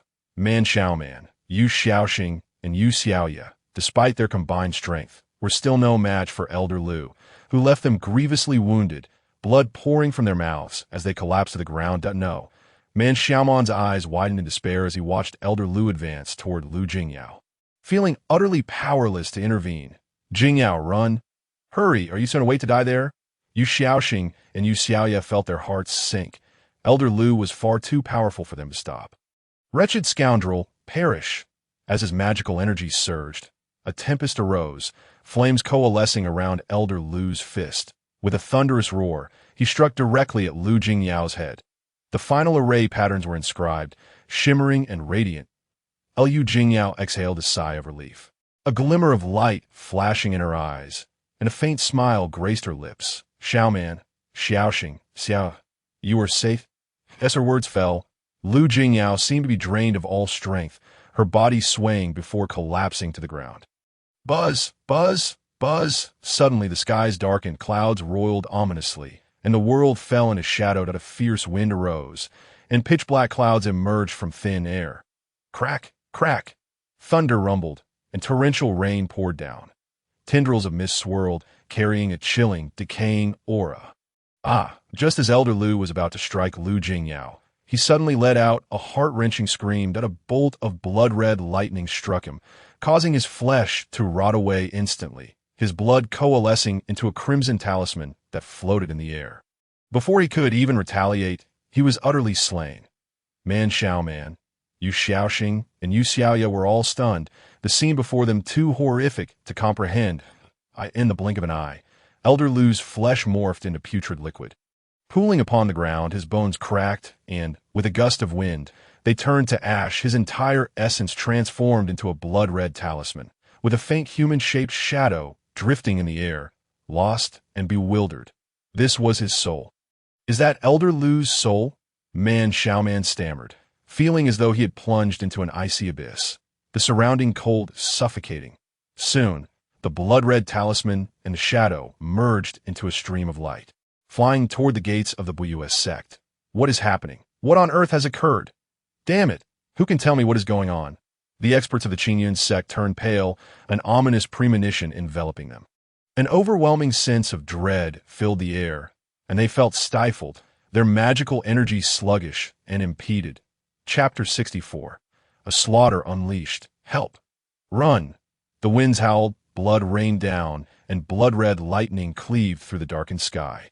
The entire gate of the BUS sect transformed into a battlefield of slaughter, with legions of disciples and elders perishing, their faces etched with terror and helplessness. As they died, their souls drifted from their mangled bodies, their blood coalescing into talismans that floated in the air.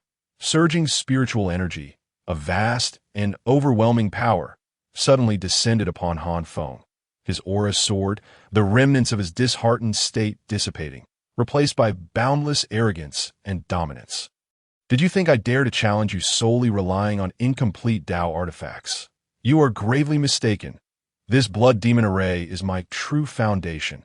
Dark clouds billowed, shrouding the sky and sun. Clad in fluttering garments, Han Feng stood tall, exuding an aura of overwhelming demonic might, his eyes transformed into a crimson hue. With a thunderous roar, the soul-devouring demon howled, leaping forward to strike.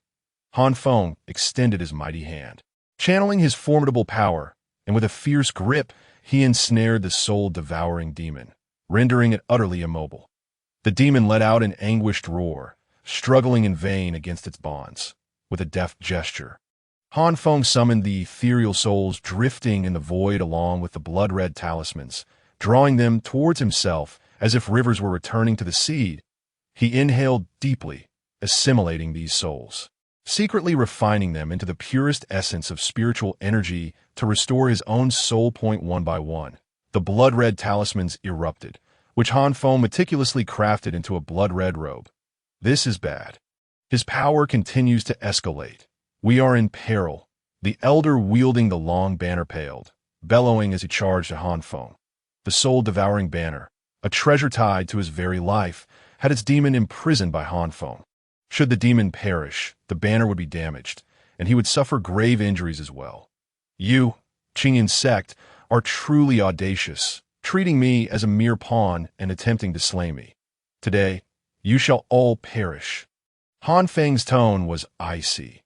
With his power swirling, he clenched his fist.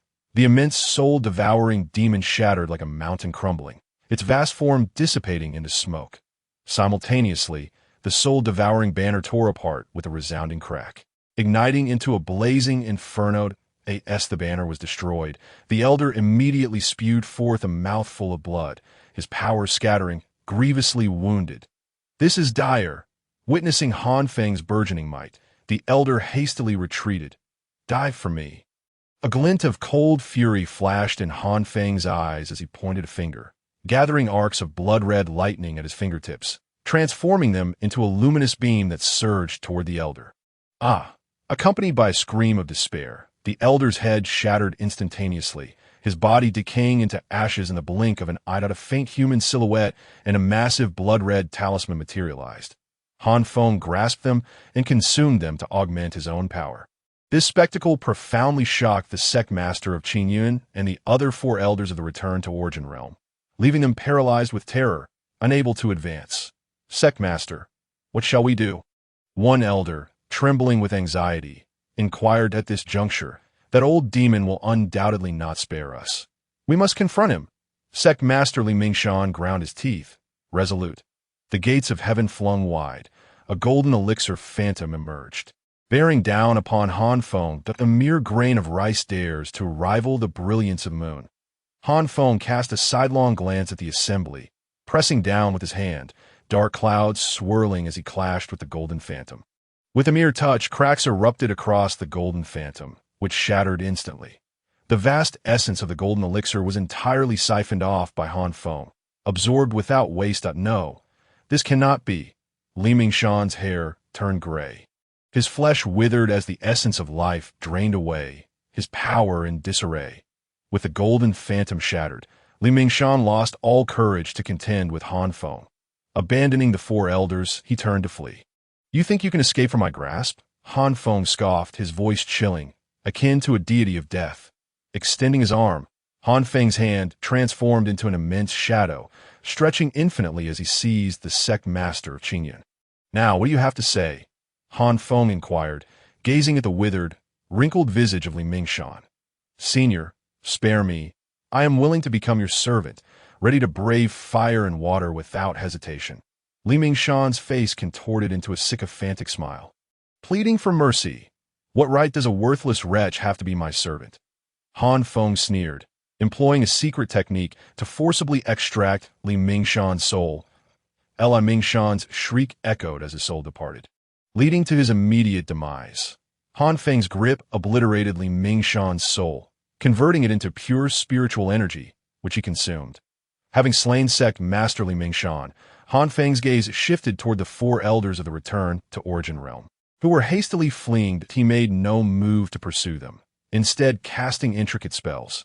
The blood demon formation activated, as arcs of blood-red lightning coalesced, carrying cataclysmic energy that struck toward the four elders. Ah, ah, ah, ah, for consecutive cries of anguish pierced the air as the elders of Qingyun's sect perished, their souls departing, their essence morphing into blood-red talismans. Han Feng grasped these talismans and souls with ease. "Spare us, great demon lord. Senior, have mercy. Great demon lord, please be lenient.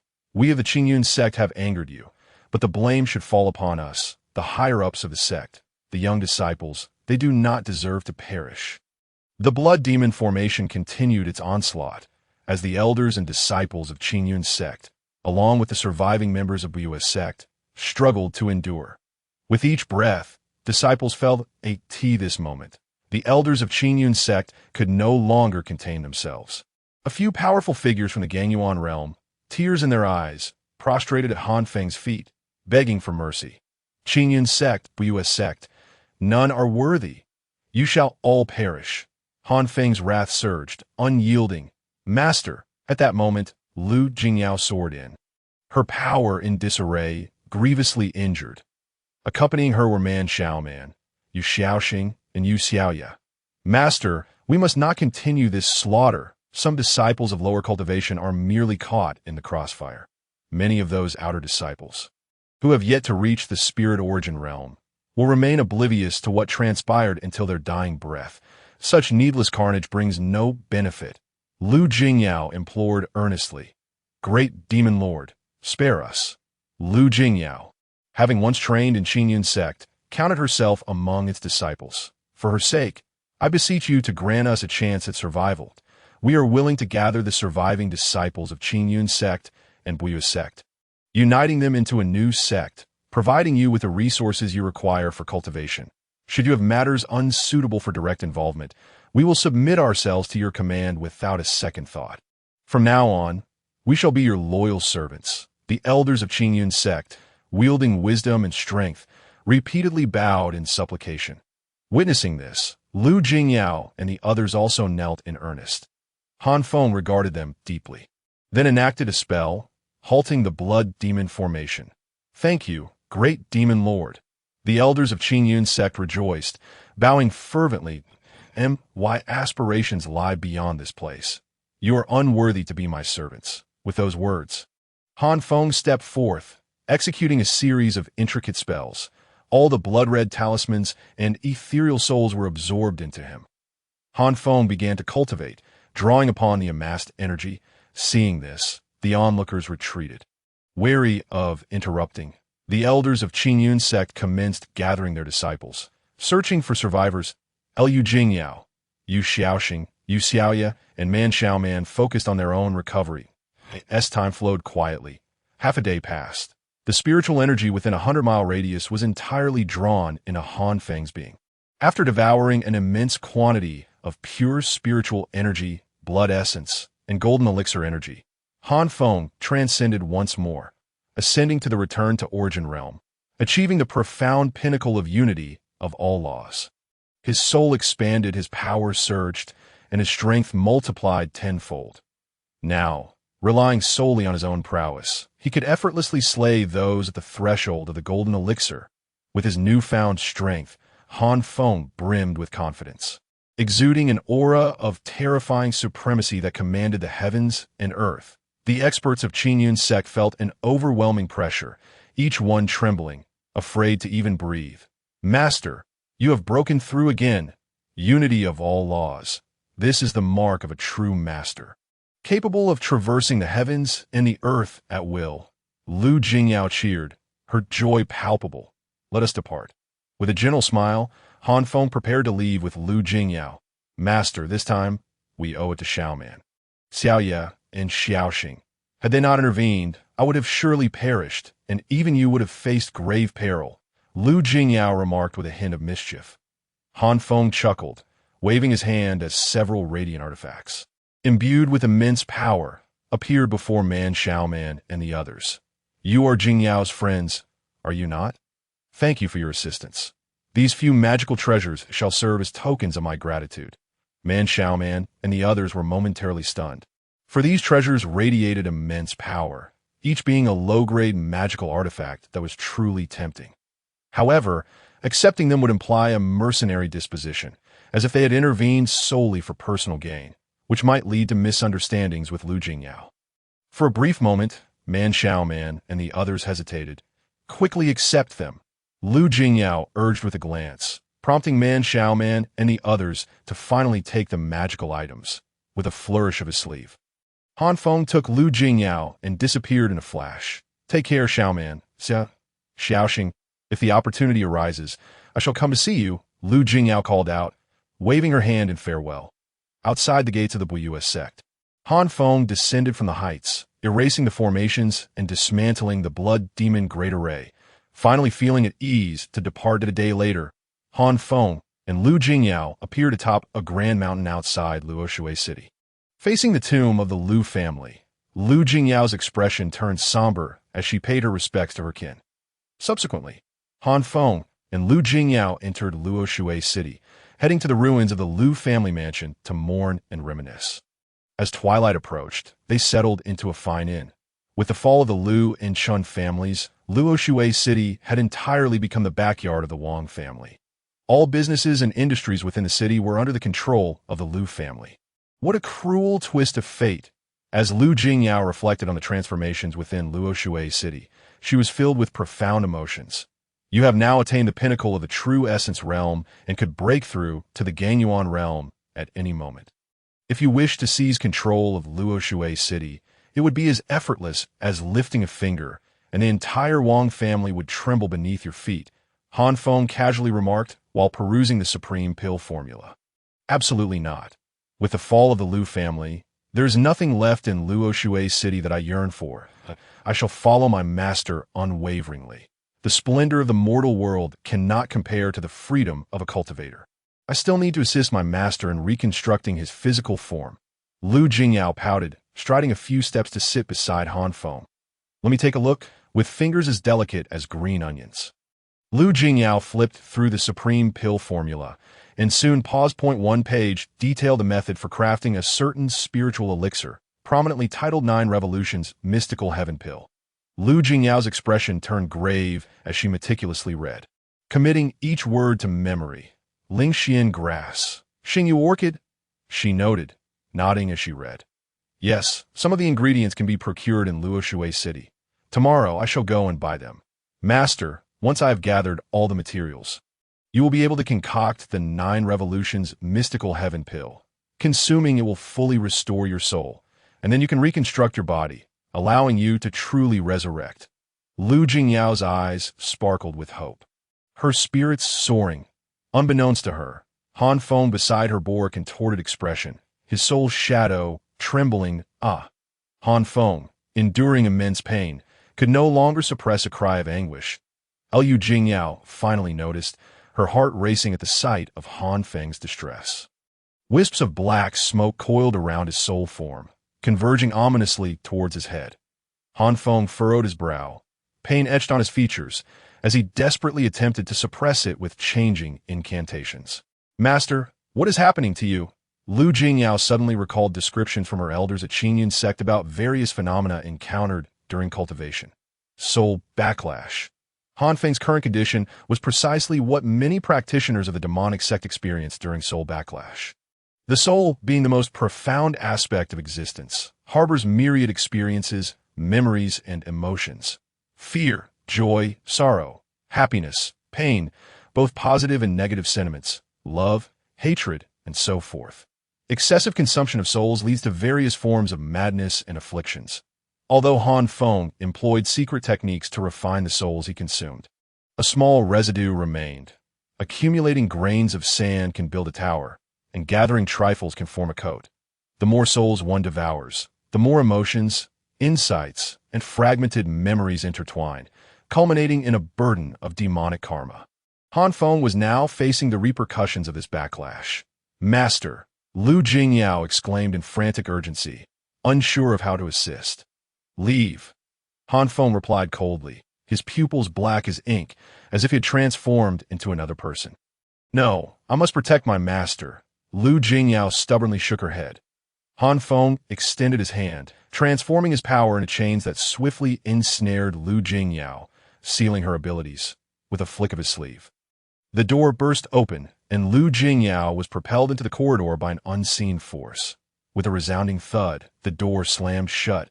Han Feng snapped his fingers, his power rippling like water waves, invading the room's portal and walls. "Master!" Lu Jingyao's heart raced, hastening her steps to crash against the door. Ouch! A sudden surge of dark energy emerged.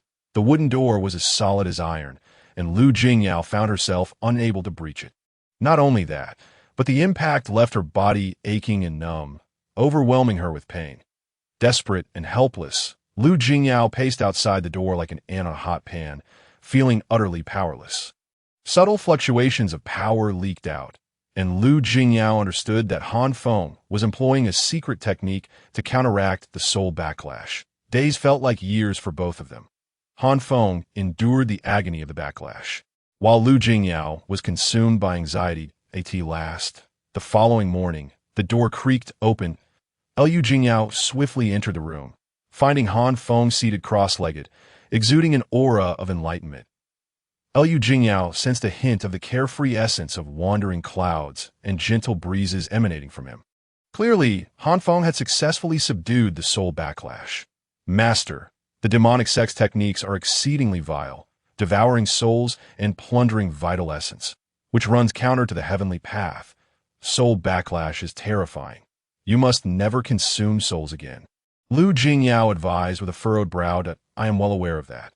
Yet, at times, I have no choice but to do so. When my strength was weak, if I did not seize opportunities to rapidly enhance my power, I would have been killed and utterly fallen. That I will be more cautious in the future. Han Feng nodded, retracting his power and lifting the seal on Lu Jingyao. After a brief period of rest, Han Feng and Lu Jingyao departed the inn. "Master, I have thoroughly memorized the method for crafting the 9 Revolutions mystical heaven pill. Some ingredients can be purchased in Luoshui City, while others are rarer and must be sourced elsewhere. A few, I recall, are produced in the Qingyun sect's medicinal fields, but there are some ingredients I have neither seen nor even heard of," Lu Jingyao informed Han Feng as they strolled through the bustling streets of Luoshui City. "You are still young. How much knowledge could you possibly possess? I have my ways to procure these ingredients. This world is far larger than you can imagine." Han Feng laughed heartily, exuding confidence. The two moved swiftly, visiting various medicinal shops to gather the necessary materials. "Have you heard? Maple Leaf City has fallen to the demonic army. Is that true?" "The demonic army? They haven't appeared in years. I know a merchant who told me that Tianzong City was breached by the demonic army 2 days ago, with the 5 major cultivating families annihilated. The streets of Tianzong City are littered with corpses. Women, children, the elderly, no one was spared. Tianlan City is also besieged by the demonic army, facing imminent danger. I heard that the Wang family is gathering some of its members to secretly construct a refuge, hoping to preserve a flicker of hope for their lineage amidst the demonic invasion." As Han Feng and Lu Jingyao gathered herbs, they overheard numerous discussions. Sigh. In these times, rumors abound. These people have never encountered demons in their lives. They don't even know where they heard such news and spread it around as if it's the truth. Lu Jingyao couldn't help but shake her head and chuckle to herself. During their return journey to Luoshui City, she and Han Feng traversed a continent filled with calm and tranquility, each city radiating peace. Seeing is believing. Thus, Lu Jingyao was naturally disinclined to trust such malicious rumors. Han Feng chuckled, paying no mind to it. The two continued their procurement of medicinal herbs. However, at that very moment, a significant event was unfolding in the underworld. Within a city beneath the earth, several figures had gathered, each possessing profound cultivation, formidable strength, and exuding an imposing presence akin to mountains, radiating an overwhelming pressure. The Qingyun sect had launched an assault on the Buyue sect, resulting in the demise of the latter's top experts. With the Buyue sect's annihilation, the Qingyun sect assimilated its forces, somewhat mitigating their losses, yet lacking the presence of top-tier masters. Their power was greatly diminished. This situation presented a once-in-a-lifetime opportunity for our underworld demon clan. A burly man with a thick beard bellowed with a voice like thunder. Laughing heartily, I have already dispatched my men to charge forth. A young man also stepped forward. What is there of worth on the surface? The underworld is our paradise, that I detest the blue sky and white clouds, as well as the sun and stars. There are many rare treasures on the surface. If we send troops, we can seize human territory, turning them into slaves, forcing them to toil day and night, producing valuable goods for our cultivation. A slightly corpulent, middle-aged man clad in armor remarked, "It seems everyone agrees to mobilize. This moment is indeed a rare opportunity. However, I harbor certain concerns. Various signs indicate that a senior from the demon sect clashed with the Buyue sect, severely wounding them, which subsequently attracted the Qingyun sect's intervention for profit. If we act rashly, will we not incur that senior's displeasure? Will we provoke him?" An old general spoke up. Uncle Feng, you're growing old and overly cautious. The demon sect and our demon clan are branches of the same tree. That senior's conflict with the Buyue sect illustrates his deep disdain for those celestial sections. Our mobilization would only aid him. How could he possibly hold us in contempt? The burly man dismissed the concerns with a carefree laugh. Chapter 67. Crisis approaches. Mobilize. Occupy human territories and expand our underworld demon influence. Plunder endless wealth. From now on, humanity shall be our slaves and sustenance. Indeed, humans are greedy and cunning, embroiled in constant infighting. This time, let us turn their blood into rivers and their corpses into mountains. Several demon generals bore cruel and indifferent smiles. After reaching a consensus, the underworld demons quickly organized. Countless demon soldiers at the body refinement stage, under the command of leaders at the spirit origin, true origin, and primal origin stages, surged forth from the depths. That moment, the earth trembled and the mountains mourned. Master, we have already purchased all the 9-turn Xiantian pills available in Luoshui City. There are no other herbs worth acquiring here. I learned from the owner of the herb shop that a few herbs must be procured from other cities. That day, the setting sun bled crimson as it descended. Lu Jingyao and Han Feng emerged from an herb shop, conversing at the entrance. Let us depart, Han Feng suggested. Lu Jingyao nodded in agreement. Just as they intended to leave, suddenly, the sound of gongs erupted throughout Luoshui City, echoing incessantly. The demon army had appeared unexpectedly, surrounding Luoshui City. In this moment of peril, the Wang family resolved to share the fate of Luoshui City. Under the collapsing nest, how can there be intact eggs? If Luoshui City falls, we are all doomed, with no hope of survival. In such a dire hour, I hope everyone can bravely step up, shine brightly, and contribute to Luoshui City. 5 or 6 young disciples at the body refinement stage struck copper gongs, shouting as they passed by Lu Jingyao. Gradually moving away, Lu Jingyao discerned that those unified young individuals were indeed descendants of the Wang family's cultivation lineage in Luoshui City. The demons have surrounded Luoshui City? Lu Jingyao furrowed her brow, her face clouded with concern. Run! The ranks of the underworld demon army were dense, rendering it impossible to gauge their numbers. The underworld demons were formidable. They could effortlessly hurl massive boulders weighing thousands of pounds, casting them 1,000 feet away. When those stones struck the city walls, they crumbled, instantly breaching a section. The Wang family's descendants and many cultivators defending the city had no time to react before being reduced to a bloody pulp. The underworld demons were tall and immensely strong. Their jumping ability, speed, and physical prowess far surpassed ours. It was simply absurd. The walls of Luoxue City seemed as fragile as paper before the demon army. Those demon soldiers would leap up, scaling the walls with their bare hands, requiring no siege equipment whatsoever. That it's over. It's utterly over. This time, it seems only the Wang family's ancestors might survive that we, the body refinement stage cultivators, have no hope of living. Meanwhile, chaos reigned as people fled in panic, wailing incessantly, their faces etched with fear and helplessness. Many had lost limbs, blood gushing as they dragged their mutilated bodies desperately toward the central safe zone of the city. Why is this happening? Lu Jingyao was astonished, her heart heavy with compassion. Furrowing her brow in contemplation, she struggled to comprehend the circumstances surrounding the demon army's assault on the city, the Qingyun sect and the Buyue sect. Though merely third-rate sects, still held some sway in this remote area, deterring the underworld demons and indirectly shielding humanity. Yet the recent events had resulted in the complete annihilation of both sects' masters. Without powerful figures to deter the underworld demons, the balance had been shattered, making the demons' invasion of human-held cities inevitable. Han Feng, being an experienced cultivator, perceived the situation from a higher vantage point than Lu Jingyao. He immediately pinpointed the root of the problem.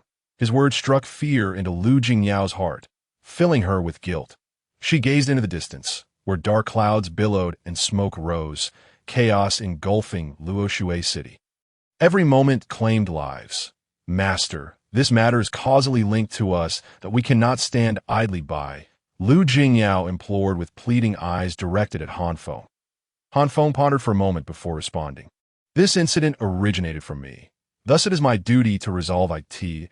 It also presents a rare opportunity for growth. While your cultivation is commendable, your practical experience is still lacking. The assault by the demon army is an excellent opportunity for training. Go forth and engage the demon commanders. If you can eliminate them, the demon army will descend into chaos and naturally retreat.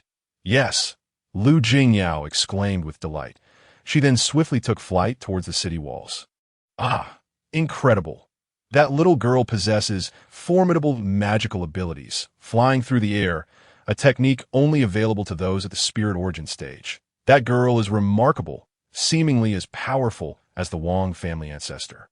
Could that girl be the legendary Lu Jingyao? Alas, now that you mention it, I recall there being some resemblance. Could it be that the Lu family still has a trace of bloodline left? As Lu Jingyao flew, her display of magical prowess immediately drew the attention of many. Discussions erupted among the onlookers, all eyes fixated upon her. Damn it! As long as I draw breath, you shall not breach Luoxue City.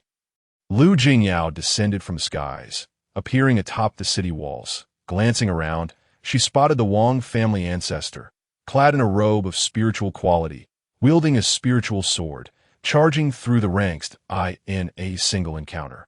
He dispatched ferocious demon soldiers, their massive forms crashing down from the walls, raising clouds of dust.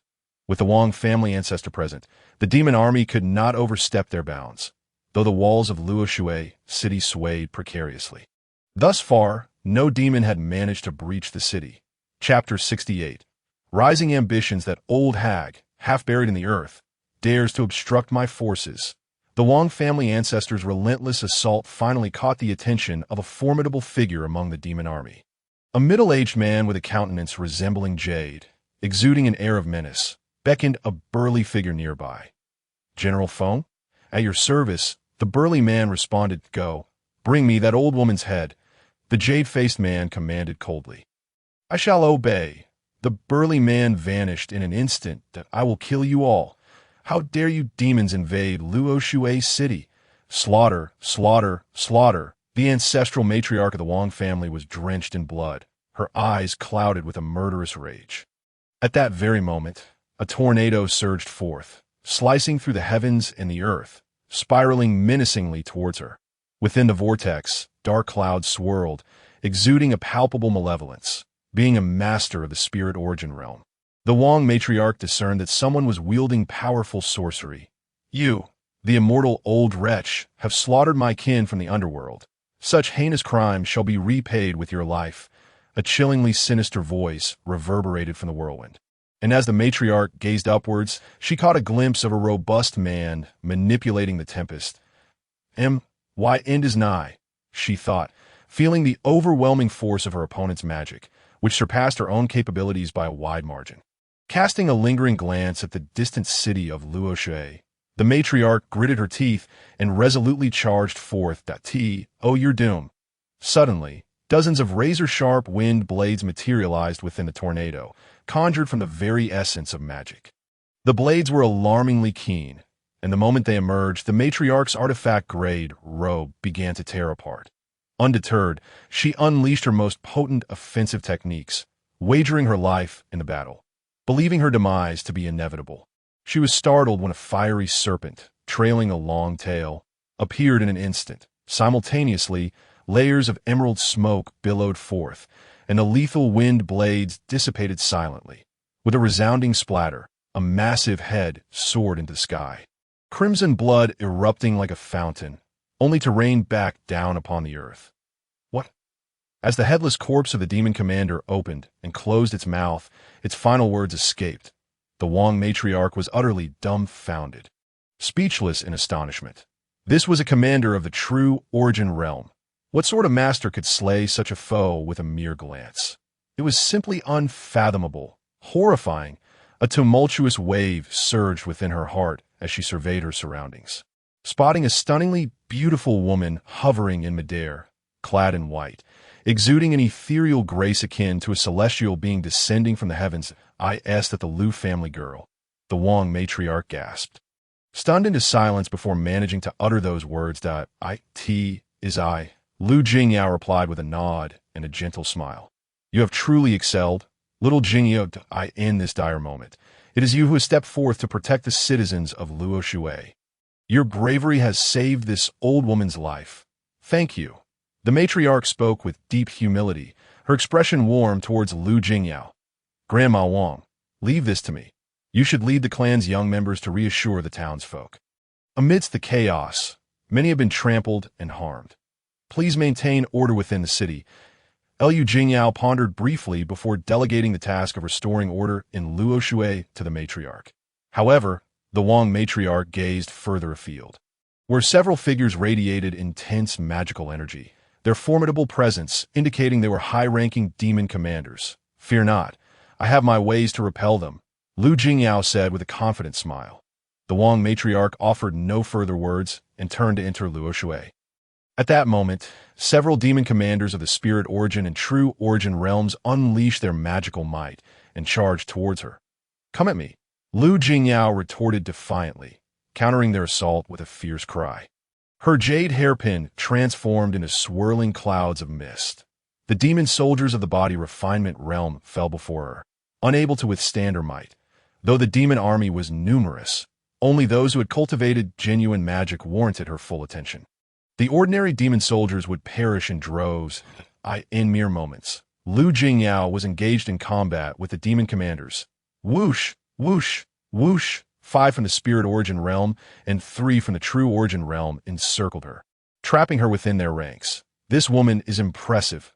Capture her, and I shall take her as my concubine, declared a middle-aged man with a refined visage, observing the battlefield from a distance, secretly communicating with his subordinates. Little maid, our general desires to take you as his concubine. Not resist. Submit willingly. A True Origin commander raised a massive copper hammer, swinging it down upon Lu Jingyao with devastating force. The copper hammers weighed over 1,000 pounds, radiating immense magical energy, yet the demon commander wielded them with ease, as if they were mere feathers. You seek death, Lu Jingyao exclaimed, her fury igniting as she unleashed her magical power, transforming it into a 3-foot-long blade of stellar energy. Striking fiercely, she invoked her spells and summoned her artifacts. The jade hairpin morphed into layers of mist, and the fire serpent's sword darted back and forth In less than 10 breaths, the fire serpent's sword leapt and pierced the chest of the demon commander. A gaping hole, the size of a basin, appeared, and the heart of the True Origin commander shattered, resulting in his immediate demise. How could this be? The demon commander, even in death, could not fathom the reality of his situation. Chapter 69. Facing the enemy alone, kill her. Witnessing Lu Jingyao unexpectedly slay his trusted commander, the general of the Gangyuan realm wore a grim expression, furiously issuing orders. Upon hearing this, the other commanders roared in anger and charged towards Lu Jingyao in a frenzied assault. Lu Jingyao, though outnumbered, held her ground, slightly on the defensive as she battled the demon commanders. She sporadically threw out jade talismans inscribed with arrays, crystals, and fragments of mysterious gold. Suddenly, the spiritual energy of the world surged uncontrollably. As the sun dipped below the horizon, enveloped by the night, stars twinkled brightly, shining like jewels against the vast darkness. In that instant, glimmers of starlight cascaded from the heavens, weaving together like a silken ribbon. Crystal clear as water, Lu Jingyao's figure danced gracefully, her hand movements fluid as she chanted incantations. The stellar energy transformed into brilliant beams of light, intertwining and converging. This is bad. No. The demon commanders screamed in agony as their massive forms were illuminated by the radiant beams. Instantly severed, their dismembered bodies rising into the air, emitting thick plumes of black smoke. To challenge this lady is truly courting death.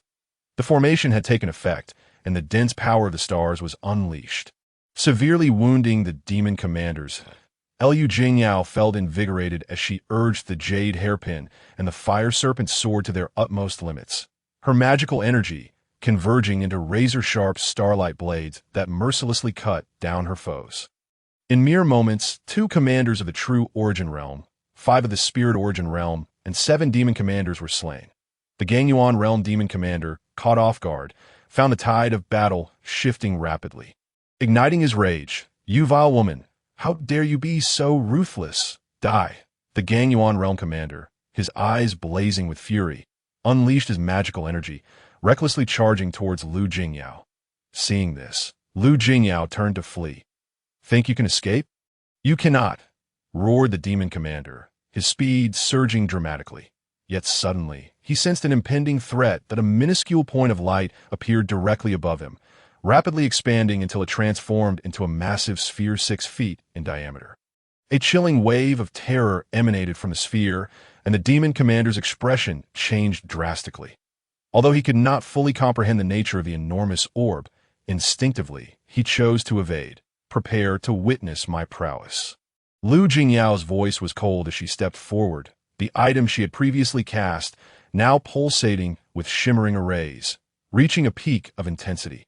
From the surface of the enormous sphere, 6 slender beams of light emerged, swirling and gradually thickening, penetrating the heavens and the earth. Wherever the beams touched, the ground cracked and rocks shattered, carving deep, terrifying chasms. The 6 beams of light danced and shifted, completely encircling the demon commander. "What is this?" The demon commander seethed with rage as the 6 beams of light sealed his escape. His magical power surged as he attempted to break through, but the moment his energy made contact with the stellar beams, it began to crumble. Unable to breach the barrier, Lu Jingyao, leveraging the formation's power, maneuvered effortlessly, her movements fluid and deliberate.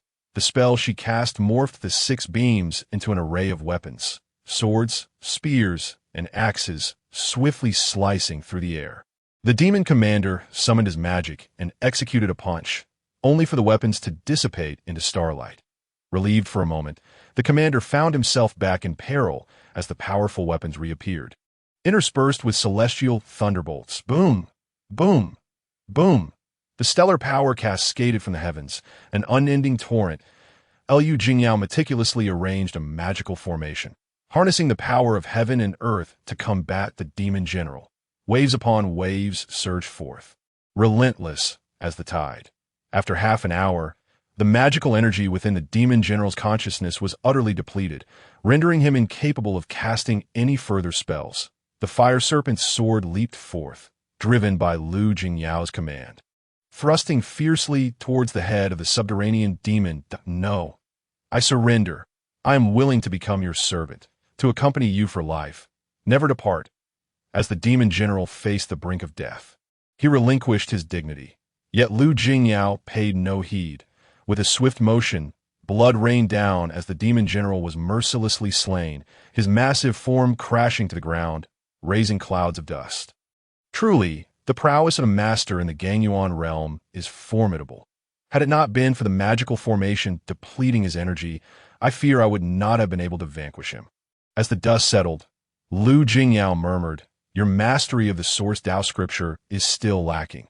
If you were to cultivate 9 consciousness Cs, even when facing 2 or 3 from the Gangyuan realm, you could forcefully slay them without relying on a formation.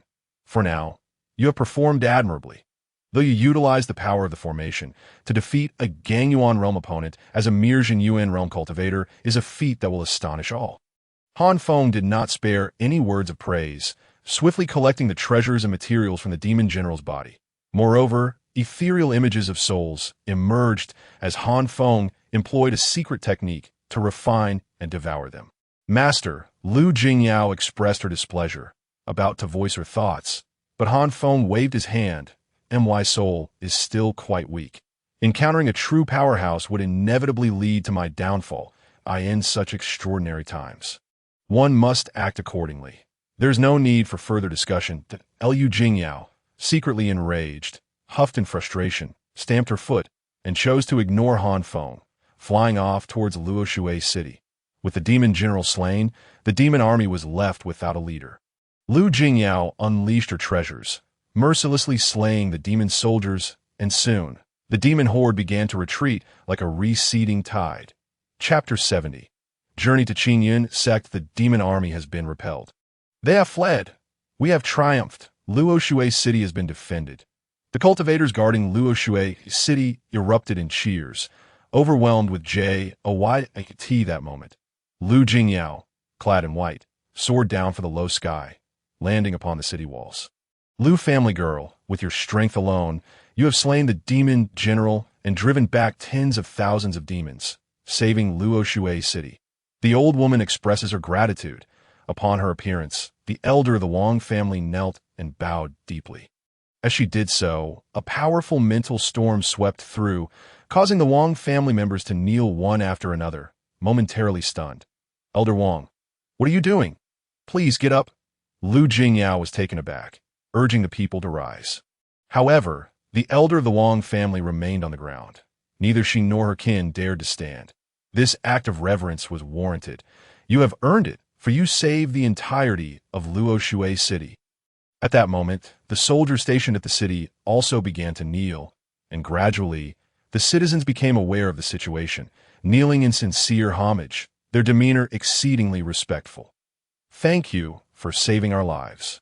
The thunderous cries surged like tidal waves, reaching the heavens. Thousands of citizens knelt in unison, leaving Lu Jingyao astonished and secretly proud. "You have saved Luoshui City, establishing immense prestige in the hearts of the people. However, this is not the time for complacency. I have devoured the demon general's soul and acquired fragments of memories. The main forces and elites of the demons have headed towards Qingyun Sect, which remains the strongest power of the human race in this region. Only by conquering Qingyun Sect can we signify the domination over humanity." Han Feng's voice echoed in Lu Jingyao's mind. "Then we must hasten to Qingyun Sect," Lu Jingyao replied. "Elder Wang, the demons are attacking Qingyun Sect. I must depart at once. Luoshui City is in your capable hands. Take care, my fellow townsfolk." This declaration was made with her magical power, ensuring that nearly all of the city could hear her. With that, Lu Jingyao prepared to leave directly. "Take care, Lu family girl," the elder of the Wang family said. Lu Jingyao nodded, subsequently feeling no lingering attachment, and swiftly departed. Afterward, the sounds of "take care" rang out in Luoshui City. People gazed at her figure, continuously waving their hands. Hearing the voices from below and seeing the citizens bidding her farewell, Lu Jingyao could not help but feel moved to tears. This resolute her determination to repel the demons and protect the people only strengthened. The two soared toward Qingyun Sect, and indeed, along the way, they witnessed smoke rising from the earth as various cities were besieged and attacked by the demon army. Each time they encountered such a scenario, Lu Jingyao would engage, slaying the demon generals and driving back the horde. After days of relentless battle, they finally arrived at the crucial gates of Qingyun Sect. The mountains stretched endlessly, spanning thousands of miles. Once a disciple of Qin Yun's sect, Lu Jingyao was intimately familiar with the sprawling mountain range. However, at this moment, Qin Yun's sect did not appear as tranquil and serene as she remembered. Sword energy surged, radiance flickered. At the gates of Qin Yun's sect, one protective formation after another was activated, with vegetation withering and flowers wilting. The disciples and elders of Qin Yun's sect were valiantly utilizing the protective formations to fend off the demon's assault. After a brief observation, Lu Jingyao discerned that amidst the overwhelming demon army, many formidable auras were present, clearly belonging to the elite demon cultivators. Under the leadership of these experts, the demon army relied on magical artifacts and formations to encircle Qin Yun's sect completely. A malevolent aura permeated the air, black mist billowing skyward. The protective formations of Qin Yun's sect were on the verge of collapse, with continual destruction of formations and a merciless slaying of the disciples and elders controlling them by the demons. How outrageous! These subterranean demons are utterly deranged, seeking to uproot Qin Yun's sect and obliterate it entirely. Lu Jingyao's expression darkened, nearly dripping with anger. She held a deep affection for Qin Yun's sect. Witnessing its members fall one after another twisted her heart in anguish. With a furious roar, Lu Jingyao summoned her treasures and charged into the midst of the demon army. This little girl truly does not know the heights of heaven or depths of the earth. This is the main force of the demon army. How could it be so easily shattered? Han Feng silently shook his head. Huh, little girl, you are truly audacious to dare charge alone into the enemy ranks. I shall see just how much you are worth. Indeed, as Lu Jingyao plunged into the fray, a demon general donned in armor, with a fierce beard, blocked her path. This demon general wielded a ghost-faced large ringed blade. Exuding an imposing aura and abundant magical power, as Lu Jingyao charged forward, he remained unperturbed, flipping his palm to reveal a command flag. The demon general waved the flag, and his soldiers immediately rearranged themselves, surrounding Lu Jingyao from all sides, above and below, encroaching from all directions. Among the demon army were numerous magical artifacts, robes, and spirit tier treasures, all working in concert to form a grand formation. Having completed this maneuver, the demon general sneered coldly. Die. Lu Jingyao disregarded the demon army entirely, summoning her treasures as her magical energy transformed into the sharpest star element divine blade, fiercely striking towards the demon general. Let me show you the prowess of this general. Layers of azure smoke surged forth as the fire serpent's sword wove through the air, yet the demon general showed no fear, raising the ghost-faced large ringed blade high. He unleashed 3 swift strikes.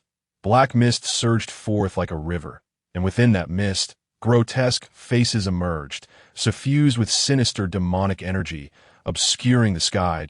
In an instant, the azure smoke was shattered, and the jade hairpin reverted to its original form.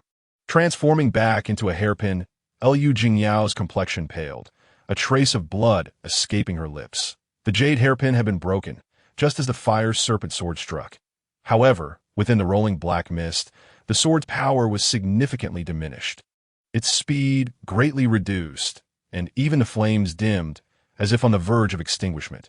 Not only that, but Lu Jingyao felt the demon general's magical power eroding the fire serpent's sword, as if attempting to forcibly refine the treasure. He was harnessing the strength of the demon army beneath him. In this moment, the combined might of countless demons converged upon him. Even a master of the Gangyuan realm might not be able to defeat him. Han Feng analyzed the situation to Lu Jingyao, observing how she would respond. Chapter 71. Breaking through the formation upon hearing Han Feng's analysis, Lu Jingyao finally grasped the situation. Nevertheless, she made no adjustments to her combat style. Rather, her offensive became even more urgent and fierce. With a hum, the void trembled as the demon general expended his magical energy to refine the fire serpent sword. Meanwhile, under Lu Jingyao's urging, the jade hairpin shrank down. Resembling a delicate embroidery needle, in a flash of emerald light, the jade hairpin leaped and vanished from sight. As the spell unfolded, Lu Jingyao transformed her magical power into a series of razor-sharp star element divine blades. Each blade of the divine sword measures over a foot in length, as thin as a cicada's wing and as cool as water. The star elemental divine sword, forged from the convergence of countless magical forces, crisscrosses and envelopes the surroundings, striking fiercely at the demon commander.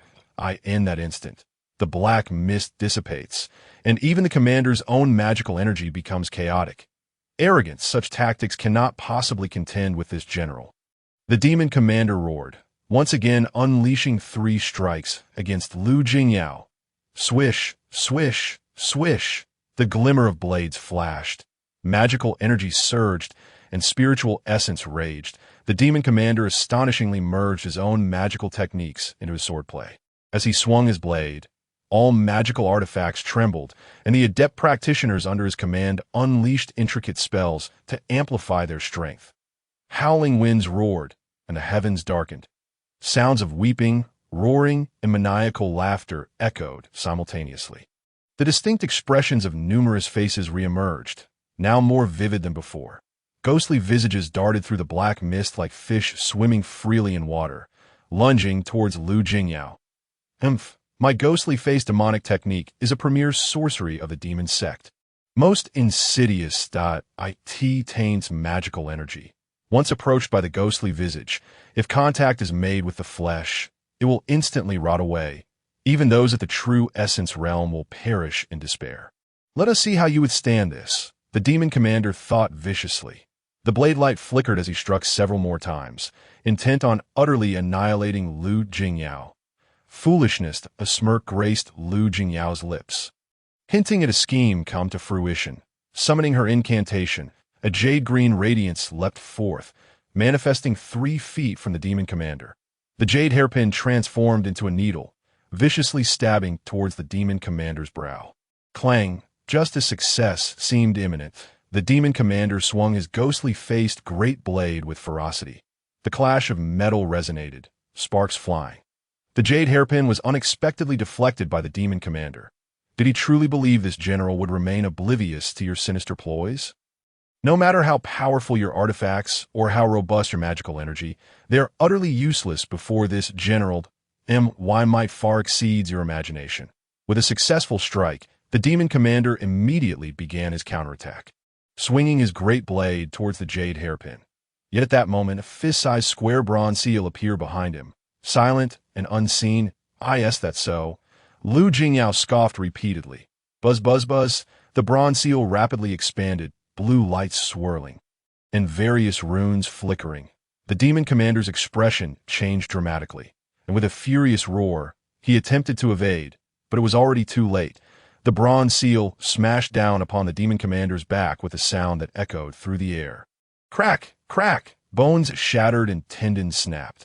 The demon commander was instantly grievously injured, at the same time. Many soldiers under the demon commander's command coughed up blood, with the weaker ones bleeding profusely from their orifices. Some even dying from the shock. Did you think that by leveraging the strength of your subordinates, you could act with impunity? With that successful strike, Lu Jingyao felt invigorated. Channeling her techniques, the star elemental divine sword coalesced once more, slicing towards the demon commander from all directions. The fire snake sword traced an extraordinarily peculiar arc, unexpectedly bypassing the ominous ghost-faced great blade, lashing out fiercely at the demon commander's flesh. How infuriating. So many artifacts? Can you manipulate them with such ease? Your magical energy has reached such depths. The demon commander, flustered and disheveled, rose to his feet and swung the ghost-faced great blade to block the bronze seal. Yet the fire snake sword surged forth with great momentum. The demon commander grasped with his large hand, weaving magical energy into fine threads, interlacing them to form a vast net that ensnared the fire snake sword. At that moment, a flash of jade-green light darted by, and a jade-green embroidered needle pierced through the demon commander's magical barrier and protective robe, embedding itself in his chest. Break for me! Lu Jingyao struck with ruthless intent. Having succeeded, she altered her incantation. The jade hairpin, now the size of a needle, suddenly expanded, shattering the demon commander's heart in an instant, transforming it into a cloud of blood mist. No. A piercing scream reverberated through the heavens. filled with unwillingness and fury. As the demon commander fell completely, in that same moment, hundreds of demon soldiers disintegrated in a blood mist, utterly vanquished, while the remaining demon soldiers were severely injured and in disarray. A black, resplendent light surged forth like a torrent, and the ghost-faced Great Blade was secretly retrieved by Han Feng. Liu Jingyao dashed back and forth, in the span of merely a few breaths. The demon soldiers were thoroughly defeated. An army of 10,000 demons was unexpectedly shattered. At this moment, Liu Jingyao displayed a hint of fatigue. The expenditure of magical energy was immense, leaving her somewhat at a loss. Next, it will be my turn, Han Feng declared. His prior inaction was merely to temper Liu Jingyao, and that objective had been achieved. The commotion had drawn the attention of the higher echelons of the demon forces. This was beyond what Liu Jingyao could handle. Han Feng divided a portion of his magical energy to shield Liu Jingyao and charged towards the heart of the demon army. Dark clouds rolled in, obscuring the sun. Wherever they went, the demon soldiers could not withstand it. Once tainted by the black clouds, their flesh would rot, their bodies withering, and they would perish within mere moments. Chapter 72. A single slap. Who goes there, concealing oneself, creating illusions? What kind of hero does that make? A dozen demon masters of the Huiyuan and Gangyuan realms roared as they charged forward, confronting the rolling dark clouds. Among them was one particularly skilled in formations. That individual altered his incantations and began to activate a formation. Operating a formation before the true master, a display of incompetence. Han Feng did not reveal himself, but his voice resonated from within the swirling dark clouds. All the demon experts felt an overwhelming pressure. This is bad. Why can't the formation be activated? The demon commander skilled in formation shouted. That is because your understanding of formations is still lacking. Watch and learn from the master. Han Feng sneered. Accompanied by his mocking laughter, suddenly, sword energy surged forth, the essence of metal pervading the air, and fiery, serpentine forms emerged from the void. This is terrible. The formation has been seized by him. The demon sex experts were utterly astonished, their fury boiling over. Each unleashed their exquisite spells and resistance. However, it was of no use, within merely a dozen breaths. The demon commanders found themselves trapped within the formation and were all obliterated. Boom! At that moment, the ground shook violently. Mountains crumbled, and rivers reversed their flow. From deep within the mountain range of the Qingyun sect, a deafening explosion echoed, shaking the very earth. That was the Xiandao Pavilion, the repository of various scriptures and Dao scrolls, the core stronghold of the Qingyun sect. Liu Jingyao's expression changed drastically. We must go. Without a moment's pause, Han Feng soared towards the Xiandao Pavilion. Below, the demons formed ranks, creating large formations that interconnected and completely sealed off the Qingyun sect.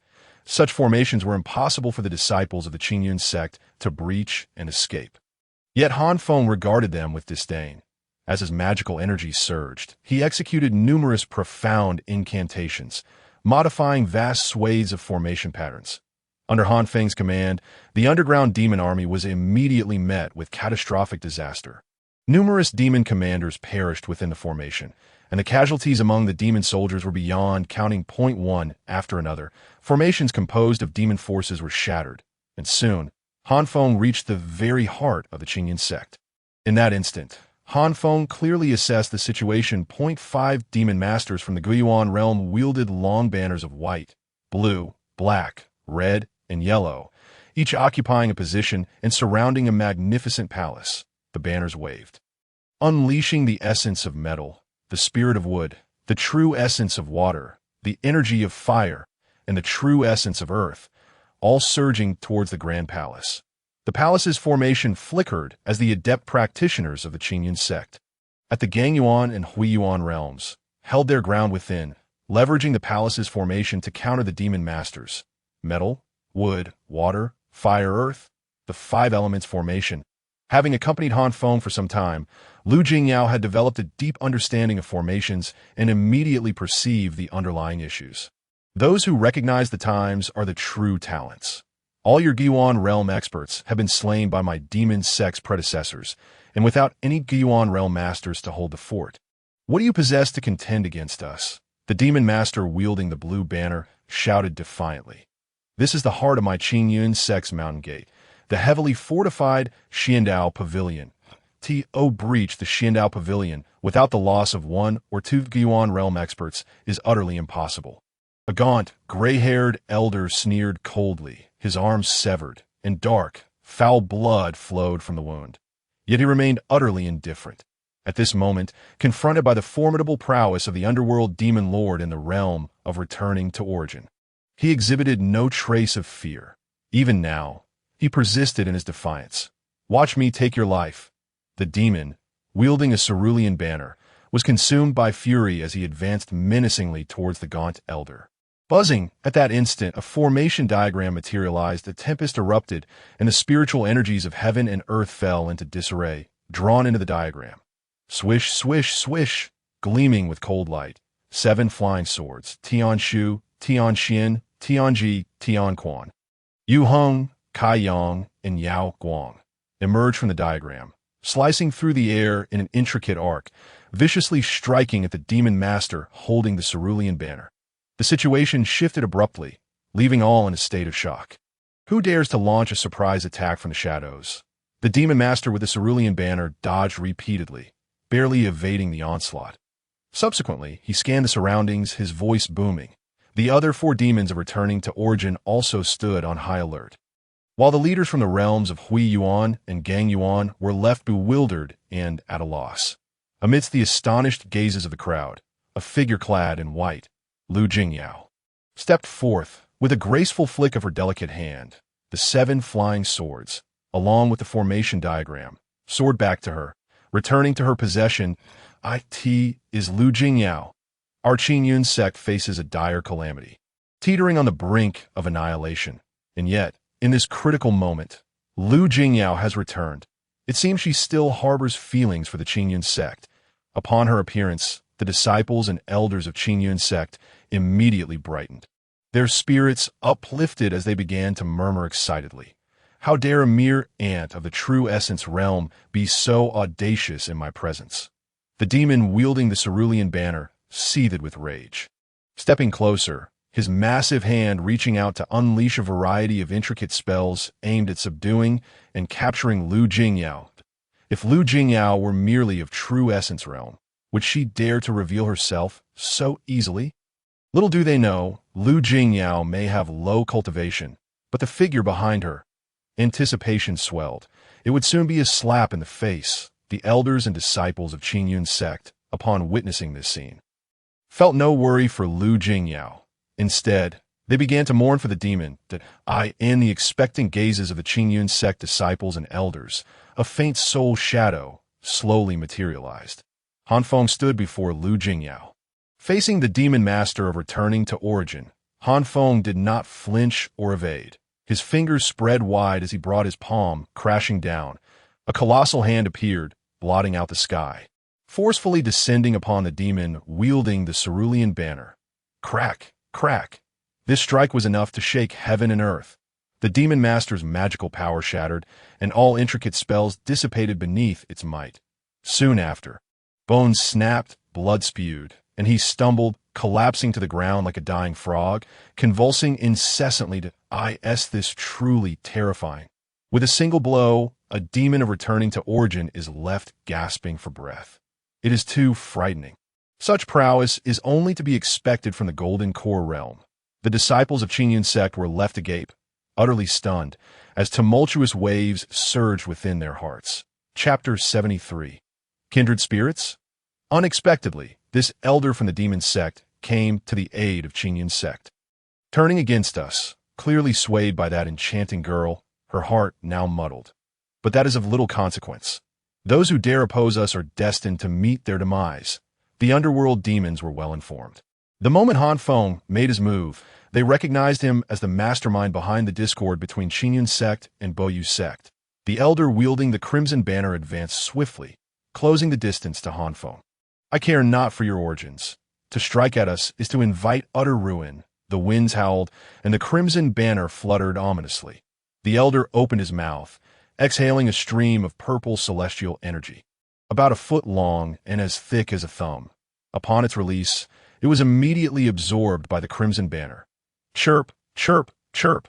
After absorbing the purple celestial energy, the banner billowed, its embroidered red runes becoming vividly pronounced, revealing countless images of mythical beasts and divine birds, fire crows, phoenixes, vermilion birds, fire serpents.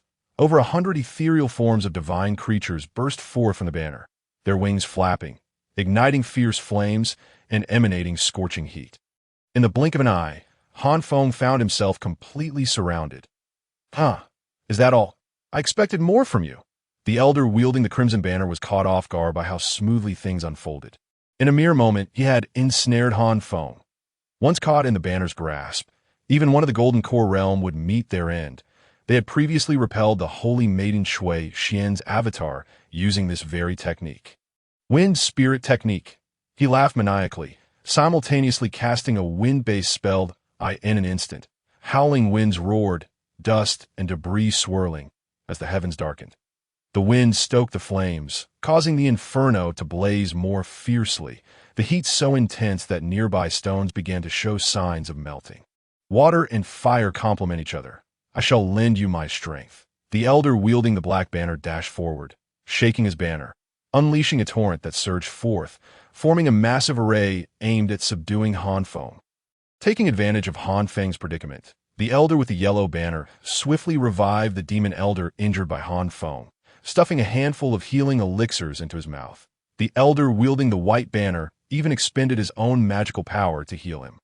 In a matter of moments, the elder wielding the cerulean banner regained 3/4 of his strength. How infuriating! We regarded him as an esteemed elder from the demon sect, yet he dared to strike at us.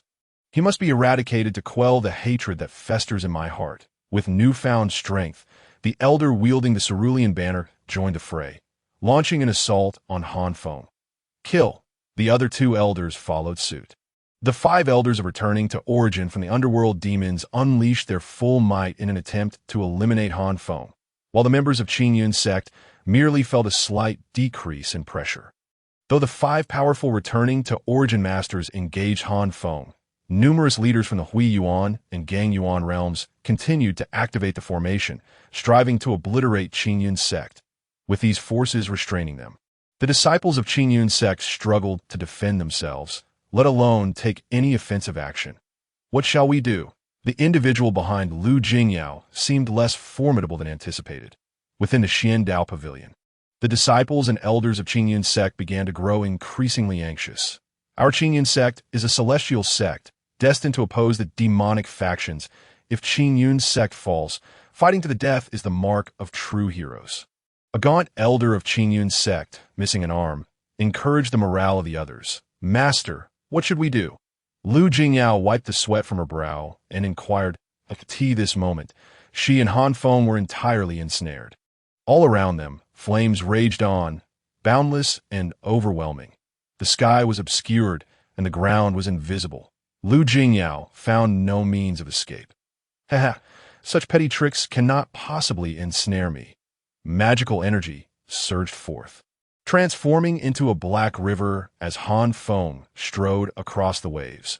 Wandering through the infinite sea of flames, he observed and contemplated while laughing heartily. I was merely drawn into their encirclement while attempting to scrutinize the formation within the banner. Such trivial techniques are easily dismantled. After wandering through the sea of flames for a brief moment, Han Feng had gleaned many secrets and discovered some rather intricate methods of artifact refinement. With his goal achieved, he prepared to leap free from encirclement. At that moment, he suddenly sensed the array patterns on the Li Hua Divine Furnace beginning to flicker violently. The Li Hua Divine Furnace was a fragmentary Dao artifact, requiring considerable time and effort for restoration. Now, with the furnace exhibiting unusual phenomena, could it be related to this banner? Upon this realization, Han Feng infused his magical energy into the Li Hua Divine Furnace. Buzzing, the heavens shifted and the spiritual energy went awry. The boundless flames suddenly converged as if rivers returning to the sea, completely absorbed by the Li Hua Divine Furnace, leaving not a trace behind. What is happening? The elder wielding the crimson banner was the first to sense something was amiss. Before he could react, a colossal hand, as dark as ink, descended from above. Boom! With a resounding crash, the elder perished instantly. Dissolving into a cloud of blood mist, with a swift grasp, Han Feng collected the fiery crimson banner, casually discarding it into the Li Hua divine furnace. Not good!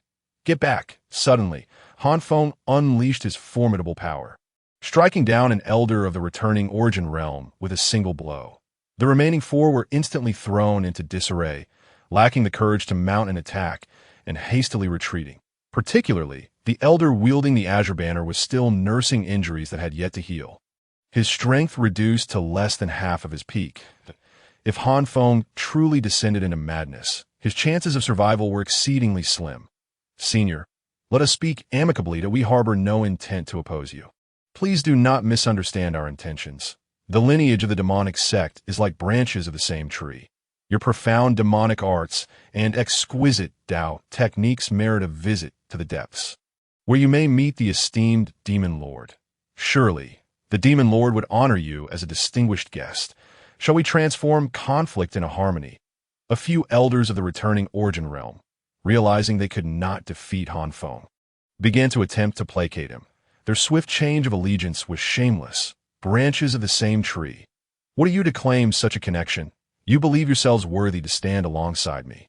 I'm a practitioner of both celestial and demonic arts. I do not walk the same path as you. Han Feng retorted with a disdainful smile. I ask that your stance, Senior. Have you truly resolved to be our enemy? Wherever my army goes, we conquer and subdue. Senior, consider your actions carefully. Do not lead yourself astray. The downfall of the Qingyun sect is imminent. Senior, you must recognize the tides of time. Assisting the Qingyun sect leads only to a dead end. Failing to win him over, the elders of the returning Origin realm resorted to verbal threats. Those who recognize the tides of time are the true talents. You dare utter such words before me? Han Feng seethed with fury, his form flickering as he charged forth. Chapter 74. Complete Annihilation Boom. A bronze seal suddenly materialized, descending from the heavens to violently strike the elder of the underground demons who held the Azure Banner. This bronze seal had been refined through Lu Jingyao's magical prowess. Yet when Han Feng summoned it, there was no sense of delay or obstruction. They complemented one another perfectly. Han Feng's profound cultivation and immense magical energy amplified the seal's might to several times greater than when Lu Jingyao wielded it.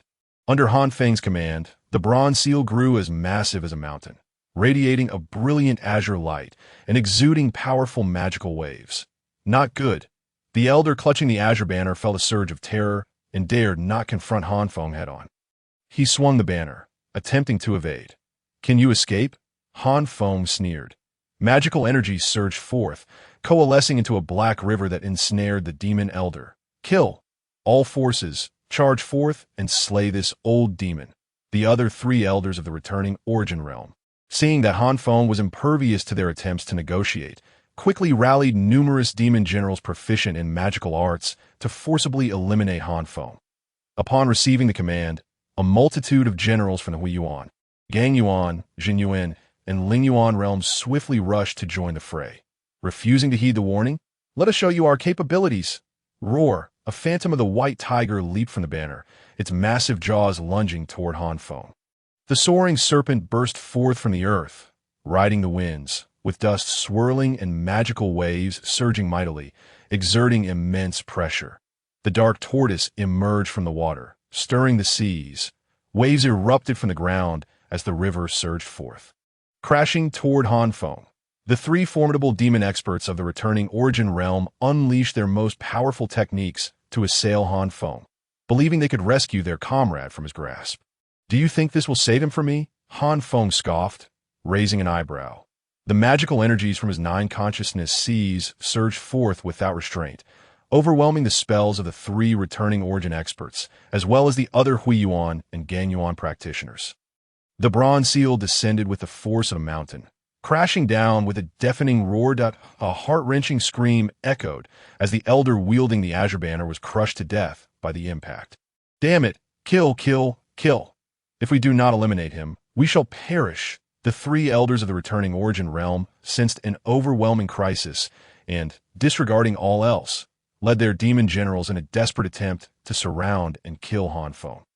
Foolish mortals, to challenge me is to invite your own demise. Han Feng chuckled darkly, his form shifting and swirling as he unleashed a myriad of profound techniques. Whoosh! The howling winds created turmoil in the very essence of heaven and earth. And at that moment, the entire Qingyun sect, the mountains, streams, valleys, and trees, was illuminated with flickering arrays, like a terrifying and chilling aura radiated forth, instilling a profound sense of dread in the demon army and their generals. What is happening? My Qingyun sect's sacred grounds. So many formations activating simultaneously. Look over there. That formation is a concealed array, typically dormant. It is only during times of peril that the sect master and the esteemed elders unite to activate it. But now, that formation is coming to life. What is going on? What is happening? The elders and disciples of the Qingyun sect were left stupefied, many unable to comprehend the unfolding situation. Just as the elders and disciples pondered, dozens of demon generals fell into the grand array and were engulfed by white light, letting out a wail before dissipating into a cloud of azure smoke. It was that old demon. No, wait. It is that senior. He is manipulating the array. Remarkable. More than a dozen Gangyuan experts and an equal number of Zhenyuan and Lingyuan practitioners were forcibly annihilated by the protective array of the Qingyun sect. The people of the Qingyun sect erupted in exhilaration. Not good. He is harnessing the power of the Qingyun sect's array. The strength of the array is the power of heaven and earth. As long as the formations endure, the array remains unbroken, and various offensive spells will flow endlessly. If this continues, we shall undoubtedly perish. Find a way to break the array and escape. The three elders of the returning Origin Realm were filled with panic, their hearts racing as they charged forward recklessly. If you escape, what face will I have left? From the moment you sought to kill me, you sealed your fates.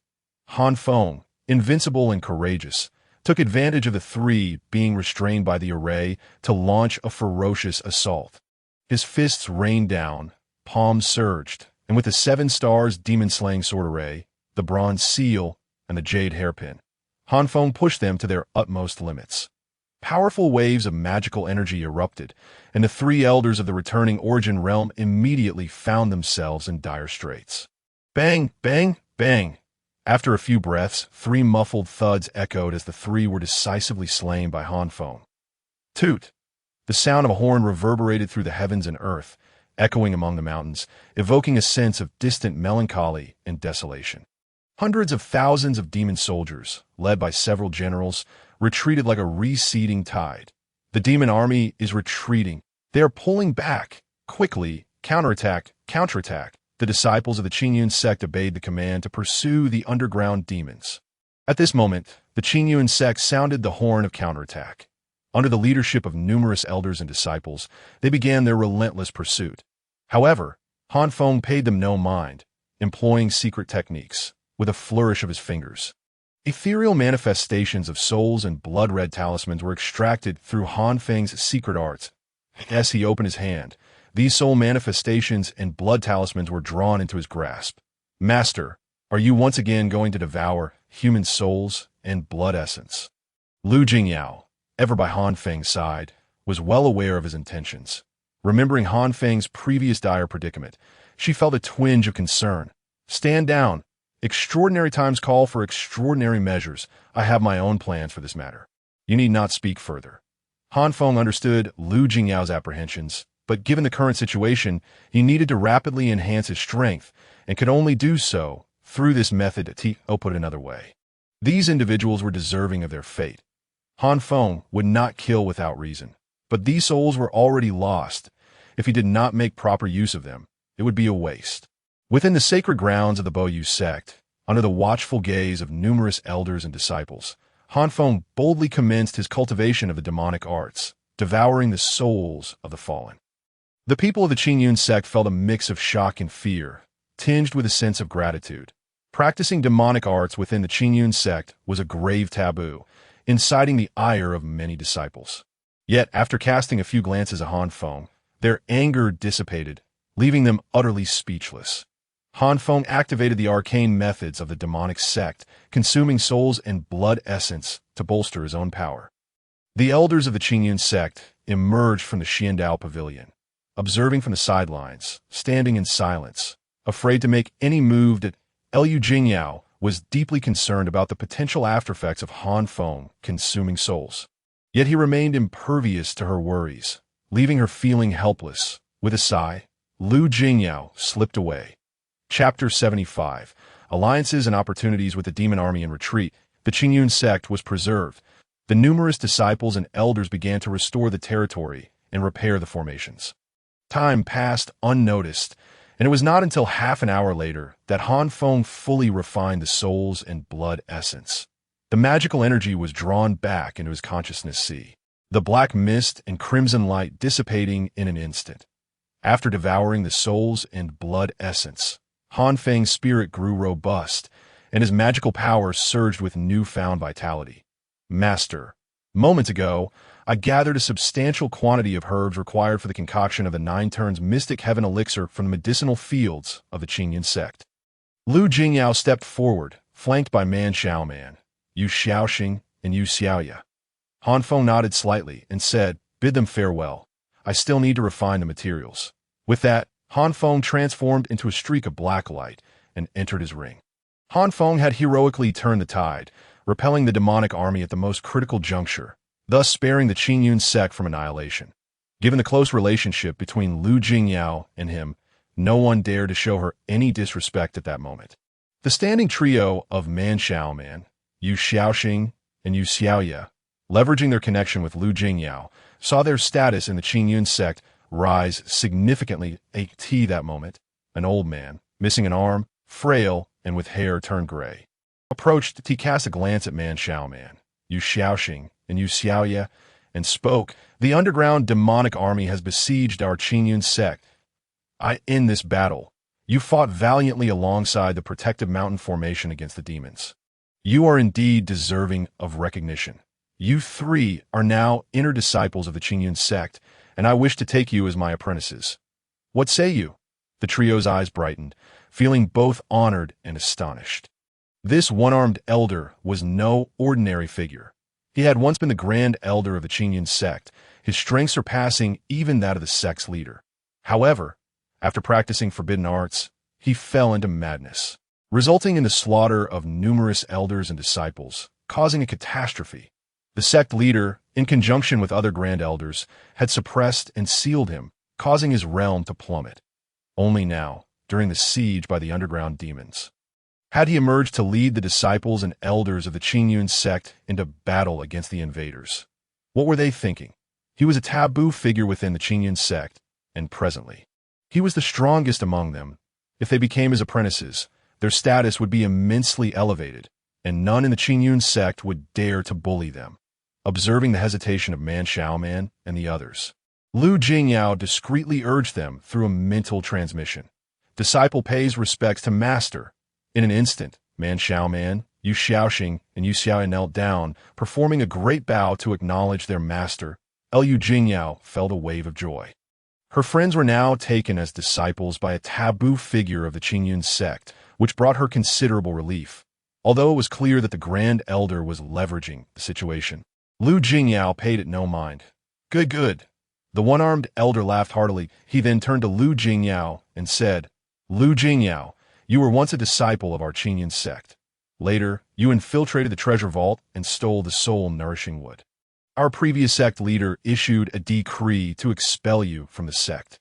However, in this dire hour, with the underground demons attacking and the Qingyun sect on the brink of destruction, your willingness to lend a helping hand shows your deep loyalty and affection for the sect. You have rescued the Qingyun sect from peril, and I hereby announce to all elders and disciples that the decree of the former sect leader is nullified. I implore you to return to the Qingyun sect. Should you agree, you shall become the acting sect leader.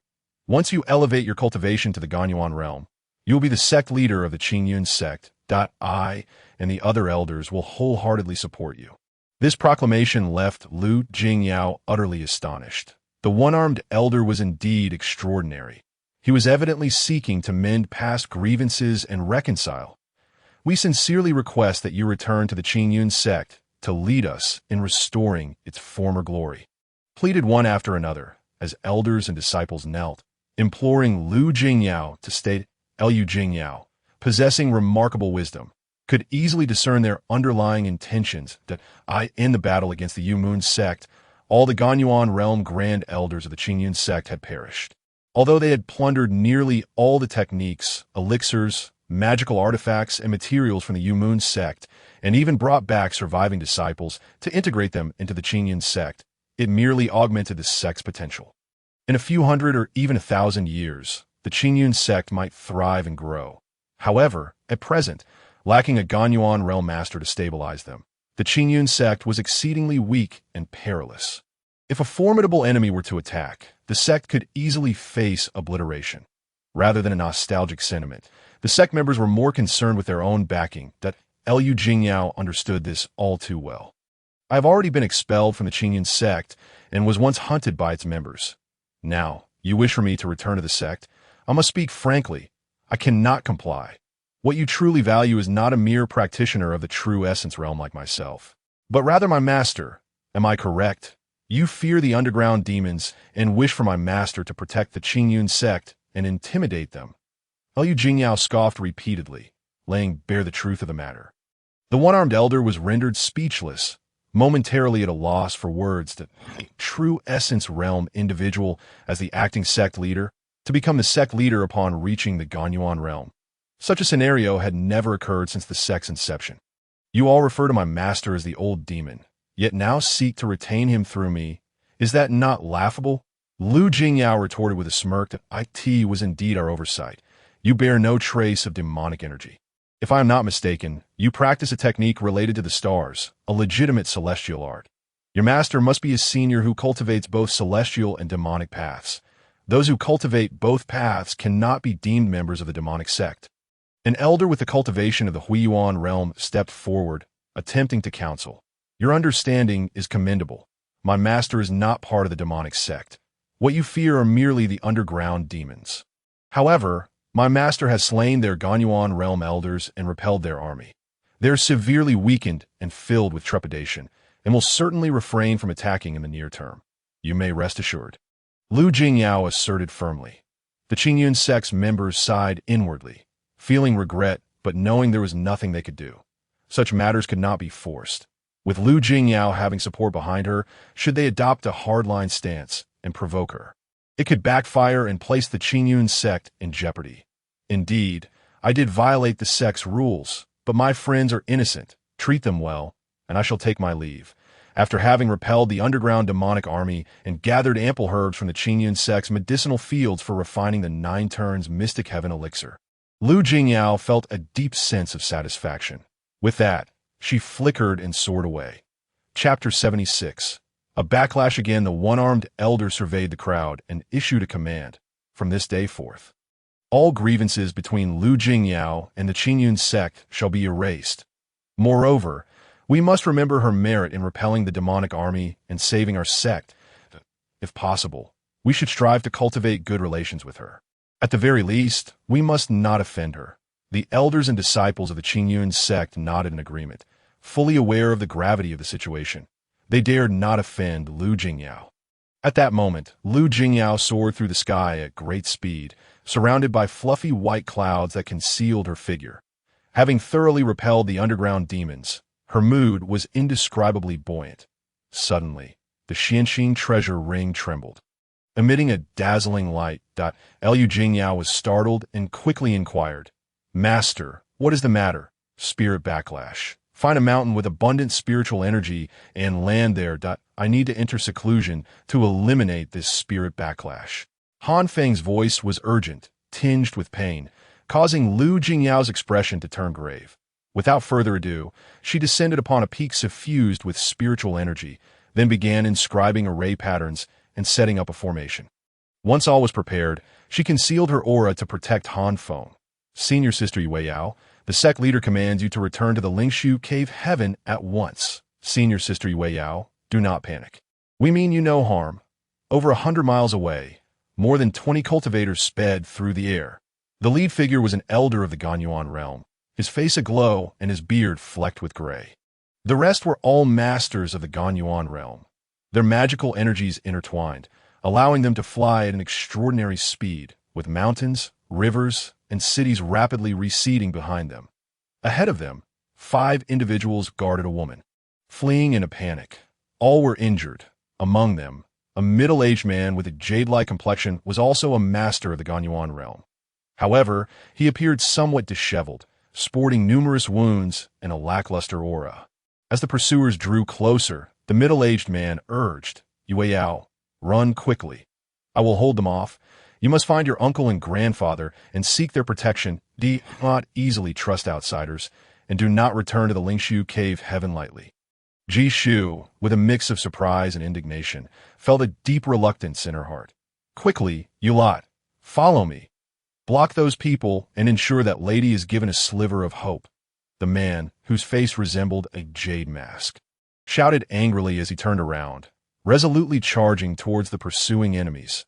Tears welled in Yu Yao's eyes. Gritting her teeth, she quickened her pace and fled. "Ji Chong, you are at the end of your strength. How dare you obstruct my path at this moment? You are merely courting death." The elder with a grizzled beard scolded vehemently. "Jin Yishur, Lady Yu Yao, is the jewel of the sect leader's eye, known for her chivalry and righteousness, having committed no wrongs or violated any sect rules. Why do you seek to annihilate her?" Ji Chong roared in fury. "Nonsense. Why will we harm Lady Yu Yao? We are following the sect leader's orders to welcome her back to Lingshu Cave." Jin Yishur maintained his composure, exuding an air of righteousness. "Do you take me for a child of 3? The sect leader has long employed secret techniques to covertly send word to Lady Yu Yao, urging her to flee as far as possible and never return to Lingshu Cave. Though I am not privy to the details of what transpired, one thing is certain. You, like those who pursued us earlier, are acting on the orders of the Grand Elder." Ji Chong directly exposed Jin Yishur's deceit, tearing away their hypocritical fade. "The Grand Elder speaks the truth. The sect leader is indeed no ordinary figure. Let me tell you plainly, the sect leader's wife is a demon. Those not of our kind harbor different intentions. For this alone, the sect leader should resign."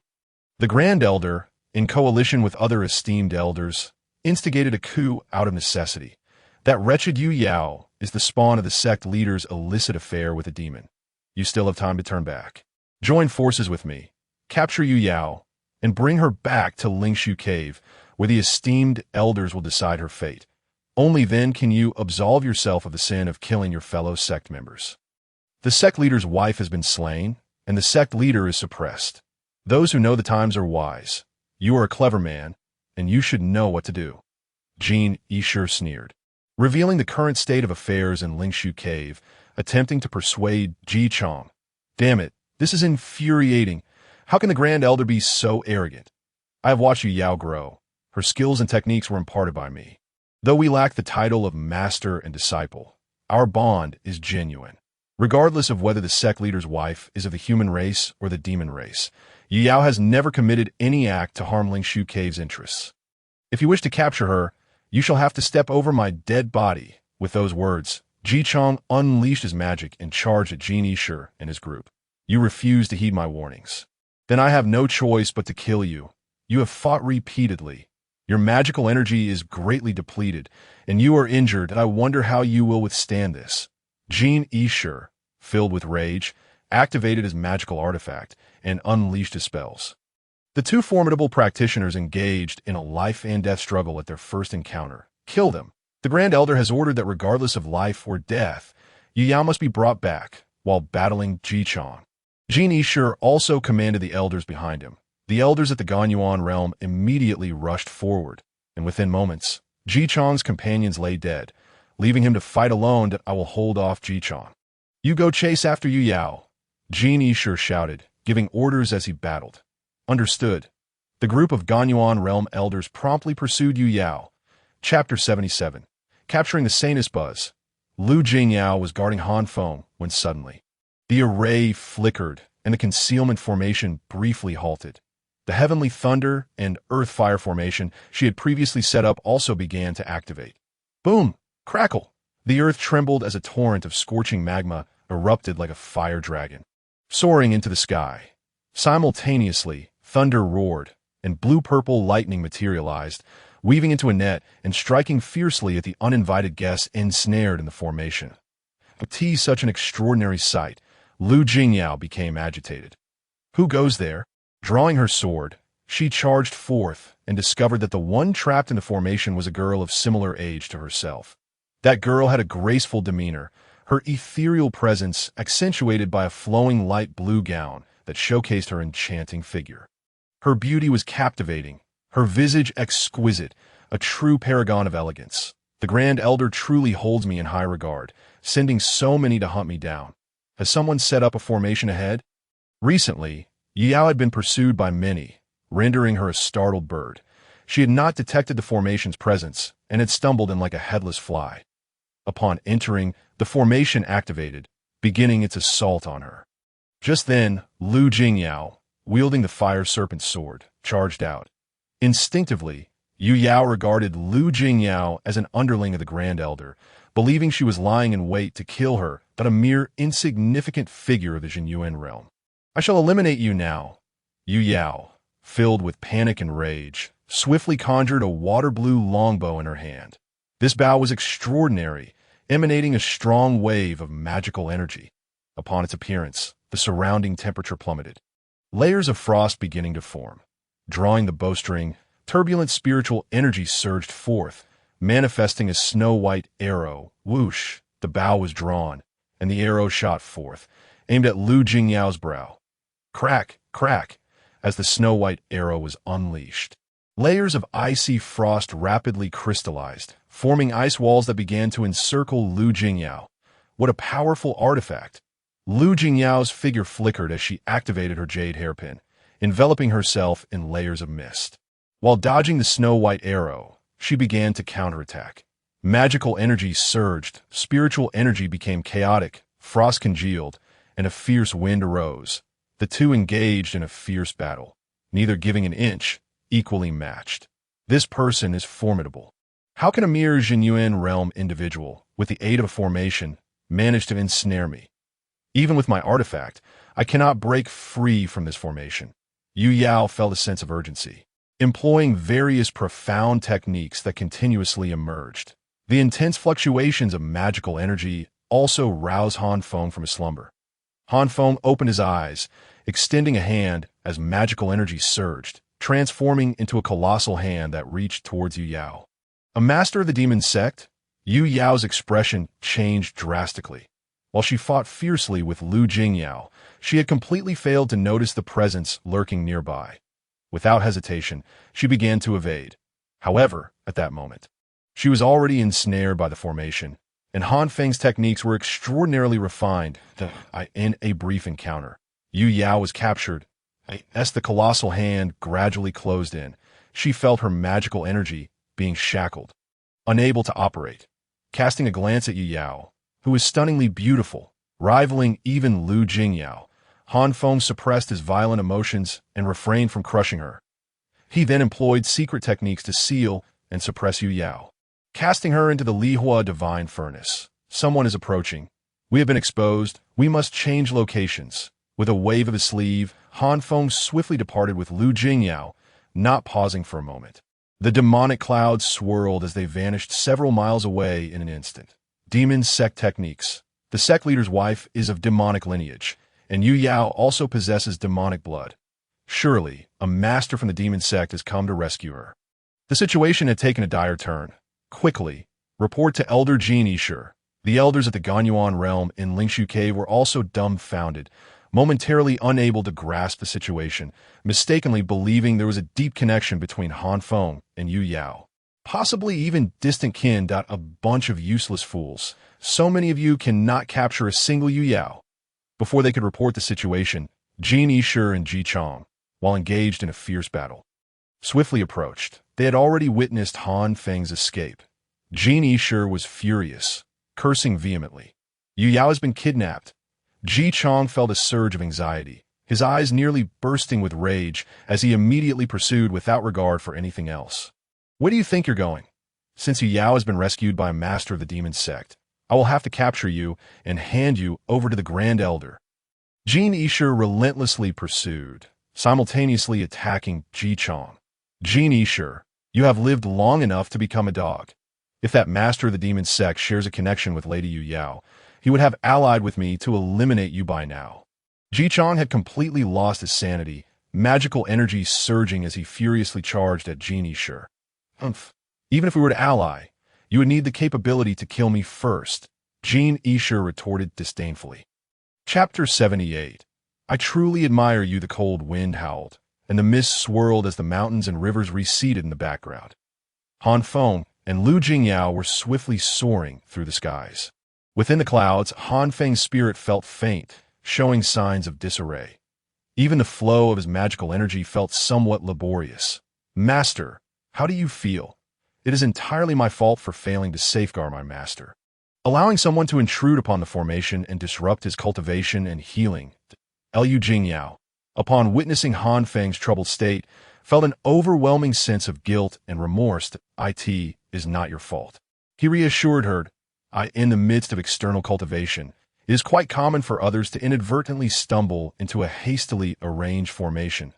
I have examined the array you set up. It is flawless. Han Feng offered a wry smile. This incident was, in truth, an unfortunate accident, and not Lu Jingyao's error. With a fragment of his consciousness, he glanced at Yue Yao, who was sealed within the Li Hua divine furnace. This matter originated because of you. Thus, I shall share a brief respite with you, hastening the healing process and alleviating the repercussions of the soul backlash. Han Feng strained to maintain his composure. Soaring forward at an astonishing speed, in mere moments, he had traversed thousands of miles. After pausing briefly and confirming that no one was in pursuit, Han Feng descended from the clouds, alighting upon a mountain dense with trees and strewn with peculiar stones.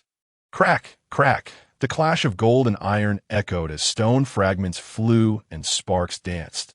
Deep within the mountain, Han Feng carved out a small cave, after arranging the formation and setting up restrictions. He instructed Lu Jingyao to stand guard outside. Now, tell me, who are you? Han Feng inquired, all the while suppressing the soul backlash as he retrieved Yue Yao from the Li Hua divine furnace, casting her onto the ground. A sideways glance revealed a woman with a tall, graceful figure, exuding an ethereal charm. The essence of both otherworldly grace and allure perfectly coalesced within her. Why must you feign ignorance? Surely you know who I am. Now that I've fallen into your hands, I have no further words to offer. What you will. If I so much as frown, I shall no longer be recognized as the daughter of Yu Chong Kong. Han Feng was momentarily taken aback. Yu Chong Kong? I am unfamiliar with him and have not heard of him. Are you not sent by the Grand Elder? Yue Yao responded in astonishment. I am Yue Yao, the saintess of Lingshu Cave Heaven. Yu Chong Kong is my father, the sect leader of Lingshu Cave Heaven. You would do well to release me. I can act as though this incident never occurred. Should you dare to harm me, Lingshu Cave Heaven will mobilize all its forces to hunt you down. You will have no hope of survival. Yue Yao rose to her feet, scrutinizing the young man before her, who stood tall and handsome. Recognizing his soul state, she spoke with boldness. You are left with merely your soul, having lost your physical form. Now your soul is in disarray, a result of consuming vast amounts of souls leading to this backlash. If I am not mistaken, you must have engaged in a life and death battle, where you were not a match for your adversary and were annihilated. Now, driven by desperation, you consume souls to increase your power and seek vengeance. Is that not true? As she spoke, she discreetly observed Han Feng's expressions. Now, I offer you a clear path, a chance for revenge. Oh, Han Feng raised an eyebrow. Pray, enlighten me. It is simple. Align yourself with me. I will assist you in restoring your soul and reconstructing your body. All I ask is for your unwavering loyalty.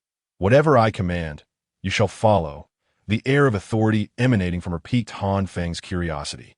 Such presence could only belong to Yue Yao, the saintess of Lingshu Cave Heaven, honed from years of wielding great power and witnessing grand spectacles. At the very least, Lu Jingyao could not exude such an aura. In dire straits, she would not think to manipulate her enemy for her own advantage. She would merely fight for survival. What a sharp-tongued girl, blustering before me. Oh, you presume I have not encountered grand spectacles. Han Feng scoffed. Oh, you not believe me. It seems I must demonstrate my capabilities. First, release the seals binding me, and I shall help alleviate the negative effects of the soul backlash, sparing you from suffering. With a flourish of his sleeve, Han Feng lifted the seals from Yue Yao. She possessed merely the cultivation of the Huiyuan realm, and he was not concerned about her plotting any schemes before absolute power. All schemes are futile. Han Feng held unshakable confidence in his ability to handle Yue Yao. Once the seals were lifted, Yue Yao felt an overwhelming sense of relief as she invoked her secret arts, channeling her powers and conjuring snowflake-like divine symbols. Han Feng felt an invigorating chill wash over him as a tempest arose, drawing in these snowflake symbols. They cleansed his soul and refreshed his spirit.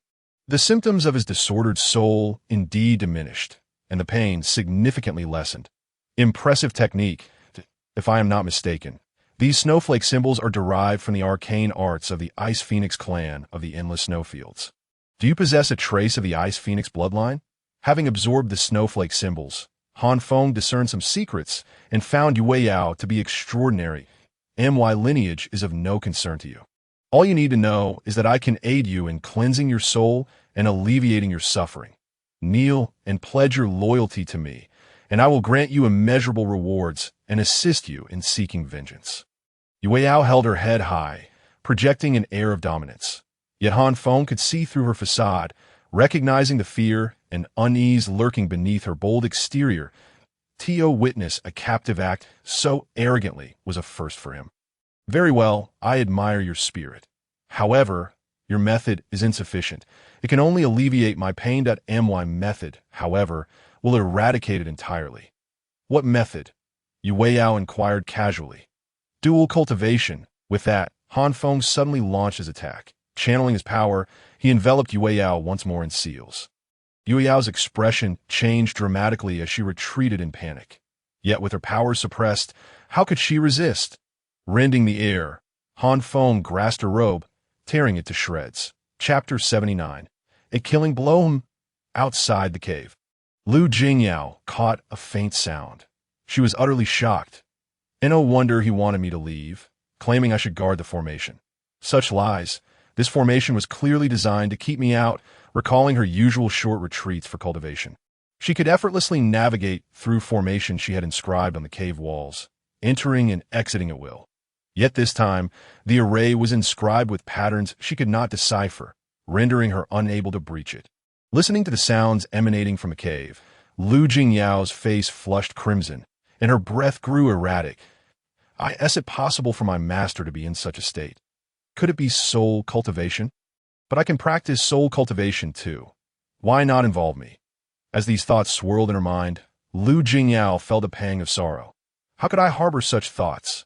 Why would I want to engage in such matters with my master? He is an ancient demon.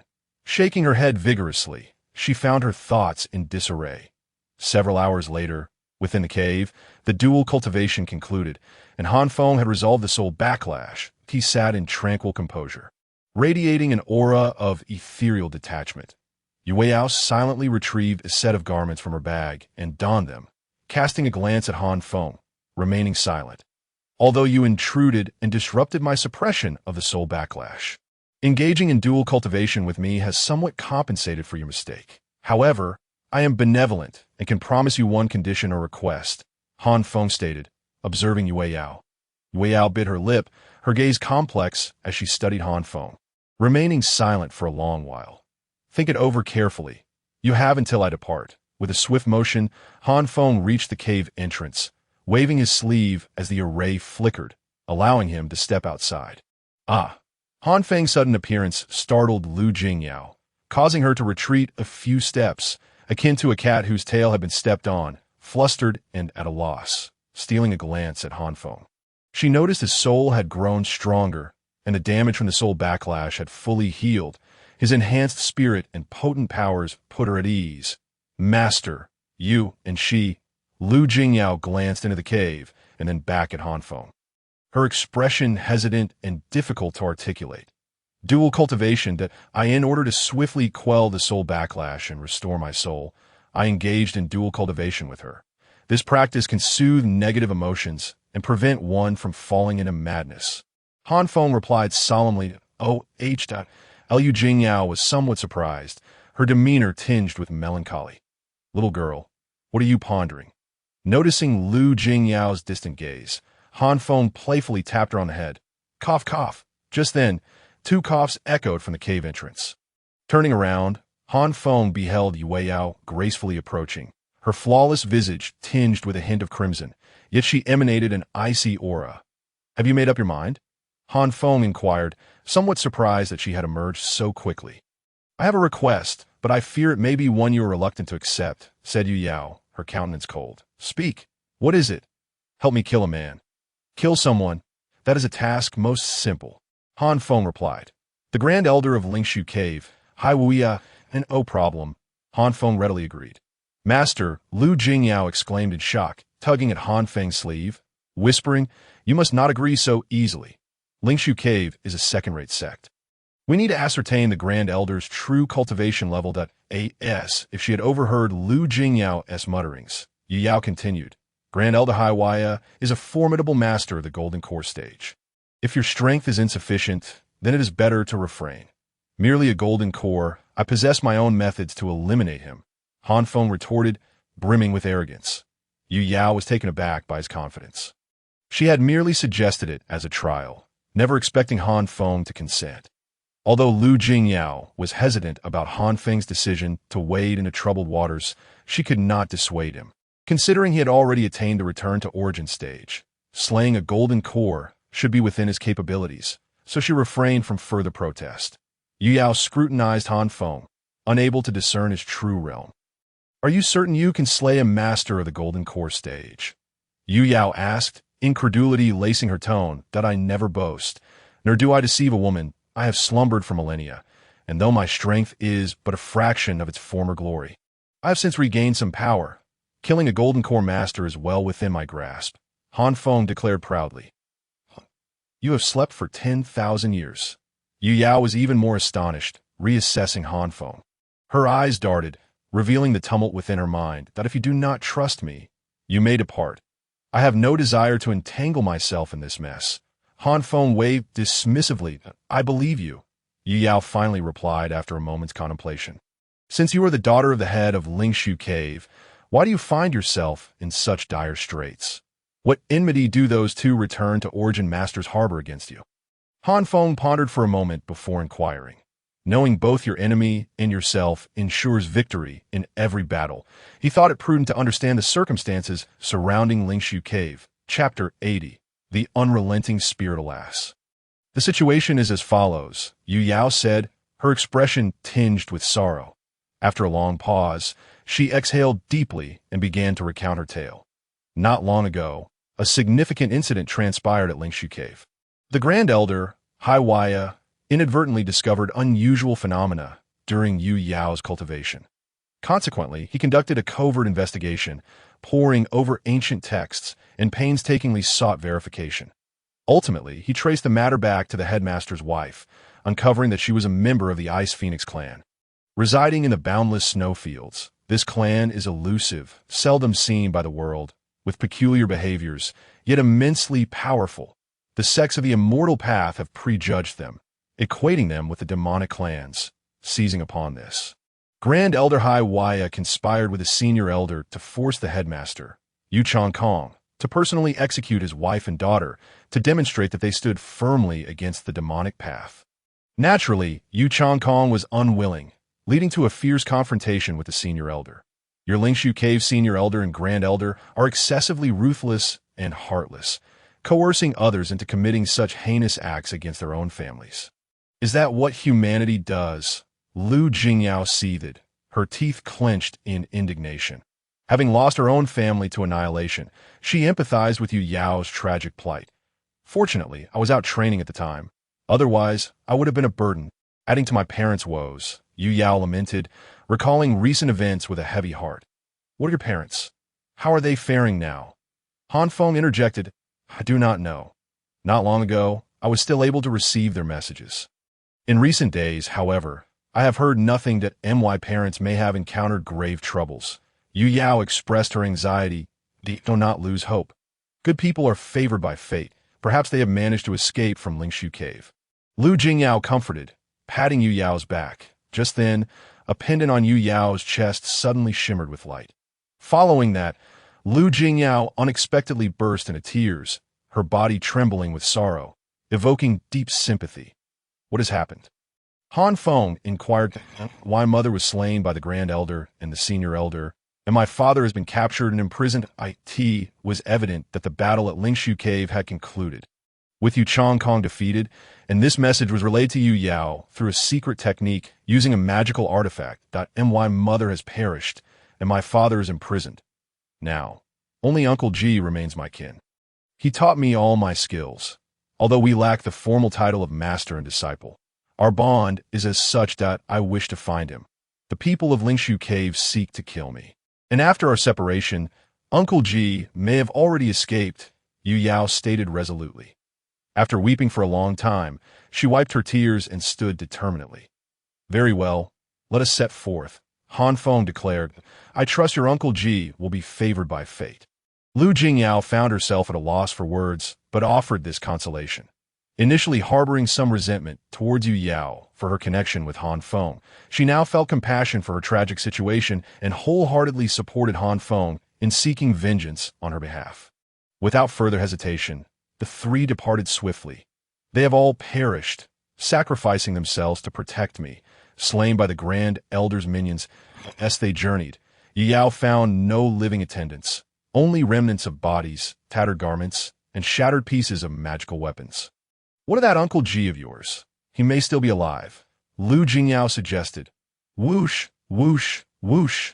As her words fell, over 10 masters of the Ganyuan stage surged from the distance, rapidly approaching and halting not far from them. Ha ha, just as I anticipated, you have returned to seek your Uncle Ji, Yu Yao. You cannot escape. A gray-haired old man with a beaming red face approached swiftly, holding a bloodied head in his hand. Instilling terror, these were the very individuals who had previously pursued Lu Jingyao, relentless in their pursuit. Uncle Ji, Yu Yao's form trembled. The severed head belonged to Ji Chong, the elder of Lingshu Cave who had taught her the arts of cultivation and raised her. Genie, sure, you dare to kill my Uncle Ji. Yu Yao's fury erupted, a tempest of rage. Haha, just a Ji Chong. Not only will I kill him, but I shall also kill you, Genie sure proclaimed with disdain. Perhaps you are unaware, your mother has been slain, and your father has lost his position as headmaster, captured and suppressed by the Grand Elder and the Senior Elder. You possess the bloodline of the demonic clan. Our Lingshu Cave, upholding heaven's mandate, must eradicate demons. The Grand Elder has issued orders to kill you on sight, without the need to bring you back alive. The Elder of Lingshu Cave, Jin Yishur, was arrogant and contemptuous. Not long ago, the Grand Elder had commanded them to capture Yu Yao alive, but the orders had since changed to immediate execution. Clearly, the Grand Elder wished to eliminate any potential threats entirely. Jin Yishur, astute as he was, recognized that the situation within Lingshu Cave had shifted in their favor, fueling their zeal in the pursuit of Yu Yao, with no further reservations. That old fool is far too arrogant. Here I stand, and you still wish to harm my friend? Lu Jingyao boldly stepped forward, unleashing a tirade of insults at Jin Yishur. Just a mere true origin stage shrimp dares to disrespect me. Who will take her head? Jin Yishur thundered, calling upon the Ganyuan stage elders. I shall slay her. A burly middle-aged man stepped forward, invoking his powers as he advanced on Lu Jingyao. Run. You are but a true origin stage practitioner. How can you hope to contend with him? Yu Yao shouted urgently. Although Yu Yao had previously battled Lu Jingyao, she was now fatigued from consecutive fights. Her magical energy nearly depleted. Lu Jingyao once again leveraged the power of the magical array, gaining the upper hand and managing to fend off her opponent for a brief period. Had it not been for Han Feng's sudden intervention, Yu Yao truly believed she could have defeated Lu Jingyao. Thus, she did not acknowledge Lu Jingyao's prowess, convinced that she could not vanquish a master of the Ganyuan realm. Chapter 81. Swift decimation with her mana surging, Yu Yao drew her bow and nocked an arrow. preparing to engage in combat with the robust man before her. Yue Yao, your opponent is me, Jin Yishur declared, casting his spell from a considerable distance to assail Yue Yao. This is bad, as the intricate spell surged towards her. Yue Yao found herself in immediate peril. She hastily defended herself. Yet her cultivation was a tier lower, and the potency of her mana paled in comparison to the formidable Jin Yishur of the Guyuan realm. The spell she unleashed faltered and disintegrated, utterly incapable of providing resistance. Fool, your opponent is this one. Han Feng's chilling voice suddenly emerged beside Jin Yishur, sending a shiver down his spine as a potent sense of crisis enveloped him. With a thunderous roar, the wind whipped up, shrouding the skies in ominous clouds. A colossal hand, dark as night, emerged from the thick, suffocating cloud cover, reaching ominously toward him. Damn it, a sneak attack in this life-or-death moment. Jin Yishur made a swift decision. He bit his tongue, and a jet of blood transformed into a blood sword, merging with the spiritual essence of the world, igniting into flames that a crimson mist enveloped his form. And his aura surged. As Jin Yishur redirected his assault toward Han Feng, Yue Yao felt the pressure lift and seized the opportunity to employ her exquisite techniques, dismantling Jin Yishur's spell. Soon after, she witnessed Jin Yishur conjure a magical artifact to clash against the encroaching dark hand. Bang, bang, bang! As the artifacts neared the shadowy hand, they erupted in a cacophony of explosions, unleashing terrifying waves of energy that rippled outward. Engage. Assist Elder Yishur. The cadre of Gangyuan elders coordinated their efforts to rush toward the dark hand. Intent on rescuing Jin Yishur, you've hunted me for many days. It is time for you to pay the price. Yue Yao seethed with deep resentment, determined not to let them achieve their goal. Swish, swish, swish. 3 arrows were loosed, their white shafts piercing through the air towards 3 of the elders. Upon impact, the 3 masters of the Gangyuan realm were instantly immobilized, layers of frost coalescing around them until they became colossal ice sculptures. Crack, crack! As a gentle breeze stirred, the massive ice figures crumbled into powder. The remaining Gangyuan elders stood aghast, gazing at Yue Yao in sheer terror. Yue Yao glanced toward Han Feng, and a tumultuous wave of dread surged within her. The sight was horrifying. Numerous artifacts shattered as Jin Yishur attempted secret techniques to bolster his strength. It was all in vain. The immense hand descended upon him with the weight of a mountain. Showing no signs of relent, in Yao's horrified gaze, the colossal hand spread its fingers wide before slightly closing in, seizing Jin Yishur's head. All of Jin Yishur's spells and artifacts proved utterly futile against this dark hand. And upon contact, his mana began to dissipate. Spare me. I do not wish to die. Let me go, and I will offer everything to you. I am willing to become your servant, to obey your every command. Never to betray. In his moment of desperation, Jin Yishur, with a look of despair, began to plead for mercy. Be a servant of mine. You are unworthy. Han Feng's frigid voice resonated. Crack. The sound of bones snapping echoed through the air. Ah! The agonizing wail pierced the soul. Jin Yishur's pupils dilated, his face contorted, bloodshot eyes wide with terror. Then, those present beheld the unthinkable. His head spun around thrice. The hand lifted, and Jin Yishur's head was severed from his body. Puff! A jet of blood arched skyward like a fountain, eventually cascading down to stain the earth crimson. Jin Yishur had been gruesomely decapitated by Han Feng. Yue Yao felt a chill race down her spine. A shiver of dread coursing through her. It was not that she found Han Feng's methods excessively cruel. As a cultivator, she had faced many life-and-death battles and witnessed countless brutal scenes. What chilled her to the core was Han Feng's terrifying strength. From the beginning, Han Feng had remained concealed within the thick clouds. Jin Yishur had not even glimpsed his true form. In confronting a Guyuan realm master like Jin Yishur, Han Feng had not resorted to any flamboyant techniques. He merely manifested his mana into a hand that blotted out the sun, forcefully striking down upon his foe. Yet, it was precisely this hand that Jin Yishur, despite utilizing all his might, could not overcome, leading to his demise. The effortless annihilation of a Guyuan realm master was truly astonishing.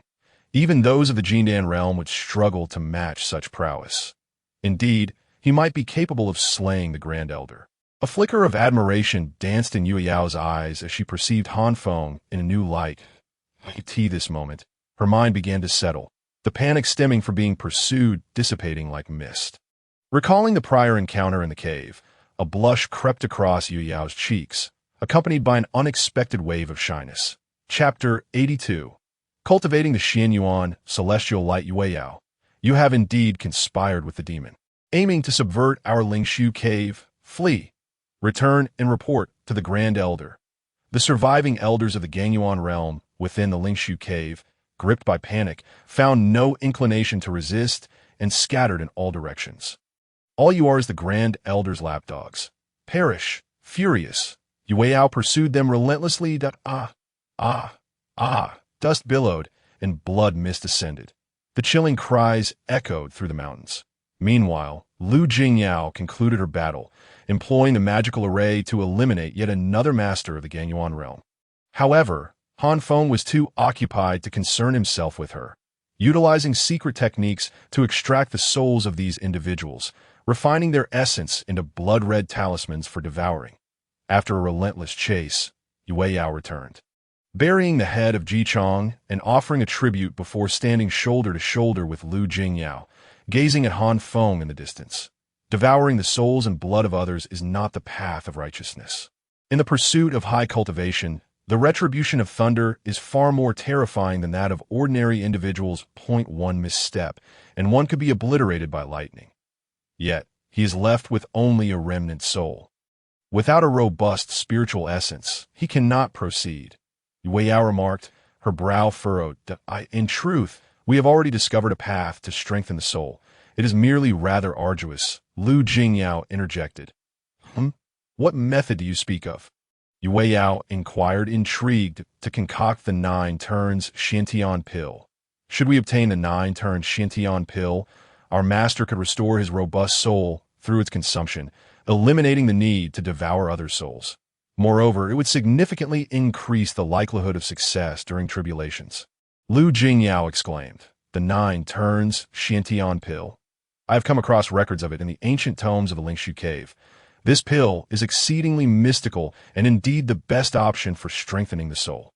However, the formula for the 9 turns Xiantian pill has long been lost, Yue Yao mused. Sister Yue Yao, we already know the method for refining the 9 turns Xiantian pill.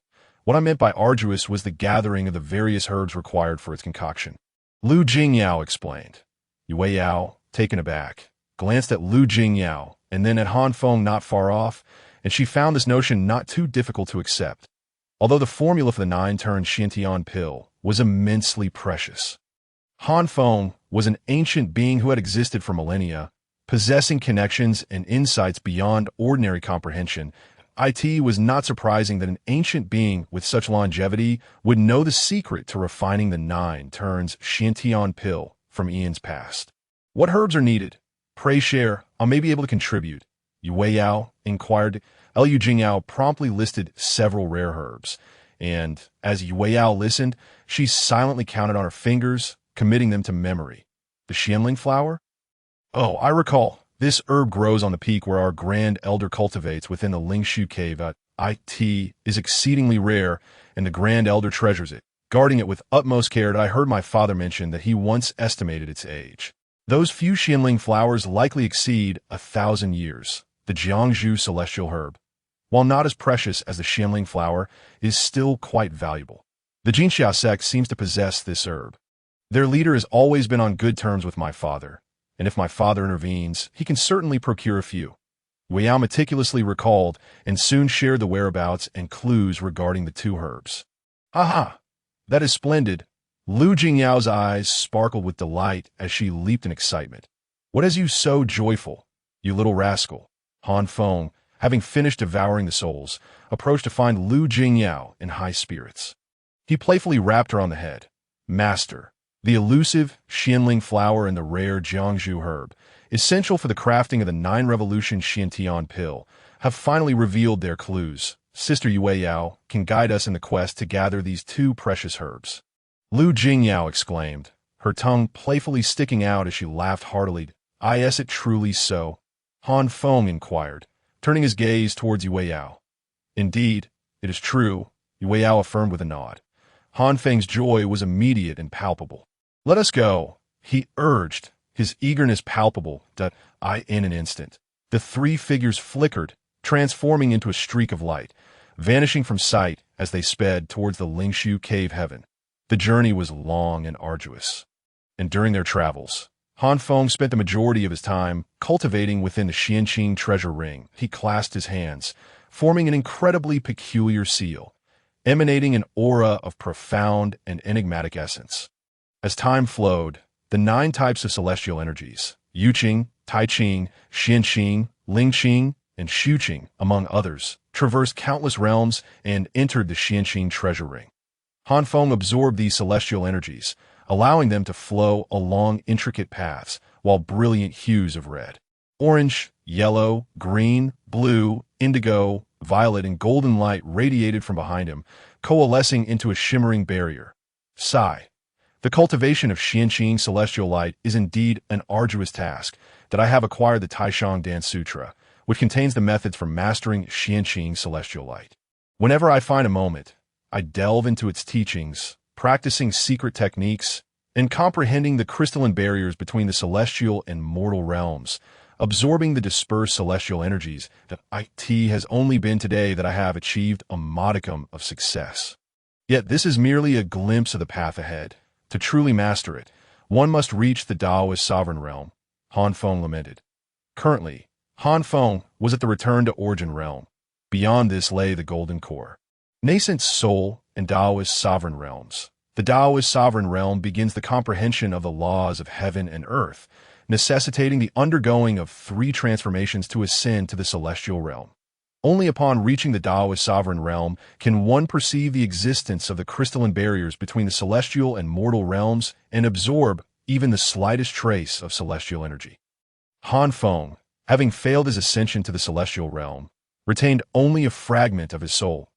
As an ancient demon adept in both celestial and demonic arts, he possessed the means to sense the crystalline barriers, thus allowing him to absorb a modicum of celestial energy even in the return to origin realm. By accumulating gradually, he had practiced the Xianqing celestial light over an extended period, achieving a preliminary understanding of its intricacies. Yet such an accomplishment was evidently insufficient to satisfy Han Feng. It seemed prudent to venture to some ancient battlefields, for perhaps there lay areas where the crystalline barriers between the celestial and mortal realms were weakened. If he could cultivate there, his progress would surely accelerate. As he circulated the Xianqing celestial light, Han Feng pondered this notion. Suddenly, he was taken aback as he realized that the Xianqing treasure ring was quietly absorbing the celestial energy he had gathered.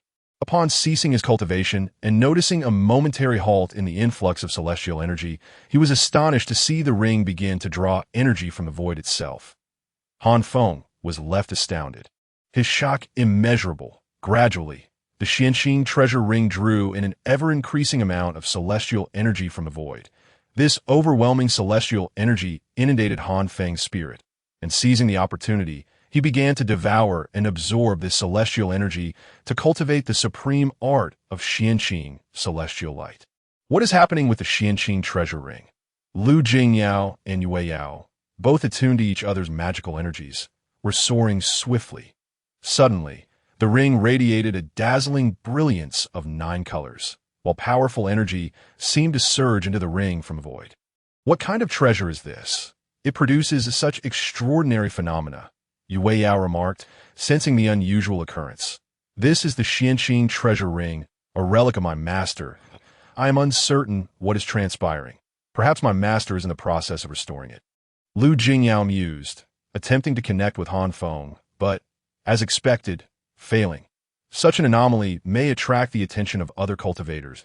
If we encounter adversaries, it could spell trouble that it would be wise to find a suitable location to cultivate. And once Han Feng has restored this treasure, we can continue our journey, Yue Yao proposed.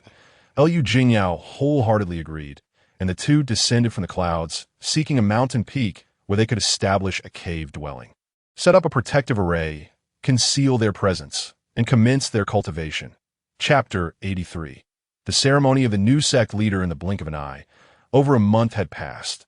The radiance of the Xianqing treasure ring had subdued, and the strange phenomena had vanished.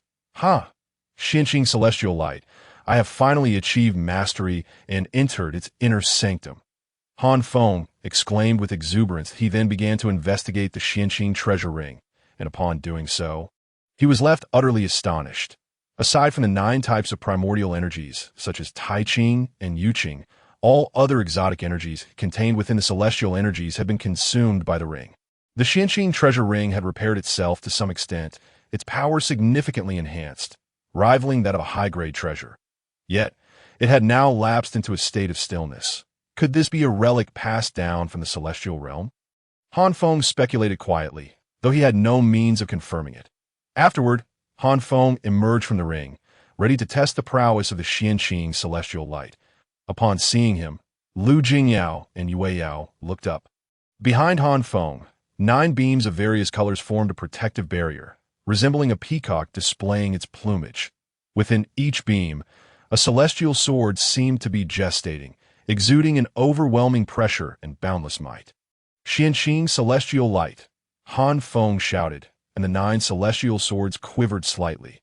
With a thunderous roar, the ground trembled, mountains crumbled, and the entire cave dwelling began to collapse. The previously arranged protective array shattered in an instant, all formations dissipating into nothingness. Amidst the swirling dust, 3 figures soared into the sky, ascending into the clouds. How terrifying is this? Yue Yao stammered, gazing at the devastation below. Dozens of mountains were reduced to powder. The earth sank, rivers ran dry, and all flora and fauna perished. Master, what kind of spell did you cast? Lu Jingyao exclaimed, astonished, her eyes fixed on Han Feng. That it was the Xianqing celestial light. Han Feng replied, equally taken aback by the immense power it wielded, that a mere flicker of its energy had obliterated numerous mountains, reducing all living things to dust. With my current strength, I could effortlessly slay an ordinary Golden Core realm expert. Han Feng declared with unwavering confidence. This newfound strength provided him with the assurance to confront the Grand Elder of Lingshu Cave Heaven, Hai Wuyo, avenging Yue Yao, and securing the Xianling flower and Jiangzhu herb. Lu Jingyao beamed with joy. After a month of cultivation, my own power has also significantly increased, and my comprehension of various techniques has deepened. Let us proceed to Lingshu Cave Heaven, slay the Grand Elder, and rescue my father. Without any hesitation, the 3 figures flickered and vanished. Days later, Han Feng, Lu Jingyao, and Yue Yao arrived before a breathtaking mountain range shrouded in ethereal mist. The peaks were resplendent, the trees lush, and streams flowed with crystalline clarity. White cranes soared gracefully, while golden deer grazed peacefully. Towering ancient trees and vibrant spiritual herbs flourished abundantly, creating a scene of serene vitality and harmonious existence. What an abundant concentration of spiritual energy. The richness of this place surpasses that of my Qingyun sect by 10-fold. If only Qingyun sect had such conditions, we would surely see numerous experts in the Gangyuan and Huiyuan realms. Lu Jingyao remarked with envy. This is the foundation of Lingshu Cave Heaven. It was established upon an ancient ruin. This place exists as a realm unto itself. Cultivators below the Return to Origin realm would find it impossible to enter without guidance. Those in the Gangyuan and Huiyuan realms are insignificant here, Yue Yao explained, a hint of pride in her tone. Indeed, it is truly magnificent. Lingshu Cave Heaven is indeed a place of extraordinary fortune, Lu Jingyao marveled, her eyes sparkling with wonder. The group suppressed their auras and stealthily glided through the low skies. Along the way, they encountered vast expanses of artificially cultivated medicinal fields, flourishing with lingzhi, ginseng, yulon, and many other unknown spiritual herbs, all thriving vibrantly. The fragrant aroma of the herbs wafted through the air, refreshing and invigorating, as if one were basking in the gentle embrace of spring. Any ordinary person living here, without any effort or cultivation, would likely enjoy a lifespan of 100 years. This is truly remarkable, Lu Jingyao exclaimed, her desire to gather a few rare herbs almost overwhelming, yet she ultimately restrained herself. Moments later, they landed, not far ahead. Two ancient stone pillars stood tall and weathered, exuding an aura of antiquity. Upon two towering stone pillars rests a horizontal plaque, intricately adorned with the characters Ling Su, a testament to the entrance of Ling Su Cave Heaven. The path we traversed earlier was merely the periphery of this realm. Yu Yao gently placed her hand on Lu Jingyao's shoulder as they concealed themselves behind a massive boulder. Adorning Lu Jingyao's hand was the Xianqing treasure ring, within which Han Feng remained hidden. And no sooner had Yu Yao spoken than several young men and women emerged from behind the colossal stone columns, each possessing formidable cultivation levels in the spirit origin and true essence realms. The male disciples exuded striking handsomeness, while the females radiated an ethereal grace, clad in Taoist robes and wielding swords at their waists. They emanated powerful waves of magical energy, with their artifacts all being at least of inferior spiritual grade. Liu Jingyao observed intently, noting that these disciples bore jade pendants, hairpins, armor, and various protective gear, each possessing no less than 2 pieces of spiritual-grade treasures. Their magical prowess far exceeded that of the disciples from Qingyun sect at the same level, and their array of artifacts was also considerably more abundant. Such opulence was a true reflection of the foundation of a grand sect. Liu Jingyao was left in awe. Just then, several figures descended, halting before the entrance of Ling Su Cave Heaven. Dressed in fiery red, Taoist robes adorned with embroidered flames, the foremost was a tall, middle-aged man in his 40s, his hair a vivid red, exuding a potent aura of magical energy indicative of a return-to-origin realm expert. What brings the people of Liuhua sect to my Ling Su Cave Heaven? Yu Yao pondered curiously. Liuhua sect? Lu Jingyao tilted her head towards Yu Yao, displaying a look of bewilderment, coming from Qingyun sect. A third-rate sect, her exposure was limited. She had never heard of Liuhua sect, which was merely a small sect, comparable in strength to Qingyun sect. Liuhua sect has long been under the protection of Ling Su Cave Heaven. Whenever significant events occur, they are bound to come, Yu Yao remarked quietly, her gaze fixed on the visitors from Liuhua sect. I am Mu Yin, the Grand Elder of Liuhua sect. I have come to attend the inauguration ceremony of the new leader of Ling Su Cave Heaven.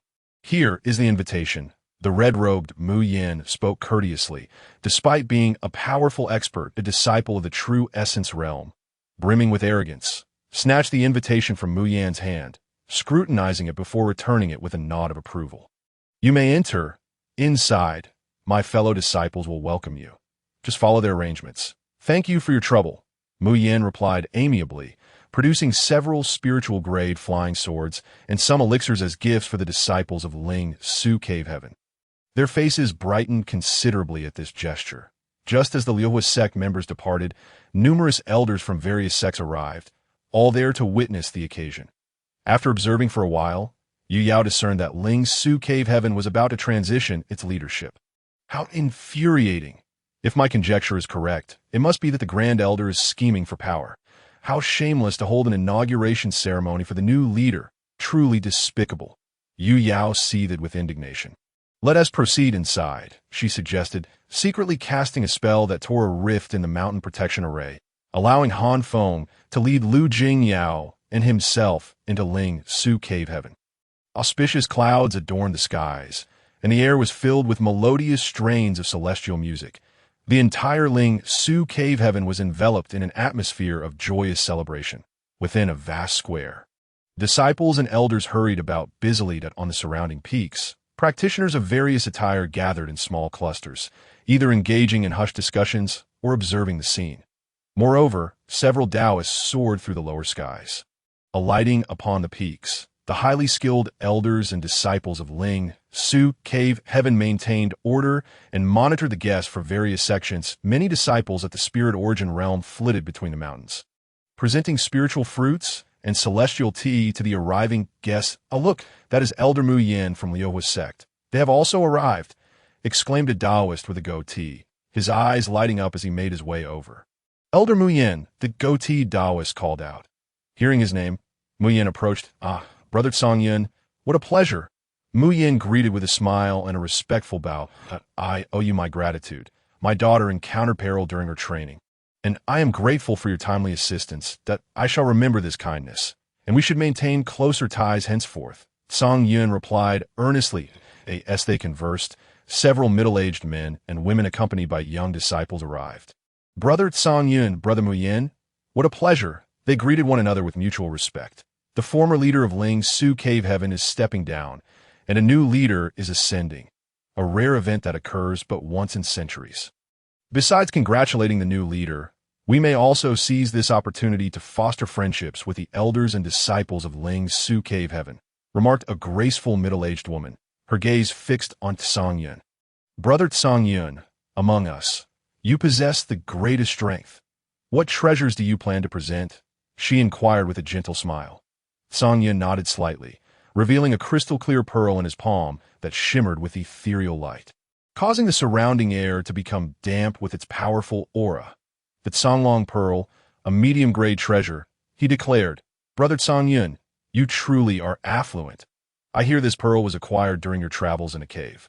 It is your personal safeguard, yet you are willing to part with it. They marveled, each voice filled with admiration and envy. At that moment, the celestial music abruptly ceased, followed by a resonant voice echoing across the mountains. The auspicious time has arrived. Guests may now present their gifts. Upon hearing this, Song Yun, Mu Yin, and their companions soared into the air toward the square, where an elder was responsible for registering and receiving gifts. Each offering was met with the elder's loud declaration. Guests from all directions flocked to the square, forming long lines to present their gifts, a throng as numerous as fish crossing a river.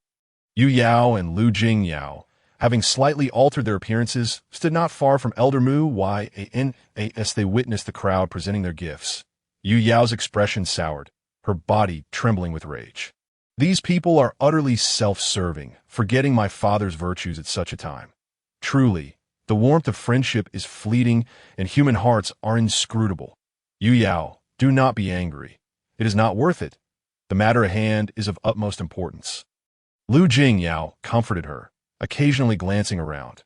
Meanwhile, her hands were empty as Han Feng activated the Xianqing treasure ring to scout elsewhere.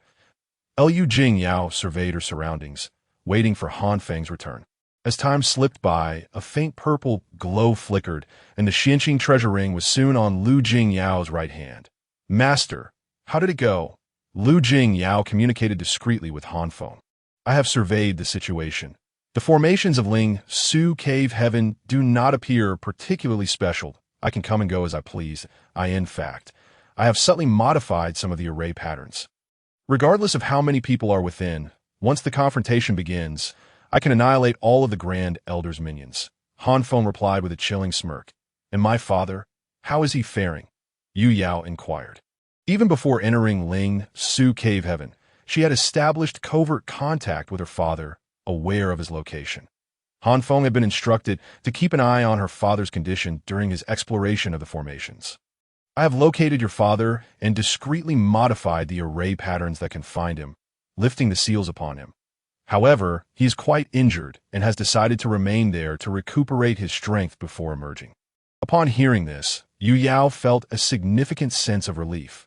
Time continued to pass, and the gift presentation segment was nearing its conclusion. Just then, petals of flowers began to fall, their fragrance wafting through the air for miles. 12 graceful maidens played various instruments, their harmonious melodies resonating across the landscape. Suddenly, for snow-white wind and snow magic wolves emerged, pulling a lavish war chariot that glimmered with magnificence, slowly making its way toward the gathering. The spectacle and grandeur captivated everyone present. Look, that is the chariot of the young master of Jin Xia sect. Someone exclaimed in awe. Impressive indeed. Though the Jin Xia sect may be inferior to the Lingshu Cave Heaven, it undoubtedly surpasses our Flame sect, a mere third-rate sect, by a considerable margin. Behold that war chariot. Its intricate formations are profoundly complex, and the fluctuations of magical energy it emits are extraordinarily powerful, far exceeding that of mid-grade treasure, nearly rivaling that of high-grade artifacts. Moreover, the 4 Frostwolf demons pulling the chariot are formidable in their own right, their strength comparable to that of practitioners of the Gangyuan realm. Such grandeur and spectacle. Even our sect leader would not dare to be so ostentatious. The crowd of cultivators from various sects, here to witness and celebrate, is now in a state of uproar and astonishment. The young master of Jinxia sect, Wang Xuanli, has come to pay his respects. Amidst the bewildered gazes of the onlookers, two bearded figures, one stout and one slender, shimmer into view before the war chariot. The lean Taoist speaks, his voice resonating like thunder, reaching every ear present. In an instant, over a dozen elders from Lingshu Cave Heaven appear, hovering in mid-air, engaging in conversation with the Jinxia sect representatives. Yu Yao gazes at the chariot, her expression a complex tapestry of joy and guilt. Sister Yu Yao, do you know the young master of Jinxia sect?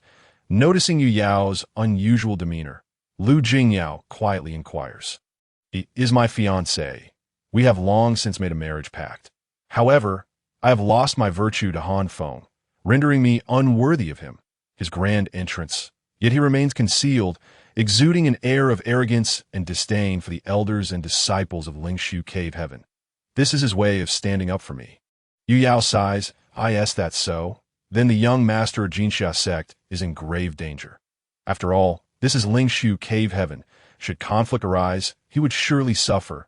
Lu Jingyao expresses her concern, subtly transmitting a message to Han Feng. Master, if the young master of Jinxia sect engages in battle with the elders of Lingshu Cave Heaven, please lend him your assistance discreetly. Han Feng chuckles softly. The stout and slender Taoist converse with the disciples of Lingshu Cave Heaven. And soon after, the elders retreat. The two Taoists approach the war chariot, engaging in dialogue with Wang Xuanli.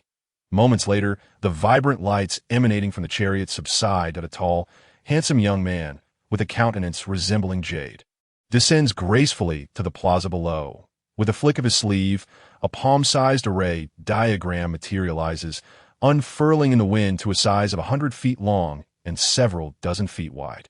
Radiance bursts forth, accompanied by celestial music. Within the array, 99 enchanting maidens, exuding an ethereal aura, either practice swordplay, meditate in serene postures, or play various musical instruments. The Taoist essence flows, leaving all present feeling their hearts illuminated and minds enlightened. It is the Celestial Maiden Enlightenment Diagram. Recognizing this treasure, some cultivators begin to exclaim in astonishment. What? It is indeed such a remarkable artifact, a high-grade treasure. This extraordinary item possesses boundless utility and unmatched power. Yet its greater value lies in its ability to cleanse the soul and assist in enlightenment.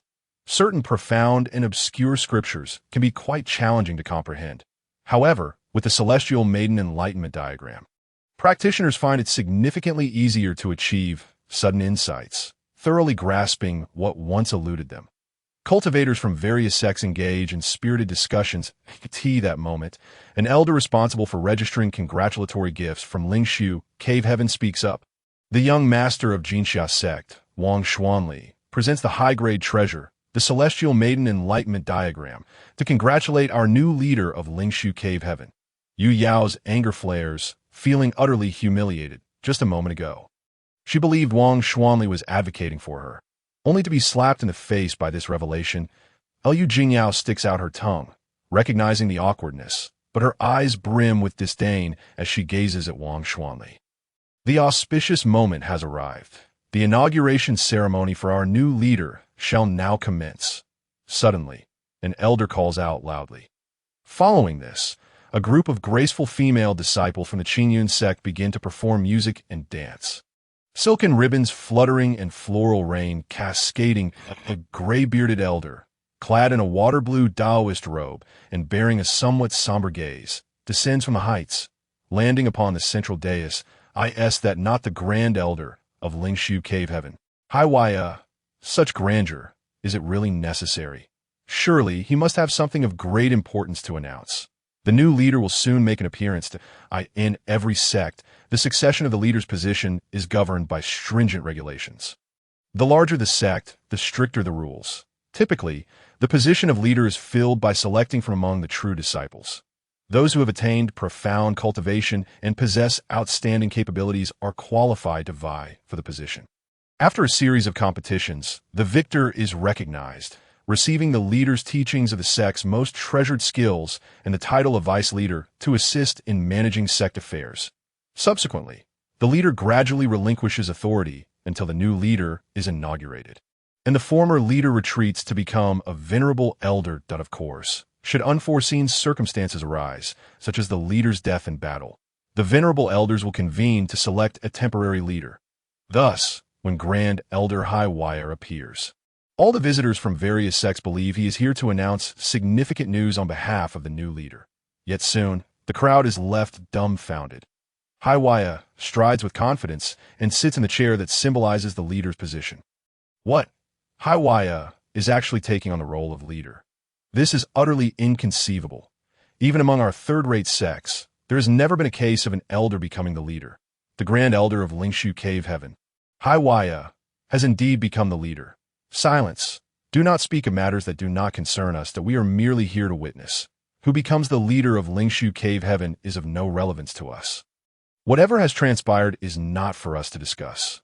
Some elders from various sects sense that something is amiss and promptly begin to restrain their disciples, urging them to keep silent. Chapter 86.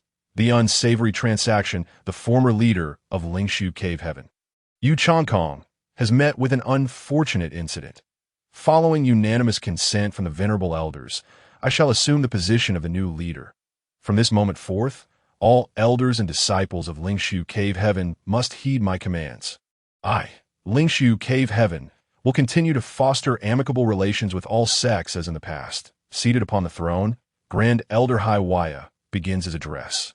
Young Master Xuanli, upon concluding his speech, Grand Elder Highwire directs his gaze toward Wang Xuanli, the young master of Jinxia sect. Wang Xuanli responds promptly, stepping forward from below the dais. Today, as I assume the role of leader and take charge of Lingshu Cave Heaven, your offering of the Celestial Maiden Enlightenment Diagram as a congratulatory gift brings me immense joy. Naturally, I shall reward you accordingly. Speak. What is it that you desire? His deep, resonant voice echoes, clearly heard by all who have gathered to witness the ceremony. Truly, the young master of Jinxia sect is deserving of recognition. Having presented a grand gift and immediately garnering the favor of the new leader of Lingshu Cave Heaven, the reward must be substantial, for such a grand ceremony would surely not see Lingshu Cave Heaven being stingy. The crowd murmurs amongst themselves. Grand Elder Highwire, observing the reactions of the crowd, is quite pleased. Establishing prestige and winning hearts, this is precisely the effect he desires that in truth, even before he ascended to the position of leader. The people of Lingshu Cave Heaven had already engaged in discussions with Wang Xuanli upon his arrival.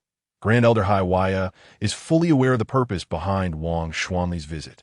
At this moment, he and Wang Xuanli are merely playing a duet, putting on a show for the occasion. I had a marriage pact with Yu Yao, the daughter of the former leader of Lingshu Cave Heaven. Today, I wish to bring Yu Yao back to Jinxia sect. I implore Leader Hai to grant this request. Wang Xuanli speaks with confidence, waving his folding fan. That girl Yu Yao is headstrong and willful. She is not currently in Lingshu Cave Heaven. I have already dispatched someone to search for her, and I believe she will return shortly. Once she does, I will arrange for her to wed you. If you cannot wait, I can select another exceptionally talented female disciple to be your partner. Grand Elder Highwire responds with a smile.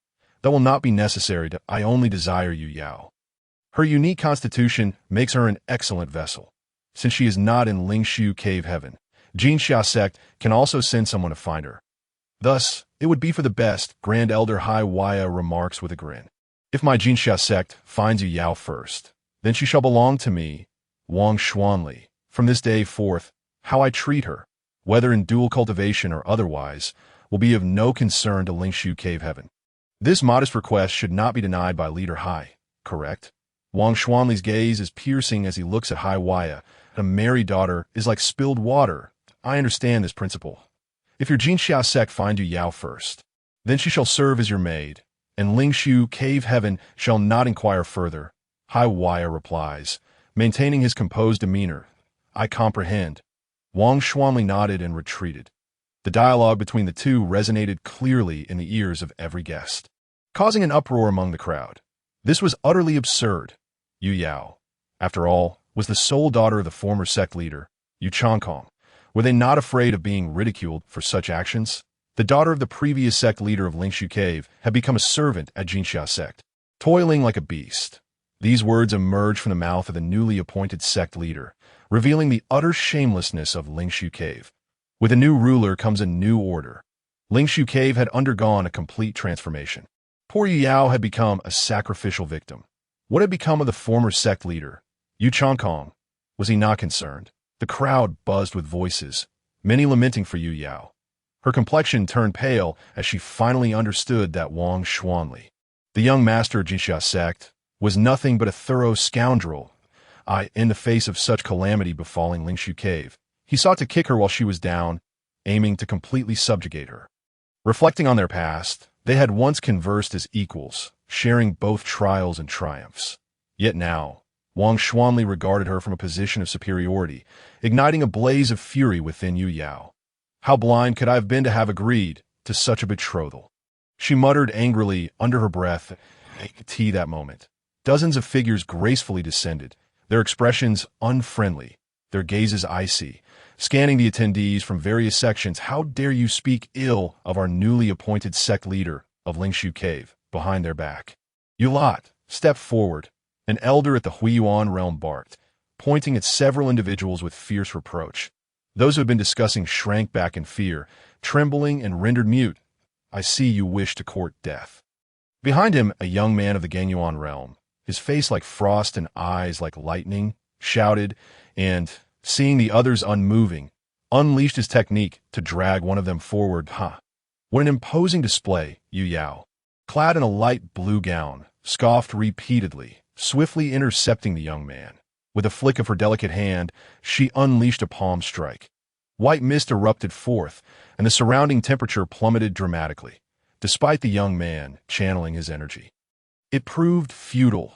The chilling winds howled as, to the astonishment of the onlookers, the disciple was instantly encased in ice. Moments later, he shattered into countless fragments, meeting his demise. This scene left everyone in stunned silence. The elder of Lingshu Cave, along with many disciples of the Gangyuan realm, gazed in awe at the elegant figure before them, adorned in a light blue robe. You are Yao, though her appearance had slightly altered. Her magical prowess was unmistakable. The technique she had just executed was a formidable spell from Lingshu Cave. Recognizing her, the people of Lingshu Cave could not deny her identity. With her identity revealed, Yu Yao boldly ceased to conceal her true self. Chapter 87. Wang Xuanli's might to be an accomplice to a tiger and remain oblivious to right and wrong. Today, you shall all perish. Yu Yao's expression was frigid as she charged forth. Her exquisite spells unfurled, encasing the Huiyuan realm elder and over a dozen disciples in ice. Under the shroud of the icy mist, they transformed into frozen statues. With a mere flick of her fingers, those icy forms disintegrated into powder in an instant. Such tyranny, to annihilate a Huiyuan realm expert and over a dozen Gangyuan realm masters with such ease. The onlookers from various sects were struck with shock. After a brief moment of disbelief, they hastily unleashed their techniques and fled, scattering like birds startled from their roost. The commotion drew the attention of other elders and disciples from Lingshu Cave. Elder Hai Wuya sat regally upon his throne, his shadowy gaze piercing through the crowd, settling upon the unfolding chaos. Yu Yao, do you dare to return? His eyes darkened as he rose abruptly, his garments billowing, emanating a formidable aura that instilled fear. Hai Wuya, you are treacherous and ambitious. The elders of Lingshu Cave have no right to vie for the position of sect leader. There are many true disciples of Lingshu Cave. How dare you, as the elder, shamelessly ascend to the role of sect leader? Yu Yao strode forward steadily, step by step, approaching Hai Wuya. Even someone like Yu Changkong had the right to be sect leader. Why can I not? Elder Hai Wuya's rage flared. Addressing the crowd, he proclaimed, you may not yet be aware, but our former sect leader Yu Changkong's wife hailed from the Ice Phoenix clan of the Endless Snowfield.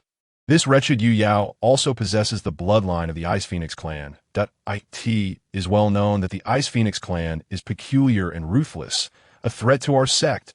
Yu Changkong took a demoness from the Ice Phoenix clan as his wife. Does he still qualify to lead Lingshu Cave? The crowd erupted in astonishment, their voices a cacophony of disbelief. What? Such a revelation. I never anticipated this. Alas, Yu Changkong has brought this upon himself. Many gazed at Yu Yao with a mix of prejudice, arrogance, and a hint of trepidation. But what of the Ice Phoenix clan? Over the years, my mother and I have never committed any heinous acts. Have we engaged in even a fraction of demonic practices? Hai Wuya, Lingshu Cave is governed by strict laws. If you possess sufficient evidence, I shall have nothing to say. If not, your collusion with the Supreme Elder to murder my mother and imprison my father constitutes betrayal. All disciples and elders of Lingshu Cave should unite in striking you down. Yu Yao's expression was icy as she furiously interrogated a sharp-tongued and unrepentant. Even if you haven't done so in the past, you are likely to commit acts that will overturn Lingshu Cave in the future. Someone seize this wretched girl. Elder Hai Wuya bellowed in fury, commanding his followers to capture Yu Yao. Swish, a Huiyuan realm elder stepped forth. Raising a hand, a sickle-shaped hook slicing through the air towards Yu Yao. The aura of metal filled the air as the hook, razor-sharp, radiated powerful waves of energy. Unfazed, Yu Yao flipped her palm, revealing a sword resembling a dragon. Songshi, with your meager skills, you dare to contend with me. Yu Yao swung her sword, and a blade of cold air surged forth, snow and wind swirling, icy mist enveloping the scene, with white ice orbs mingling among falling snowflake-like runes. Crack! The swiftly approaching hook suddenly faltered, struggling to fly, its speed diminishing, ultimately freezing solid. Ah! How formidable! Such immense power! Yu Yao, the sole daughter of the former sect leader Yu Changkong, exhibited an unimaginable strength. Even a typical Guanyuan realm practitioner might find her challenge. Mu Yin, observing from afar, was utterly taken aback. Naturally, Lingshu Cave has profound roots, abundant resources, and countless esoteric and powerful techniques. The prowess of those nurtured by Lingshu Cave is beyond imagination, an elder from a small sect remarked. Echoing Mu Yan's sentiments, the onlookers continued their observation. The hook trembled violently, snow swirling as Elder Song, she channeled his mystical arts, yet he could not compel his weapon to strike at Yu Yao. Yu Yao, do not be arrogant. Entering Lingshu Cave alone, your life hangs in the balance. Elder Song, she gritted his teeth, channeling his energy into a suit of armor, glimmering with cold light and adorned with razor-sharp spikes. With a whoosh, he transformed into a streak of light, resembling an ancient ferocious beast, ruthlessly charging at Yu Yao. The Elder Song, she has indeed reached this level, capable of executing the mountain-crushing strike. Yu Yao is doomed, Saint Taoist remarked, his tone grave, as Mu Yin and others nodded in agreement, empathizing with the dire situation. The chilling winds roared, echoing in fury. Yet Yu Yao remained unfazed, facing the assault head-on. With a flash of her sword, the armor conjured by Tsungyan Taoist shattered immediately. With a single punch, Yu Yao sent Elder Song, she flying like a mere scarecrow.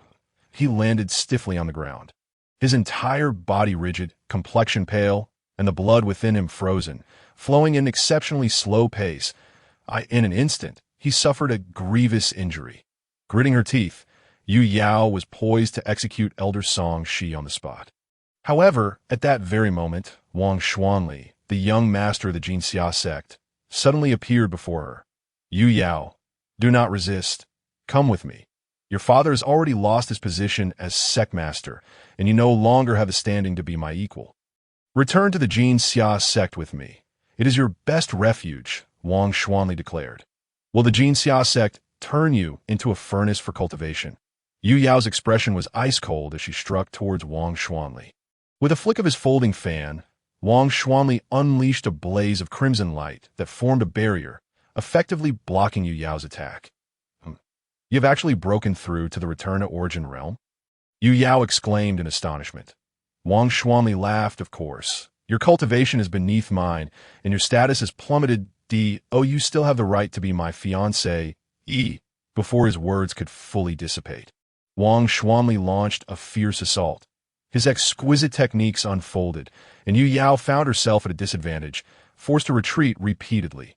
Young one, do you understand the perils of excessive joy? Wang Xuanli pressed closer. And suddenly, A faint ethereal figure appeared before him, shielding Yu Yao behind it. His attack met the apparition and vanished mysteriously, without a trace of response from the entity. Chapter 88. The Grand Elder takes action. Who are you? Wang Xuanli was taken aback. Halting his assault, he could not discern Han Feng's true strength and dared not act recklessly. I am Yu Yao's man, Han Feng replied with a cold smirk. Wang Xuanli realized the other was attempting to provoke him. But he could no longer restrain himself. This was their territory. What was there to fear? You are courting death, he bellowed, abruptly launching an attack that a palm struck forth, vibrant rays of light coalescing into a massive hand that descended with the weight of a mountain. I shall lend you a hand. Elder Song Shi of the Huayuan realm seized the moment to recover, wielding a sickle-shaped hook as he charged towards Han Feng, .1 expert of the Huayuan realm, and another of the Return to Origin realm. Together, they advanced on Han Feng. Han Feng remained motionless, extending a hand as his magical energy surged forth, shattering the hand formed from light. With fingers curled like claws, Han Feng's grip resembled iron pincers as he seized Wang Xuanli by the throat. Casting a sidelong glance at the approaching Song Shi, Han Feng sneered, so eager to find death. I shall grant your wish. With his other hand, he struck out. Poof! Song Shi disintegrated into a mist of blood. His life extinguished before he could emit a single cry. With Song Shi's demise, the sickle hook spiraled out of control, flailing in the AT that instant. A faint shimmer of nine-colored light flickered behind Han Feng, and the hook leaped directly into the light, disintegrating piece by piece in an instant. The remnants of the shattered artifact were drawn into Han Feng's Su Inq Ing treasure ring, preserved for future refinement. Turning his attention back to Wang Xuanli, Han Feng found him akin to a fledgling chick, hoisted aloft, his face flushed and veins bulging on his forehead. What is there to boast about in the Return to Origin realm? Killing you is as easy as crushing an ant. However, it would be more meaningful for someone else to do the deed. As the words fell, Han Feng suddenly hurled Wang Xuanli to the ground with a resounding thud. Crack! Crack! The sound of bones snapping echoed as Wang Xuanli tumbled, disoriented, to the feet of Yu Yao. Yu Yao, finish him! Wang Xuanli, battered and bloodied, struggled to rise, glaring furiously at Han Feng. Do you know who I am? I am the young master of the Jinxia sect. My father is its master, a master of the Golden Core realm. You think you can kill me? Do you dare? Enough with the nonsense. Kneel and accept your fate. Han Feng's oppressive aura bore down on Wang Xuanli, who immediately coughed up blood, severely injured, and sank to his knees before Han Feng. Young master, you seek death. Two older men, one stout and one thin, suddenly charged towards them. They had accompanied Wang Xuanli to the Lingshu cave to ensure his safety. Yet, the situation unfolded too rapidly. Han Feng was far too formidable, and in the blink of an eye, Wang Xuanli found himself in such a state. Unable to tolerate the humiliation inflicted upon their young master, the two Jinxia sect elders seized their opportunity to attack simultaneously, intent on annihilating Han Feng. Facing the two unexpected assaults from the Return to Origin realm, Han Feng remained unfazed. Without even turning his head, he swatted at them as if they were mere flies, launching two palms in their direction. Magical energy surged forth, and two inky black palm prints, embodying an unstoppable force, crashed towards the stout and thin elders. Bang! Bang! Without a hint of suspense, the two elders were obliterated. Ah, how terrifying! The onlookers from the various smaller sects were left in shock, utterly astounded by the brutal spectacle before them.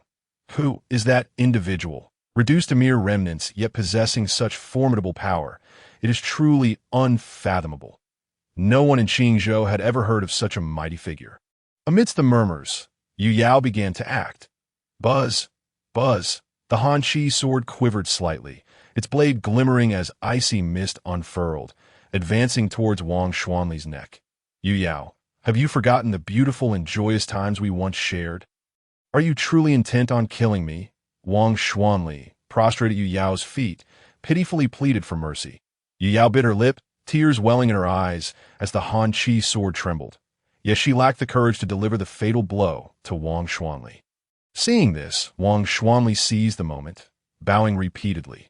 Yu Yao, Although the Jinxia sect surpasses third-rate sects by far, it cannot possibly contend with the Lingshu Cave. The situation is beyond our control, while I am aware of your plight. I cannot lead the disciples of Jinxia sect against Lingshu Cave in a life-or-death struggle. Out of sheer helplessness, I am left with no choice but to take this course. Everything I do is for you. Wang Xuanli had the audacity to play the emotional card. Yu Yao, don't believe him, ts nothing but a liar. Lu Jingyao tugged at Yu Yao's sleeve, speaking out. Yu Yao turned her head. I simply cannot bring myself to do it. If that is the case, then allow me to take over. Han Feng interjected. Master Hai, save me. As Han Feng's murderous intent became apparent, Wang Xuanli grasped at straws, calling for Hai Wui. Logically, as the young master of the Jinxia sect, he should not be permitted to die in the Lingshu Cave, especially not during Hai Wui's succession ceremony. Yet, after such a long wait, Hai Wui remained inactive, and Wang Xuanli could no longer maintain his composure, shouting for help. In the Lingshu Cave, we will not allow outsiders to run rampant. A golden core gleamed with resplendent light, hurtling towards Han Feng with the force of a breaking dawn. Having observed patiently for so long, Hai Wui finally made his move. You're finally unable to contain yourself. Are you? Magical energy flowed, and a dark cloud blotted out the sky, cradling the golden core that exuded an overwhelming pressure. Release him. I offer you a swift end. Hai Wui flashed to a position 10 meters away from Han Feng, his aura radiating as he faced Han Feng. Swoosh, swoosh, swoosh. Many elders and disciples of the Lingshu Cave flew in, surrounding Han Feng, Lu Jingyao, and Yu Yao. The other sect cultivators had long distanced themselves, drawing a clear line. Kneel down and prostrate yourself, and I might grant you a swift end. Han Feng sneered. Remaining a mere remnant, yet so brazen, he seemed unaware of the gravity of his situation, likely to face utter annihilation. Why Lingshu Cave is not a place for your rampancy. Immediately kneel and await your fate. A slender chance of survival still exists. Today marks the inauguration ceremony of my Lingshu Cave's new sect master, and you Yao have come to cause chaos. Based solely on this, it would be no overkill to kill you 100 times. The elders and disciples of the Lingshu Cave clamored in outrage. Han Feng remained silent. Extending his hand, he unleashed a spell, and an elder of the Huayuan realm could not evade, akin to a mere chick caught in Han Feng's grasp. It's you. You dare demand that I kneel? Await your judgment.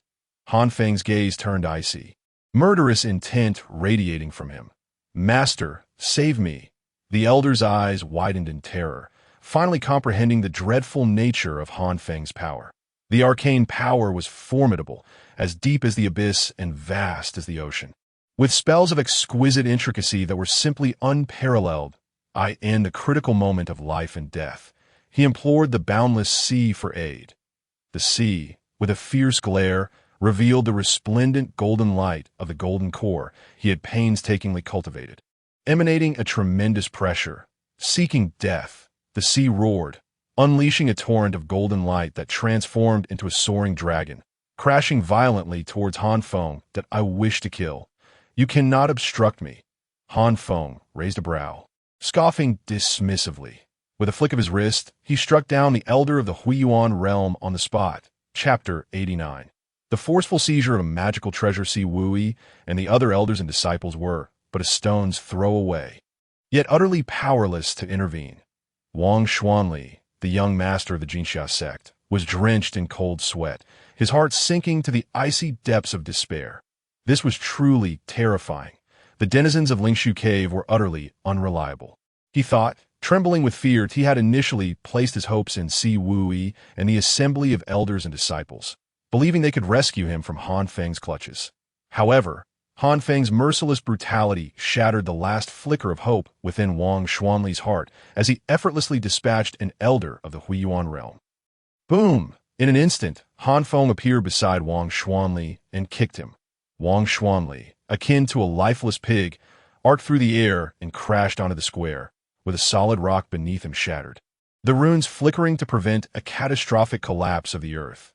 The overwhelming mana surged into Wang Xuanli's body, wreaking havoc, leaving him in a state of torment. When he finally lifted his gaze, He was met with Han Feng's mocking smile that I intend to kill you. No one can stop me. Await your demise, as I will first extinguish them before claiming your wretched life. Wang Xuanli felt as though he had plunged into a frigid abyss. Trembling uncontrollably, his spirit shattered with terror.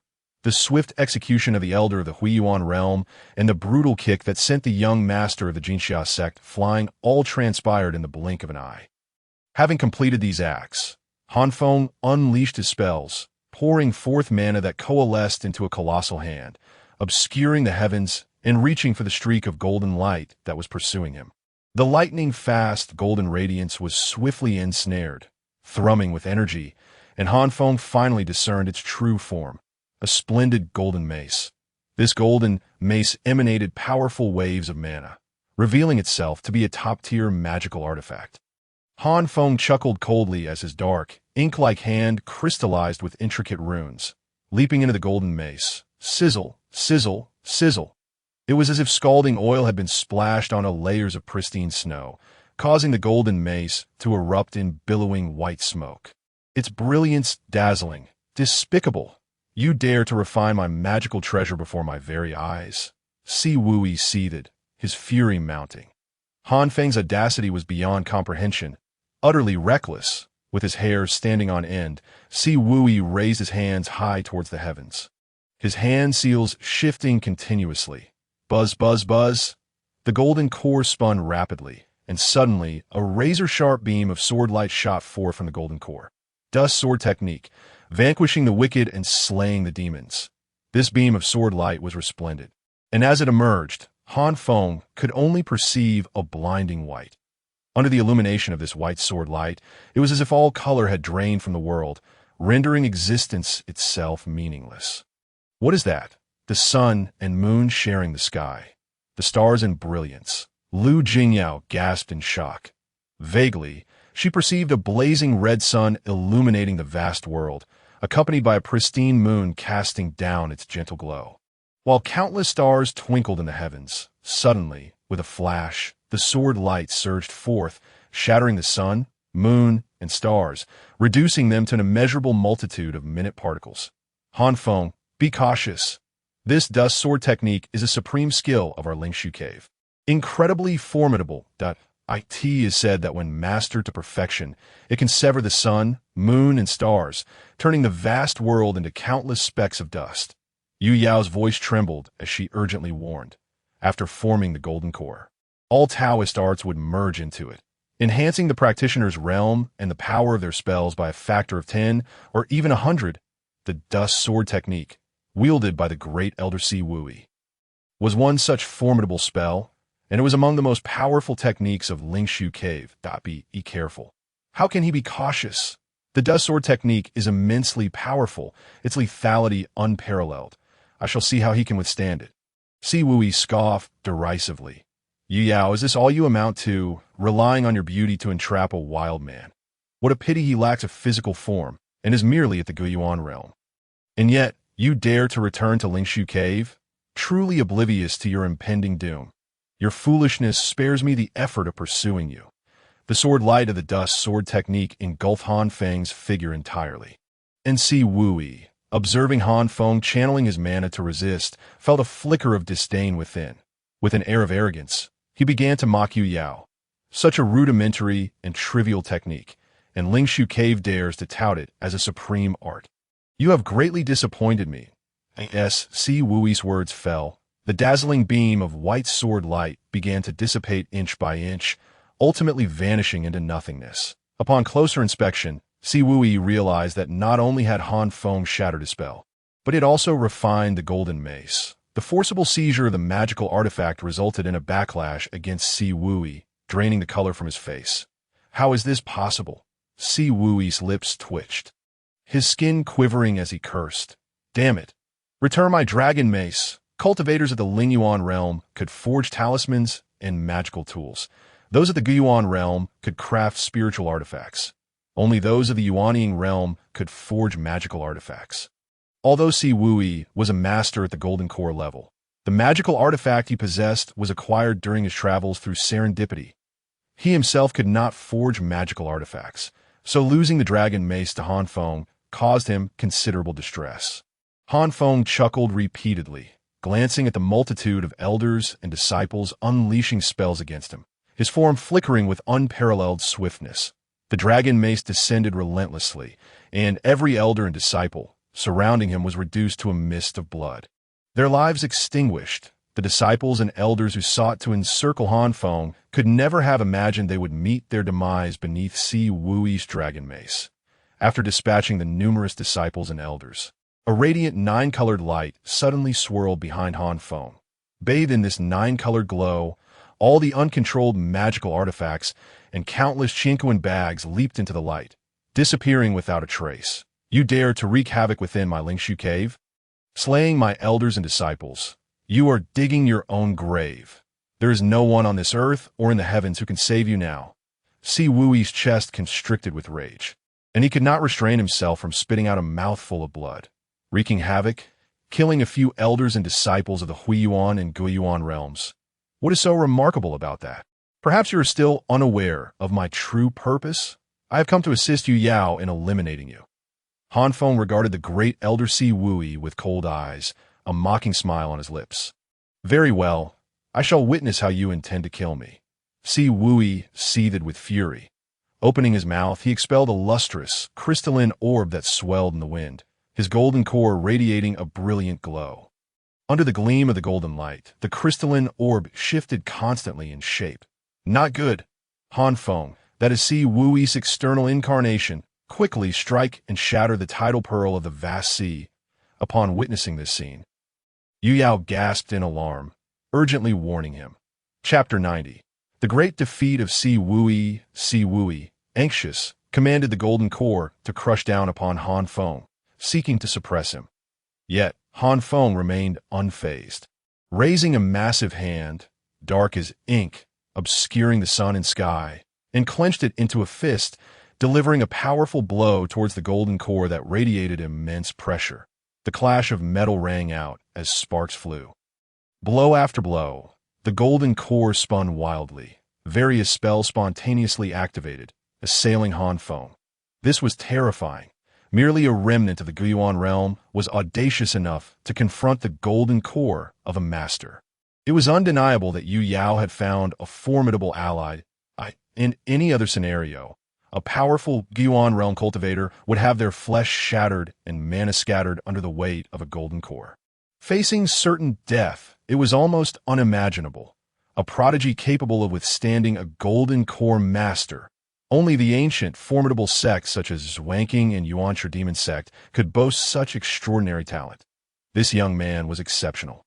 His innate gifts were undoubtedly on par with the holy sons and daughters of Zwanking. What a pity he had lost his physical form. What kind of background did this unparalleled genius possess? Who could have defeated him and caused him to lose his corporeal body? The cultivators from various sects who had come to observe the spectacle were abuzz with discussion, deeply astounded by the unfolding events. Boom! Once more, a fist was unleashed, shaking the very earth and mountains, as magical energy surged forth, and a tempest suddenly arose, throwing the essence of heaven and earth into disarray. Within the Lingshu cave, numerous array patterns simultaneously flickered with brilliance.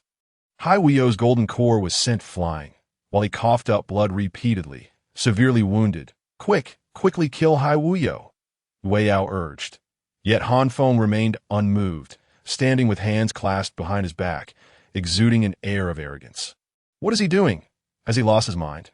Could it be that he intends to forcibly shatter Huiyu's external incarnation? Someone remarked. Master, Lu Jingyao was equally anxious, fearing for Han Feng's safety.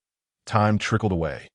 Suddenly, a hand emerged from the sphere, followed by a foot, then another hand and foot, and finally, a head appeared at a robust man, muscular and bare-chested, finally emerged. He stood over 8 feet tall, with prominent fangs and water-blue hair, adorned with a grass skirt woven from seaweed. Grasping a trident, his magical power was vast and immeasurable, surpassing even Huiyu's strength. This is the end. We are in grave danger, Wei Yao said with a bitter smile. She could never have imagined that Han Feng would be so overconfident. Foolish boy, you seek your own demise. No one can save you now. With the formation of his external incarnation, Hai Wuyo's confidence surged. And with a furious roar, he lunged at Han Feng. The golden core spun above Hai Wuyo's head, emanating an overwhelming pressure. Raging seas and tumultuous waves, mountains and oceans are vast, Hai Wuyo chanted loudly. Stepping forward to deliver a mighty blow, in an instant, the waves surged and the world transformed as a watery realm materialized, trapping Han Feng, Lu Jingyao, and Yue Yao within. The waves crashed relentlessly, an unstoppable force, sweeping away demons and the fury of the sea god. The powerful man wielding the trident walked upon the waves with astonishing speed, reaching Han Feng in the blink of an eye. The trident was raised high, aimed at Han Feng's head. Han Feng was far too arrogant. He had no idea of the terror possessed by the elder, Hai Wuyo. The dust sword technique was merely a refinement of the elder's mastery. The raging tide's palm was truly the elder's hidden prowess. Coupled with the external incarnation formed by the oceanic tide pearl, this time we feared for our very survival. An irresistible force bore down from all directions, and Yue Yao felt as if her body would shatter. Looking around, she saw nothing but boundless waves. She began to tremble with fear. Lu Jingyao was even more distressed, her hair disheveled, her face flushed, feeling as though she would perish in the next instant. Die. In your next life, do not be so arrogant. Hai Wuyo's sinister voice suddenly echoed as he thrust his palm towards Han Feng's chest, aiming to shatter his spirit and completely obliterate him. Hai Wuyo, do you truly believe I am arrogant? Han Feng raised an eyebrow and struck out with a fist. His fist, dark as ink, shimmered with 9-colored light. Crack! Crack! The trident shattered inch by inch, and one of Hai Wuyo's arms was utterly destroyed.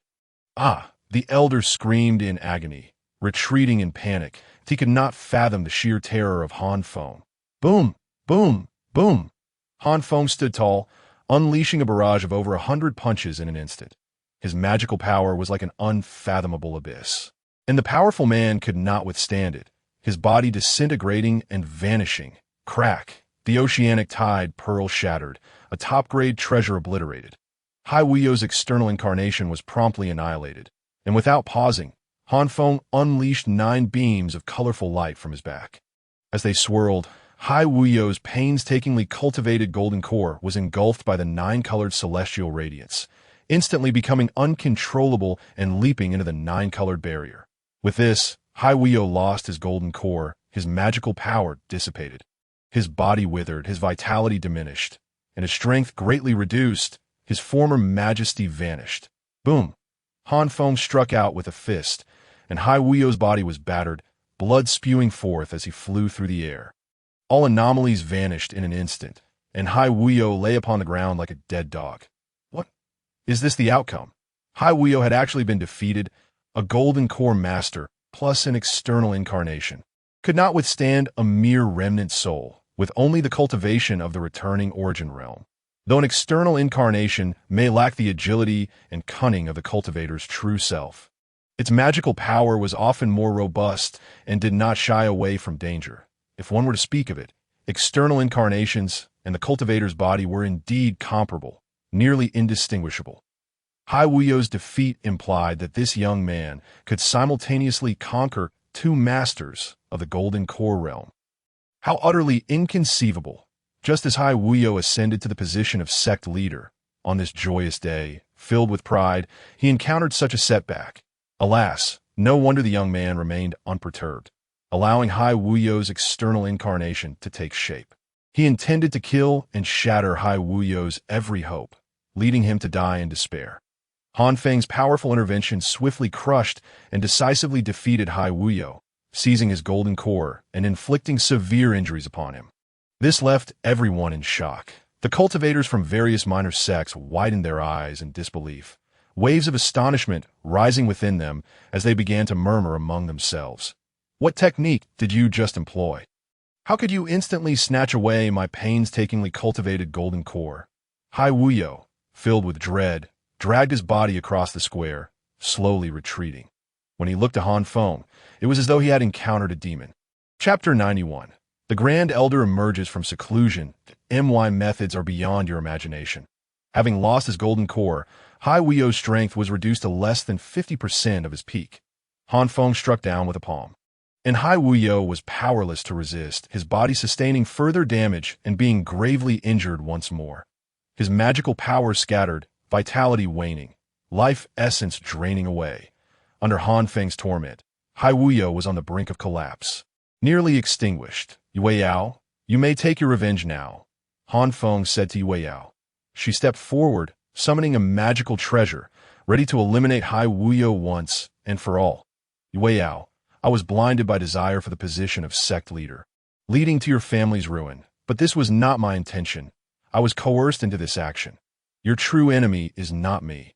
Spare my life. At that moment, Hai Wuyo, struggling to maintain his composure, wept and pleaded for mercy from Yue Yao. Yue Yao was momentarily taken aback and inquired, who is forcing you? Hai Wuyo hesitated, lowering his head. I'll speak quickly, otherwise I will kill you immediately. Yue Yao exclaimed in anger. Sister Yue Yao, he is most likely deceiving you. This is the Lingshu Cave. Act swiftly. There is no time to lose. Lu Jingyao interjected, her brow furrowed in contemplation.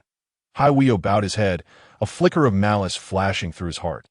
Bold demon, do not act so recklessly. Suddenly, a furious shout echoed.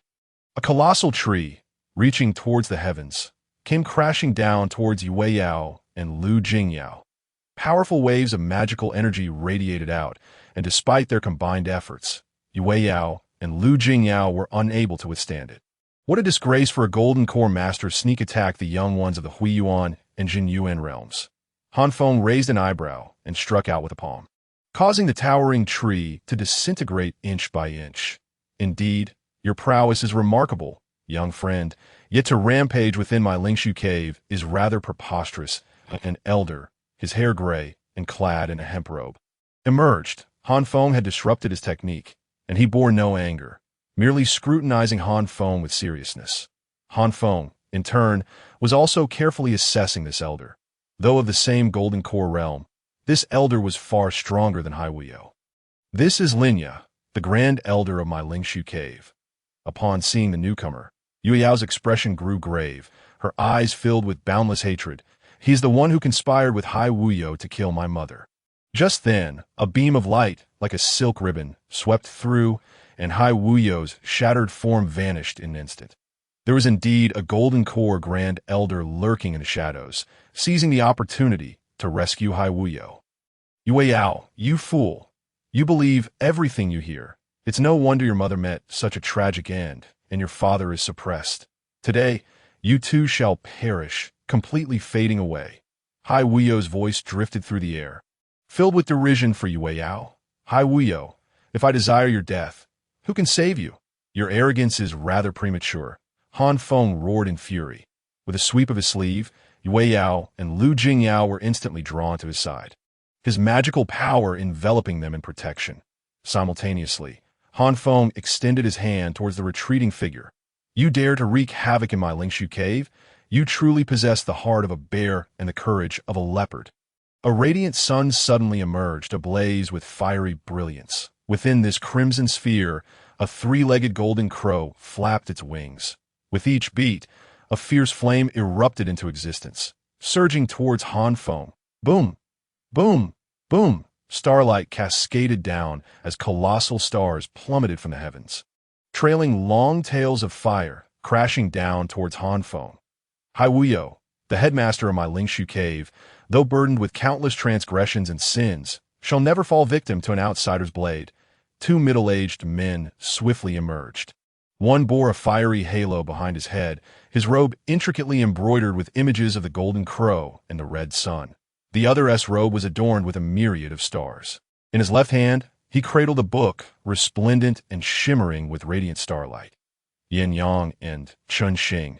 These two were also esteemed elders of my Lingshu Cave, their power surpassing even Linya. Yu Yao urgently addressed Han Feng. With hair ablaze and wind swirling, he stood resolute, his attire billowing 0.9 beams of colorful celestial light soared skyward, appearing behind Han Feng, while simultaneously 9 hues of light flickered ominously within the grasp of a colossal hand. As Xuanji's celestial light was unleashed, The spells of the esteemed elders dissipated into nothingness.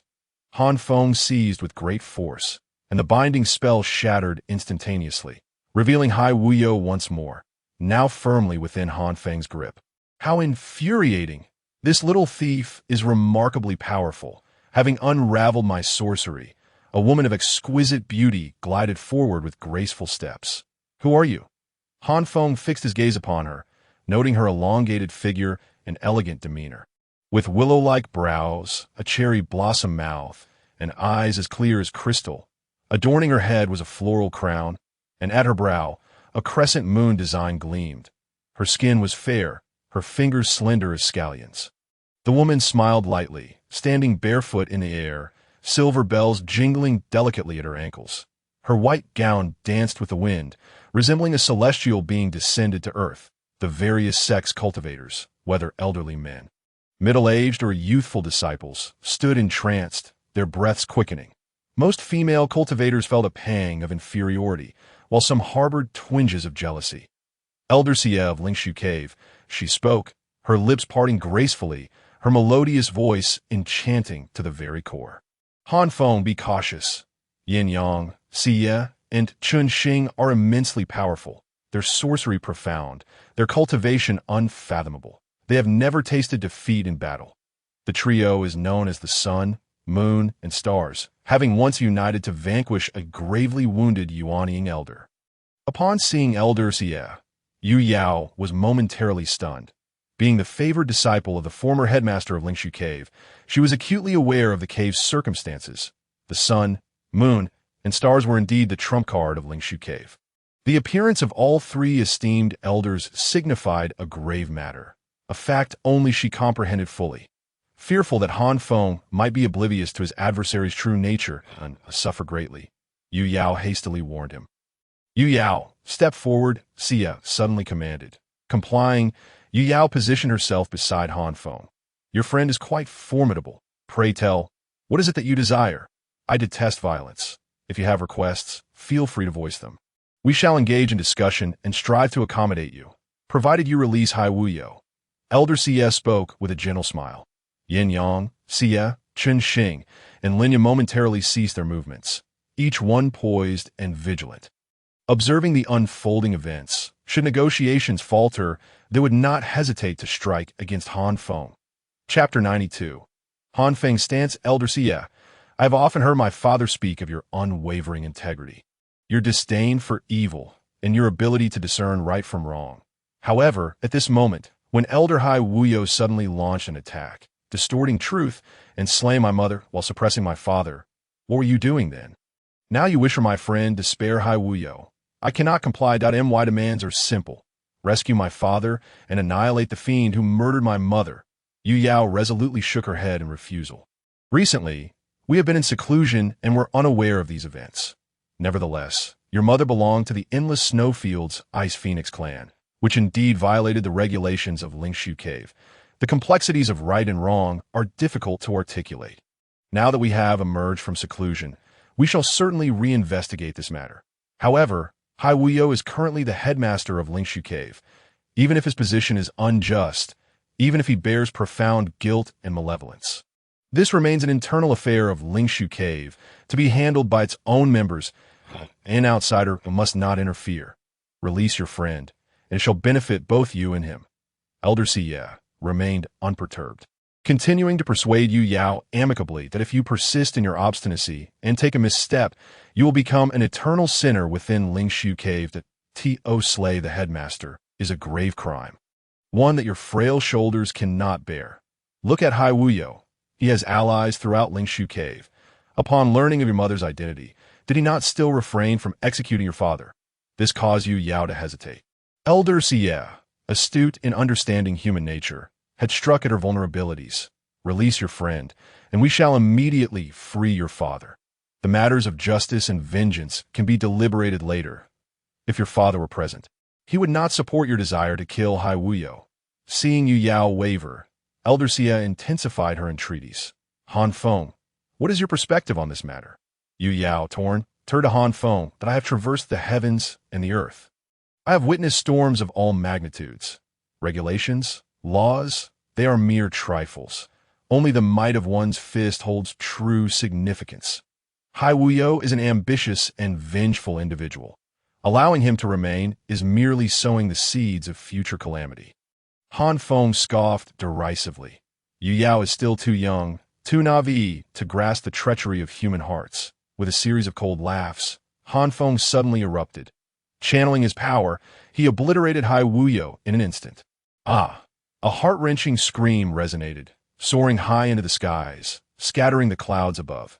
Hai Wuyo's corporeal form shattered, leaving not a remnant, reduced entirely to ashes. Before the esteemed elders of Lingshu Cave, Han Feng had slain Hai Wuyo, who had only recently assumed the headmaster's position. Eradicate evil to the utmost, sever the roots of malice. This is my stance, Han Feng declared loudly. With a swift motion, he cast Yu Yao behind him, shielding her. Han Feng's strike was ruthless and remarkably swift. It was only after Hai Wuyo's demise that Yin Yang, Se, Qin Xing, and Lin Yu fully comprehended the gravity of the situation. Such audacity, a little thief with no regard for the law, wreaking havoc in my Lingshu Cave. Today, let me demonstrate the power of my hand. Elder Xia seethed, taking the initiative. With a graceful flick of her hand, she unleashed a palm strike. Her power surged forth. Moonlight cascading in all directions. The nature of her spell was unclear to Han Feng, yet he felt an overwhelming pressure. With a swift motion, he evaded. Boom! The ground within 1,000 feet collapsed, the vast plaza left in utter ruin. The formations flickered, and a thunderous roar echoed, deafeningly loud. Suddenly, searing magma erupted from the depths of the earth, coalescing into a massive dragon that opened its gaping maw, twisting its body to viciously bite at Han Feng. So, a master of formations as well, Han Feng murmured to himself that a true expert reveals their prowess at once. Han Feng discerned clearly that as Elder Xia unleashed her strike, she had covertly inscribed formations, summoning the subterranean magma. Crack, crack. Just as Han Feng regained his footing, he caught sight of Qin Xing, who with a sweeping motion of his sleeve, launched over a dozen walnut-sized orbs shimmering with starlight towards him. Accompanied by a piercing sound, arriving in an instant, boom! The earth-shattering explosions reverberated across the land, powerful energy waves radiating outward, scattering Han Feng's magic. The esteemed elders of Lingshu Cave possessed considerable skill. Han Feng mused quietly. Without pausing, Han Feng darted away. Suddenly, the world dimmed, nightfall descending as stars hung high in the sky. The celestial bodies twinkled, shifting and rearranging into an extraordinarily intricate star map. Starlight fell, coalescing into threads, forming a vast net, ultimately materializing into a diagram rich with profound principles. The starry diagram descended, sealing the void and imprisoning all. Han Feng found himself unable to move, overwhelmed by a colossal force pressing in from all directions. The effort to shift even a fraction proving immensely arduous. Boom! As celestial bodies cascaded from the firmament above, an overwhelming pressure emanated, causing Han Feng to feel an immediate intensification of weight upon his shoulders, as if a multitude of mountains bore down upon him. Utterly unrelenting .10 suns burning the heavens, true fire of Xianyang. Observing Han Feng's immobilization, the elder Taishang Yin Yang advanced menacingly, delivering a punch that tore through the air with a resounding crack, aimed directly at Han Feng's head. This strike was cataclysmic. .10 ethereal figures of the golden crow materialized, each enveloped in a blazing, radiant flame that in an instant. The vast plaza transformed into a furnace, the once solid rock melting away, flowing like molten lava. This spell is too formidable. We must flee. The elder Taishang of Lingshu Cave, with power beyond imagination, exuded a pressure far too great for mere mortals like us to withstand. Truly, Lingshu Cave's profound heritage is unfathomable. Guests from various sects, gathered to witness and celebrate, could not endure such overwhelming force. One by one, they leaped into the air, fleeing to safer distances. The elders and disciples of Lingshu Cave also scattered, seeking distance, while simultaneously maintaining order and monitoring the actions of the various sect cultivators to prevent any untoward behavior. Only those at the Golden Core stage could dare to intervene in such a battle. Even elders of the returning Yuan stage were wise to keep their distance, for should they be caught in the fray, their lives would likely be forfeit, and even if they survived, they would undoubtedly suffer grievous injuries. You dare to slay Hai Wui, who ascended to the position of sect master in my presence. What do you think you are? Not even the holy son of the Xianqing Immortal Gate would dare such an act. Prepare to meet your end. Elder Taishang Yin Yang spat venomously, unleashing his lethal arts to Ha. With your meager skills, you think you can slay me? You are sorely mistaken. Han Feng retorted with a cold laugh. Secretly invoking the supreme offensive technique of Xianqing Immortal Light, a resplendent nine-colored radiance surged into the heavens, instantly shattering the path of the celestial star. Han Feng unleashed a punch, the Xianqing Immortal Light swirling as 9 colors of brilliance danced upon his fist. He met Yin Yang head-on, engaging in a fierce confrontation. With a resounding boom, the earth trembled and the heavens changed hue. The 10 golden crows emitted a mournful cry, vanishing in an instant, while Yin Yang was sent reeling backwards. Damn it, that Yu Yao must have stumbled upon an incredible ally. That fellow can actually contend with the 3 great elders of the sun, moon, and stars. An elderly man, his hair completely white, observed the life and death struggle between Han Feng and the elder Taishang of Lingshu Cave. His eyes darting with unspoken thoughts. Above his head, a phantom golden core revolved slowly. He longed to join the fray, seizing the chance to eliminate Han Feng on the spot. Yet, at that critical moment in the battle, he recognized his own limitations and dared not partake. Lacking even the qualification to engage, as time slipped away, his expression grew increasingly grim. The outcome remains uncertain, he muttered to himself. With Hai Wui dead, my situation within Lingshu Cave becomes dire. If Yu Changkong is released again, I will surely find no refuge. I must escape this place of turmoil. With Yu Changkong suppressed, aside from the Grand Elder Hai Wui and Elder Taishang Linya, there were other elders stirring the pot. Though the battle was not yet concluded, regardless of the outcome, his circumstances would not bode well. With a flash of his figure, he vanished into the distance. What a clever lad. Indeed, you possess some skills. Had you not slain Hai Wui, we might have been able to sit down and discuss matters. But having chosen your path to destruction, we are left with no choice but to eliminate you. In the plaza, the celestial star hovered in mid-air, his left hand cradling a tome shimmering with starlight, while his right hand rested behind him. At this moment, his robe lay tattered, blood trickling from the corner of his mouth. The book in his left hand was also damaged, fragments of starry paper fluttering in the wind. His right hand trembled incessantly, the radiance of the golden core above his head dimming, faint cracks appearing. After exchanging hundreds of blows with Han Feng, he had sustained hidden injuries. Han Feng stood proudly, the Xianqing Immortal Light unfurling, 9 hues of brilliance emerging behind him, forming a barrier that flowed gently. Just a bunch of insignificant beings. Do you think you can kill me? Utterly laughable. Han Feng laughed heartily. Boy, do not be overly arrogant. Do not forget, this is Lingshu Cave. Yin Yang wiped the blood from his mouth and swallowed several medicinal pills. The shattered bones in his left shoulder began to mend at a visibly rapid pace. The array shimmered, and the grand formation activated, an immense power enveloping him. Meanwhile, Han Feng felt an overwhelming pressure. In a moment of negligence, I allowed you to kill Hai Wui. But to think you can slay Linya? Absolutely impossible. Elder Taishang Xie, her floral crown reduced to a single bare twig, all petals having withered to ash, regarded Han Feng with lingering trepidation. In the recent fierce battle, she had faced numerous perils, repeatedly finding herself in dangerous predicaments, were it not for her profound cultivation and exquisite techniques. Along with the support of Yin Yang and the Celestial Star, she would have already met her demise at Han Feng's hands. Elder Taishang Linya, half of his body collapsed and one arm completely vanished, found his magical power in disarray. His might greatly diminished, cracks spreading across his golden core, threatening to shatter at any moment. Linya glared at Han Feng, his eyes filled with boundless hatred. Damn it. You have forced me to unleash the blood explosion secret technique, sacrificing an arm and losing 10 decades of lifespan. Today, I will have your life among the 4 great elders of Lingshu Cave.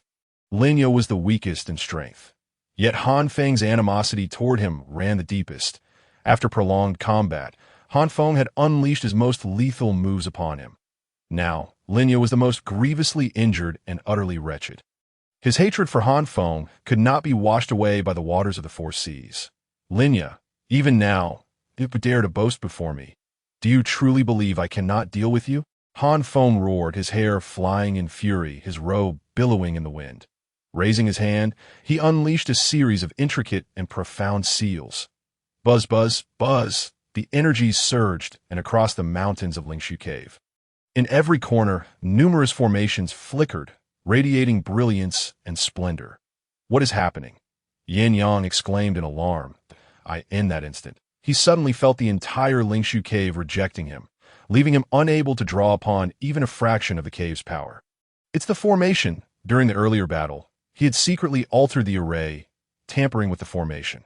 Elder Tai Shang Xia's countenance grew exceedingly grim. Xia, your understanding of formations is profound. Even you fail to notice? The celestial star's expression was one of disbelief. This little thief is truly formidable. His techniques are so exquisite that even I could not discern them. Some of the formations he inscribed are beyond my comprehension. Xia shook her head, replying, an ant shaking a tree, utterly deluded. If I wish to kill, can the three of you stop me? Han Feng laughed heartily. With a whoosh from atop a mountain peak, thousands of flying swords surged forth, emanating powerful waves of magical energy. The least of them were low-grade spiritual weapons, with several being low-grade treasured weapons. What is happening? Why is the Dian sword formation out of control? Why are the flying swords heading elsewhere? The elders and disciples on a mountain peak were thrown into confusion, unaware of the situation. Thousands of flying swords danced in the air, slashing toward Elder Tai Shang Yin Yang. Whoosh, whoosh, whoosh, hundreds of golden, shining Bagua mirrors leaped and swiftly adjusted their angles. Immediately, a beam of light, piercing the heavens and the earth, coalesced in an instant, aiming directly at Elder Tai Shang Xia. You have even managed to control the golden light extermination array. Xia gasped in shock, daring not to confront the beam of golden light head-on, leaping into the air with Lin Ye, evading the attack. At another mountain peak, amidst the flickering formations, the elders and disciples cried out in despair. Fleeing in all directions in the next moment, under the radiance of the golden light, the entire mountain peak was reduced to ashes, disappearing without a trace. Those disciples and elders who failed to escape in time were instantly obliterated. Come! Han Feng beckoned, and 9 golden miniature towers soared through the void. With a mere gesture, the 9 golden towers expanded against the wind, forming a dominating formation that descended upon the celestial star. At this moment, Han Feng's might was unparalleled. One after another. Great formations began to operate at breakneck speed, targeting Yin Yang, Se, the celestial star, and Lin Wei. An immense and overwhelming power of the cave was siphoned into Han Feng's body. With every movement, Han Feng wielded boundless strength, while Yin Yang, Se, the celestial star, and Lin Ye were all repelled by Lingshu Cave, trapped in a position of absolute disadvantage. The Xianxing immortal light was unleashed to its utmost. 9 beams of various colors piercing through the heavens and the earth, forming a luminous barrier that revolved slowly, each ray concealing a sword within. What kind of technique is this? Xia's complexion changed dramatically. Her very soul trembling at that moment. She sensed a grave threat to her life. Chapter 94. The slaying of Lin Ye. A series of profound and esoteric syllables escaped her lips, her black hair billowing in the wind as a resplendent full moon appeared behind her. With a graceful leap, Se entered into the luminous orb. Within that moon, palatial structures emerged, accompanied by vast groves of osmanthus trees, flourishing with lush foliage, flowers blooming and falling in a perpetual cycle. Buzzing resonated as the moon trembled gently. Advancing towards Han Feng with formidable force, the stars were boundless, the universe eternal, as the Star King descended, plucking stars and seizing the moon. The Morning Star also sensed danger, invoking arcane spells. The tattered tome in his hands radiated an overwhelming light. Transforming into a robe of starlight draped over him, the esteemed elder, Chunxing, underwent a dramatic transformation, becoming a celestial figure crowned with stars and cloaked in a starry robe, one hand cradling the book and the other wielding a scepter. The sun, moon, and stars revolved around him, celestial bodies extinguishing and being born anew, enigmatic and profound. With a sweep of his scepter, Elder Qinsheng surged forward. The sun illuminated the land, giving rise to all living things. Elder Yinyang's aura surged as an ancient city suddenly materialized, exuding a time-worn atmosphere. Within that city, countless ancient ancestors prayed, sang, and chanted scriptures, beseeching the divine for blessings. The deity, bathed in golden radiance, emanated an overwhelming pressure. Yinyang merged with the city, subduing Han Feng. Sun, moon, and stars. This was the true might of the three esteemed elders of the Lingshu Cave Heaven. 9 celestial swords, birthed from the 9-colored profound light, began to vibrate violently. Han Feng raised his hand to strike at the advancing Yinyang, Xia, and Qinsheng. Boom, boom, boom. Mountains crumbled, rivers reversed, the earth sank, and the entire plaza ceased to exist.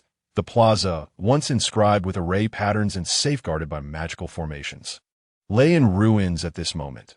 Cultivators cried out in despair, fleeing heedlessly into the distance. The nearby peaks, unable to withstand the pressure of the Xianyuan celestial light, crumbled into dust, while deeper within the Lingshu Cave Heaven, the great hall shook violently, with portions collapsing entirely. Heaven and earth changed hue. Chaos erupted within the Lingshu Cave Heaven. Elders and disciples soared into the sky, observing this battle that would determine the fate of the Lingshu Cave Heaven from afar. Who gave you the audacity to challenge the true master? Han Feng's voice rang out, his presence boundless. Bang! Bang! Bang! He unleashed 3 consecutive punches toward the 3 esteemed elders, Yinyang, Xia, and Qinsheng. They were already at the end of their strength. These 3 punches became the final straw that broke the camel's back. Puff! The city collapsed. The scene of countless ancient ancestors praying and chanting vanished. Yinyang lay on the ground like a dead dog, convulsing and coughing blood, his golden core devoid of any brilliance, dull and lifeless. A cry of despair erupted as the celestial figure, crowned with stars and draped in a starry robe, was sent flying. The scepter in his hand shattering inch by inch. The figure vanished, and Qinsheng returned to his former self. He hunched over, the book in his left hand severely damaged, emitting only a faint glow. A fierce wind gusted, causing Qinsheng to stagger and fall to the ground. He gasped for breath, blood flowing from his body, a pitiful sight. Tsa, the esteemed elder, emitted a mournful groan, her complexion ashen, her golden core dimming significantly. Her magical power in disarray as she knelt on the ground, one hand bracing against it, utterly incapable of continuing the fight. Suddenly, a powerful eruption defeated the 3 esteemed elders, Yinyang, Xia, and Qinsheng. Han Feng stood tall, exuding an overwhelming aura, his momentum unmatched. In an instant, Han Feng extended his arm, the Xianyuan celestial light coalescing into a colossal hand, stretching infinitely towards the fleeing esteemed elder, Lin Yin. Buzzing radiant light flickered, array patterns flowed, and layers of magical formations activated. Yet upon contact with this great hand, they disintegrated, the patterns obliterated, and the formations lay in ruin, unable to function. A scream pierced the air as esteemed elder Lin Yin found himself ensnared by Han Feng. Bang! With a cold snort, Han Feng forcefully hurled Lin Yin to the ground. Han Feng shifted his gaze towards Yinyang, Xia, and Qinsheng. Weren't you all quite arrogant? I shall slay Lin Yin before your very eyes. That 1,000 missteps. 1,000,000 missteps. He should not have persecuted Yao's mother or harmed her father. Han Feng sneered repeatedly. Yinyang, Xia, and Qinsheng wore expressions of despair, a sense of defeat washing over them. They were powerless to intervene.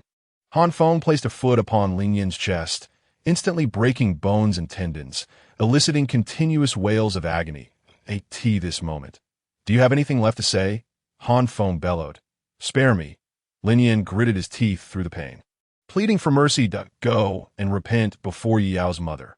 Han Feng scoffed, unleashing the Xianyuan celestial light, striking down with a mighty blow. Da-da. A chilling scream resonated through the heavens, echoing across the mountains. Lin Yan met his end, his corporeal form dissolving into a cloud of blood mist. Han Feng stood proudly, toying with Lin Yan's golden core.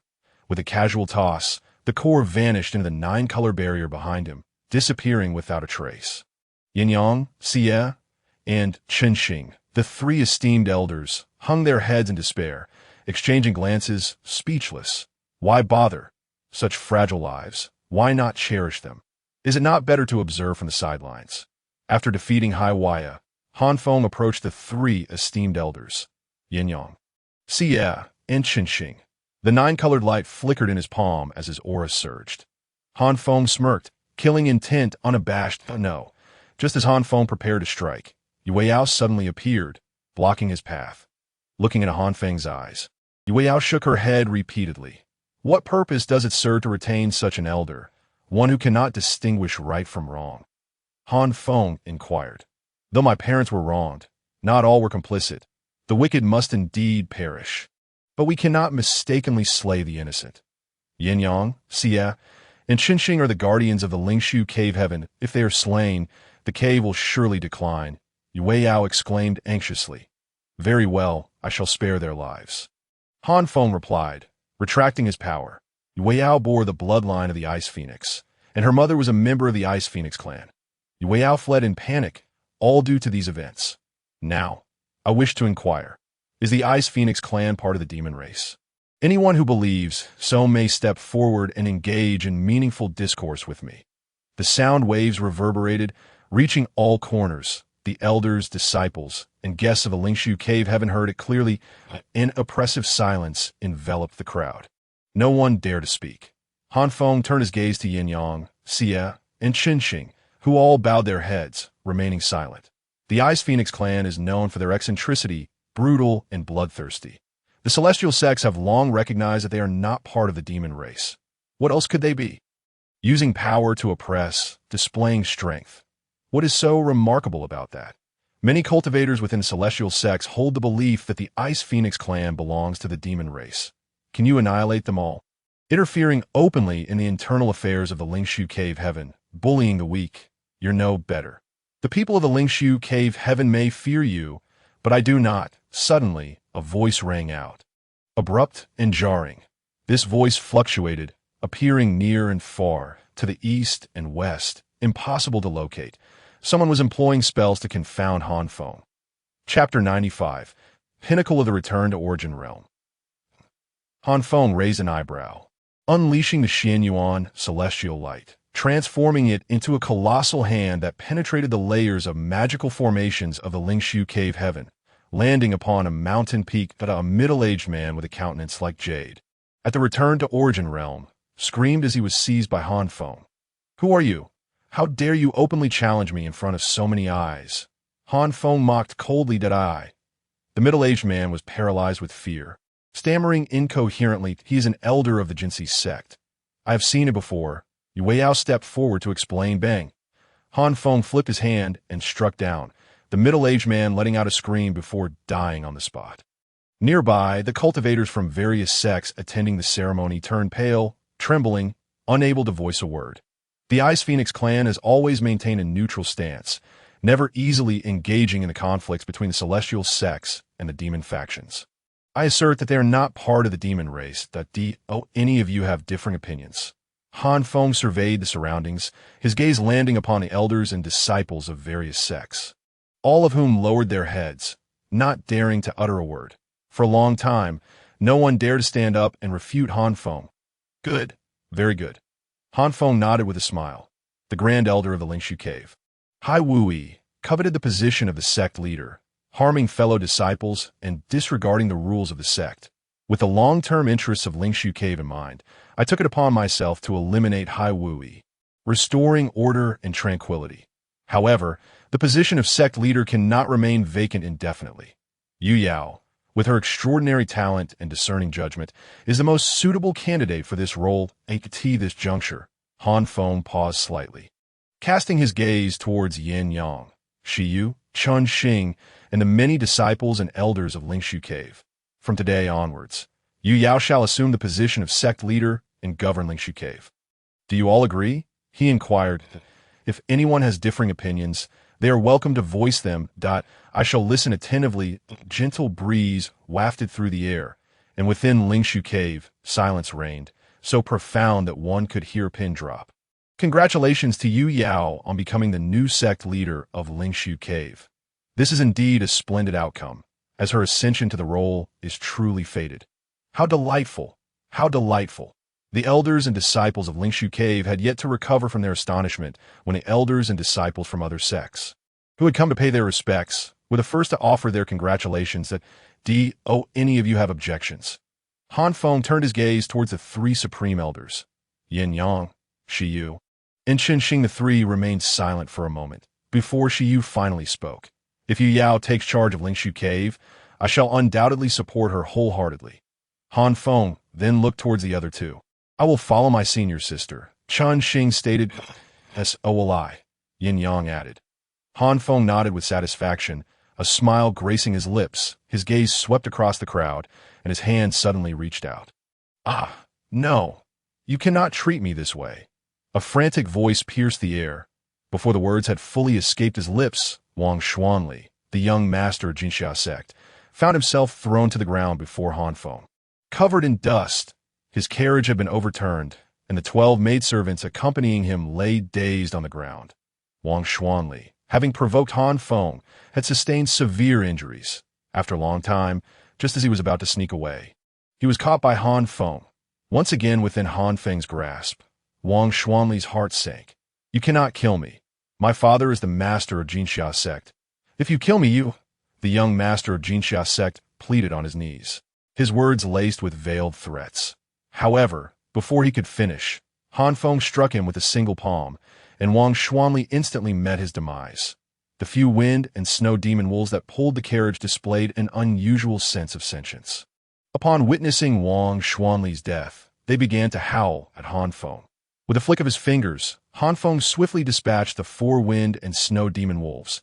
The 12 maidservants who had accompanied Wang Xuanli were utterly terrified, stumbling and falling to the ground, their faces pale, too frightened to breathe. Jinxia sect, is it? I have heard that your sect possesses the rare Jiangzhu immortal herb. Inform your sect leader to prepare, for I shall pay him a visit in a few days. Han Feng stated solemnly. The 12 maidservants, feeling as though they had been granted a reprieve, breathed a sigh of relief and fled without looking back. Yu Yao, go and release your father, the supreme elder, Shi Yu suggested. Yu Yao nodded and turned to Han Feng, saying, I will arrange for a guest house for you to rest in while I go find my father. Han Feng nodded in agreement. Not long after, disciples from Lingshu Cave arrived, their demeanor exceedingly respectful, guiding Han Feng and Lu Jingyao to a serene and elegant guest house. This abode was filled with spiritual energy, where birds chirped and flowers bloomed. Embodying tranquility and grace, Han Feng and Lu Jingyao settled in comfortably, engaging in their cultivation. The disciples of Lingshu Cave delivered meals and refreshments on time, attending to their needs with utmost care. As the evening breeze blew and the stars twinkled above, Han Feng sat cross-legged, exuding an air of solemnity. Behind him, 9 beams of vibrant light shimmered, forming a luminous barrier that continuously swirled 0.2 golden elixirs. The size of bamboo baskets floated within the 9-colored mystic light. These elixirs were the products of the arduous cultivation of Grand Elder Hai Wui and Supreme Elder Linya, and after defeating them, Han Feng had seized their golden elixirs. Han Feng's hand gestures shifted rapidly as he urged the Su Nq Ing immortal light to its utmost potential. Within the swirling 9-colored mystic light, 9 celestial swords began to take shape at this moment. The swords solidified further, trembling violently. The 2 golden elixirs, caught in the tumult of the 9 celestial swords' overwhelming pressure, could no longer withstand the strain and shattered, transforming into a vast torrent of primordial energy. With a rustling sound, as the golden elixirs disintegrated, more than 10 seeds, gleaming like golden dragon eyes, began to float upward. Liu Jingyao, who was meditating opposite Han Feng, was stirred by this magnificent aura and opened her eyes. Upon doing so, she beheld the immense primordial energy from the shattered golden elixirs swirling behind Han Feng. morphing into the forms of dragons, snakes, tigers, and leopards. Han Feng's techniques were exquisite. The vast primordial energy was incessantly refined and purified, ultimately transforming into numerous runes. A howling wind surged as these runes leapt, most of them being absorbed into Han Feng's being. He continued to circulate his mystic arts, and his aura steadily ascended. Gradually, a phantom golden elixir began to form at his Tianmen. At last, I have reached the pinnacle of the returning Yuan realm. One more step, and I shall attain the golden elixir realm. Han Feng exclaimed, elated. With a sweeping motion of his hand, a small fraction of the runes leapt into Lu Jingyao's body. Jingyao, this is a great fortune. The two golden elixir realm masters of Lingshu Cave have been vanquished, their golden elixirs shattered, and their primordial energy refined into runes. You must hasten to absorb and refine them, Han Feng urged. Lu Jingyao silently began to cultivate, gradually absorbing and refining the runes. An hour passed, then time flowed quietly, and after 3 hours, an intense surge of magical energy radiated from Lu Jingyao as she broke through to the Gang Yuan realm. Utilizing the golden elixir's primordial energy, Lu Jingyao achieved a remarkable breakthrough, reaching the Gang Yuan realm at the tender age of 18. A feat that was indeed extraordinary and indicative of her exceptional talent. Should she return to Qingyan sect, she would immediately stand on equal footing with the elders, exchanging insights on cultivation. Even in Lingshu Cave, an 18-year-old practitioner of the Gang Yuan realm would undoubtedly be meticulously protected, receiving a wealth of resources for cultivation, destined to become a core disciple. With her breakthrough, Lu Jingyao was filled with immense joy, cheering in delight that a glance at Han Feng revealed that he was still deeply immersed in his cultivation. Behind him, the 9 beams of vibrant light shone even more brightly, with 9 celestial swords quivering in response. The more than 10 seeds, glowing like golden dragon eyes, danced within the 9-colored barrier, repeatedly colliding with the celestial swords. Yet, the pressure emanating from the swords was too formidable. Before the seeds could even touch them, they veered off course. Undeterred, Han Feng continued to manipulate the Su Nq Ing immortal light, making repeated attempts.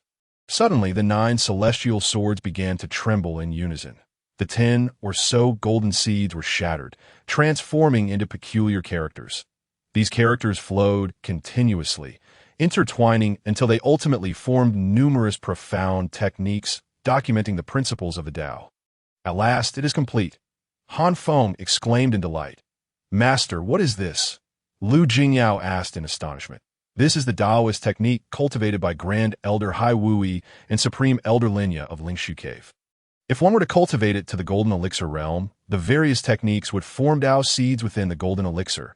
Should a master of the golden elixir realm perish and their golden elixir be seized, one could use secret techniques to restore these Tao seeds into scriptures, thereby gaining insight into the profound techniques of other sections. However, such secret techniques are only possessed by a select few colossal sections. Even Lingshu Cave could not possibly have such means, Han Feng explained, focusing intently on the scriptures. As the techniques flowed like a torrent, Han Feng committed them to memory with a flourish of his sleeve. The Li Hua divine furnace appeared before them. Quickly, gather your magical treasures. The spiritual energy here is abundant, and I have amassed a wealth of rare materials, perfectly suited for refining these treasures, Han Feng instructed. Lu Jingyao nodded and promptly produced her jade hairpin, bronze seal, fire serpent sword, and the Taoist robe she wore, presenting them all before him. Han Feng beckoned with his hand, lifting the furnace lid, and the magical treasures entered the Li Hua divine furnace. With another wave of his sleeve, the 7 stars demon-slaying sword array and its accompanying formation diagram, along with a complete set of the Wuxia flying wheel and its formation diagram, along with many other seized magical treasures, all gleamed as they were drawn into the furnace. Watch closely, for today, I shall teach you some even more profound knowledge. Magical treasures are classified into talismans, spiritual tools, spirit artifacts, precious artifacts, and Tao artifacts. Those who have attained the Lingyuan realm can refine talismans and magical tools, while masters of the Guiyuan realm can forge spiritual instruments, and those formidable figures of the Yuanying realm are capable of crafting treasured artifacts. although I stand merely at the pinnacle of the Guiyuan realm. My skills in forging magical treasures and arranging formations surpass those of even the Yuanying masters. Pay heed to my methods as I demonstrate the refinement of a treasure of the highest order." With a thunderous command, Han Feng's voice reverberated, instantly igniting Lu Jingyao's utmost concentration.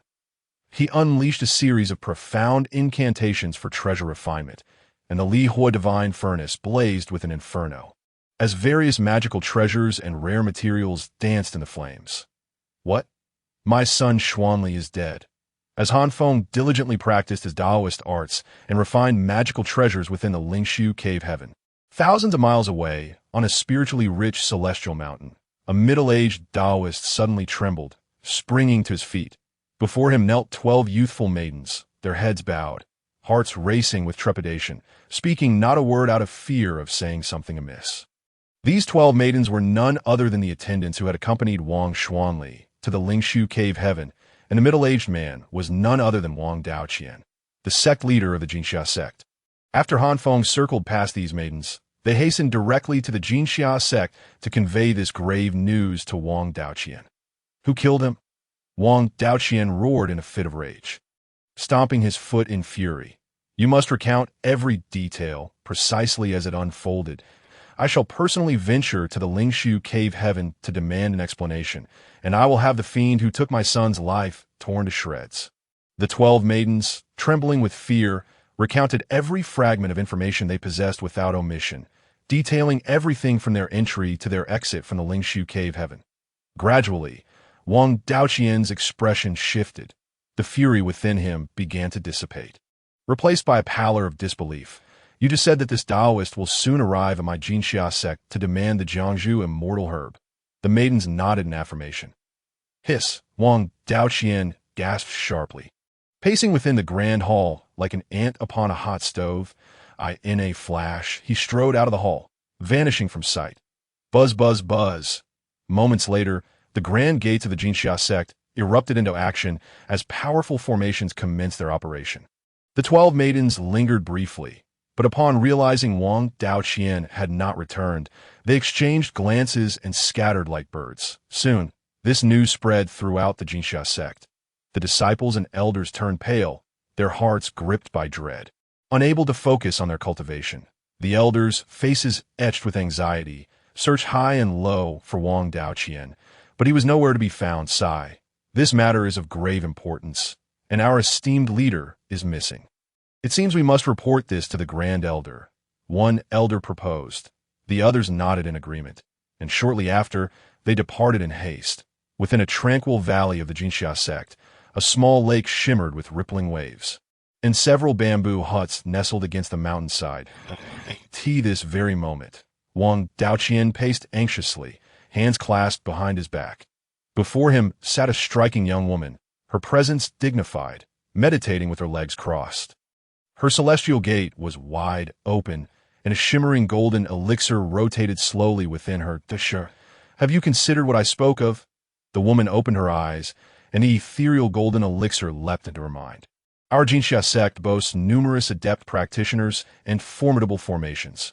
Why should we fear a nefarious Taoist? Must we resort to the aid of others? The second prince of the Dayan kingdom is arrogant and tyrannical, using his power to oppress others. I find him detestable. You want me to feign compliance and play along to appease him? I cannot do that." Wang Shi raised her head defiantly, resolutely refusing Dashir. "That malevolent Taoist is extraordinarily powerful. He has slain the Grand Elder Linya and the Elder Hai Wuya of the Lingshu Cave Heaven. Even the 3 Grand Elders Yin Yang, Shi Yu, and Chen Xing have fallen to him. Our Jinxia sect lacks the strength to contend with the Lingshu Cave Heaven, that if we engage in battle with that wicked Taoist, our sect will surely face annihilation. This moment, we can only rely on the power of the second prince of the Dayan kingdom to ensure our survival. I implore you." Wang Daoqian's voice grew desperate, and to his astonishment, he suddenly knelt before Wang Shi, tears glistening in his eyes, a look of pleading etched upon his face. "Father!" Wang Shi gasped in shock. "What are you doing? Please rise." She rushed to assist Wang Daoqian, but he remained resolute in his kneeling. "I will comply. I shall invite him to our Jinxia sect as a guest. Wang Shi relented with a sigh. Her father's actions made her acutely aware of the severity of the situation, prompting her to abandon her stubbornness. Good. That is my good daughter. Quickly invite the second prince. Our sect's very survival is at stake. And you must see this through. I will gather the elders to convene a meeting in response. Upon hearing this, Wang Daoqian finally stood up. After offering one last reminder, he hastily departed, within the imposing and magnificent main hall of the Jinxia sect. A heated debate erupted among the elders, their voices rising passionately as they discussed matters with several grand elders. Just then, a flash of light heralded Wang Daoqian's arrival. The sect leader has come. An elder exclaimed. The hall fell silent, the air thick with tension as if one could hear a pin drop. Daoqian, the Jinxia sect is on the brink of catastrophe, and this matter is somewhat related to Xuanli's demise. We too mourn his loss. However, a formidable enemy approaches. What countermeasures do you propose?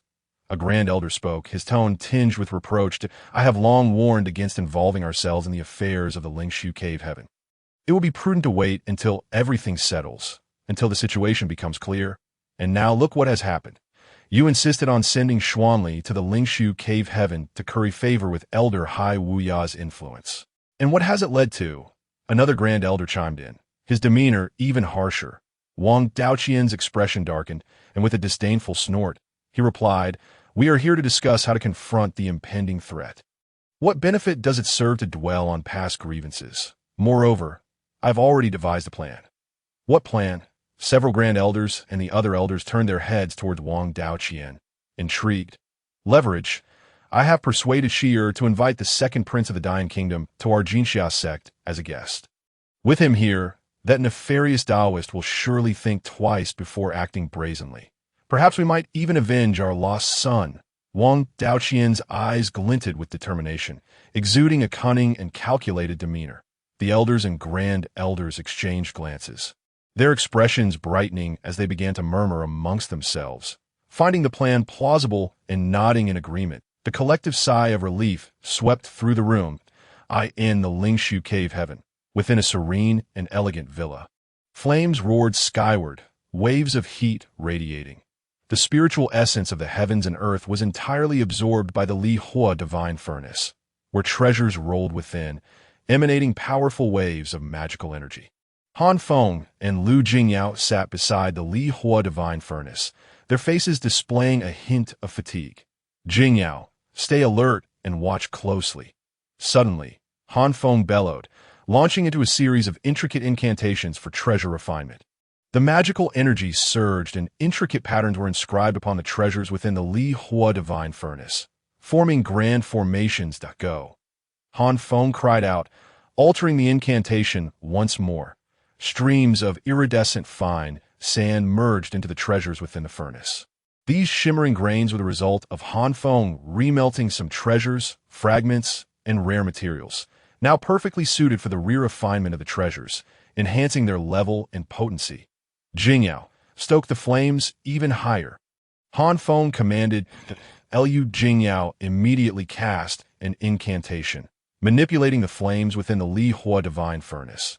Buzz, buzz, buzz. The grand formations atop the Li Hua divine furnace began to operate, and the flames within surged violently, transforming from fiery red to pale blue, then into a colorless, transparent flame. With another alteration of her incantation, Lu Jingyao's flames ultimately turned into a vibrant spectrum of colors, the iridescent fine sand particles fully fused with the treasures within the Li Hua divine furnace. While Han Feng intricately recarved the formations within the treasures, making them even more complex and profound than before, time ticked by. After 3 hours, the flames within the Li Hua divine furnace gradually subsided. With a sweeping gesture, the lid was lifted, a jade hairpin, a fire-red sword resembling a spiritual serpent, a palm-sized bronze seal, and a white Taoist robe soared forth, each emitting powerful waves of magical energy. A medium-grade, treasured artifact. In Lu Jingyao's eyes, a peculiar brilliance shimmered, almost causing her to drool. After a rigorous process of refinement, these few magical artifacts astonishingly transformed into mid-grade treasures, with a graceful flick of her delicate hand. Lu Jingyao donned her robe atop the mountain, the jade hairpin elegantly skewered into her tresses, while the fire serpent's sword dangled at her waist. The palm-sized bronze seal caught her eye once more, revealing the inscription Fan Tian. The Fan Tian seal? What a precious treasure! Lu Jingyao exclaimed with delight. As she channeled her magical energy, the seal continuously shrank until it became a mere thumb-sized ornament, which she adorned on her wrist. The fire serpent's sword, jade hairpin, Fan Tian seal, along with a mid-grade treasure robe. Although Lu Jingyao was merely at the level of the Gangyuan realm, she possessed 4 mid-grade artifacts. This was undeniably a wealth beyond measure, far surpassing that of an average golden core cultivator. "Thank you, Master," Lu Jingyao exclaimed joyfully. Han Feng paid no heed to Lu Jingyao, summoning a formation diagram from the Li Hua Divine Furnace with a wave of his hand. The diagram shimmered in 7 flying swords: Tian Shu, Tian Xian, Tian Ji, Tian Quan, Yu Heng, Kai Yang, and Yao Guang danced through the air. These 7 swords emitted powerful waves of magical energy, each sword's might rivaling that of the jade hairpin and the Fan Tian seal. 7 mid-grade flying swords. Lu Jingyao marveled in awe. The previous 7 stars demon-extinguishing sword formation has been re-refined by me, and the diagram has been modified into the 7 stars moon-transforming sword formation. These 7 flying swords, all mid-grade treasures, when united in formation, wield power surpassing that of typical upper-grade artifacts. Han Feng declared with satisfaction. As his words fell, a robed sword from the Li Hua Divine Furnace, adorned with intricate patterns of sun, moon, mountains, rivers, lakes, and creatures. This robe was also a mid-grade treasure. Draping the robe over himself, Han Feng instantly exuded an ethereal aura of a transcendent being. "Master is truly remarkable. Your artifact refinement techniques leave even golden core experts in the dust." Lu Jingyao clapped her hands and laughed heartily. "Do not shower me with flattery." This time, the refinement of magical artifacts consumed all materials. Even the carriage of Wang Xuanli, the young master of the Jinxia sect, was melted down. Han Feng lightly tapped Lu Jingyao on the head. "Han Feng, how has your training progressed?" Just as Han Feng and Lu Jingyao were reveling in their joy, Yu Yao floated in gracefully, her voice resonating from outside the room. It turned out that Han Feng had been refining artifacts for 7 days.